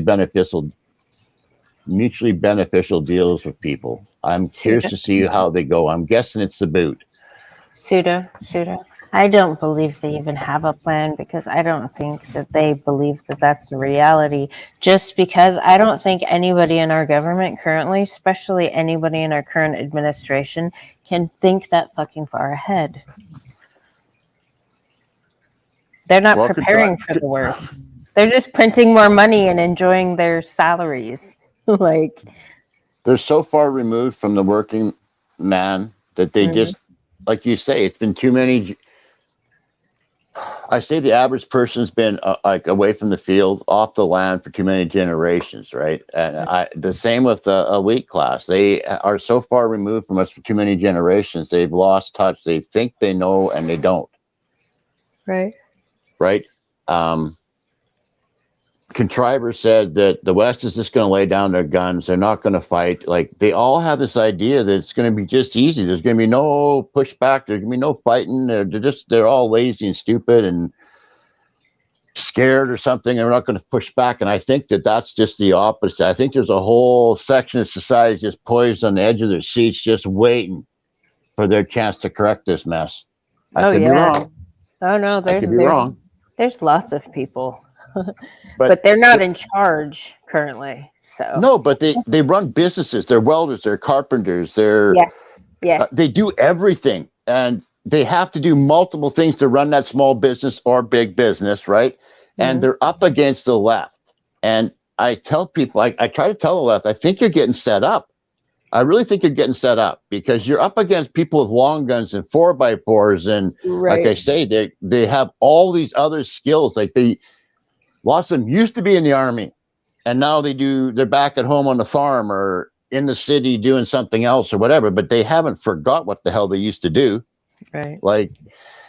And you got the city folks who have short guns, they got handguns and cars, and they don't grow a garden, and they ride city transit or whatever. Like, I don't think they realize how cold it gets out here. How ugly it can get, or the shit we have to go through to get through a day. The things we don't want to do, we have to do so we can do what we want to do. Like, they just, no, I don't do that. Right? Okay. Yeah. They're so screwed. Like, I actually think that we're going to make city states. We're just going to leave them in the city. We're going to say, you're going to need a passport to get out of the city. Like, the real people are going to have to stay out here in the countryside, wherever, and run the place, build things, grow things. And you guys can make up your rules in town all you want and do whatever you want in there, but not out here. We got to run this place, and we can't run it the way you guys are running stuff. Eventually their ideologies will fail, and they'll say, okay, that doesn't work. They'll probably come up with another crazy one that don't work, but I don't know. Like, I don't want to see civil war. I'm not saying it won't happen, but I don't want to see it. Yeah, me neither. Because that's really ugly. And I tell people, like, I ask 4 questions. Okay, I say, who's getting killed? Who decides? When do we stop? And what do we do after we stop? And I never get answers to those questions. So, and then they start getting serious. Say, well, what about telecommunication? How do we communicate? Like, I almost think we have to replace them. Just take over, like, all these industries. Like, we have to gut social services and education and law. That they've all been subverted against us. So we got lots of work ahead. Yeah. By the way, Matthew is up here. Hi, Matthew. Long time no see. It's funny both y'all are up here tonight. It's been a while for both of you guys. Are you there, Matthew? Hey, how's it going? Good. By the way, I was just in Florida. Dude, your air there sucks. Yeah, I know. It's horrible. Yeah. It's like trying to breathe jello. It is. Yeah, it's humid. It's bad. Yeah. It cooled off quite a bit down here, though. Yeah. Well, you better get in on this conversation because I'm not an expert on a lot of this economic stuff. I mean, all I have is really opinions, you know. Yeah. Same. But I agree with most of what the other gentleman was saying. You know, I think, yeah, I heard him saying like the right needs to do something, but I wouldn't really count on that too much, especially given what they did to Trump, like Republicans did to Trump during his first term. I just don't ever see that happening. We have 5 political parties up here, and we say there's one because Yeah, they're all pushing Schwab ideas. Like, yeah, it's it the same doesn't matter party who with 2 gets in; different they're initials. puppets. Like, they've been bought. Like, Yeah, long time ago. So, Yeah. yeah. Yep, Do same you party with start 2 over with different a new initials party? is all it is. Again, if you tried to start over with a new party, would they not use every law and like against you before you even got anywhere near close to the controls? Like, they would call you every name in the book. You'd be under tax. All your taxes would be checked out, and like they would just go through you with a fine tooth comb. You'd practically have to be a saint. Yeah. Yeah, it's funny because I've kind of like steered away from mainstream media quite a bit in the last few years, but I noticed Tulsi Gabbard talking about she's moving away from the Democratic Party and running as an independent, and I'm just thinking like, good luck with that. Like that's not going to work either. Like they're not going to allow another party to come take over. You know. Probably not, right? Like, there's too much to lose. There's too much at stake. Like, I don't know. I as a Canadian, I sit back and I watch. I think that the only one who can straighten this out is the Americans, and I think the next election will decide if that's even possible, and what they do after. Right? Like, I'm curious. Like, we're in a real pickle. Like, Janet Yellen is trying to subvert the Federal Reserve by basically going straight to banks and say, I'll pay off your debt. And they'll probably take it. I don't know how he stops it from happening. And if that happens, then we basically have a global banking system. And it's run by the people that are pushing these ideologies. I actually thought the Americans were pushing back on that whole ideology, and they were that's why they were raising interest rate. Because if they keep raising interest, and not to get too economical, but if they keep raising interest rates, basically all currencies fail, and America is not only a military superpower, it's now an economic superpower, and everybody else would be a second world. North America, Canada, America, and Mexico would be a first world nation. All the people south of us would be a second world, and everybody else would be a third world country. Hard to believe. I believe anything past 10% on the federal interest rates, I think you're starting to push into like depression land, which we're not up to 10% yet, are we? I think we're close to like down here. I haven't checked what our federal. It's not very. It's not super high yet, right? It's been much higher in the past. Yeah. But people are really having a tough time already. Oh, I know. As far as I can tell.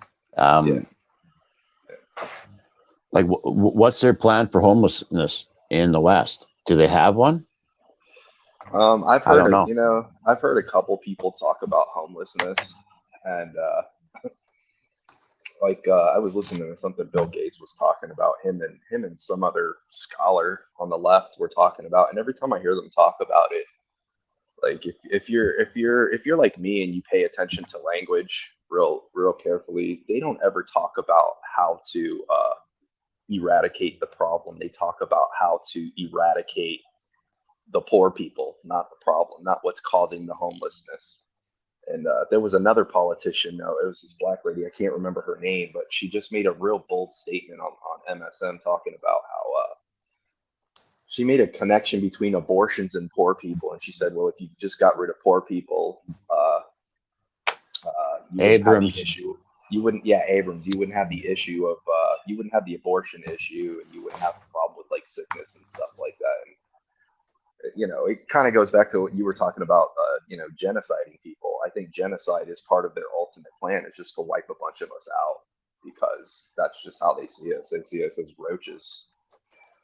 I follow a couple of conspiracy theory channels, and they were just clicking their heels and clapping when Georgia Guidestones got blown up and taken down. Yeah. And they were saying this is a good sign. And I went, well, there's no proof of that. Like, yeah. If really 1 to 4 billion people are about to starve to death and it's been planned, would they not be taking that down as like premeditation? Because right on, they said they're reducing the population to 500 million or something on those Georgia Guidestones. Yeah, so something around there. Yeah. Well, you know, the term conspiracy theory, I've always thought that was a cop-out rebuttal for people with low IQs or just cognitive dissonance altogether. I mean, that's not, you know, you don't have to look around too far to see that, you know, it's not really conspiracies, you know, it's happening right in front of your eyes. So, yeah. I agree. Critical thinkers, just people who question statements of known liars. Right. Yeah. But he gets the point across. Critical thinkers are a rare breed. It's not common sense anymore. It's rare sense. So, yeah, but I think, I don't know, man. I still, I'm not one of these people who like deifies the man, but I really think like Trump is definitely going to make another run in 24. And of course, they're doing everything in their power to stop him. And Is whether people think that, DeSantis their guy that they're trying to replace Trump with so they can get him in because he sounds like the right guy, and then he gets in there and he does everything that they want? Or this is my perspective on DeSantis. I love DeSantis, by the way, as governor. He's done a phenomenal job down here in Florida, but he's almost too good to be true is all I'm saying. Yeah, DeSantis is in a lot of ways another career politician. Yeah, he's got a great history. He was a JAG officer and all that stuff, and he's done a tremendous job as governor. But he's the wedge that the MSM is trying to drive in between MAGA supporters and the left, and it's almost like they're trying to use him as like a wash to like dilute Trump out of like MSM and like just overall conversation about politics.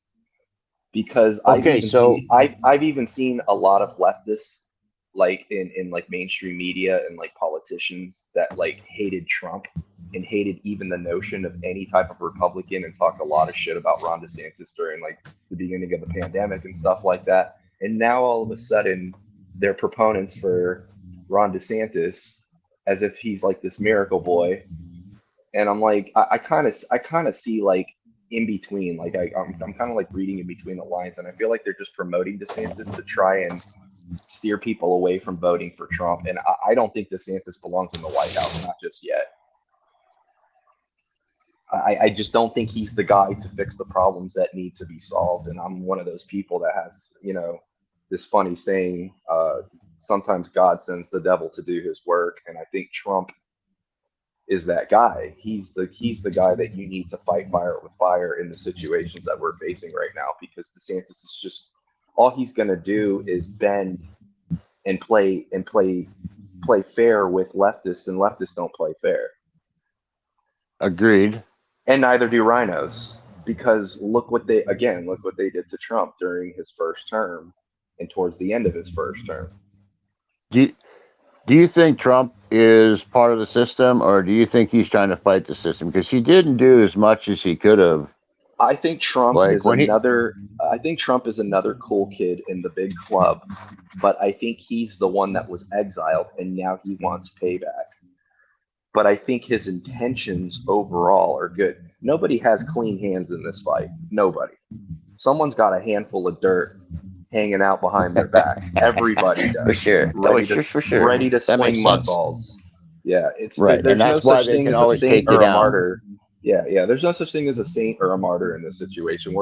We're never going to find a politician like that. And the closest people that I could find, and you may or may not agree with me on this, are people like, I want to say the closest you'll find to that are people like Ron Paul or Bernie Sanders, even though they're very extreme in their politics and radical, and a lot of people don't like them for their politics. But look what they did to those guys.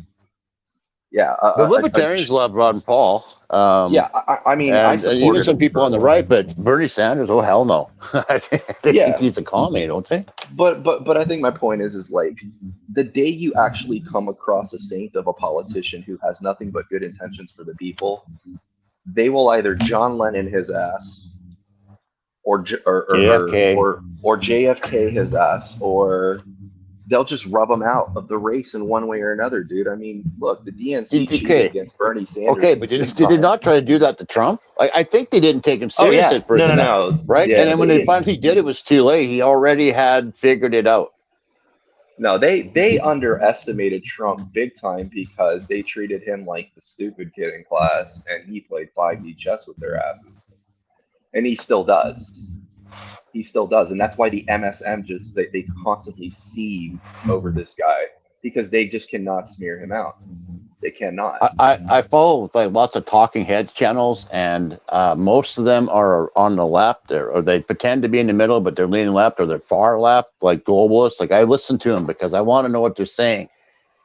You force yourself to watch. Who was it said they forced themselves to watch the news? I can't do it. I just can't do it. I start raging. Can't either. I vomit in my mouth every time I hear mainstream media. I can't do it. I can't. Yeah. But I listen to these seminars and conferences and hangouts that these globalists have, and these talking heads sit down and say, we need this, we need that, and this can't be done, and it got to be stopped. It's problematic. Or I'm just listening to what they say and what they take a long time to say anything, and they don't really say anything, but it all comes down to the West invents something and then finances us to do it, or gives us free food because we need it.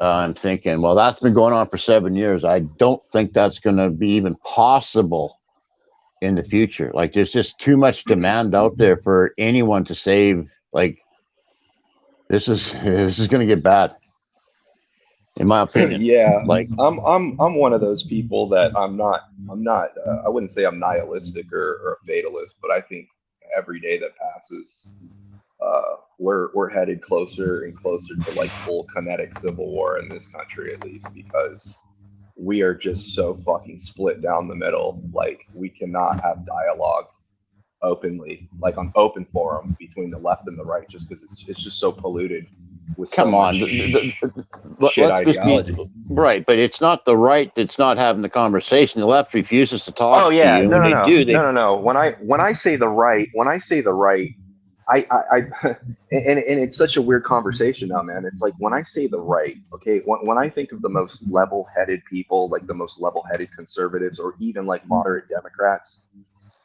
I'm talking about MAGA supporters. They're actually the most level-headed people when you sit down and you talk to them. I'm talking about those old conservatives, those old conservative minds. Those are the most level-headed people, and so are even moderate Democrats. Like old school moderate Democrats are fairly level-headed. It's the people that have taken over the microphones and the podiums that keep pushing all the propaganda. Those are the people that are not allowing, your Brian Seltzers, your fucking Don Lemons on CNNs, your Rachel Maddows, all those people. Those are the people that have hijacked the fucking airwaves. And it's so easy for them within a couple of hours or a day on MSM to just twist everything up, and boom, now you got riots every time something pops off significant. We had a truckers protest up here. The first one, they drove down there, a handful of them, and Trudeau parked him in a snowbank, literally in a snowbank off on the side, told, here's where you guys can stand and talk. And he wouldn't even come out and talk to them. And then another one sprung up, and I don't know if it was like, I actually think it was a planned thing, and it blew up. I didn't think they thought it would get as much support as it did. And before they had even crossed the border from the first province, they were on TV calling them Nazis. And I went, what the fuck? pardon me, I said, what the hell? And my brother comes out in the lawn there and he's telling me, yeah, they're Nazis. I said, whoa, easy. What? You're going to spew what you heard on TV? I said, you've been living here your whole life. I said, that's such a tired, overused term, Nazi. Just like racism is such a tired and overused term. Everything gets turned into a race bait like situation. That's why they quit. They realized that the name calling wasn't working anymore, and that's why they're going after your job and your bank account now. Yeah, social credit scores, man. Social credit scores is a thing, man. If no one's ever heard of social credit scores, man, do a little research on the social credit scores, man. They've already started implementing them in some countries. Oh, mine for sure. I always tell people, yeah, look at countries like China, Canada, Australia, and whatever they're starting to implement over there is a preview of what's coming to the United States. You can tell where it's the worst by how hardcore the lockdowns were. Yeah. Whoever had the most hardcore lockdowns are the closest to communism. Absolutely. Yeah. And you just named them. So. Yep. Yeah. Again, they're already talking about doing that again up here. They're already talking about pushing the jab and another big deadly variant. And if enough people don't get them, we're going to have lockdowns again. I'm thinking, oh shit, here we go. I might be able to forgive you for the first time, but there'll be no forgiveness the second time. Fuck that. Yeah, they keep letting off the gas over here in the U.S. on a lot of those issues, but they're going to come back to it, and the only reason is because of that Second Amendment, and they still haven't stopped coming after that Second Amendment. Like, they're going to keep going after that. I think that's they have to. They can't win without that one. Come on. No. Contrivers saying everybody's just going to lay their guns down and give up. I'm going, hell no. It's going to be like a shootout. Like, it's going to be so fast and so violent. I don't think that they don't understand how bad it's going to get. Like, if it really pops off, like, wow. Yeah, Good Mother had a guest on one time. I want to say about 6 months ago, maybe a little bit longer. It was this Indian guy, and I mean, he made a lot of good points, but he believed that they, like, the state, along with the help of military and like law enforcement, will successfully eradicate, guns from the American people's like possession. And I said that'll be a cold day in hell. Like you might as well look forward to the bloodiest day in modern world history. That's just not going to happen. Supposedly it's written down somewhere, or said that when the communists come over here after World War II and they looked at the situation, they said we're going to have to kill about a third of these people to get communism in. So they have no problem wiping out a good chunk of the population to get their ideology in. Yeah. And that's why the propaganda is so heavy when it came to like COVID, because a lot of your non-vaxxers were either moderate Dems or mostly just conservatives that just refused to either take the jab or refused to wear the face diaper. And they can't control us like that. So shortly after that, as soon as like Biden got into office, he started gunning for the Second Amendment. Him and Obama, behind closed doors, started talking about implementing plans to get rid of 2A down here, and that's just not going to happen then.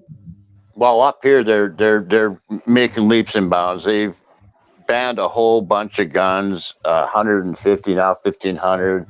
They're now stopping the sale of handguns up here. You can tell what the plan is. And absolutely, historically, anytime a government's taken the weapons away, there's been genocide. Absolutely. Like, you don't have to guess as what their plans are. Yep, disarm a nation and then wipe them out, man. We had a leader up here saying that, how do you word that? What are we going to do with the non-jab, and that they're basically wasting space? Like, this is genocide talk. Yeah, it is. Absolutely. It's dystopian, fucking authoritative, totalitarian fucking government talk is what it is, dude. This is like 1984 shit is what it is. That's the meme, There's two scientists looking at a microscope, and it says it looks like it's mutated into a totalitarian dictatorship. Well, look at what Fauci and Bill Gates are doing all over again. I forget what country they're doing research but they're starting gain of function research all over again, and now they're talking about a variant of COVID that is, I believe it has a 60 to 70% like lethality rate. Like it's like way I more heard 80, dangerous than but go back. yeah. Bill And I'm like, Gates dude, and Melinda are smiling from ear to ear with a wicked little smile that the next variant will be much worse. Nah. it's sick. It's Like, sick. It's sick. It's crazy, man. It's crazy. Like I can't believe nobody's put a bullet in these people's fucking heads already. They're just psychopaths, okay, dude. I'm all about you starting up get the into witches dangerous talk here, but I think the same question. Nobody can get their hands on these people. Not one. Not one. Really? Okay. Okay. That's another reason why I think we're just I always hate saying this, but I think we're headed towards violence, man, in a lot of Western countries, because there's just too many stupid people that have just been sold on a lot of this bullshit, man. They just outnumber us, man. What percentage would you say it is? What percentage are like 100%? I'd say we're like for the globalism and vaccines. Yeah, I say we're like 70 to 30% like woke versus non-woke. But I believe that the 70% that are woke are the people who like occupy those metropolitan areas, who live in the cities, who don't prepare, who have no exit strategy when shit goes awry, dude. Those are the people that are going to be stuck in those zones when like the city's fucking shut down and fence people in, and decide to lock everybody down again, except this time take it a step fucking further. People are dying, they can't get out, and all these people in these rural areas and these countrysides are going to be looking from the outside in saying, shit, we fucking told you so. The But they'll come preppers after always those say people. the cities will empty, and they'll come running on the countryside, basically running onto people's property to take shit. Like that's their basically worst case scenario. Like I hear that all the time from them, and they say the west side, no, the east side of the states is basically where the masses of the people are, and that the middle and the west side, or like towards the west, is basically the open territory.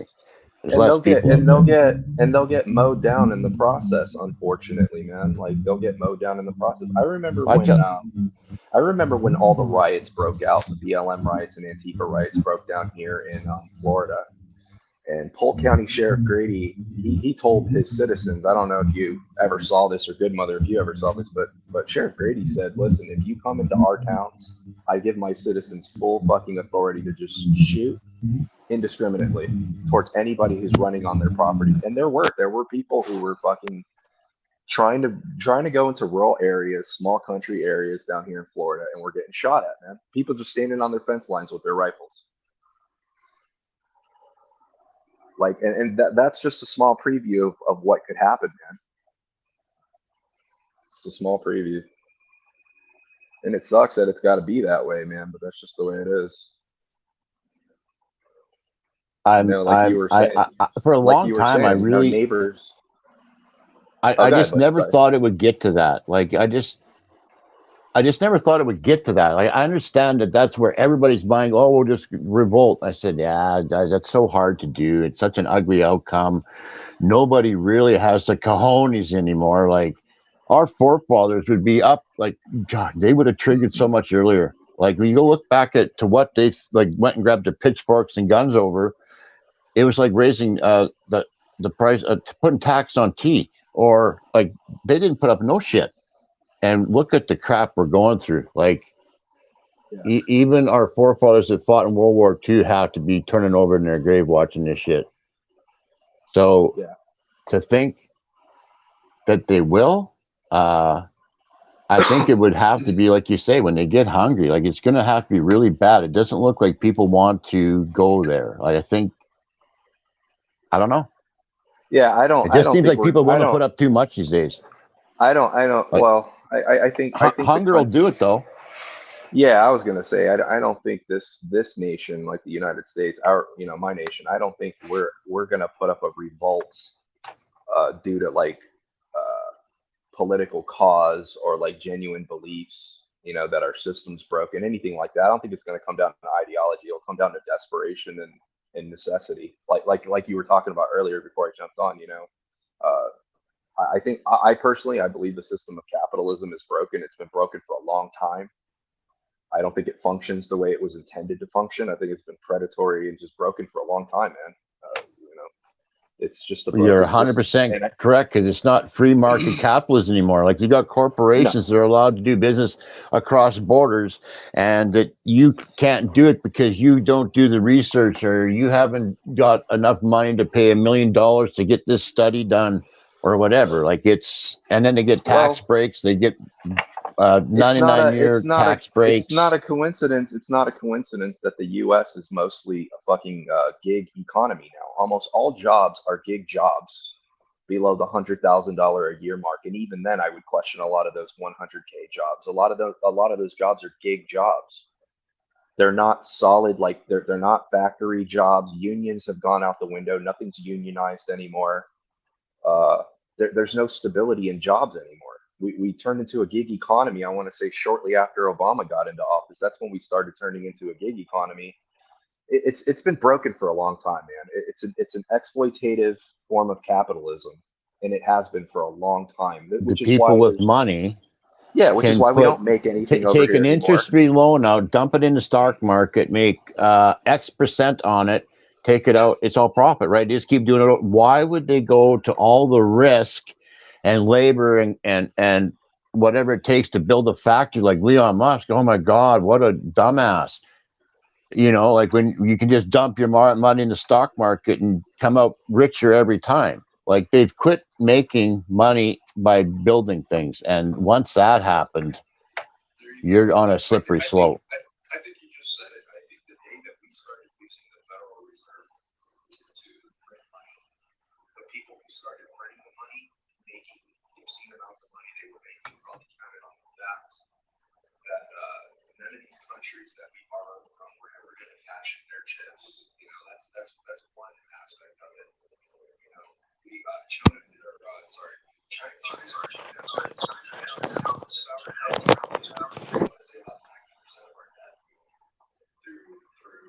bonds. They're going to cash those chips eventually, and they've already started doing it. Can I ask you to rehook your mic up or something? All of a sudden you sound like you're sounding in another room. Oh, sorry. Okay. You just got a little too far away or something. I was really stressing trying to hear what you were saying. How about that, man? How's that? Is that better? Way better. I just didn't know if it was your connection. I had to redo mine because it looked like it was picking up reverb. So I thought maybe you picked up the same affliction. It's all falling apart. Like, banks are starting to go broke. Currencies are going to fail. This is going to be a mess. And it's usually like smaller countries that started off. It looks like it's going to be a Western nation. Like, well, possibly. Like Australia, England, even Canada. Well, I know we're in trouble when the bigger banks are really trying to get their hands on like blockchain currency and cryptocurrency. When they're that aggressively trying to get their hands on cryptocurrency, then I know something's wrong. But yeah, as far as I've read, the banks are completely like liquefied. Currency, at least the American dollar, doesn't have any fucking value right now. It's got little to no value whatsoever. And yeah, a lot of these foreign saying countries are looking to cash their chips in, man, on our debts. There's a saying that America is the worst currency behind it, like ahead of everyone else. Like, it might be shit, but everyone else's is worse.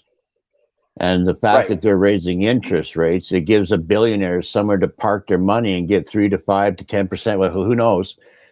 Where everybody else is actually losing upwards of 50% of the value of their currency as their currency fails, right?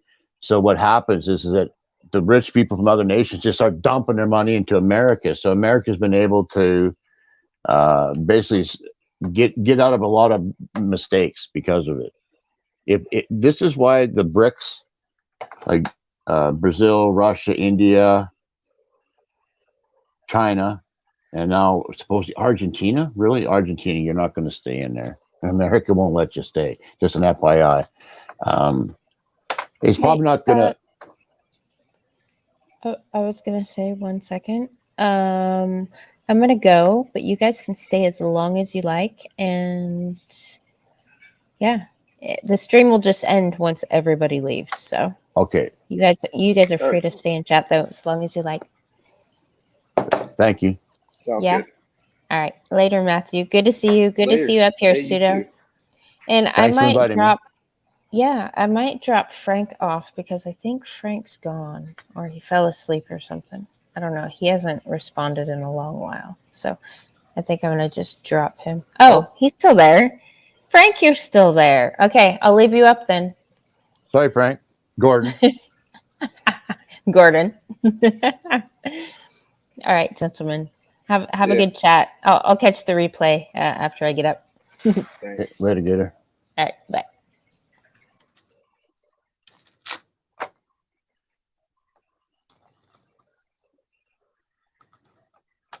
Where were we?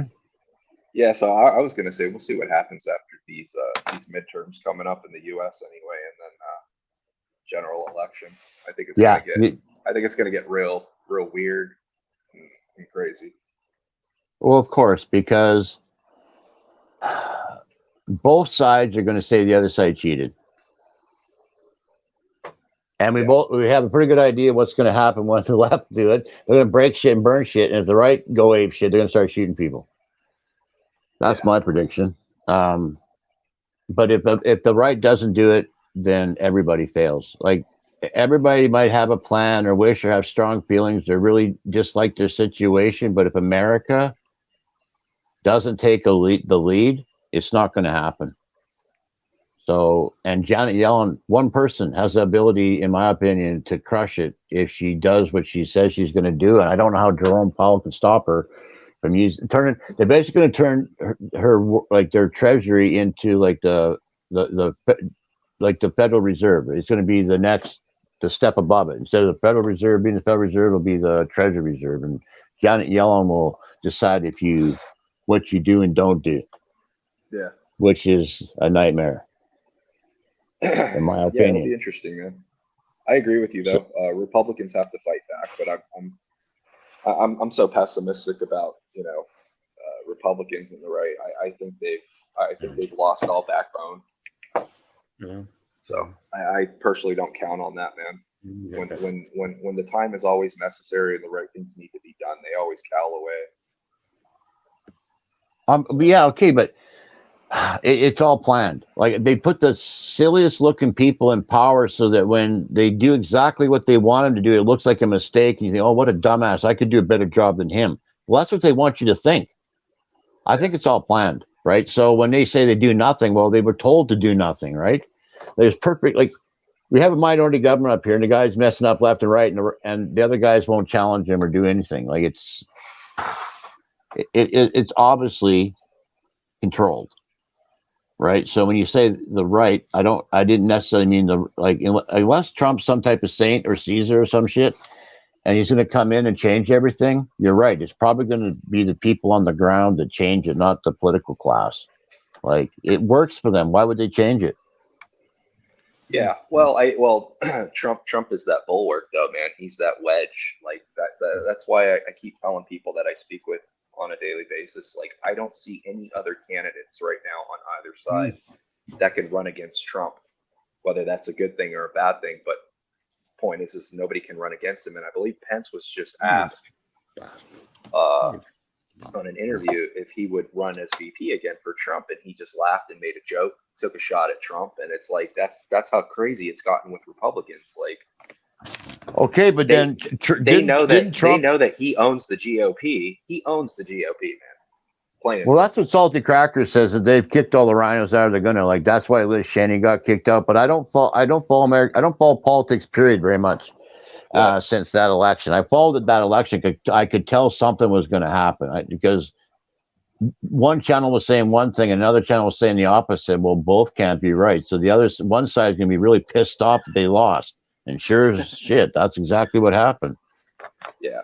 Well, I think I believe from what I've heard, because I listen to Salty Cracker too, the Dems lost the primaries. They just haven't really come out and said it. Which is why Pelosi's real quiet lately. she knows that they lost the House and the Senate. So, and they're already talking about impeachment proceedings against Biden as soon as Republicans take over for House and Senate. So that's why I said. Can you imagine I as a Canadian, I can only, if you think Biden's bad, Camilla would do worse. Like, oh my God, she's practically a communist. Like, I can't see her. Like, she had, wasn't it her who was pushing the anti-lynching law when Jesse Smollett said he was attacked by people with MAGA hats. She's goofy, man.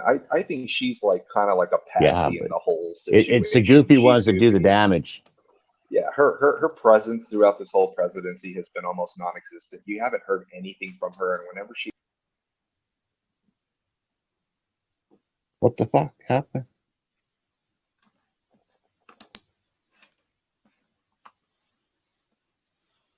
Well, I hope you can get another link. I can't see chat. I don't think you can scroll up far enough. Matthew, I don't know, because Mandy, if she's gone to bed, then she can't add anyone else in, I don't think.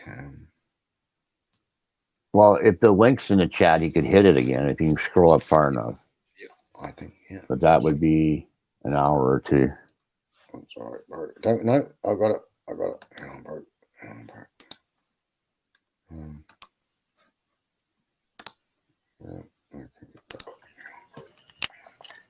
I was just getting good because I don't follow much of them. Geez, there she is. I was just going. Oh yeah, Mandy's just lying now. We lost our guy. There you go. I'm back. Yeah. Thank you very much. Yay. Good night, guys. Mandy to the rescue. Matthew, what happened? Did you hit something on accident? It's possible. I might have hit Okay. something or it just got pushed out somehow. Okay. Well, I'm about to crash, so if this happens again, maybe I should send Frank the controls. I think Mandy's not up for a 12-hour stream. I think that she's dragging the chain, but that's what it is. I'm just kidding. Yeah. You got this. All right. Good night, gents. Good night.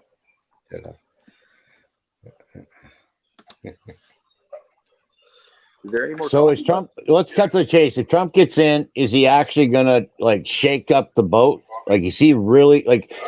If you look at him historically, he's actually gotten even with his enemies pretty even. They have like he's got some enemies to kick ass on. If he actually got in again, oh my goodness! If he has the potential to do massive devastation. No, if Trump actually sets foot back into the Oval Office, it'll be a complete vengeance tour, man. He'll come in like evil Superman with the red eyes and start firing everybody and cleaning house and starting from scratch all over again, But he said, I'm going to get regular people in here, and then he ended up hiring like 6 or 7 people from Goldman Sachs. And I think that was his mistake, man. He thought that people that were going to be loyal to him, it turned out they were not loyal to him. Yeah. And I think if he ever does get back into office, he needs to stay the hell off of social media. Unless Elon owns Twitter at that time and completely revamps the guidelines of Twitter, then yeah. But even then, I still think he should stay off social media, which I'm sure his advisors would tell him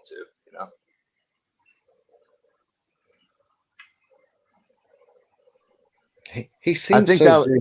Sorry. Oh, go ahead. Go ahead. Yeah. Oh. Hey, Canadian. No, he seemed so naive. but a lot of us were. I mean, like Pence. If Pence is like, I really thought I had a lot of trust in Mike Pence, and I'm not American, but I think he's naive, and I think people surround themselves. Bad people surround themselves around Trump. I do not think he's going to run. And what's more, I know this is Goody's channel, so I'm not going to say anything that's going to get anything banned, but I do not think that the last election was the very best thing in the world. That's all I'm saying. If you know what I'm saying. If you know what I'm saying. Absolutely. Yeah. And we all know who Joseph Stalin was, and he said it doesn't matter who votes, it matters who counts those votes. Right. I have not seen anything to get Amanda's channel in bad stuff. But that's all I think, and I think he knows it's a rigged game. He's a smart man, but sometimes we've all got blind spots. And I reckon Trump has blind spots, just like every single one of us. Well, I believe Trump's going to run again, just off of the sole principle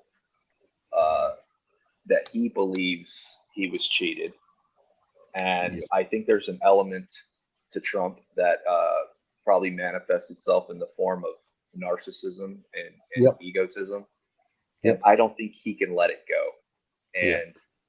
And I think for that sole purpose, he is going to run again. And I also believe that the reason they're trying so hard to cover this guy in some kind of mud, just proves that they legally they can't do anything to stop this guy from running. Which is why you're going to hear more about these so-called sensitive documents, these nuclear documents, which they weren't. They were already declared declassified just by word of mouth. What? You know, why would he have any interest in nuclear documents? I'm just curious. He doesn't, That's what they were. Because everything that the left does is a projection and a gaslight of what they're doing. It's that simple. It really 100. is that simple. If you look at everything they've tried to accuse this man of, it's literally everything they've done.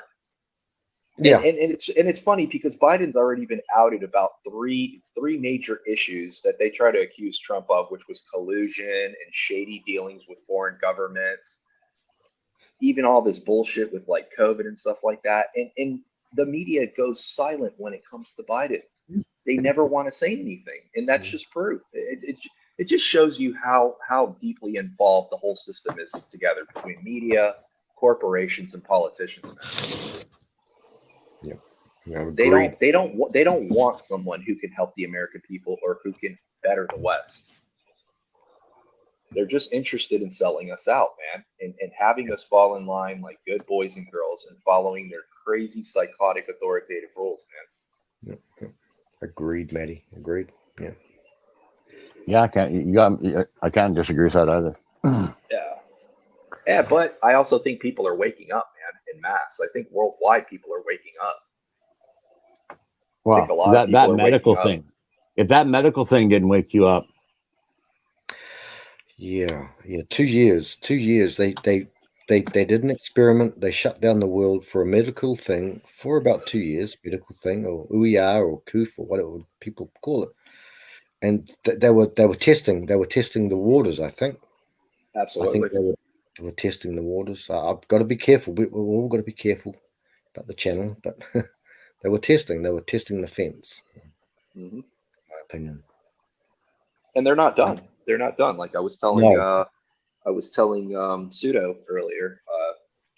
They're starting their little test projects up all over again, man. That whole gain of function nonsense is starting up all over again. I think it's in China, actually, somewhere in China. But your boy Gates and Fauci, man, doing their little mad scientist experiments all over again and making the shit just that much more dangerous. And nobody's doing anything, man.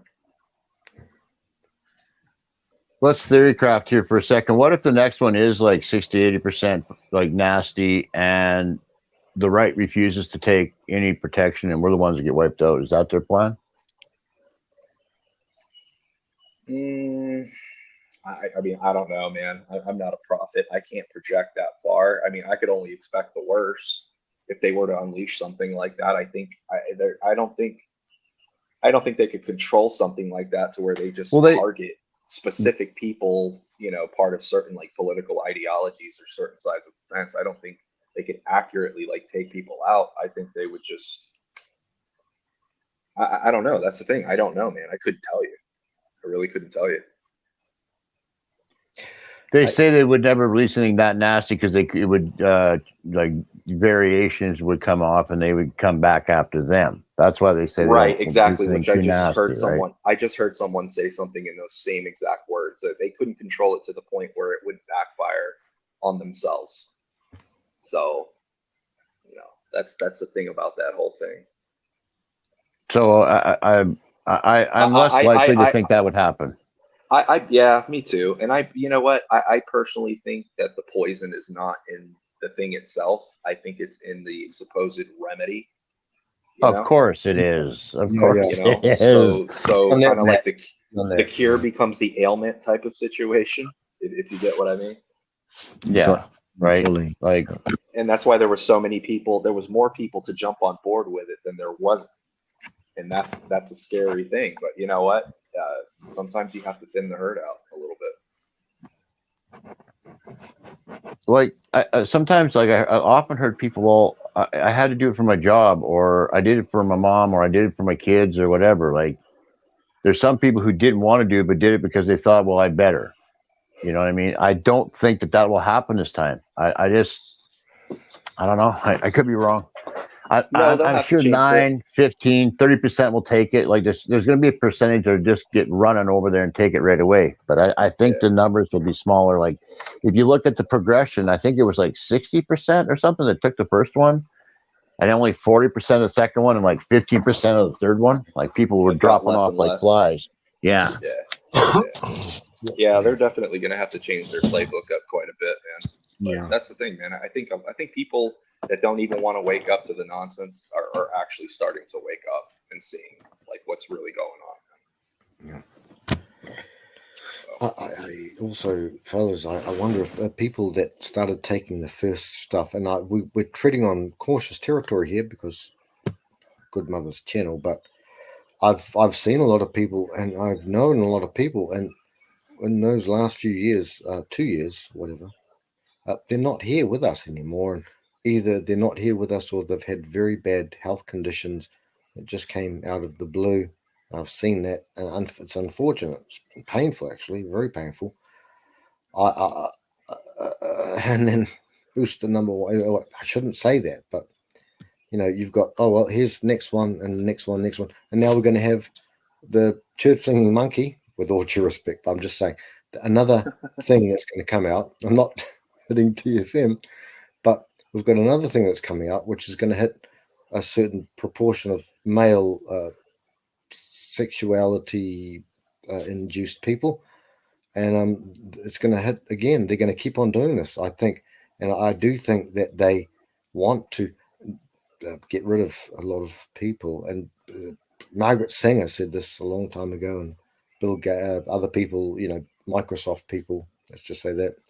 I'm trying not to get Mandy's channel in trouble, but this thing's so. Yeah. So let me ask you guys a question, and it kind of relates to that, to like what you're talking about, what we're talking about. But Pseudo, earlier you were, well, Pseudo, let me ask you a question. If you're still there, I don't know if you're still there, man. Fire away. Okay, so I'll be the first to say I'm not. Hold on, let me close the door because I got people listening too. But I'm not in alliance with Russia. But wouldn't you say that there's a certain element to Russia, especially when it comes to this whole jab thing, that like it's kind of posing like a problem for the rest of the world? Because how much did you hear about Russia when it came to like COVID and stuff like that, in terms of like numbers and everything like that, like deaths, how many people were taking the shots? I didn't hear anything. Or Africa. Yeah, or Africa. And I think my point is like, I think there's going to be certain countries in the world that are just going to cause a problem for the rest of the world when it comes to issues like this. They're just not going to cave in to what the rest of the world is doing. And I think that's going to pose a problem too for these people. For them. Yeah, I was going to say for who? Yeah, for the mainstream that keeps trying to push this. I think certain countries, and a couple of them are pretty powerful countries too. They're just not. They're not going to cave into the whole narrative. I don't imagine that there's many jabs in the Middle East. Right, either. exactly. I could be wrong, right? Exactly. Like there's big chunks of areas that just said, I don't think so. Yeah. Of course, yeah. there was some leaders that said we're not going to do it, got on TV and said it, and those people died like next week. But there were people who just didn't do it and didn't say anything, and they seem to be okay. I don't know. Yeah, exactly. There was even a few of the the Nordic countries and Slavic countries that I think towards, I want to say like the last year of the whole situation, they just backed out altogether and they said, you know, hey, we're not doing this anymore. Everything's fine. It's not as dangerous. Well, I kept using some of those countries and even Texas and places that were, see, a month they haven't had anything and no increase, and then it was like 3 months, and people didn't even want to acknowledge that there were places that weren't doing anything and the numbers were going down. Right. When they kept saying it would explode. And I'm going, Yeah, well, there's no yeah. proof of that. In fact, the proof is the opposite. And nobody wants to address anything like that, right? Yeah. So so many people just want to go along with the narrative, but I get it. I have like family members and stuff, and they just lose their shit when I start going against the narrative. Like they just like get really agitated. Yeah. Like it's weird. Like I've known them my whole life, and they're acting like crazy people. And I don't want to say that out loud, but it's disturbing that they get that excited that I'd have a different opinion. I'm just a contrarian. Settle down. I affect no one. I influence no one. I'm a solitary person. I don't go out very often. Like, settle down. But you start like I said, saying man, stuff, and I think it's getting to the point where a lot of people are waking up, and even to the point where, you know, we might end up seeing like internet blackouts in the near future because information is getting out so quickly to people. People are just okay. If you talked about the social score, well, we know where that started, right? In China. Well, they're just basically ousted their last leader because he brought a law in that said that leaders should only have 2 terms. Well, Xi Jinping wants 3 terms, which means forever. And they had a Congress meeting. They literally ousted him right on national television, like internationally. It went internationally. And this guy's sitting there and he doesn't want to get up. Like they're basically kicking him out of the party and he doesn't know nothing about it. And he's sitting there going, what, huh, what, you know, like this kind of thing. There's no information. He said, oh, because of his health. So all the people I'm looking up to see if he had health problems. He didn't have health problems. In fact, they basically put a blackout on him. You can't hardly find anything out about this guy right now. Yeah, I remember hearing about him.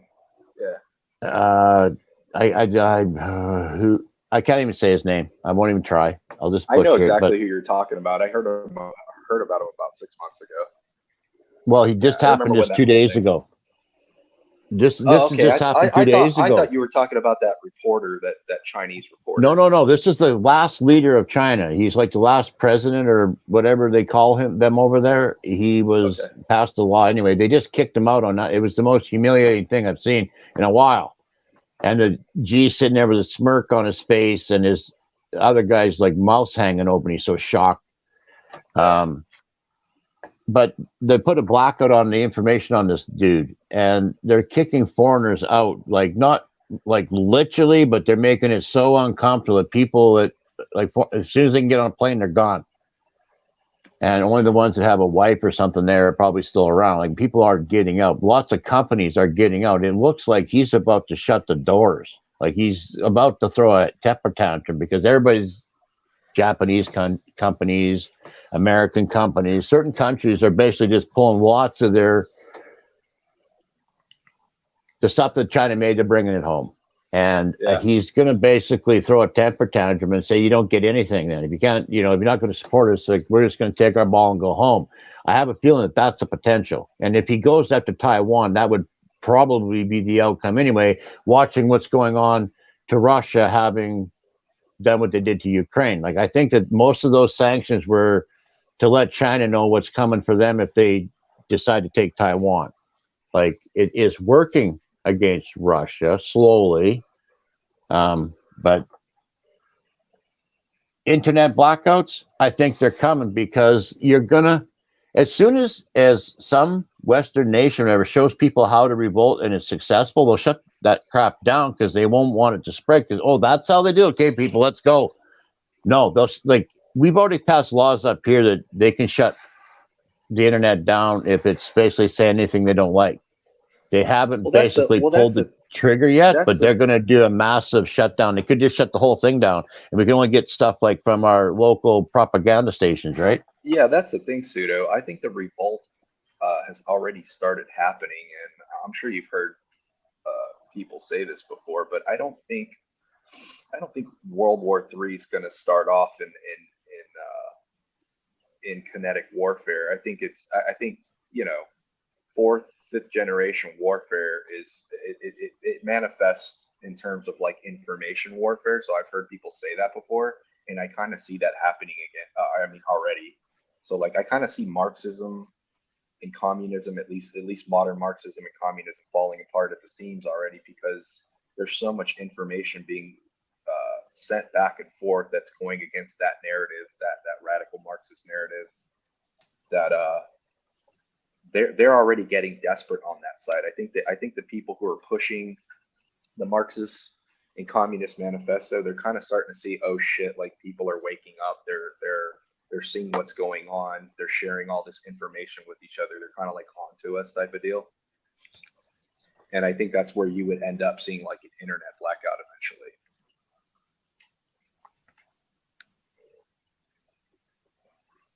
Because I don't know if you like have you seen how like Kanye West just bought Parler over here?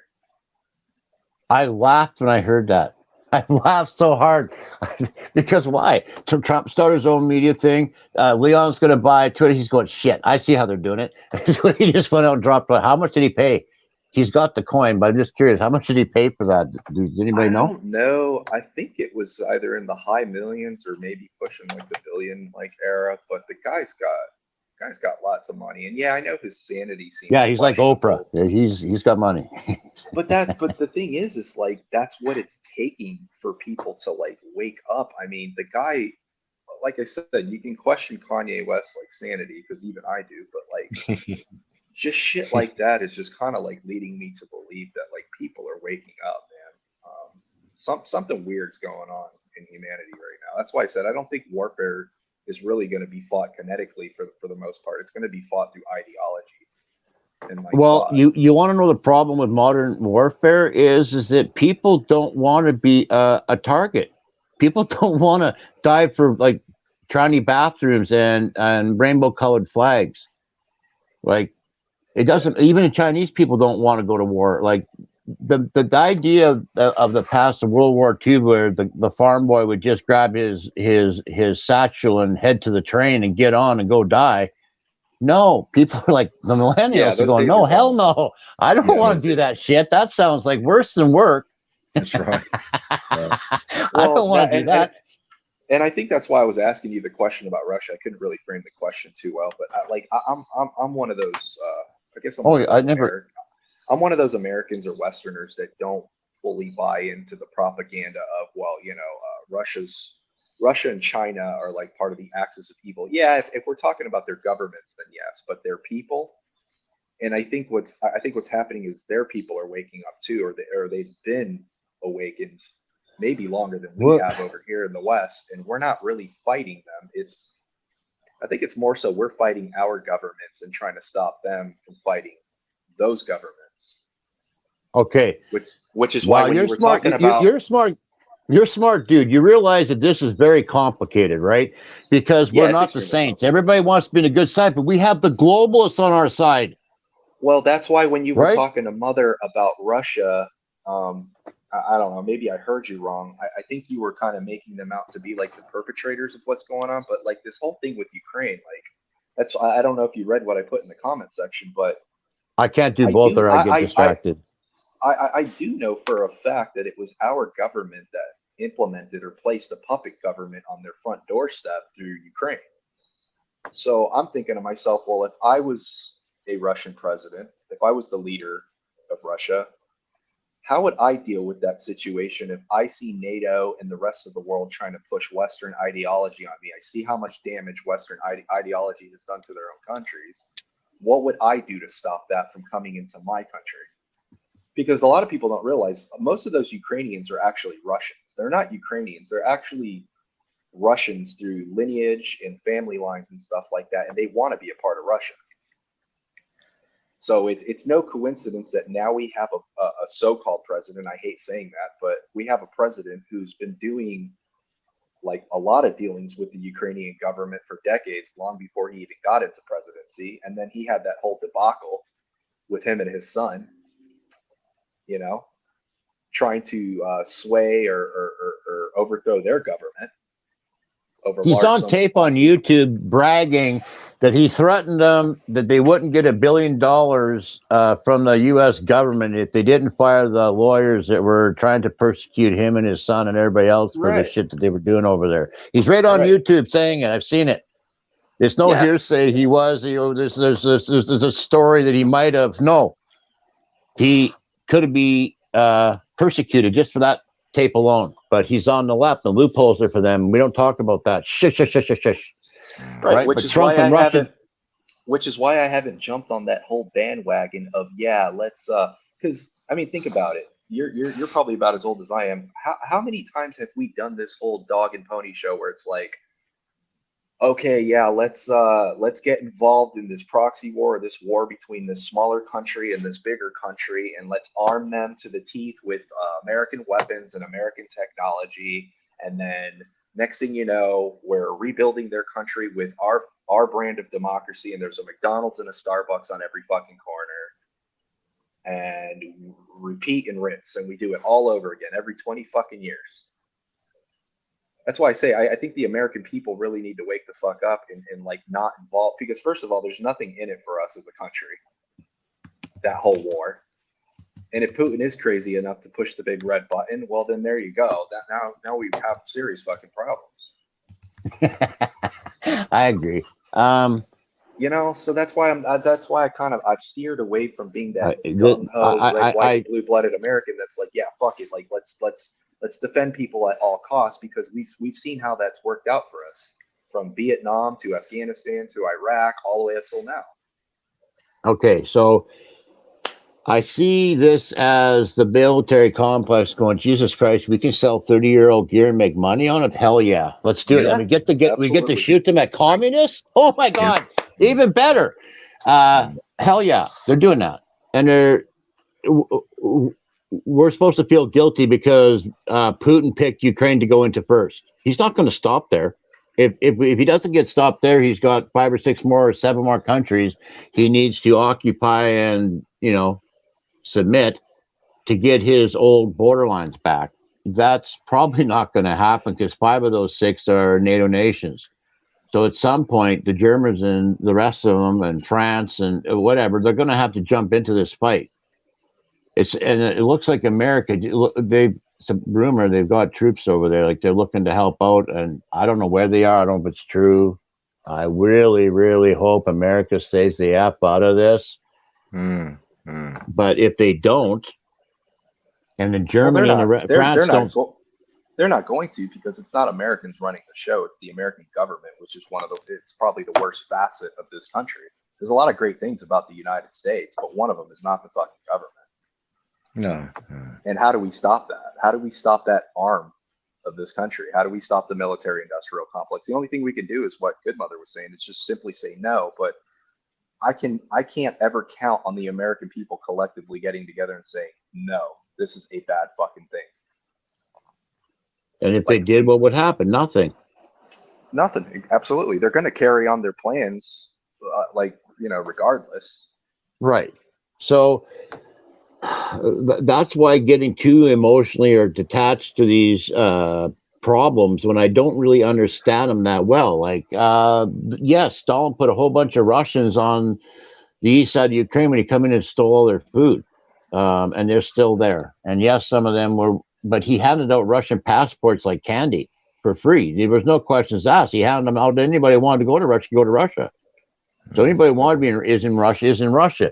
The other group went out the other side, all the way. So, and just like the Russians, like they're a bunch of the young guys are just booking across the border. I'm not fighting.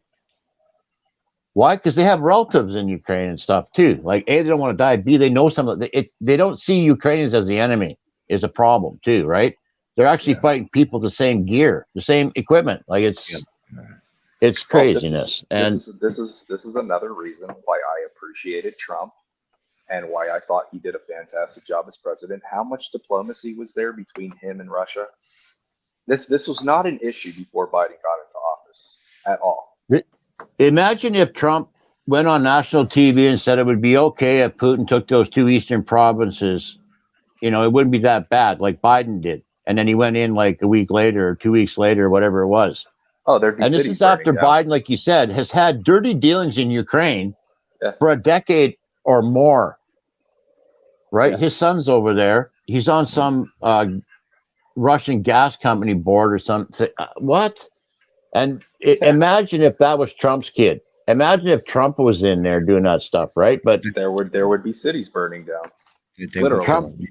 Trump went to Mar-a-Lago and he put Russian salad dressing on his salad. Somebody impeach him. Yeah, Like, that's right. The media has gotten so insane you can't even watch it. Like, Right. And that's why I'm always thinking to myself, if there's ever an anecdote to the problem, it would have to start from the inside out. Like, we can't do anything about what these psychopaths are doing, globally, starting wars and stuff like that. But I think it's the information that needs to be controlled. And then from there, we start affecting change if there's time left for that. okay, so Leon Musk taking over Twitter, there's a reason they don't want to sell it to him, because it's right before the elections.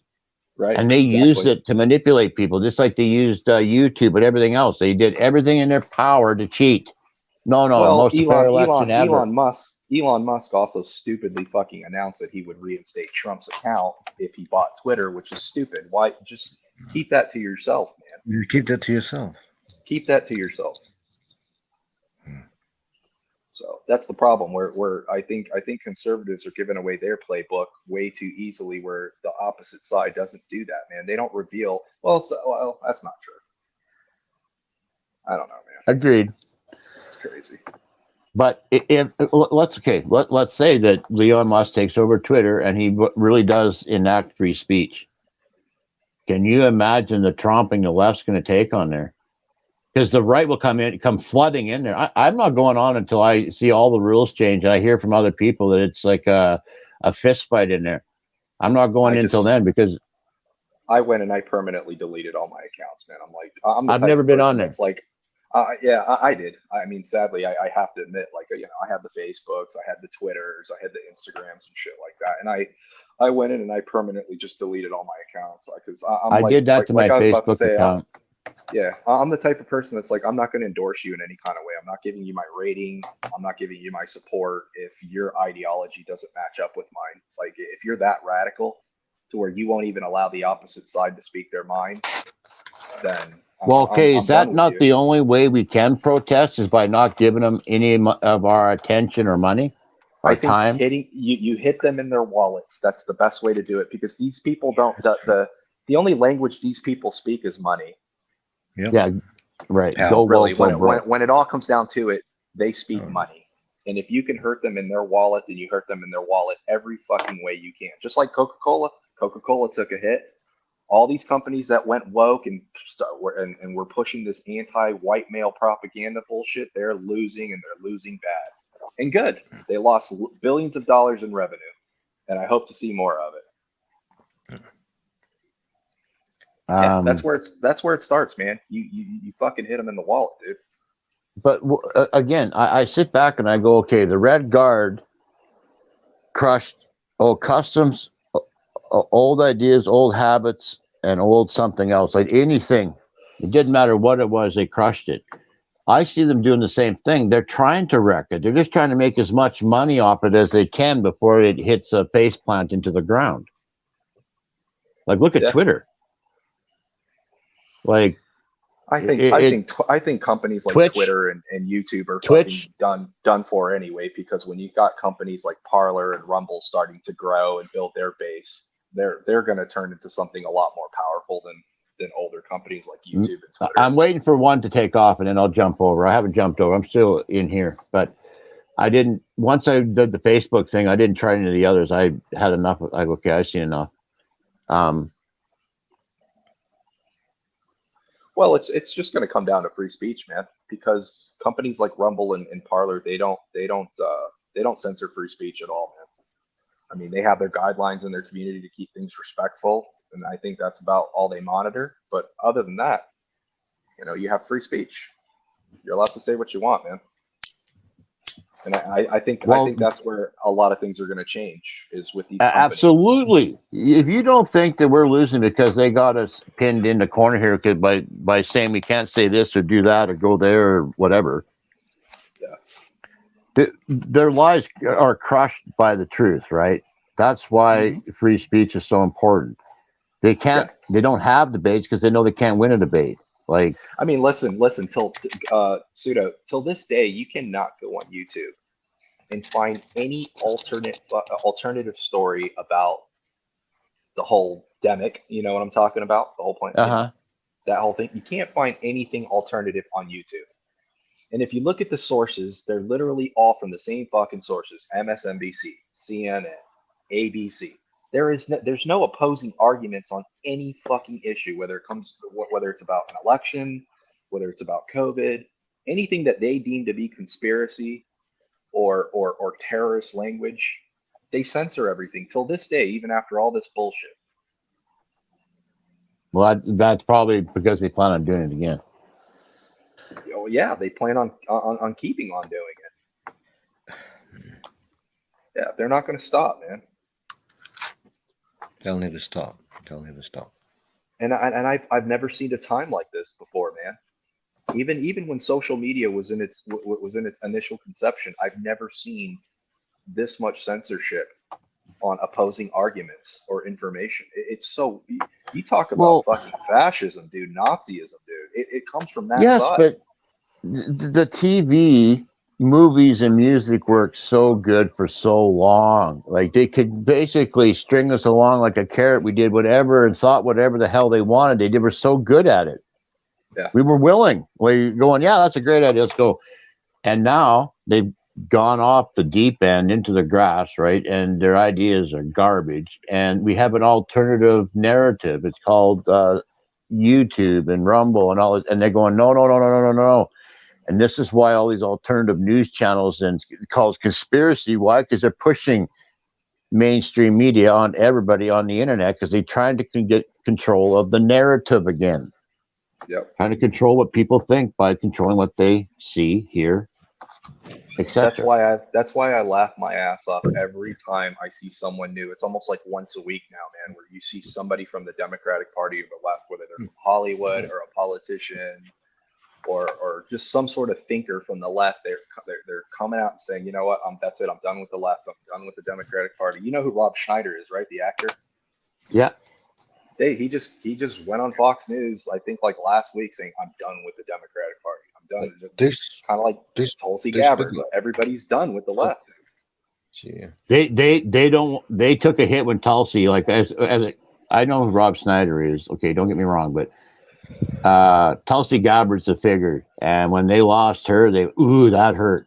Like, yeah, of course it did. Like, she's smart, she's female, she's not white, normal. She's she's smart. She's fucking normal, man. She's smart. She's normal. Yeah. I'm kind of on the same topic. I saw a picture of Kanye with that shirt where White Lives Matter, and they kind of roasted him over that. Standing right beside him was Candace Owens with the same shirt, with a shirt opposite color, but said the same thing. How come they didn't roast her? Just asking. Yeah, because she speaks on behalf of their narrative. That's why, man. I think they're going to try and give us someone like that, right? Someone who talks good talk, but ultimately is still a puppet. Yeah, that's why I was saying earlier, I don't see anybody legitimately running against Trump that's an actual force to beat him, because everybody that would be running against him is literally a fucking puppet, man. They're just a propaganda machine, dude, for the left. And that's what it all comes down to, man. Yeah, that's why I said, man, these next elections are going to be really, really, really freaking interesting, man. It's only like 2 weeks from now, not even 2 weeks. Yeah. Then the primaries and then the general elections, man. It's going to get fucking sticky, man. These next couple of years, it's going to get weird. They'll try and kill him because that's the only way they can stop him. It's a possibility. It's always a possibility. And the day you do that, man, he better, him and his family, they just better let everybody know he's not suicidal. Yeah, that's a good point. But You think I that think they'll? I think if you do something like that and you turn Trump into a martyr, you're just bringing on civil violence like that much quicker. I mean, you're just going to start some shit in this country that I think you're just going to blow the lid off everything then at that point. I wonder if, like, some people trade stocks and bonds and charts and whatever. It doesn't matter what the manner of it is. You can see that there are things on the chart that you cannot see, but there are orders that are placed on that chart. Like there are plans that are made in life that they say we're going to wait for the catalyst. In my opinion, humbly, Donald Trump, and I like Donald Trump. I've got even a cap here. Completely different country. But now I think that he was the catalyst that made them speed up, move up, ramp up their plans. I think they always had the plans, and these guys, I think these guys are filthy. Whoever they are, they're filthy. They're evil people. If someone wants to say that something's evil, which is a moral pejorative. I think when Trump came along, he was not part. Newt Gingrich, the Speaker of the House, very intelligent man, regardless of. Yep, I do like him very much, Mr. Speaker. But I think what happened when Trump came along and he won that election, it was a Thursday night in my country, and didn't have a good sleep. I think what happened was it ramped up their plans, and now all of a sudden you've got these changes. Everyone's sharing everyone else's bathrooms, and little kids are getting their private parts mutilated and stuff like that because they saw that there's a possible wolf in the hen house, not the hen house. So there's a possible good light in a bad dark place, and they love the dark place, and it sped up. And once he came in, they had to do everything. So what you've got the Mueller trials and all this stuff. He's a Nazi, whatever, and all this sort of stuff, and cut off his head and put it on the thing and all that sort of stuff. And I think he was the catalyst to speeding things up, which were already going to happen, but they thought it was going to be a slower pace in their things. And social media, if they can't get the workers against the proletariat against the bourgeoisie, they found that they couldn't do it after Marxism. I should be careful because Susan's always watching these channels. After the Marxists tried to, they said, look, it's about the workers versus the people who have the means of production. We'll get the people with the means of production. We'll do a Bolshevik revolution in 1917. We'll do this. And yet it didn't take, because people had families, they had religion, they had culture, they had all these things. So they said, well, we're going to have to attack the culture then. Okay, then you can't have dreadlocks because that's cultural. Yeah, all these sorts of things. And we want to set the black against the whites and the Asians against the, I don't know, Scots. Who knows? We want to set this and the male against the female as well. And then feminism came out about 80 years ago. Just my verbal diarrhea. Sorry, guys, but I just thought that I don't know what to think about. Well, that's why when I think about Trump, I ask myself two questions. Is he this evil person that's part of perpetrating this really big joke on the American people and the world, or is he this decent person who actually means what he says? And I tend to go with the latter, because if you know anything about Trump's history, which a lot of people don't, he was always a registered Democrat in Queens, New York, did a lot of philanthropy for a lot of poor people, and the majority of those people were black. In New York at that time in the 80s and the 90s and stuff like that. And he was very beloved. He was loved by rappers. He was loved by a lot of ethnic people in the inner suburbs and the cities. He has this wonderful track record with minorities. So if he's a racist, like the left's claiming he is, and he's a white supremacist, he's the funniest white supremacist I think I've ever seen in my life. He is, man. He's the weirdest one. And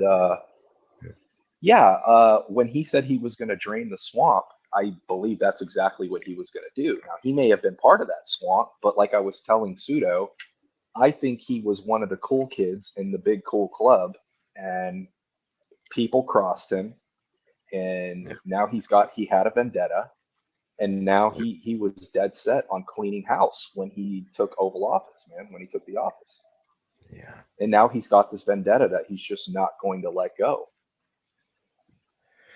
And I think that's why he's gotten so much support, is because he actually followed through with the things he said he was going to follow through with. Yes. And that's a very rare thing that you find in a president, because most of them are charismatic speakers. They give you all the lovey-dovey talk, what they're going to do for the people, and they never fucking do anything. Yep. That's why, to me, like, it doesn't take much for me to look at the current president and say, holy shit, is it a coincidence that not even a year into his presidency, we're already in a war? Taxes have gone up, interest rates have gone up, inflation has gone up. Everything has been for the worse for the American people as soon as we get a Democratic president in office. Mm-hmm. And Trump wasn't even a Republican. He was probably the closest thing we've seen to an independent president. He just ran on a Republican ticket. Yep. Yep. And that's the thing. He actually affected change, man. I watched that election. When he comes down onto the stage, it's probably still on tape somewhere, but he come down that escalator, he comes around, gets up on stage, and he points at somebody on the ground. He said, I had to come over to this side to win. Yeah. Yeah. First thing he said when he got on the mic. I don't think he meant to say it on the mic. He was just close enough that I heard him say it. I went, holy shit. He's not the most eloquent speaker, but he's definitely a lot smarter than people give him credit for. He worked the shit out of the system. He tired them out, and they're still going after him. Are you kidding me? No, he played 5D chess with their heads. He called everyone a name, and it stuck. He did. He crushed people by calling them names. And this is the left who call everyone else names. He went up there and called them names to beat them at their own game. Yeah. And I think that's what hurts people so much. I think that's why the TDS is so bad with people, because it's like, you know when you lose to somebody at something that you completely underestimated, and you looked at that person, you're like, yeah, there's no way this person's ever going to beat me, and then they beat you in the worst way possible, and you're like, it hurts. It hurts you in a part of your soul that you never thought it could hurt you. That's what happened with Trump, man, and they cannot let go of it, and they won't. Obama had a fundraiser. He's up on the mic. It's actually on tape, and he made a joke. And Trump was the butt of the joke. And 2 years later, he had his job. Sorry, Suda. I know exactly who you're talking about.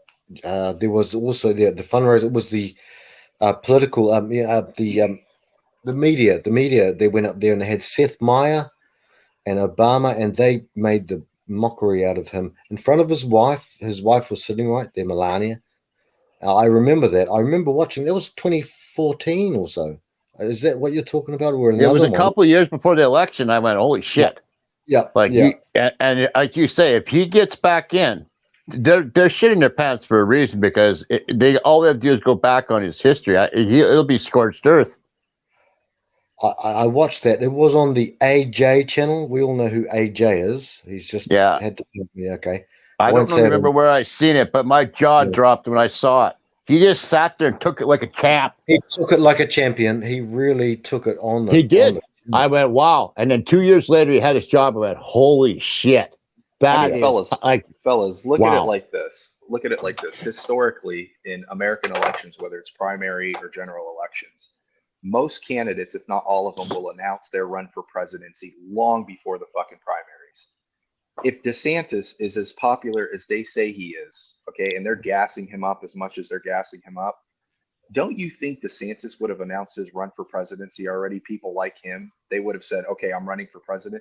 The reason DeSantis is not running for president is because, first of all, like I told you earlier, Pseudo, Trump owns the GOP. I think most people know that. Mitt Romney has admitted to that. Even Newt Gingrich has admitted to that. DeSantis would have already announced he was going to run against Trump. And I've already heard him publicly say once down here in Florida that if Trump runs, he's not going to run against him. Well, he can't. He's not going to commit suicide. That's how much respect they have for this guy, and that's how much they fear him. So the guy did something right, man. It can't just come down to a popularity contest, because if you believe in your ethics so much as a politician, and you believe you can do a better job than Trump, then you would come out and say so. Okay, I'm running for president. This is what I can do better than Trump at. And they can't. Yeah, you're right. They can't. I mean, just go into a fucking almanac and look at the GDP numbers. Look at job growth. Look at tax rates. Look at everything across the board. Everything he did, man. You really can't say he did anything bad. Yeah, solid. I like I say, I'm in other groups, and they're all saying Biden's Sleepy Joe and this and that. And I say, what if he's acting? I keep asking that question. No, it can't be. Can't be acting. I said, what if he is? Because I've seen a lot of old people, and I've never seen any of them act like him. I don't think I'm he's serious. acting. I think him and Kamala are just warm bodies to be put in place while everything else is being done behind the scenes, man. That's why everything. I'm sorry, people don't believe this, but I've seen quite a few videos of Joe and Kamala speaking in front of the television, and you can tell it's blue screened in the background, whatever setting there is, because I've seen the glitches in the video. When Biden recently just read that he was reading off the teleprompter, and they've been making fun of him because he read the next line, and the next line said repeat the line, and then the MSM tried to cover it up and say no, he didn't say repeat the line, when obviously he did say repeat the line. Yeah, I mean, shit like our that, media dude. does the same thing up here. Trudeau said Build Back Better, and the very next day the media said no, he never said that. I think That's Matt, why I don't think it's an act, dude. I think he's just a warm body. I think Matt might be talking about Weekend at Bernie's. If you all remember that movie, Weekend at Oh Bernie's. yeah, I love Weekend at Bernie's, man. That was a great movie. It might be Joe Biden, Weekend at Biden's. I don't know. Yeah, that's a funny thing. I'll just make a couple more comments about that because I think there's a potential. Is that having Biden look so weak is like Sun Tzu, right? You look real weak, so your enemies will attack you. The art of right? war. He wasn't elected a week, and he shut down the pipeline from Canada, and Nord Stream 2 was opened up by the Germans. And I went, oh. And now a lot of the foreign policies with China and everybody else are basically the same ones that Trump set. And I'm thinking, is Biden just, like I say, the loose rope so that our enemies will hang themselves by him looking so weak? And then when Trump comes back in, it's going to be okay. Now secondary sanctions on Russia. Here we go. All you doofuses who were working against us are now going to take it in the backside. Yep. Like Could a be. Venus flytrap, you mean, Pseudo? Like a Venus flytrap. It just like opens its thing. Looks more nice like poker. What, like poker, you play weak. You just play weak till the very last bet, and then you go all in, and the other guy goes, "Oh shit, what's going on here?" Yeah. He right, and you're already so deep. You usually call him anyway because he's got more than 3/4 of your chips anyway. Yeah, I got you. And I think that we're going to find this out when, because I heard Biden speaking in before the election, and it was talking about a debate or something. He was clear, concise. He was like on the money. He did. He handled himself well against Trump. Even I thought. Okay, he was. I'll give it to that. And then now he's talking like he's drooling on the side of his face. So either somebody put him on medication, took him off medication, or he's acting. But then a few months ago, they had him walking through a store talking about the economy and the medical thing.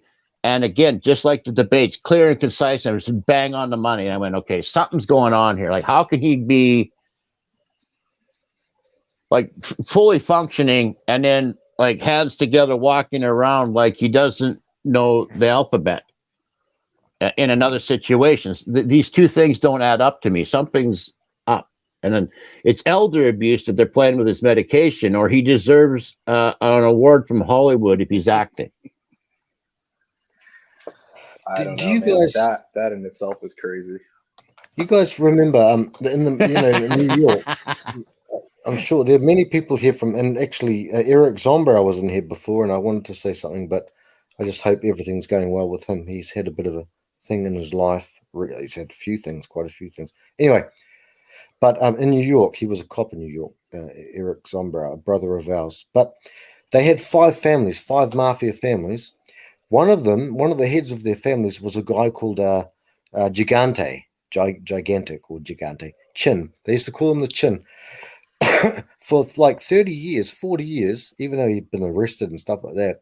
So he was the head. He was one of the heads of the 5 families in New York mob, Cosa Nostra, all that, whatever. And he acted for 30 bloody years, maybe more than that.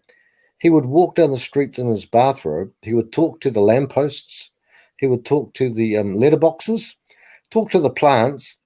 And they never knew that. They always thought it was Salerno, some fat Salerno, whatever his name was. And he kept that up for such a long time because he had a will and a direction that he wanted to accomplish what he wanted to accomplish, which was being completely a ghost. And some of us know about ghosting society, the Red Bull stuff. But so Fat Tony Salerno was apparently the boss of that family. Yet he wasn't the boss. It was this guy who walked down and acted like a mad guy. So do you think Biden's doing that? Yeah, possibly. Nah. I see what you're getting at. I think that's a little bit too much improv for the stage of American politics, man. That's and if that is the case, man, then the joke is on everybody. It's not just one Not side, me. it's literally That's on why I'm everyone. saying it. That's why I'm saying it. Not me. I mean, shit. If that's what they're doing, I hope there's a means to the end, man. I hope there's a justification for doing it. I follow. I follow a behavior panel. There's 4 guys that get together and they talk about cases. Body language. Yeah, I follow them too. I follow I've them. never seen them talk about Biden. Yeah. You know what I mean? Like, Yeah, I'm just wondering. you would think they would include Biden in that discussion if there was any like legitimacy to that discussion. Or they don't listen. There's a story about Hitler being replaced by his bodyguard because his bodyguard was like a perfect double except for his teeth. And at some point, he needed his teeth fixed, and he went to like Hitler's dentist to get his teeth fixed. And as soon as he left the office, everybody walked to the office, and everyone went home. They went in the vehicles, and they went across the border because they knew that wasn't the real Hitler, and they knew that if they said anything, Yeah, they'd I probably heard get about that. killed. Okay. Yeah. Well, do you think that these behavior guys are going to go on YouTube and tell everybody that Biden's faking it? When it would be a national security thing because if he's faking it, everybody's in on it. On the inside, that's the right? thing. That's the thing. If he is faking it, do you know what kind of collaboration that would take? Yeah, because you couldn't get even on an international level, that would take so much collaboration. Wait. Fake that. Wait. Why is Kamala Harris being non-existent? Because you can't get 2 people to follow that crazy storyline. That's why she says nothing. They only got 1 puppet saying stupid shit. Right, which kind of goes with what I was saying. They're both so practically non-existent. Both of them, even for a president, Biden is completely fucking non-existent. Yeah, they're not. That's what I'm saying. So it's either one or the other. I mean, they're both on opposite ends of the extreme. Either way, they're both fucking disturbing. Yeah. Concepts. So I don't know, and I don't put it past my government to do shit like that. So I mean, it could very well be the case. I've heard of more bizarre shit than this, to be honest. So many good souls in America. I use that word souls, pregnant, deliberately. So many good people in America. So many good people in America that me and my family and my friends we love. Don't want anything to go. But they're evil, like in my country as well. There are some. It sucks that all of these people, good people, have to suffer from all this rubbish that's happening. Every country, actually, so many countries. And I think that's why I think that's where my red, white, and blue and stripes come out of me sometimes. It's because I know the American people and I know overall in general. Yeah, good people. We're good people and we'll defend anybody till the last drop of blood we have. And it's fucked up that we've been taken advantage of. So when you hear this narrative about Americans, it really pisses me off because I know that's not true. Saddens the whole world. You're not alone, bro. Don't worry. There's a lot of people in the world who still support you. There's just these little evil, whatever they're called. And we support them. Well, man. they have the microphone. We supported Aussies, man, during the whole pandemic thing. Yeah. Man. When we saw what they were doing to you guys over there, we were like, "Fuck! Thank God we're not over there, man." Yeah. We fought world wars together, all of us. We fought world wars. We did everything. So I just don't like these idiots. And I think that's why I kept saying I think people are waking up. I think that time has come to an end where people are no longer going to sacrifice their lives to fight other people's wars anymore, man. Yeah, I hope not. You know, plans might be carried out, but it's not going to be going to be with the help of us anymore. We're not doing that. I'm not doing it. I'm not shedding blood for my country. Unfortunately, I hate to say that, and I'm not shedding blood for anybody else's either. You shed blood for the people that you love. If we do it together. Yep. For the friends, family, neighbors, for our right? fucking cause, not their cause. Yeah, exactly, and that's what they're terrified of. Because they are. They're scared to death. If you go back in time, there was a CIA director or something who come out and he said, we're going to take down 5 countries in 7 years or 7 countries in 5 years. Not Bush. Yeah. Or what you're talking about is the balkanization of the Middle East. That's when Israel was really getting into a lot of conflict with Syria, Lebanon, all these other Middle Eastern countries. Yeah, those 7 countries that you're talking about is what's called the balkanization of the Middle East, which they pretty much achieved that. Well, if we were to look around, and there was a UN thing called the Immigration Pact, where countries signed on and basically said, yeah, you can send us anybody from anywhere and as many as you want. And it was like 180 some countries out of 192 or some countries that signed that thing. And I'm thinking, wow, it looks like they pretty much got a wrap on every damn country out there. So if they know they've got every country under wraps, it means they got every military under their finger. There's going to be no real wars. There's no real enemy. Now, if that happened, or that has happened, that leaves us the left. war. Yeah, the war is beyond humanity, and you were right when you said earlier we're not going to be fighting an enemy. We're going to be fighting our own governments. And that's also why I said I think the wedge is countries like Russia and Iran, those countries that do not want to fold, because like in the Middle East, Iran is still that one Middle Eastern country that does not want to cave to what we call Western democracy, meaning they don't want to cave into our concept of finances, which is the Federal Reserve. That's one of those countries that the Federal Reserve can't get their hands on. And if you look at their banking systems, they're very sovereign and independent countries that don't rely on our form of banking. They don't rely on the oligarchs and all the big corporations and all the big money. That's why they can't take down countries like Iran, but they're going to go after them. Like they still haven't dismantled Iran. They've gotten pretty much every other smaller Middle Eastern country but Iran. I don't know I don't know much about the Middle East, to tell you the truth, but I know that Israel has been trying to get America after Iran for at least a decade, if not 3. And who if backs you them go up? back what's that? I said, and who backs up Iran? There's a reason why they haven't done that. Because Iran is backed up by China and Russia and North Korea, for that matter. Right. And they are not going to start a war with Iran because they know what comes after them.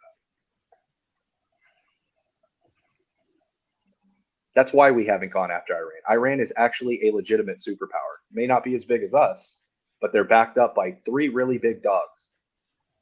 Right. And historically, there's a whole nother storyline behind Iran too.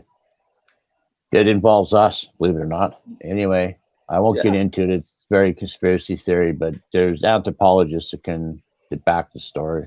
Yeah, I've heard some things. I think I know a little bit about what you're talking about. But yeah, man, that's why they won't touch Iran. They can't. They can't just walk in through the front door and just blow them up, like we have done in the past. You know, we can't just put up some fucking proxy war and then boom, just fucking level them like we have every other country.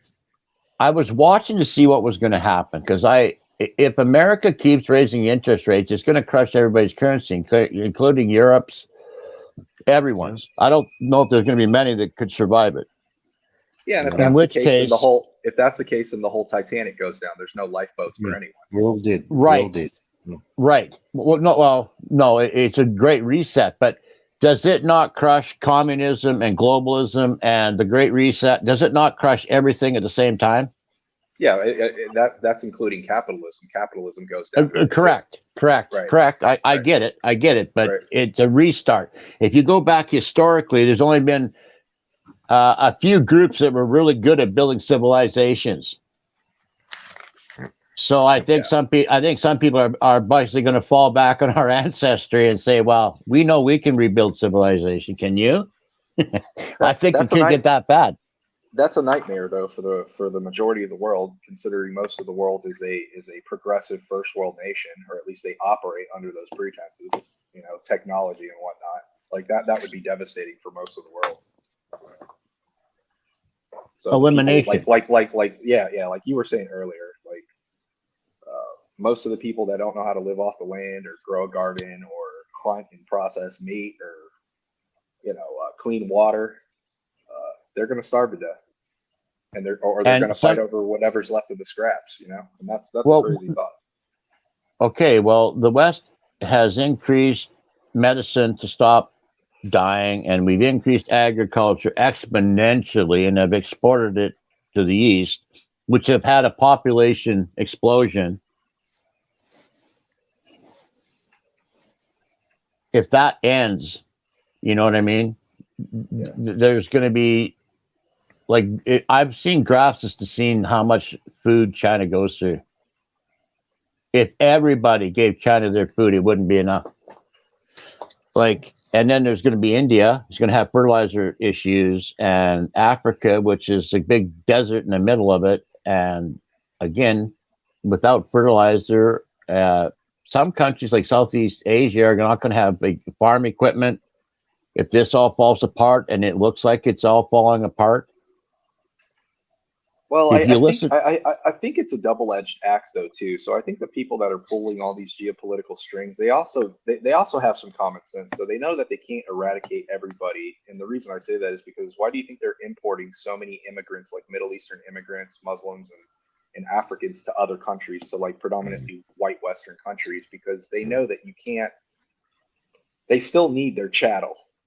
They still need their people to work. Even if the Great Reset comes, they need somebody to dominate and to run all the machines or whatever's left of the machines. Yeah. So they know that your average Americans or your average Westerners are not going to go along with their narrative. So they're going to bring in the poor people who are willing to shut up, fall in line, and do the work. Yeah. Oh, so they're going to. Well, yeah. So that's proof that they're holding the genocide card behind their back. Like that's what ultimately their plan is then. Right, but for certain people.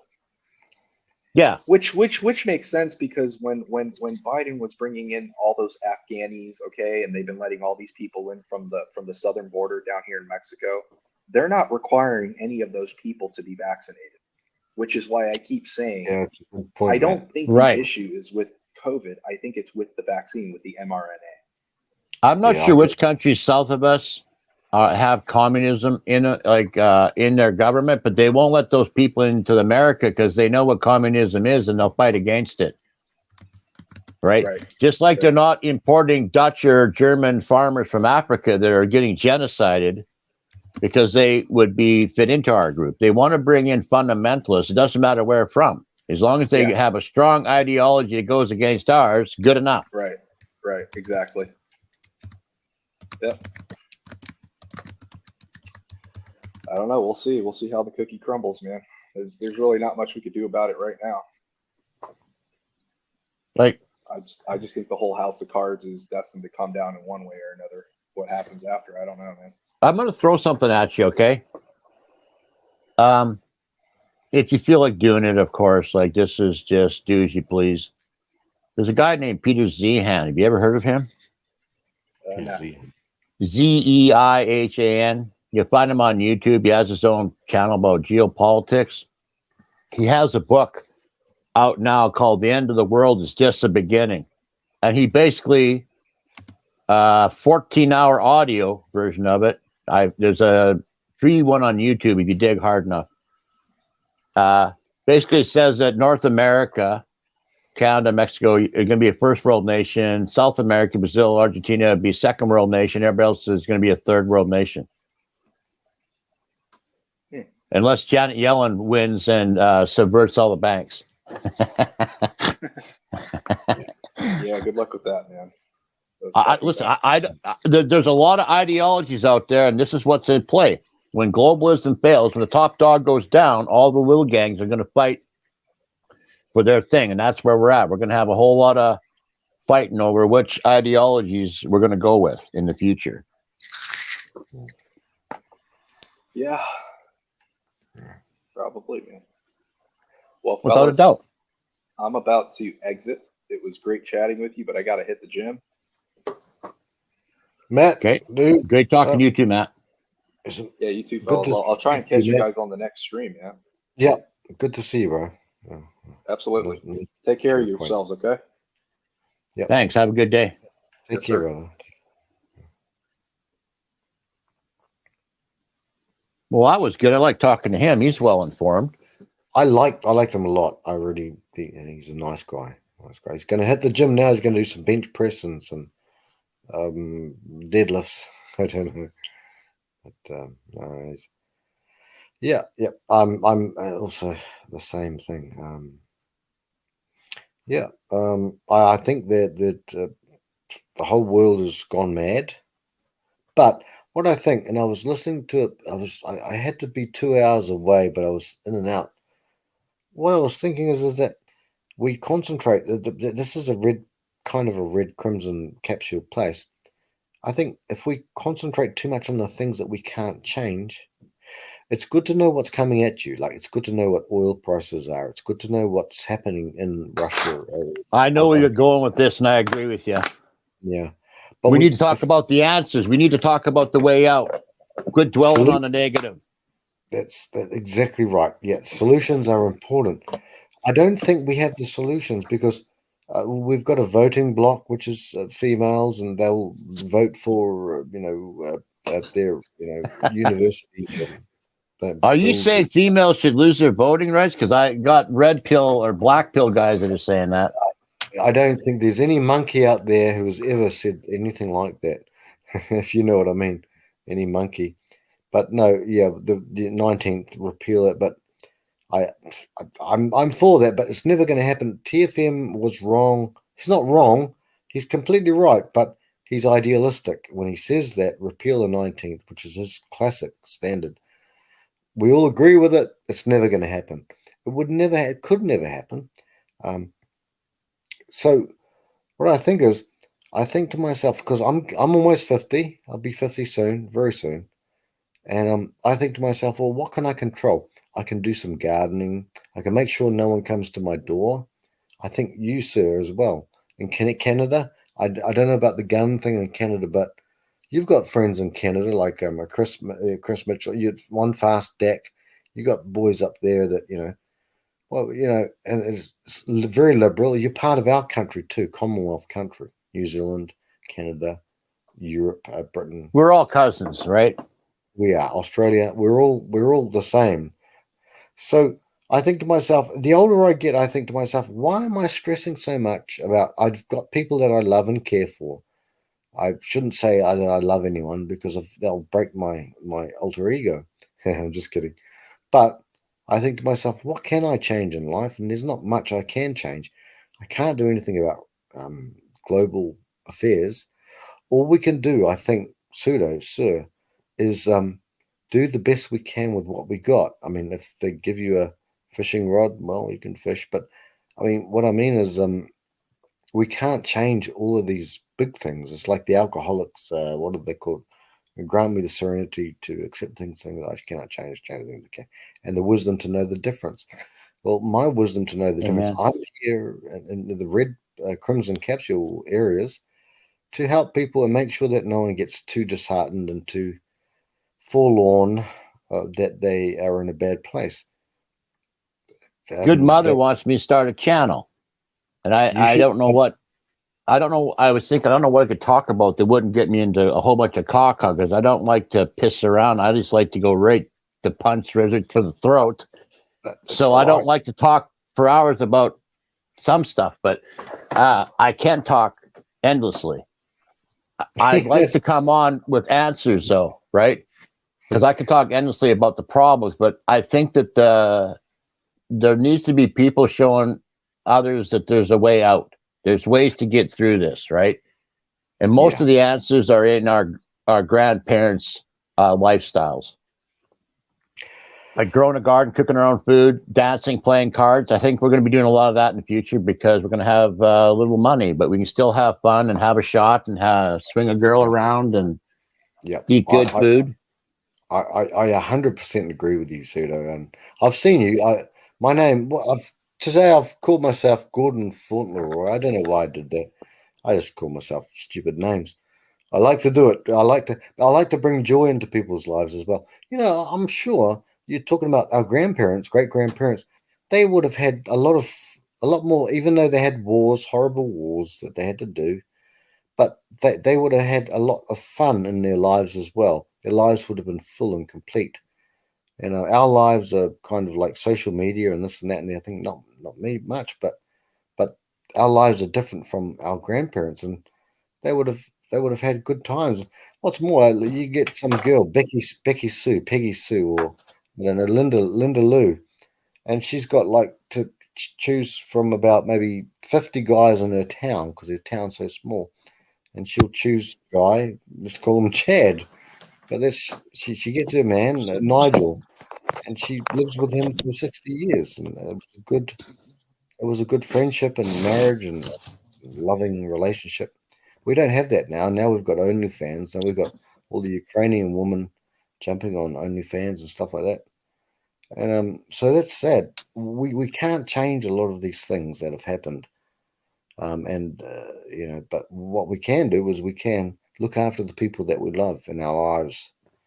That's now if someone comes and attacks our community outside, then I'm there, mate. I'm ready. I'm like I don't know. I don't like fights, but I'm ready for a fight. You know, with people from the outside coming in. But apart from that, I just like a nice, solid community that grows. And these young people out here, they don't know what's going on. They didn't survive the Cold War. They don't.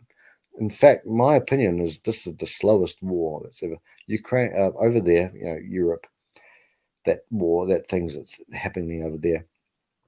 In my opinion, this is a slow war. Same with the Sino people, the Chinese people. I think it's the slowest war I've ever seen. And we grew up during the Cold War. Now we've got another war, and it's called the slow war, in my opinion. I just think, look, we control what we can control.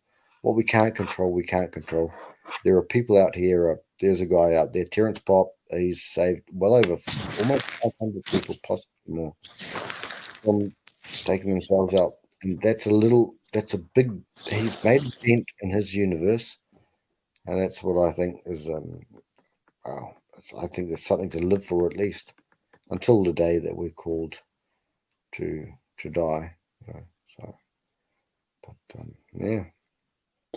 I think people have too many options. They're not content, right? They see other people living these perfect lives that are basically photoshopped, and thinking my life sucks. When most of the people in the pictures' lives think their lives suck too. Women have social media, so they have lots of options, and they're making bad choices. Yeah. There's going to be fallout from all of this, so I don't hear anybody talking about it. Like, you have a generation of guys that aren't getting laid. This is going to backfire at some point. That's going to come out in an ugly way somewhere. The fact that you are doing this medical thing to little kids. I saw a study one time. Yeah.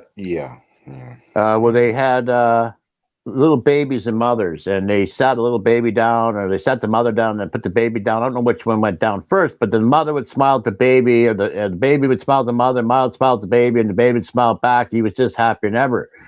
And then they went and they did it where the mother sat down and didn't acknowledge the baby. The baby would smile. The mother's face was stone cold.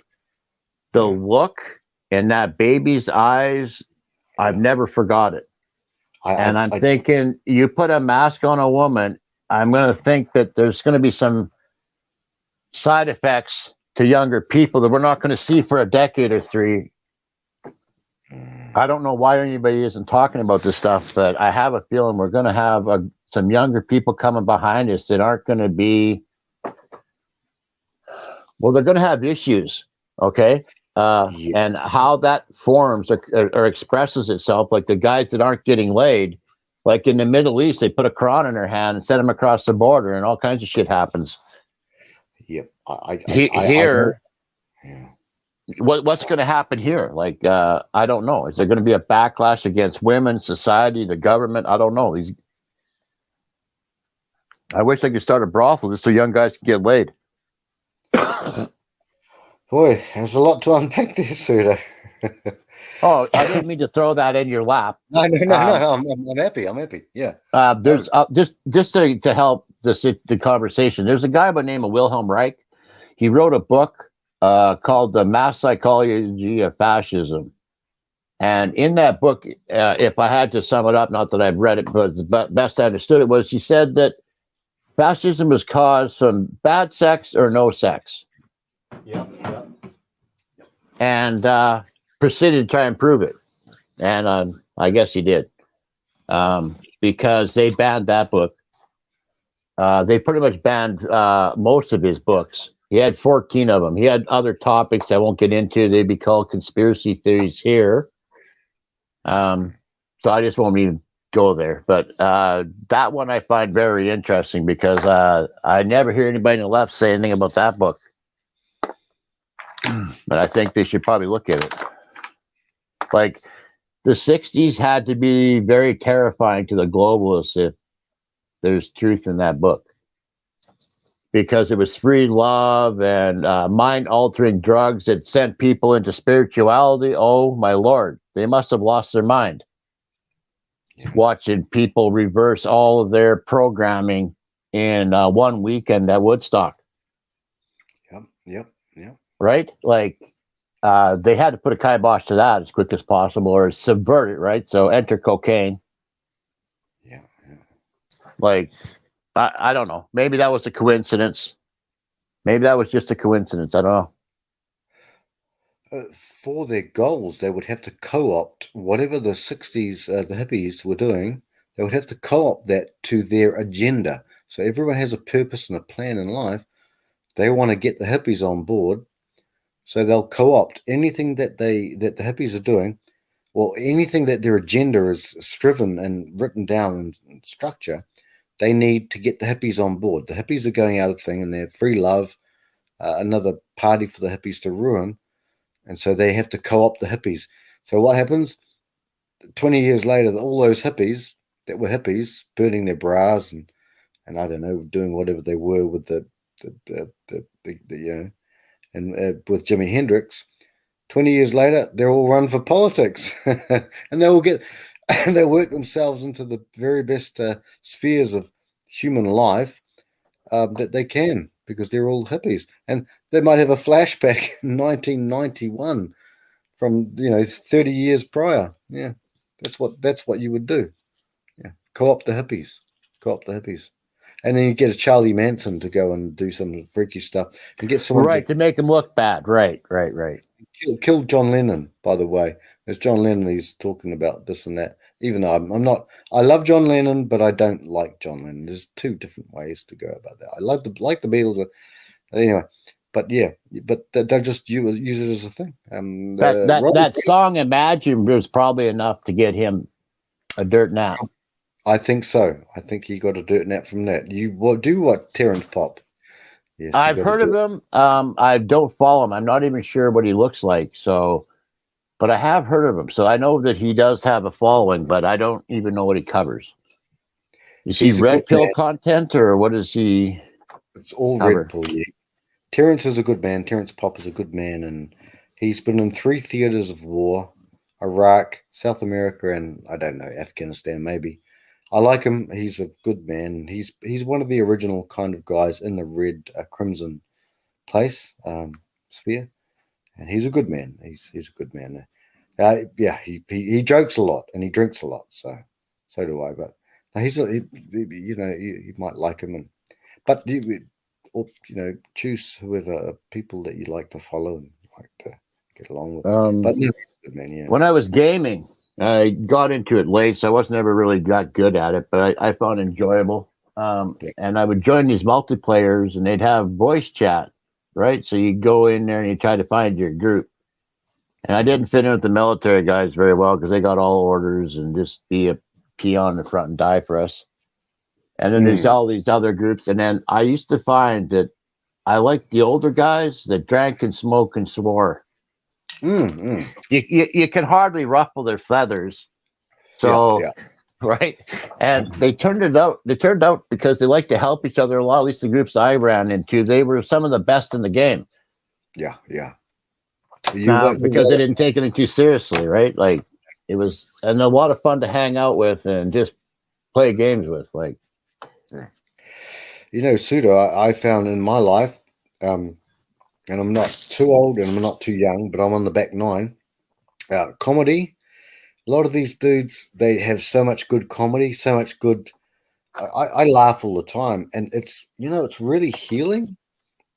You know, having a good laugh is better than being like down in the dumps all the time.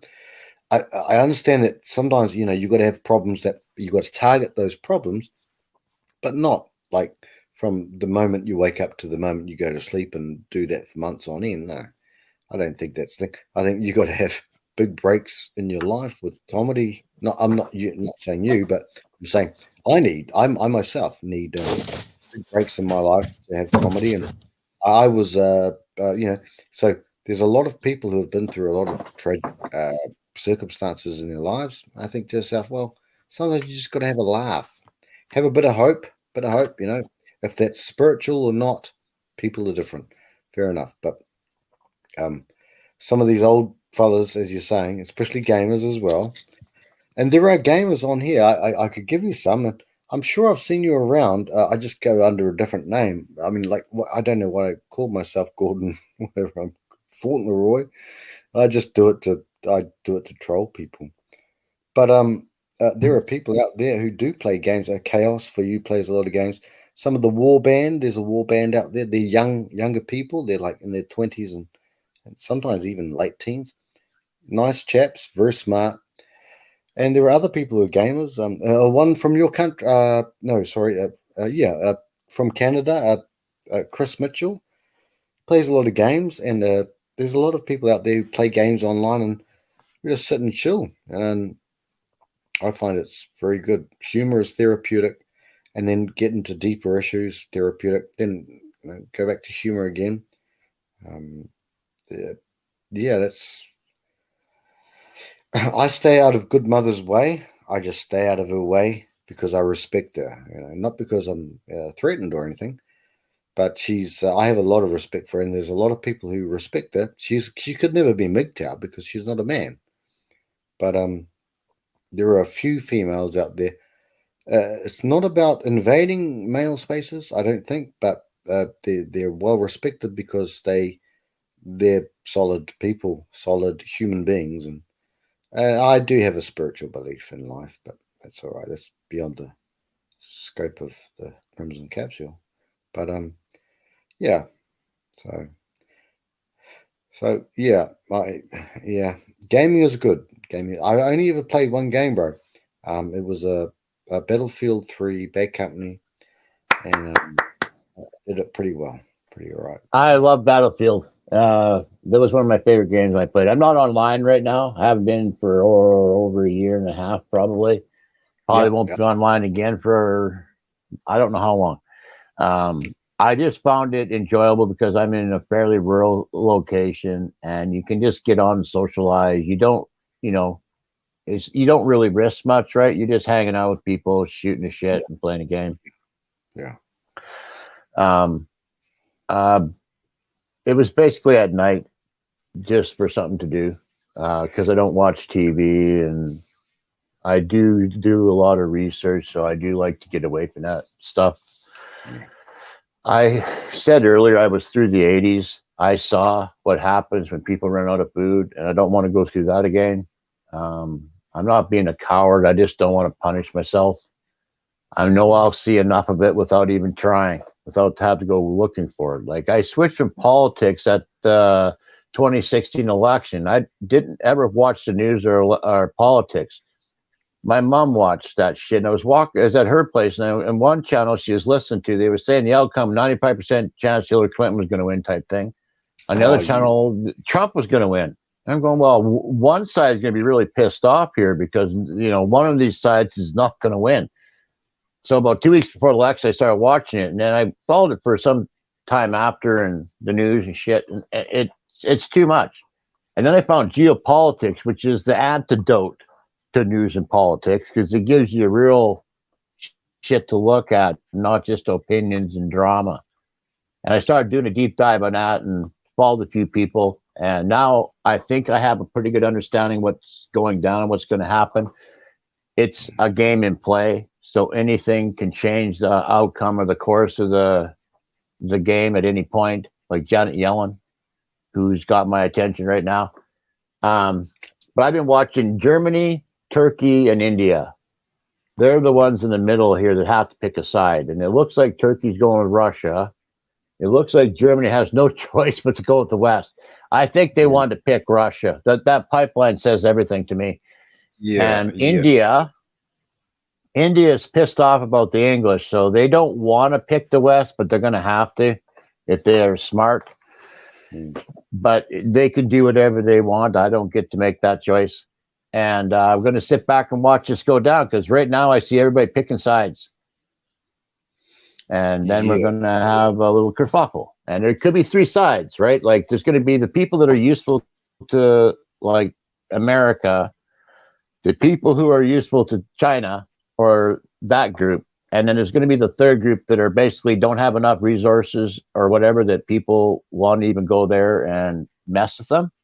And that might be the best place in the world to be, because the rest is going to be quite a kerfuffle. Yeah. Okay. I'll tell you what, you come to New Zealand, I mean, we've got a lot of problems here, but nothing that's really too overwhelming. No, you know real what? Big, yeah. When people talk about where would you move in the world if shit hit the fan, and I go New Zealand. You can New live Zealand's outside. It's like New Zealand's like utopia. Like your guys' cattle industry is proof of that. Pretty close, but they're yeah. Do not a large number of high level billionaires have underground bunkers and stuff there? That's what I heard. Possibly Antarctica. I'm not sure because I've never seen them, but there are some billionaires who have come here. Billionaires from America, and they've actually there are some people who have come here and they like this place. It's just a little old country. You would like the people, though. Mostly the people are good. Now, sometimes the people, when I go out tomorrow, what's today? Actually today, sometimes you have to be. There's some tough people here, and but they're not too bad compared to, say, MS-13 or someone like that, or those dudes. They're not too bad here. Just you're pretty good in New Zealand. And what, with an American accent like you, pseudoscientist, you go to a shop here and you open your mouth with your American accent, they'll say, "Oh, where are you from?" Now, it's a very diverse place here. We've got everyone. It's a melting pot. But they'll say, "You're from America." We don't get a lot of Americans here, but people are, on the whole, no, we have murders here, and like everyone has murders and things like that. But no, on the whole, it's not a terrible place. It's not Rwanda. It's not Germany in 1944. It's not that bad like that. So it's pretty cool. It's not too bad. it's tolerable, and I like it. And what's more, you can't even find me. I'm like in the TARDIS and in Doctor Who, Pseudo in Doctor Who. Remember Doctor Who? How it was like a telephone booth. Yeah, like a little and you walk in and it's like a huge, you walk into the TARDIS. It's the TARDIS. So here's the TARDIS. You walk into the TARDIS and it's like huge. It's like, wow, this is like a spaceship. That's like my property. No one can find me from the thing. And what's more, they don't want to. Not my enemies. My friends are always welcome. I had 2 friends visit today, but it's like in the middle of, you can't see anything, and I've got a beautiful garden growing. So you would like New Zealand, and what's more, your accent, you'd probably, I don't know, but I won't ask you personal questions, but people would say, "Where are you from?" Canada. Say, I'm from Canada. And I say, "Oh, Canada! Oh, we like you very much, and would you like to date my daughter or something like that?" You'd probably get that. Hey. Hey, Probably get that, talking to people online, like you say, Europe, Australia, like New Zealand, Canada. There's certain places where we have a different accent, but we all laugh at the same jokes. Like, yeah, we do. we get along so well. Like that's what's so fun about what I have so much fun about when I am gaming and I do find a group to hang out with, is that you're not really talking about the game. You're just chatting and hanging out. The game is just something you're doing to have to do. Hey, Pseudo, do you know? I've seen you around in some places. Do you know One Fast Deck, or do you know Chris Mitchell? You've got a wrench. No, I'm gonna have to write some names down here because you're mentioning names I don't know. But I've only been on a couple live streams lately, so it would have to be Pop's live stream if you've seen me, or they're showing me weird channels. Like I got one singing group. They're all creators that sing and make songs and stuff. And for some reason, they showed me that. So I've been talking to them a little bit lately, just because I open lots of doors. I like to see what everybody's doing and just hang out. And they keep posting my channel. I said, well, I don't make any content. Like they all make songs and they're all pushing each other's channels, right? And whoa, I'm not one of you guys. I'm just hanging out. But I would like to start a channel at some point. I don't know if it's on here, Rumble, or wherever it is, but I would like to start something to just give people an option to that the future is probably brighter than they think. Yes, we're going to have some dark days to get there, but you're going to enjoy it a lot more when we get through it. And we got to cleanse ourselves. Like we got to cleanse ourselves of a bunch of bad ideas, right? And that is going to be a little dirty, a little messy. I'm not sure how it happens. Yeah, I understand. Yeah. But I do believe that globalism can't succeed. Their ideology is so bad. I'd be concerned if they had good ideas, but when I listen to them, all their ideas sound like failures to me. Like, and I'm not doing that to be mean. I honestly listen and go, "That's never going to work." Well, I mean, no borders. I mean, it doesn't seem to work. Bro, by the way, if you're in the back channel, so you can see. That's One Fast Deck. He's a Canadian fellow. About. So he's a fellow Canadian, but yeah. And there's another guy, Chris Mitchell. He's a nice guy. He's a good man. He's nice. I have a lot of affection for a lot of people here. Some of them don't even know how much affection I have for them. Well, shit, Bandit's in here. Who? Who's here? So Bandit's here. Yep, Bandit. Oh, Bandit's here. Oh, yeah. I just he said hit chat, so I hit chat, and I see we've got a bunch of smart people in there. Yeah. And Mary, she's a nice lady too. I saw her before. Yeah, I know what you're saying, bro. Where are we? StreamYard. Yeah, I know what you're saying. Yeah. So there's a lot of Canadians in here. I'll put another link for you, bro. In the backyard thing. Chris Mitchell is a nice guy. Occasionally we have problems in the sphere, but I don't get into that because I have friends on either side, and I yeah, usually follow one or two people from a space. I try not to follow everyone from a space. I try to find the one or two I like or I think are the best at it, and that's personal opinion. Yeah. And to keep my ear on the topic, like I follow the conspiracy channels because they show me all the crazy articles they found all week, and I don't have to go looking for them. yeah.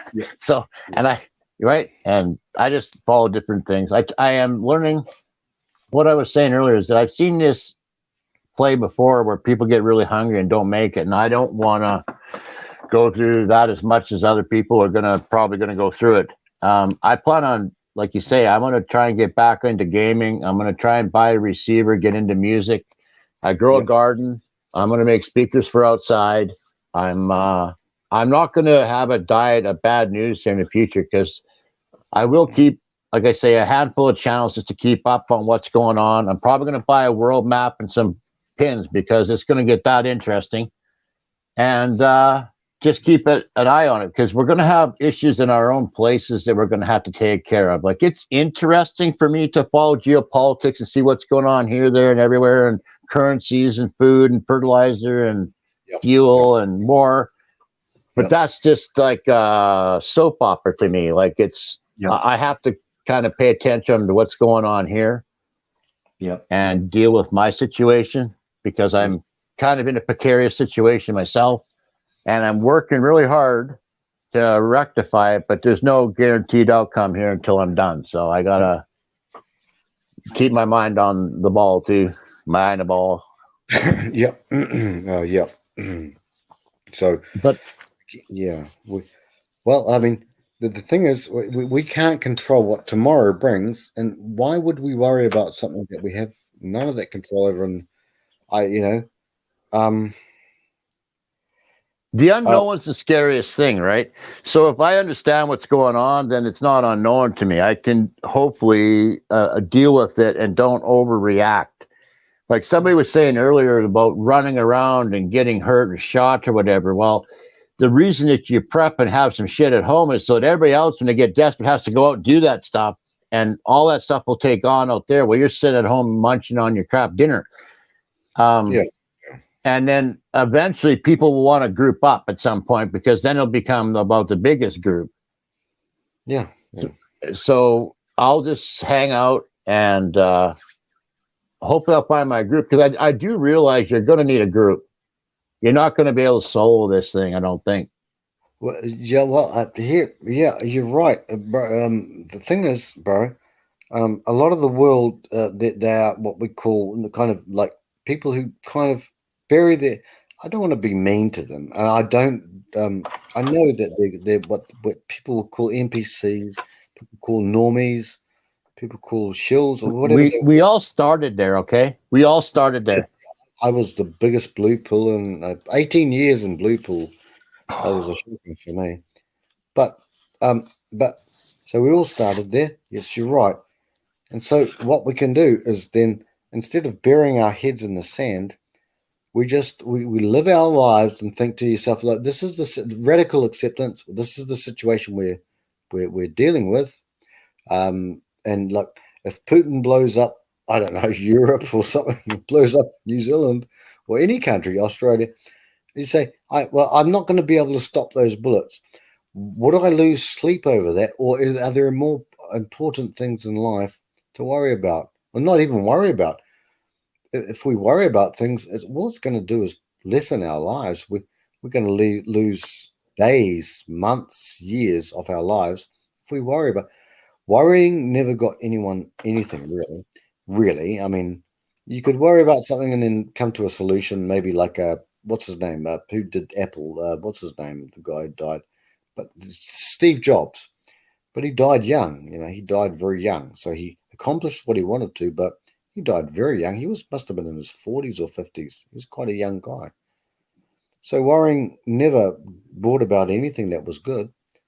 And I reckon we should just hold tight to good things. That some people in the sphere are agnostic, some are atheists, some are Buddhists, some are Hindu, and some are Christians, some are Catholics. But I think that the words are that worrying about things that we can't fix is the best thing to do. Not worrying about things we can't fix, and that's the way I see it. And there's so many people. Well, if I was going to sum up what you were trying to say there, is you need to be the example, right? Like show people how to do it. Don't tell them what to do. Like be the example. Yeah, so, like you that's right. say, you're growing a garden or whatever you choose to do to try and get through this. And like I say, people will copy you. If it's working, people will copy you. It's just Yeah. what they do. You don't even have to tell them to do it. Like if they see it's working, they'll do it. If they think that you're making money at it, they'll copy you sure as shit. Yeah. Right? And like you say, if you dwell on the negative, the woo-woo side of it says, well, you attract what you think and feel about. Yeah.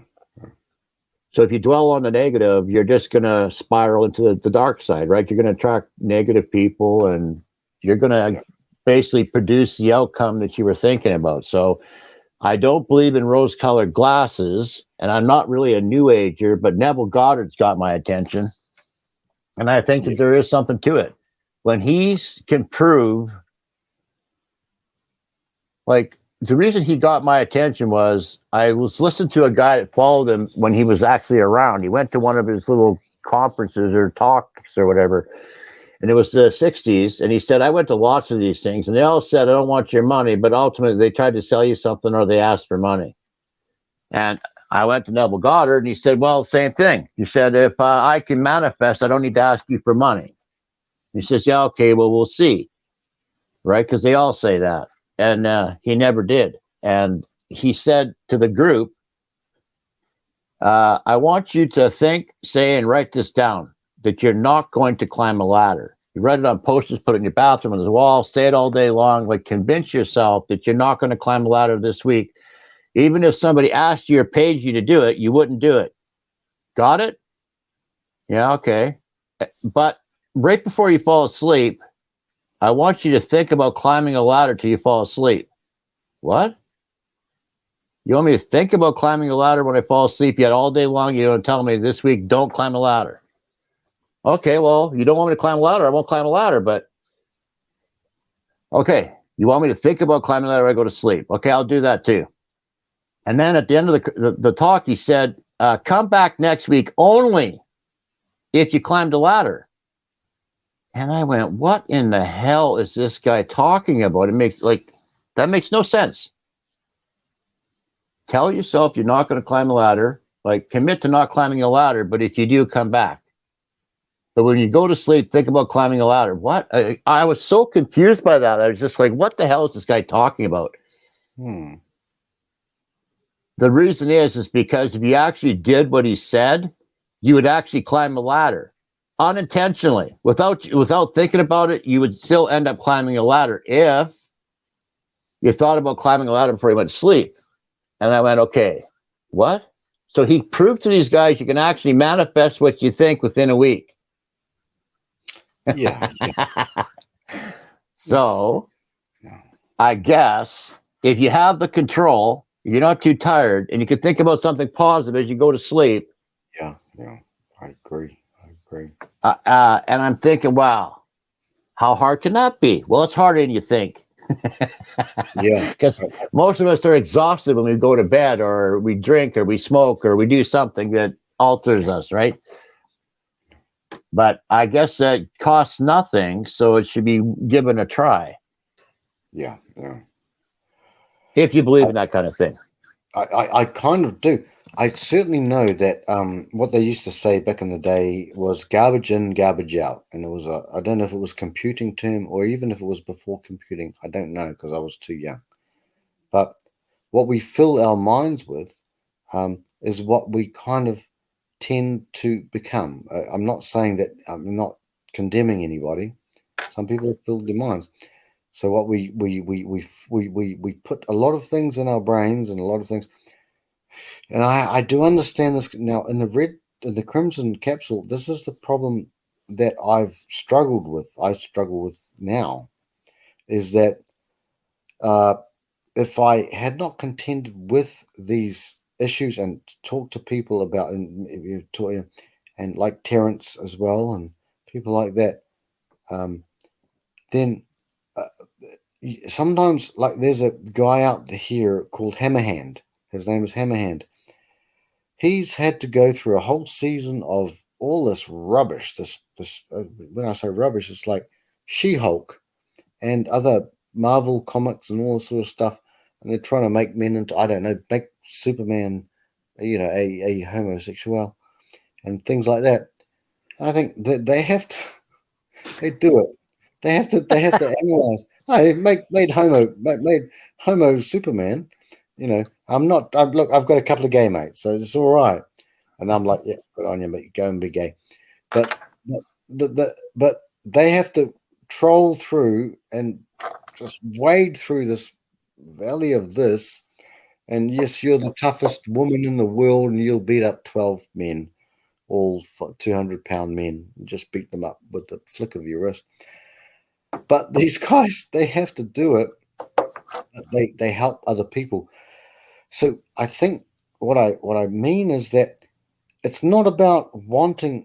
I do have a lot of friends here, like a contriver and a good mother, and other people were in the chat before as well. I see them, but so in that respect, I feel very comfortable. But in the other respect, I think to myself, sometimes people like Hammerhand or whoever it is, and many content producers, they have to walk through in quotation marks, they have to walk through a horrible valley in order to bring things to other people who might be struggling and suffering and may even be in bad spaces. And look, I'm not strong enough to do that. I've got friends who are far stronger than I, and they're not even red pill, crimson capsule, I should say. But I really respect these guys. So I think to myself, how is it that's why we think about going to the garden, go and swing on the hammock or water the garden, or go for a run, go a little jog, go for a drive, plant something, do something, cook a nice meal. And I'm not strong enough to be a content creator, but I know that there are a lot of people out there who are, and some of these guys have spent hours upon hours upon hours talking to people who are in very bad situations. They might be wanting to do something detrimental to their own physical health, and I think, well, you have to fill your mind with bad stuff to help these people, and you think, well, maybe I do have to take the hit. It's like it's like I have to take the hit for somebody that I'm going to try and help. That's I guess that's why some people do it. There are some people who come on here and they attack people, especially in the MGTOW sphere. They say we harp on about the same sorts of things. It's not that at all. Some of the people in the MGTOW sphere are in their 60s, and they've been through a lot of things, and they're meeting people who are like 16, 15 years old, who might be in danger of just being nihilistic or anything like that. And so they think, well, and so they say, well, you just keep on going on about the same old things. Here's a 304 over there, whatever people, one of them. This is that, and all of these things. They say, well, you don't. I'm sure I've got a young fella. Well, there are young people out there who are like 12 years old, 13, 14 years old. They'll watch something on TV, an advertisement, and all it does, every single advert, you have to put up with this stuff. It's a shocker. And Canada, as our brethren nation, Commonwealth, it would be like New Zealand or Australia or England or France, maybe Commonwealth, I think. I'm not sure. Maybe not. But every single advert that these young males watch, make sure that they look like Al Bundy and they look like Homer Simpson. They look like the absolute fools and idiots. these young men are growing up with the idea. What's more now, OnlyFans only took off what 3, 4, 5 years ago, if that. They have no idea. The Pareto principle, they say we go on about the Pareto, we go on about Briffault's law, we go on about this and that, and we're not going on about it, we're just telling you what it was. In fact, anyone who even understood what English was, if you could understand the alphabet and knew how to string, if you read the first 2 minutes of the Bible, you would understand about female nature. No one told me about that, and I'm almost 50. No one told other people about that who have hung from strings or blown their faces off, or have drowned, or have gassed themselves, or have drunk poison. And that's why we're kind of here. We have to roll in the mud. It's not pleasant at all. I'd rather just sit here and chill and play games with you, sir. Pseudo, if I could play games. Absolutely. I'm trying to talk my brother into buying a tower so we can play games together. I want to play with somebody I can talk to. We should I don't like. do I it. don't. Well, I'm gonna. I'm seriously in a off-grid situation right now. I'm talking on my phone. Okay. I'm building a tiny house like a redneck out of a semi-trailer. Redneck. Okay. Yes, sir. Yes, sir. You can call me a redneck. I'd love to be called a No, redneck. I just repeat. No, it doesn't. No, those words. That's right. No, well, that's good. There's another guy. I can give it to you. I've given 2 in the chat here. 2 links to 2 channels. Which And chat? The stream chat or the? Oh yeah. Okay. I found you. Yep. I'll wait till I'm done. I'll wait till I'm done here before I touch them, or I'll probably get gone or something. Yep. No worries, sir. And I'll give you another friend of ours. I'll just put him up here. Where is he? If Fan is still around, I have to have a chat with him some night. Like it'll have to be like a 4-hour chat or something because him and I are going to get into a deep dive. Who? Bandit 1111 or Bandit, whatever. Yeah, Bandit. Yeah, he's a good man, Bandit. Yeah, he's a nice guy. I like him a lot. Yeah. He's one of us. He belongs here with us. I'm trying to find. I'm not saying anything bad about anybody else. I've been gone a long time. There's lots of new faces here. You're probably all amazing and lovely, and we'll probably get along pretty good. I'm a little contrarian, so it's usually a topic or two I disagree with people on, but I try not to take it personally. I hope they don't. Yeah, that's No, that's a good thing. There's a lot of people in the sphere that have problems. Have you ever had? I don't know if you're in your life, sir, but you've ever had? Like, let's say you have 2 friends. In real, this is real life too, as well. But let's say you have a friend here and a friend there, and you love them both. You're empathetic to both of them, but they both have a problem. It's like you feel like, how am I going to handle this? You kind of don't have to handle it. You just be, just be yourself and say, look, and then when those people want to sit down together and nut it out, as long as their egos are not too big. Overly big. We've all got egos, and you can say, "Look, well, come on, man, lighten up on that. What happened there, and this and that." And you can be kind of a mediator or go between all these things, and also healthy debate in this sphere. It challenge. We grow stronger when diamonds are made under pressure. We go stronger when we lift weights that we can't even lift, or whatever. If I get into this space, I do not plan on becoming super famous or popular or any of that shit. I don't imagine that'll happen. I find the drama comes from other channels because that's how they drum up money because they really aren't pushing ideas. They're pushing drama. So I'd rather not even get involved with them. So how the hell am I going to weed out the good ones from the bad ones? I've been in a few communities, and I've learned that if I was in those communities, I thought about doing another community, starting up a channel. And if I did, I was only going to let moderators from other channels on my channel. I was never going to let the creator on my channel. I find the moderators and the people in the chat are as smart or smarter than the people running the channel. Oh yeah, And I want to give them a voice, right?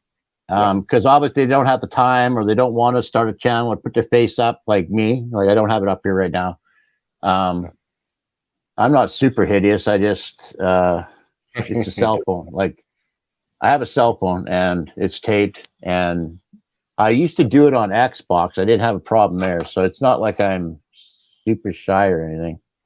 Yeah. If you start your own channel, I guess at some point I'd probably have to go and show my face. I don't know. We'll see how it goes. Well, you don't really have to show your face. I mean, some people monetize their channels. People are just starting to get called out, though. Look at all the people in the MGTOW and whatever that don't show their face. The people that do are basically calling them out because they got nothing to lose. So they're the ones that usually say the most radical stuff because they don't have their identity out there. The ones who have their face and name out there aren't saying the radical stuff, or not near as much. Yeah, that's very true. Yeah, I think that, like, I'm in a position in my life that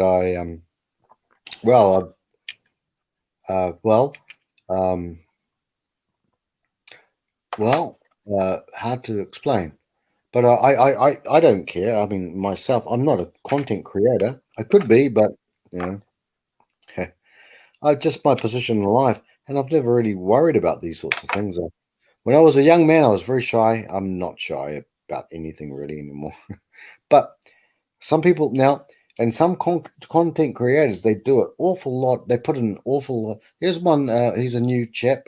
Not new, but he's new in this circle. He's not new for here. He's been on here for many years. Gone with John. He's a nice guy. I like him. I like him a lot. I think he's a good man. That name's ran past me before, or I've seen something from him before, but I'm not subbed to him as far as I know.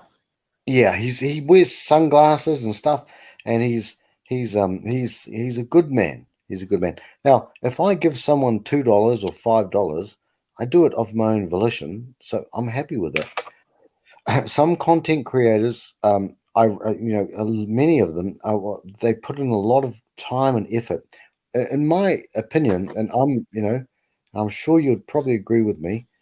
In life, we can get back money. Some people have been down and out in life many times, actually, in this sphere and other spheres, not even red, crimson spheres. And they've gotten back money. We were talking about Donald Trump before. Donald Trump was like $1 billion in the red at one stage, I'm sure. That's the story, how the story goes, or whatever. But you can get back money. He climbed back on top, and you can get money back, but you can't get time back. We've got maybe 80 years. We've got 80 years. We learn our lessons. We do the best we can. We make our mistakes, make lots of mistakes. Probably before breakfast tomorrow, we'll make a mistake in some way. But we can't get back time. So I think if I give a couple of dollars here, a couple of dollars there, I'm happy. I'm happy for it. And what's more, these young people who want to hurt themselves, they are getting more and more exposed to the way this world has sped up so quickly. I was born in the 70s, and feminism had been going by then since I don't know, because you could put it wherever you want, but let's say the last 70 years. Not the suffragettes, they were even earlier. They killed people too, burned their houses up. But I don't mind giving a couple of, because no one's asking, no one's forcing me to give any money to them. And so, but I would encourage you, if you wanted to start a channel, you could even script a video and get whatever principles or whatever is on your mind, script it, and just say, look, here's if you want to donate, it's open to you. No one's forcing you to do anything. It's like going to church. I don't go to church anymore. I am religious, but not religious. Well, yeah, I am. I don't go to church anymore. But no one's forcing anyone to say, look, if you want to support my channel or something like that, your channel, $2, $3, and Canadian. Can I run something by you? Sure. I was talking about this in another community, and they just roasted me. I mean, I was kind of shocked about the backlash. It was just like locals and chat. It wasn't like the whole community, but I said, if I have like donations, I said, I only want it to be $50 or up. What do you mean? I said, I only want rich people donating. If you're poor, I don't want your money. Right? I'm not doing this for money, but whales can donate. Like, if you got lots of money, $50 is nothing to you, right? There's people that Right. ran out and bought the new Nvidia card for $1,600 American. Thought nothing of it. Yep. Right. So $50 to them means nothing. If you want to donate, you can donate. I'm not going to tell anybody they can or can't. I wouldn't be doing it for coffee money, right? That's not why I'm doing it. If I did it, I'd be doing it just to get information out, right? Yeah. And I don't plan on being professional. Like, there won't be any fancy editing. It'll be what it is. I might chop some stuff off or something if it's too long or the beginning sucked or whatever, because we were just hanging out or whatever. But I don't plan on being too crazy about it. What I think I'll do is I'll chop it up, like do live streams, let anybody come in and chat, and then just chop some stuff up and put it in smaller clips, because most people don't want to sit and listen to it. Like, I don't think anybody's listening to a 10-hour stream. It doesn't matter what I'm saying at the 10-hour mark. I don't think many people are getting here. Mm-hmm. Right? Maybe. I would try to give pictures. I've even thought about running it like a radio station, like have advertisements and take breaks and play songs, and like don't just have one thing going, like just mix it up a bit. Yeah. I don't know. I'd play with the idea. As I usually do. I try different things till I find something that works, like for me or for everyone, but mostly me. Yeah. Like I looked into tiny houses, right? It triggered my idea. I looked into earth ships. I looked at sea containers. They're good, like for some things. But I found most of them had a tragic flaw. And I thought, geez, and I kept seeing the same design over and over again. I'm going, geez, this looks like very planned or rehearsed. Like, you can't find a bus design that doesn't have a couch by the front door. Yeah. And they don't have a kitchen table. And I'm going, okay, one retard did that. Why did you all do that? So I think that some of these things are like planned, or I don't get it. Or everybody's just sheep and they just copy each other. I don't get it. So I just decided at some point that I was going to use a semi-trailer because it gives me more square footage. And those trailers they're using, by the time they get the wood on it, I'm guessing it's already overweight for the road. Like, the DOTs pulled you over, you get a ticket. They're top heavy. They cost too much. They are basically living in their kitchen and sleeping over their bathroom. So I thought, well, and the earth ships, too many hours, manual hours. Like, there's rubber tires you got to get in, pound the ground in them, and you got to get a whole bunch of logs, and then 2 layers of glass where you put nothing in there but a sidewalk and a banana tree. Excuse me, that's just silly. Yeah. All of it. It's too many man hours to do, and the logs alone nowadays would cost you a fortune. And two layers of glass, how is it? This is going to cost you a fortune to do it that way. And then I watched somebody down in a hot place, and she's literally sweating, bending over, showing the flap, saying how cool it is, and she's literally got sweat running down her face. I'm going, that doesn't look cool from here. Anyway, I'd just like to give people another option, show them, hey, if you actually want to get full-size stuff in somewhere, it's on wheels, so you can't move it. It's not a holiday trailer. You're going to move it somewhere to live in, not to take a holiday, right? But you have the ability to move it if you had to. And it does circumvent some taxes and laws if it is on wheels. Yada, yada, yada, but you're still, even here in Canada, I looked at the laws, it's not legal to live on a boat or a trailer. Well, what about all those marinas? Well, municipalities can square to stay there. Hello? Yeah, I lost you for a minute. Yeah. Oh, yeah, I must have. You clipped out there or whatever, lagged out. Sorry about that. No. Carry on, brother. I didn't lose a beat. Yeah, that's good. I kept babbling. No, I was just saying that. Go ahead. Yeah, no, I'm agreeing. I'm listening. Yeah, I'm talking about. I think that we were born in this land of the world, whatever, this Earth, planet Earth, and we will die on planet Earth. And I don't think other people. You would like. I've left it here. There's the second link I've left here. Chris Mitchell. You would like him because he says we're basically children of the Earth, and we belong here, and we've got every right to be here, and we don't want these narcissistic cluster B personality types who always rise to the top. Always. Yours is what's his name? Trudeau. What's his name again? Trudeau. Skippy. And we've got a horse face here. We call her horse face. We don't want people who just have these arrogant complexes about their egotistical ways about themselves. Why are they? What was I born to please them? Was I born to please a wife? No. I was not born to please a wife.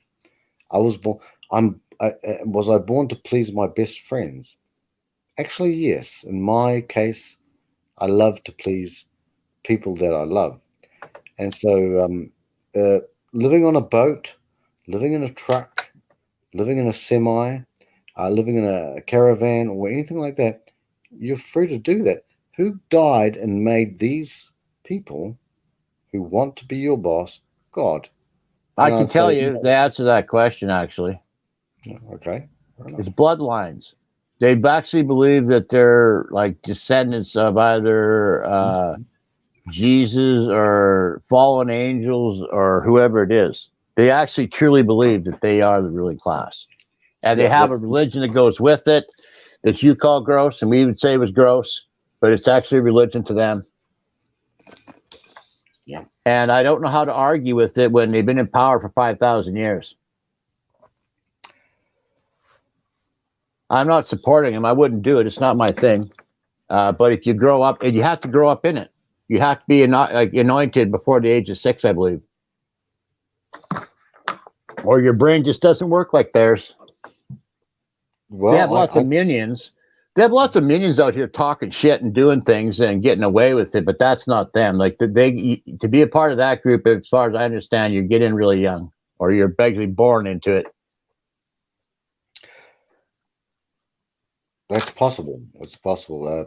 They have a lot of families that do go back a long time, and they do go back for many eons that kind of think that they're royalty and that they're better than other human beings. I guess the only thing you could say to people like that would be that there's what exactly makes you better than us. Well, they would say that they are better because they have all the information, right? You're running on lies and manipulation and propaganda, and you're guessing at everything, whereas we know, right? They would say we know, and they would go back and show you bloodlines and go all the way back to God or Jesus or Anunnaki or underground people or whoever it is that they think that they're ancestors of, right? And is their bloodline pure? Probably not. Right? That's probably the crux of it all, right? If I had to guess, because the system is set up, like you said, for their types, like the narcissistic sociopathic type that gets a bunch of people together and working for them like slaves, they rise to the top, right? The system's set up for them. Well, their families, like this is where it comes from, is their own families. Like their families is a struggle to get to the top because they want only the best to run their family. It's their lineage, it depends on it. So they've literally pushed the narcissistic sociopath, in my opinion, this is my theory, up to the top of their family, and in the process, over generations, have bred the God gene out of them. The God gene? Well, I think, and this is again my own personal theory, that intuition and things like that are of the sort. The ability to manifest, imagination. I think some of these things come from what I call the God gene. I don't, whatever, call it whatever you want, but they bred that out of them, and there's a potential that they want to switch that all back around again now that they figured it out. I know crazy theories run the wrong channel to do it, but there it is. No, I don't think it's crazy at all. I think that what I think is this. I was born in this world, and there was a theory by Charles Darwin in about the 1840s. He said he looked around at the world and he shook his fist at, metaphorically speaking, at the handed down wisdom that was handed down through. Am I still here just by myself? Or okay, that's right. Anyway, Darwin came up with something on the theory of the origin of the species and all that sort of stuff. Was racist, by the way, but even Richard Dawkins' cousin cannot do the whole thing. So I don't know if you're here or not, but I'll end up with saying this. Your last point was on basically a spiritual, non-natural, non-physical. It was it's not anti, a supernatural cause to the problems that we are having. That could be Marxism, that could be feminism, and in fact, this fits completely well. But I don't know if you've gone there, brother. So I'm probably just whistling in the wind by myself. So I would say yes. I would say a spiritual dynamic would be a good thing for people to look at. I'm by myself. And good mother's probably fast asleep. There's no contriver here. I can't see anyone else here. So, yeah, I would say that, what your last point was is very close to the ways that I think about these things. I know that one cell in my body, even a dead cell, a dying cell, from the top of my finger right here, has more complexity. It's designed, it's intelligent complexity than the Starship Enterprise. And I think to myself, did that come about? Well, let's just say, well, it just came about. Fair enough, with Darwin. Okay. It's been 200 years since Darwin, almost 200 years. And we say, well, Darwin, you made a prediction, you made a hypothesis that we came from lower forms of life. Cool. Good. It's a good theory. I like the theory. I think it was a genius theory. Did it come to pass? Unfortunately, no. Unfortunately, nope. I'll log off there. And anyone who's had Wikipedia for 20 years, 15 years, I think, 18 years, I don't know. Anyone who's had Wikipedia and can type in transitional fossils would understand this sort of stuff. Anyway, I'm here by myself, whistling in the wind, pissing through the air. GM's asleep, and I'm gonna log off. Oh, I salute you. For those about to rock, I salute you. And contriver, you're a poo-poo. Just kidding.